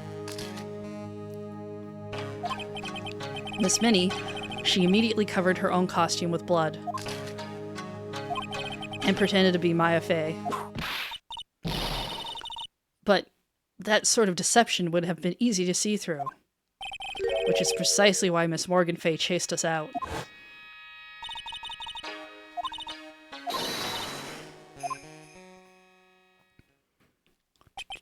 What is one supposed to say? This is the real truth behind this murder.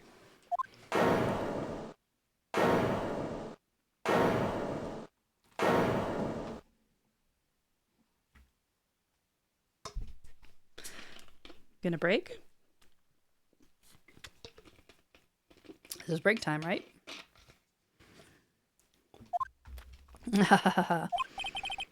Who's that, laughing at a time like this? Who do you think? Ah, oh, you simple-minded fools. I'm sorry, are you still by chance evolving? What is it this time? Miss Von Karma? Surely. Of course it was me.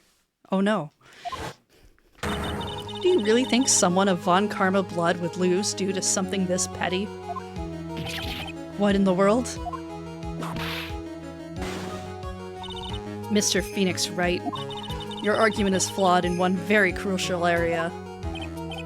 And that is, if this witness is the real murderer, why would she go through all this trouble? Huh? Working together with a medium, pretending to be one, putting on this whole act. What reason would she have to do such foolish things? Well, that's... Yeah, that's right. It's exactly what I was gonna say.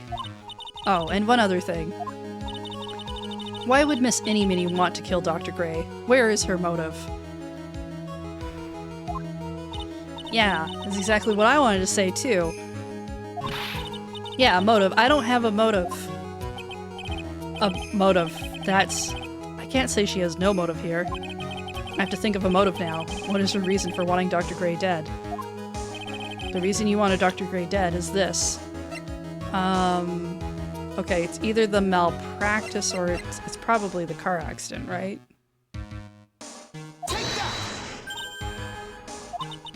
Just as I thought. You bore me with your silly answers.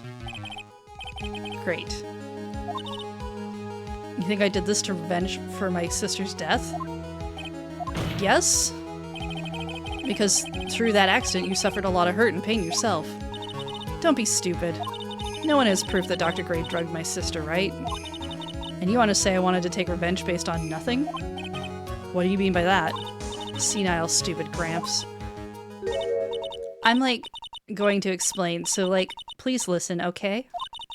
It's been over half a year since I was discharged from the hospital. If I, wanted revenge, then, I wouldn't have waited this long. I don't know, 6 months seems pretty short. And besides, the guy that thought of the spirit thing was, Dr. Gray. You told him.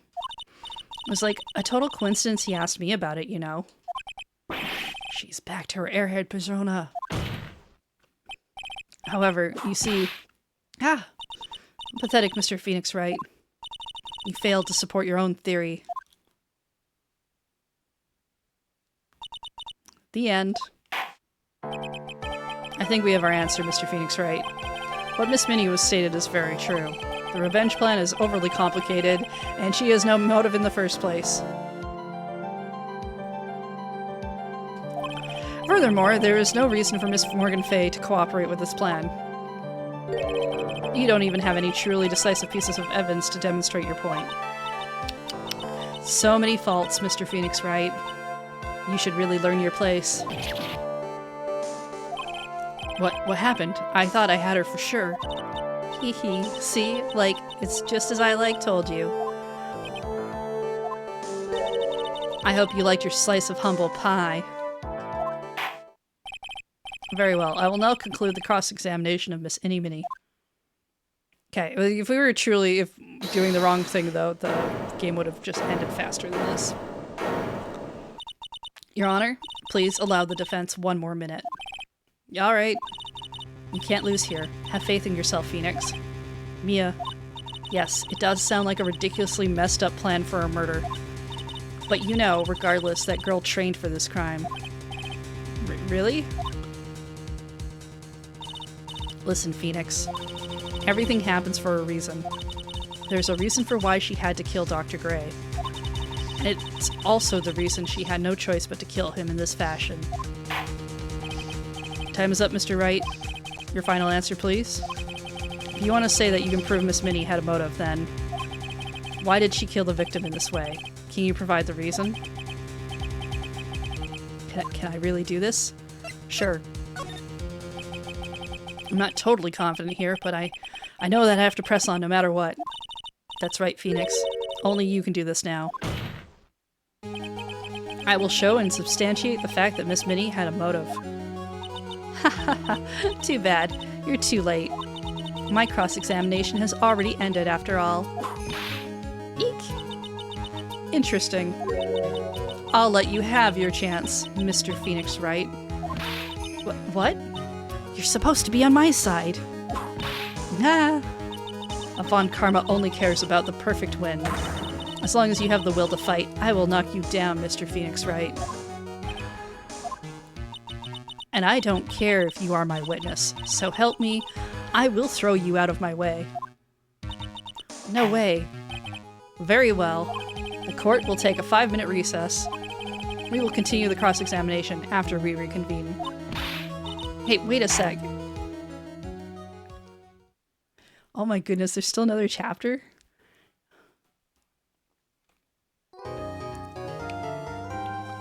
How long have I been going? Just 8.5 hours. We have to be pretty close though, right? Case 2 is a lot longer than I was expecting. I mean, I also did case 1.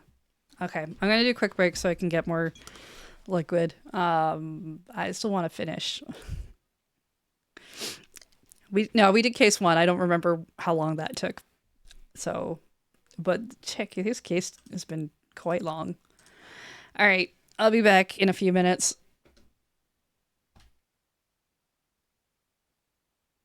Okay, we have to be close to the end. Part 4-2. I'm just gonna do this again. Yeah, I think the first trial we did was about 2 hours, so we've been on this one for roughly 6-ish. We have to be close to the end. All right, recess.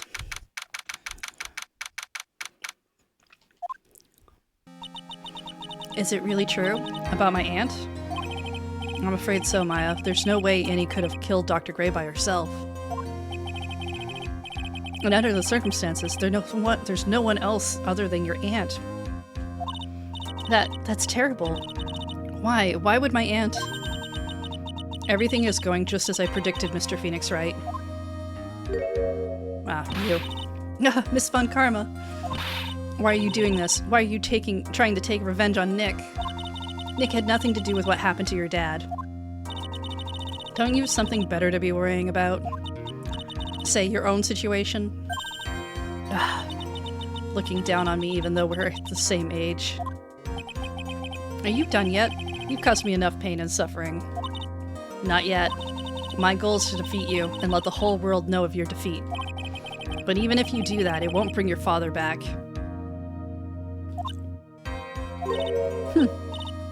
Whatever. In the meantime, let's bring this match to its conclusion. And then we'll know who the real winner is. Alright, back to court.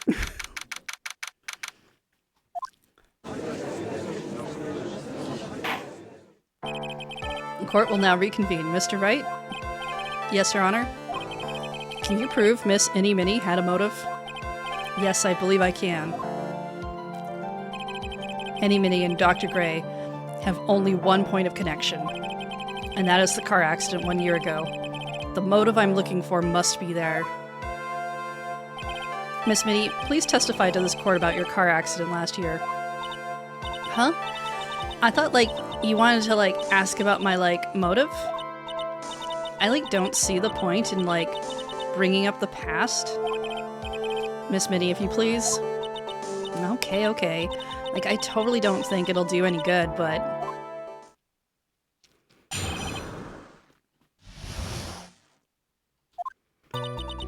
That was, last year in May.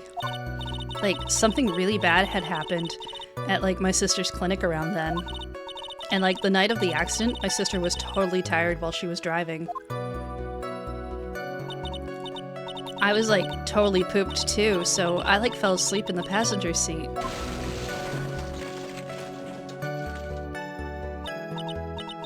I woke up because of a jolt and, it was a sea of flames around me. I, opened the door and, got away. I think I've heard of this incident. It was all the talk on the tabloid shows day after day last year. Yes, and there was a talk about Dr. Gray, drugging your sister? Ugh. Those were merely rumors. Totally baseless gossip. Yes. Mr. Wright, you may question the witness. Right now it's impossible to prove that Dr. Gray did in fact drug Miss Minnie's sister. Yeah, which means I'll have to work this from another angle.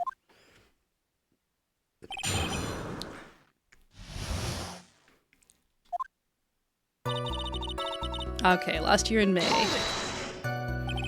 Didn't some sort of medical malpractice happen at your sister's hospital then? Yeah, that was in May too. The thing with all the patients dying was, May 2nd. And, our accident was, on the 24th. 2 accidents back to back. Do you assume it's just a coincidence? My sis was, totally tired, so that's why, duh. Something bad happened at the clinic. That was the malpractice incident where 14 patients died, correct? Yeah. What was the cause of the mistake? I heard it was 'cause the medicines, got mixed up. Was that the fault of your sister, Mimi? No way. Dr. Gray, wanted to blame it on my sis. Objection! That incident was nothing to do with our murder here. Besides, the police report has already documented that it was entirely Mimi's fault. Which means as far as the real facts are concerned, Mimi Minnie is the one who made the mistake. But, it really wasn't my sis? Night of the accident, my sis was totally tired while she was driving. She was totally tired? You mean exhausted? She had to talk to the police and, was being investigated, every day? It was, a totally terrible situation? It's no wonder, then, that that car accident happened, huh? So then, why did you ask to switch places? Huh? What are you talking about? I meant switch drivers. If your sister was so tired, then you should have switched with her. True. But I don't, have a driver's license. Photo for her driver's license. This is news to me. I was not aware you didn't have your license, Miss Minnie. Miss Minnie, please amend your testimony. Like, okay, anyway. I was like totally pooped too, so I fell asleep in the passenger seat. My sis was totally tired while she was driving.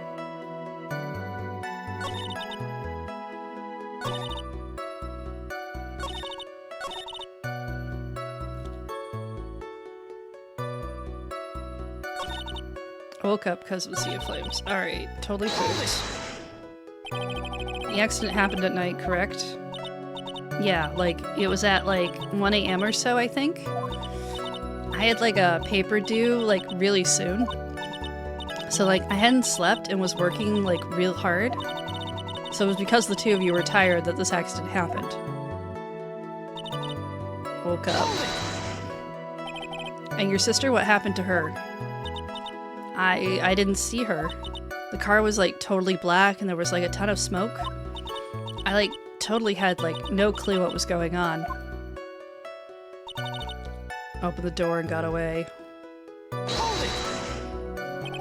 Please tell us about your escape in more detail. I like kept wanting to forget that time.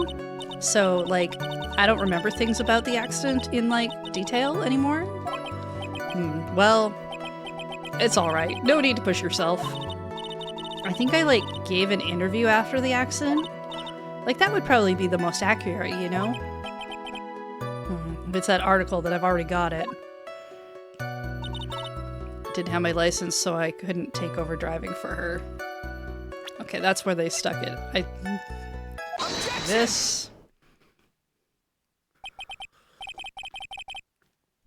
Hey, Miss Minnie. Bogus lies.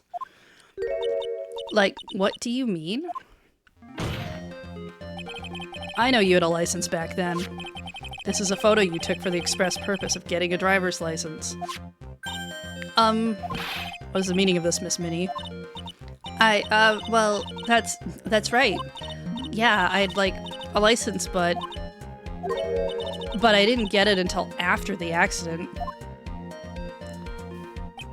No, you had it. You had it at the time of the accident. Director Hottie, or the guy pretending to be him anyway, said so. What, are you talking about that perverted fake clinic director? Yep.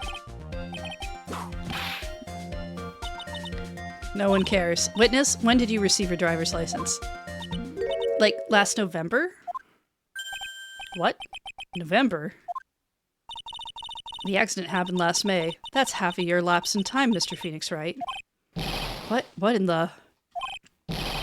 That's what happened, Mr. Wright.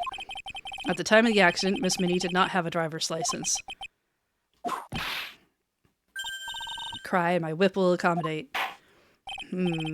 Anyway, without a license, the witness and her sister could not have switched drivers. I'm, like, glad you get it, but, like, even if I had my license, I, like, don't think my sis would've, like, let me drive.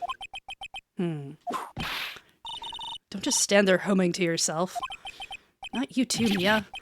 With that whip and the pain and ow. Miss Minnie, why do you think you could not have been allowed to drive anyway? That's because... I think this situation calls for a more detailed testimony. Miss Minnie, if you please. Like, how annoying. Oops, like, sorry. Didn't mean to be mean.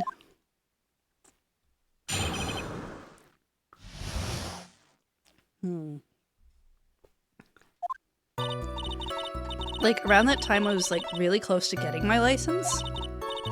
My sis was, like, this totally big fan of cars and, like, really valued them. She, like, had just gotten this really shiny bright red sports car. She, like, wouldn't say... She, like, would say things like, no way am I letting a noob drive my car. So, like, that's why I ended up in the passenger seat that night, too.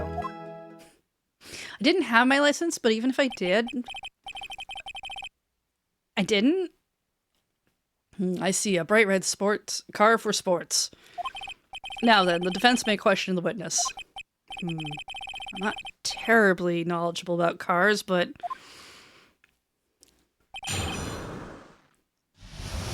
We don't have a picture of the car, do we?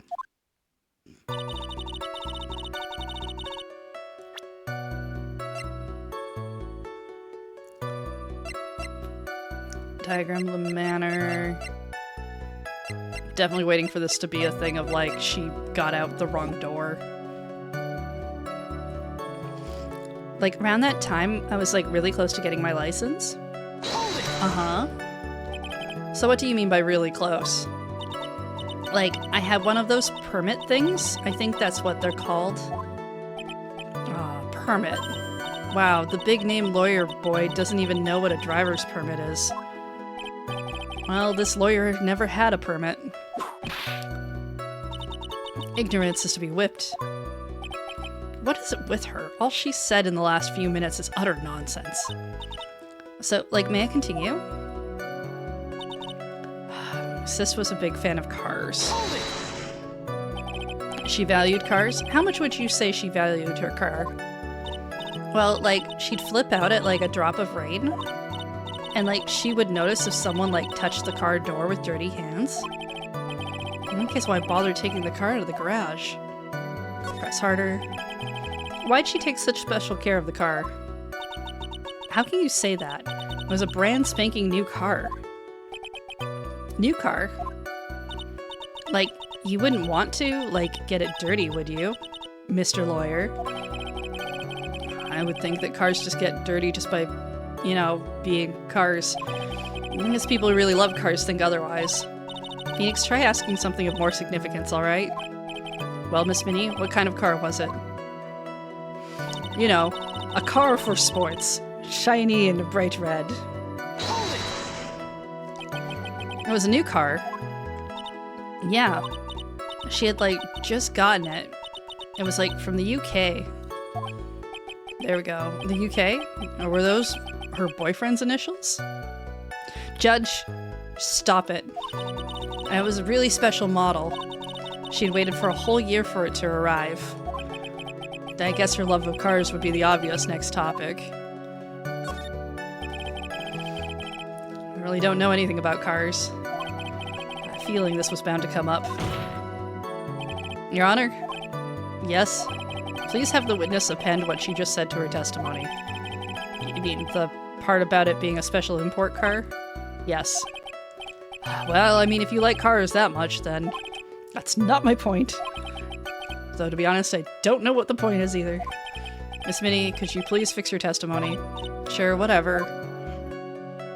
The new car was a totally special model from England. Is there anything in that? Let's see. Car crashed on the highway, center divided.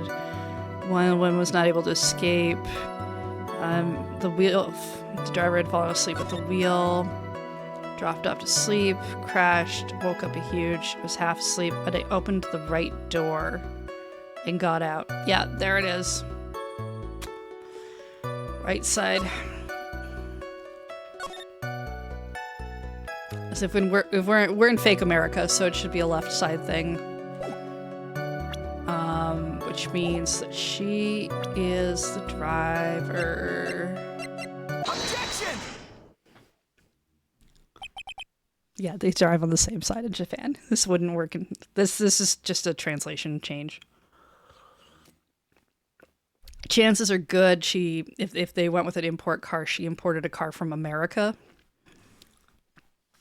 But, you know. Or there's some other explanation that's similar, maybe slightly different wording. Do you remember this article? It's an article about the accident. You said this in it, but I opened the right door and, like, got out. That's correct, isn't it? Like, why are you suddenly asking me about that? Your Honor, which side is the passenger's seat? The left or the right? Well, it's on the right side, of course, because the driver's on the left side. That would be if you were in an American car, but it would be the opposite in a British car. The opposite. Yes, you do know what that word means, don't you, Judge? The two of them were riding in a British car. In that case, the passenger side would be the left side. Ah, what do you mean by this? Miss Minnie, you said that you had escaped using the right side door of the car. But if you were sitting there, then that means you were in the driver's seat.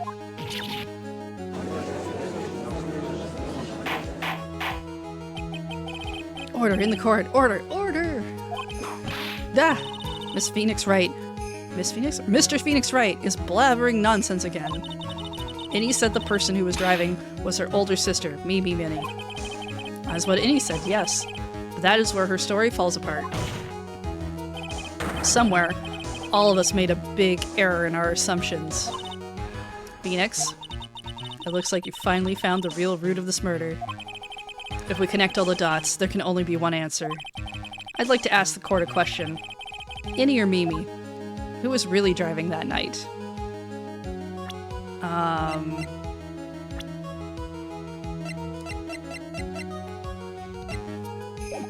It's Mimi.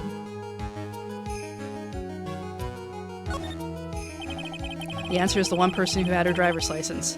Mimi Minnie. After all, that makes her the only person who could legally drive. But you just said the witness, Miss Innie Minnie, was the one in the driver's seat. Which leads us to the next question. The next question? Who is the person standing at the witness stand right now? What sort of idiotic ruse is this, Mr. Phoenix Wright? This witness's name is... I'll tell you what her name really is. Boop, boop, boop, boop, boop, boop, boop.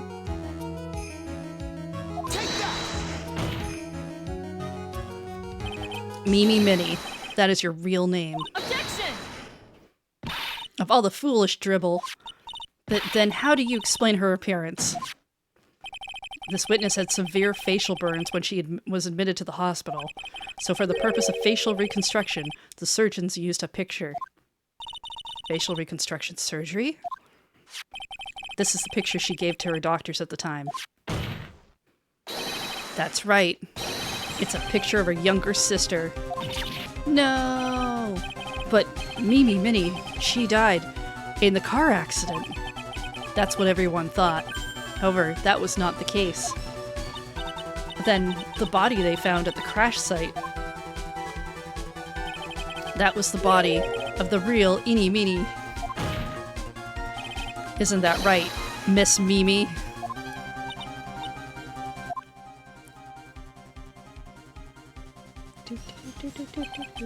That car accident 1 year ago. The one who died that night was Innie Minnie. Her sister, Mimi, then stole her face and was reborn as Innie. With this, she effectively erased Mimi from existence. Your Honor, I'm sure you can now see why Mimi had to kill Dr. Gray. What do you mean? What's the meaning of this nonsense? Dr. Gray wanted to call back the spirit of a dead person. Specifically, the spirit of his nurse that died in the crash, Mimi Minnie. However, that would not have been possible.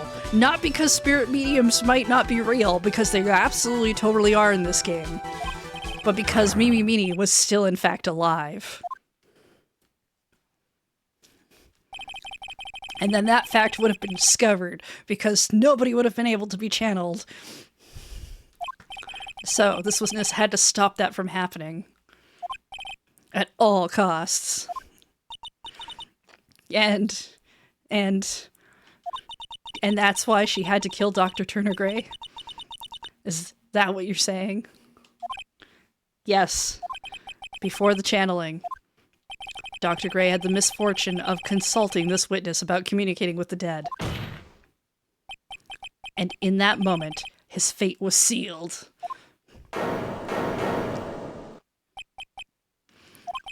Well, Miss Innie, I mean, Miss Von Karma. Ah! What did you say? My name just now? Looks like I've been unmasked. Witness?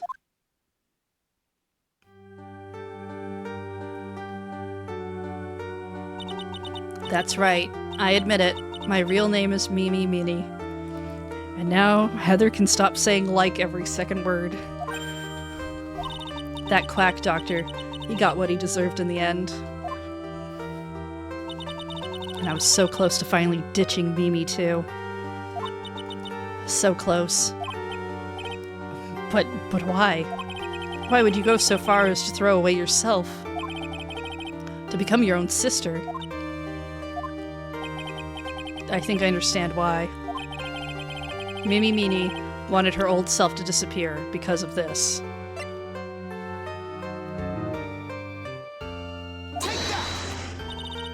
That's about the malpractice incident. Dr. Gray was right. The mistake was caused by the nurse. A nurse by the name of Mimi Minnie. That's right, the person standing before us today. And a few weeks after this mishap, Mimi Minnie had a car accident in which she lost her younger sister. The timing couldn't have been worse. 14 patients dying in that incident, and our own sister's life extinguished. It was all too much to bear. I found a way for myself to escape it all. The only way. She lost everything in the flames of that accident. Her sister, and even her own face. This was her last chance. Her chance to throw away her past and start a new life as her sister.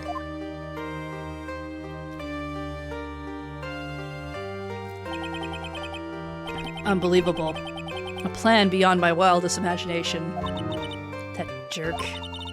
If only he hadn't thought of that channeling mumbo-jumbo. Mumbo-jumbo? Becoming Innie has been the most horrible experience in the world. Spirit channeling, the occult. I hate it. I hate it all.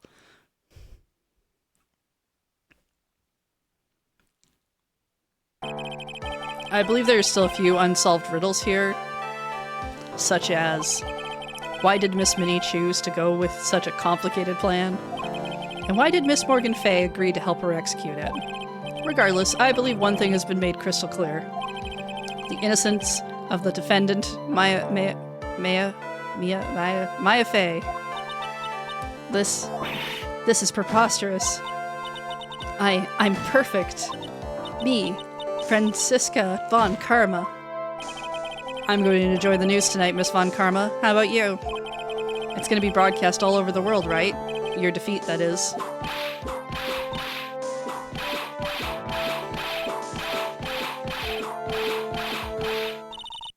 And one more for good measure.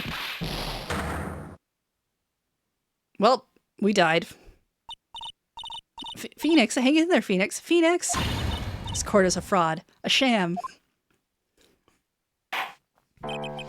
Now then, it looks like it will be some time before Mr. Wright regains consciousness. Can I push charges? So I will go ahead and pronounce the verdict.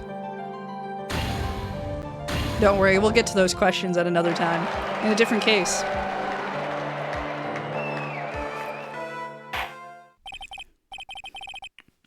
That is all. Court's adjourned.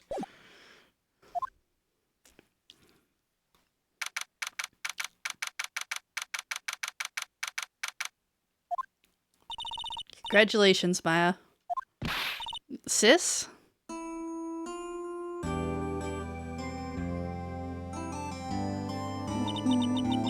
It's good to see you, Maya. How are you doing? Now remember, Morgan Fay helped. I'm not sure she gets arrested here. Sis? Sis? I didn't kill anyone, did I? No, you didn't. It was all just a dream. A really bad dream. You know, sis. In my dream, I smelled a really familiar scent.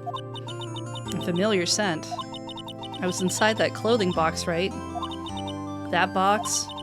That was the box you used to store your clothes in a long time ago. That's right.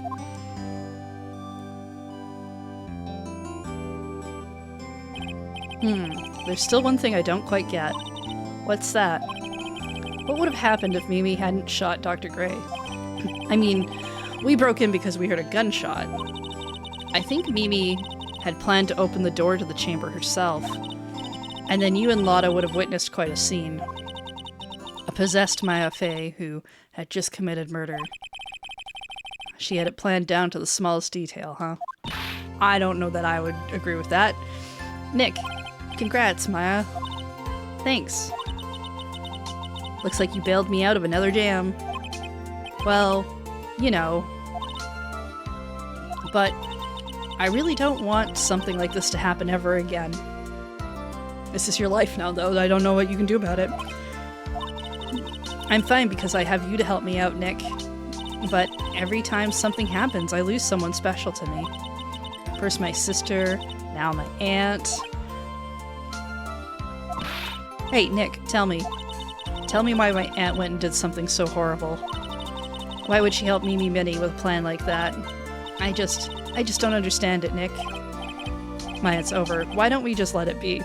We'll talk about that in another case.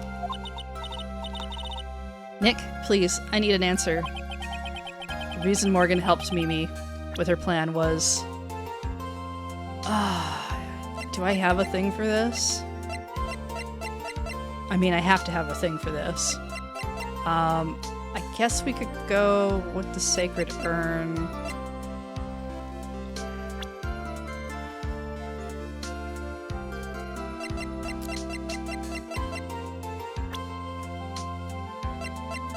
Probably the urn? You only get one shot at this. If you get it wrong, they're just kind of like, oh, well, you know. Yeah, it's so Pearl can become the master.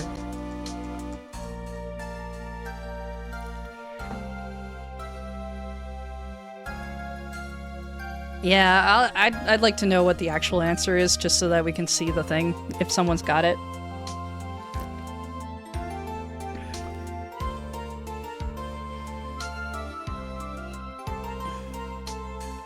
It's true, Pearl's her treasure. That seems pretty likely.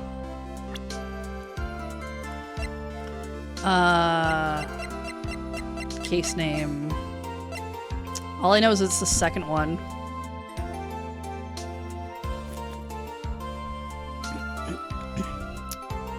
Do do do. Bum, bum, bum, bum.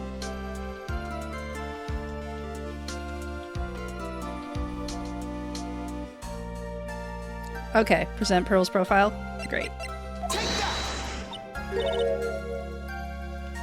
Pearly. 4 years from now, a new master will be born into Kurain Village. And that person will be you, Maya. But if you weren't there, then the main family's bloodline would disappear, and what would happen then? The branch family, my aunt? No, Morgan's spiritual power is too weak. The next person would be Pearl's. Everything was done for her sake. It was all so that Pearls would become the next master. Yeah, I can see that. Did Maya say something just now? I think that she was saying I thought so.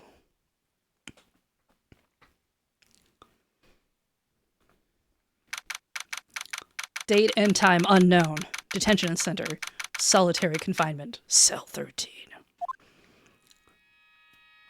My precious Pearl. You're the only one suitable to be the master of Kurain, dear child. Okay, I guess she did get arrested. I sacrificed it all for you. I helped that brainless nurse carry out her murder. I cooperated with that whip-happy prosecutor. Hey, Michelle! How's it going? You're playing more, Silksong today, right? Still running around Act 2?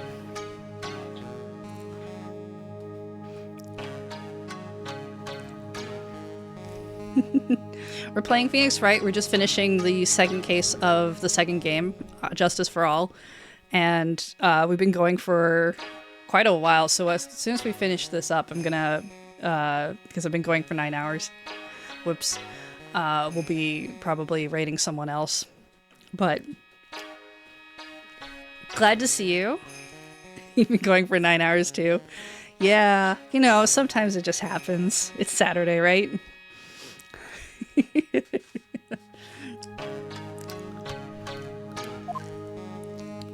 all to unseat that annoying, witless Maine family girl. That Maya Fey. But I shall be patient, my dearest Pearl. A chance will present itself. Your time will come. It'll happen later in this game, if anyone's curious. And there we go. We finished episode 2. Wow. Okay, so new episode for next time. Definitely gotta save. Very important to save. Yeah, so that first case took us around 2 hours, so this one was about 7. Which honestly seems a little long for a case 2. Makes me a little worried about case 3. But we'll see. You see the comic? There's a crossover Spy Family Silksong comic? No. I'll have to look that up. I don't think I've seen that. I might have seen it. I'm sure I can find it. Yeah, it definitely would be a fan comic, but I've seen a lot of fan artwork. Yeah, totally DM it to me. I can share it in my Discord later. You can share it in the chat too if you want. Let's see. I'm gonna take us to my booth screen. All right. Let's see. Blah blah blah blah blah. Stream. I've been going for so long. Okay. All right. So, as I was saying, several hours ago now, what we're gonna do is Saturdays are going to be our visual novel days. I believe next Saturday I should be able to stream again, so we won't be coming back to Phoenix Wright until Saturday. We should be hitting up Hyrule Warriors on Tuesday. We've got Saturday today. So tomorrow, if you're Loading Ready Run fan, I'm on Rhythm Cafe tomorrow. We're doing Expedition 33, 4 p.m. On Monday, I'm on Send Codes, playing some sort of game with the name Bermuda in it that I can't remember the name of. Actually, I wrote it down. Did I write it down somewhere? Aha, there it is. Bermuda Survivor. I don't know what that is. We'll find out during that stream on Monday. And yeah, then I'll be back here on Tuesday for Hyrule Warriors. Next week, Thursday, I shouldn't be streaming, but then Saturday we'll come back to this. So we'll probably only get a couple streams in next week, which is fine. Work, gets other streams, so it all evens out. Let's see who's online right now. And man, I should definitely eat something. Okay, as Kathleen's online, I don't usually get to raid her. She's been on for an hour. Jamie's also playing some Blueprints, which is fun too. Okay, let's see. I have to pick between 2 people I like. Well, you all know how to find Kathleen if you want to find her. We're going to go raid Jamie. Can't deny a Blueprint stream. Boop, boop, boop. Just make sure I spell this name correctly. Great. Yeah, it should probably be late game, so if you're not into that, that's totally cool. If you want to go check out Kathleen instead, because she does music stuff, that's Brave New Faves. But we're going to raid Jamie for our official raid here, and I did that correctly. Great. I love it when I've been streaming for several hours and I still remember how to do things. It's so good. All right. I will see you all Tuesday then, I suppose, if you're hanging out here, or tomorrow if you go to the other channel that I work at. All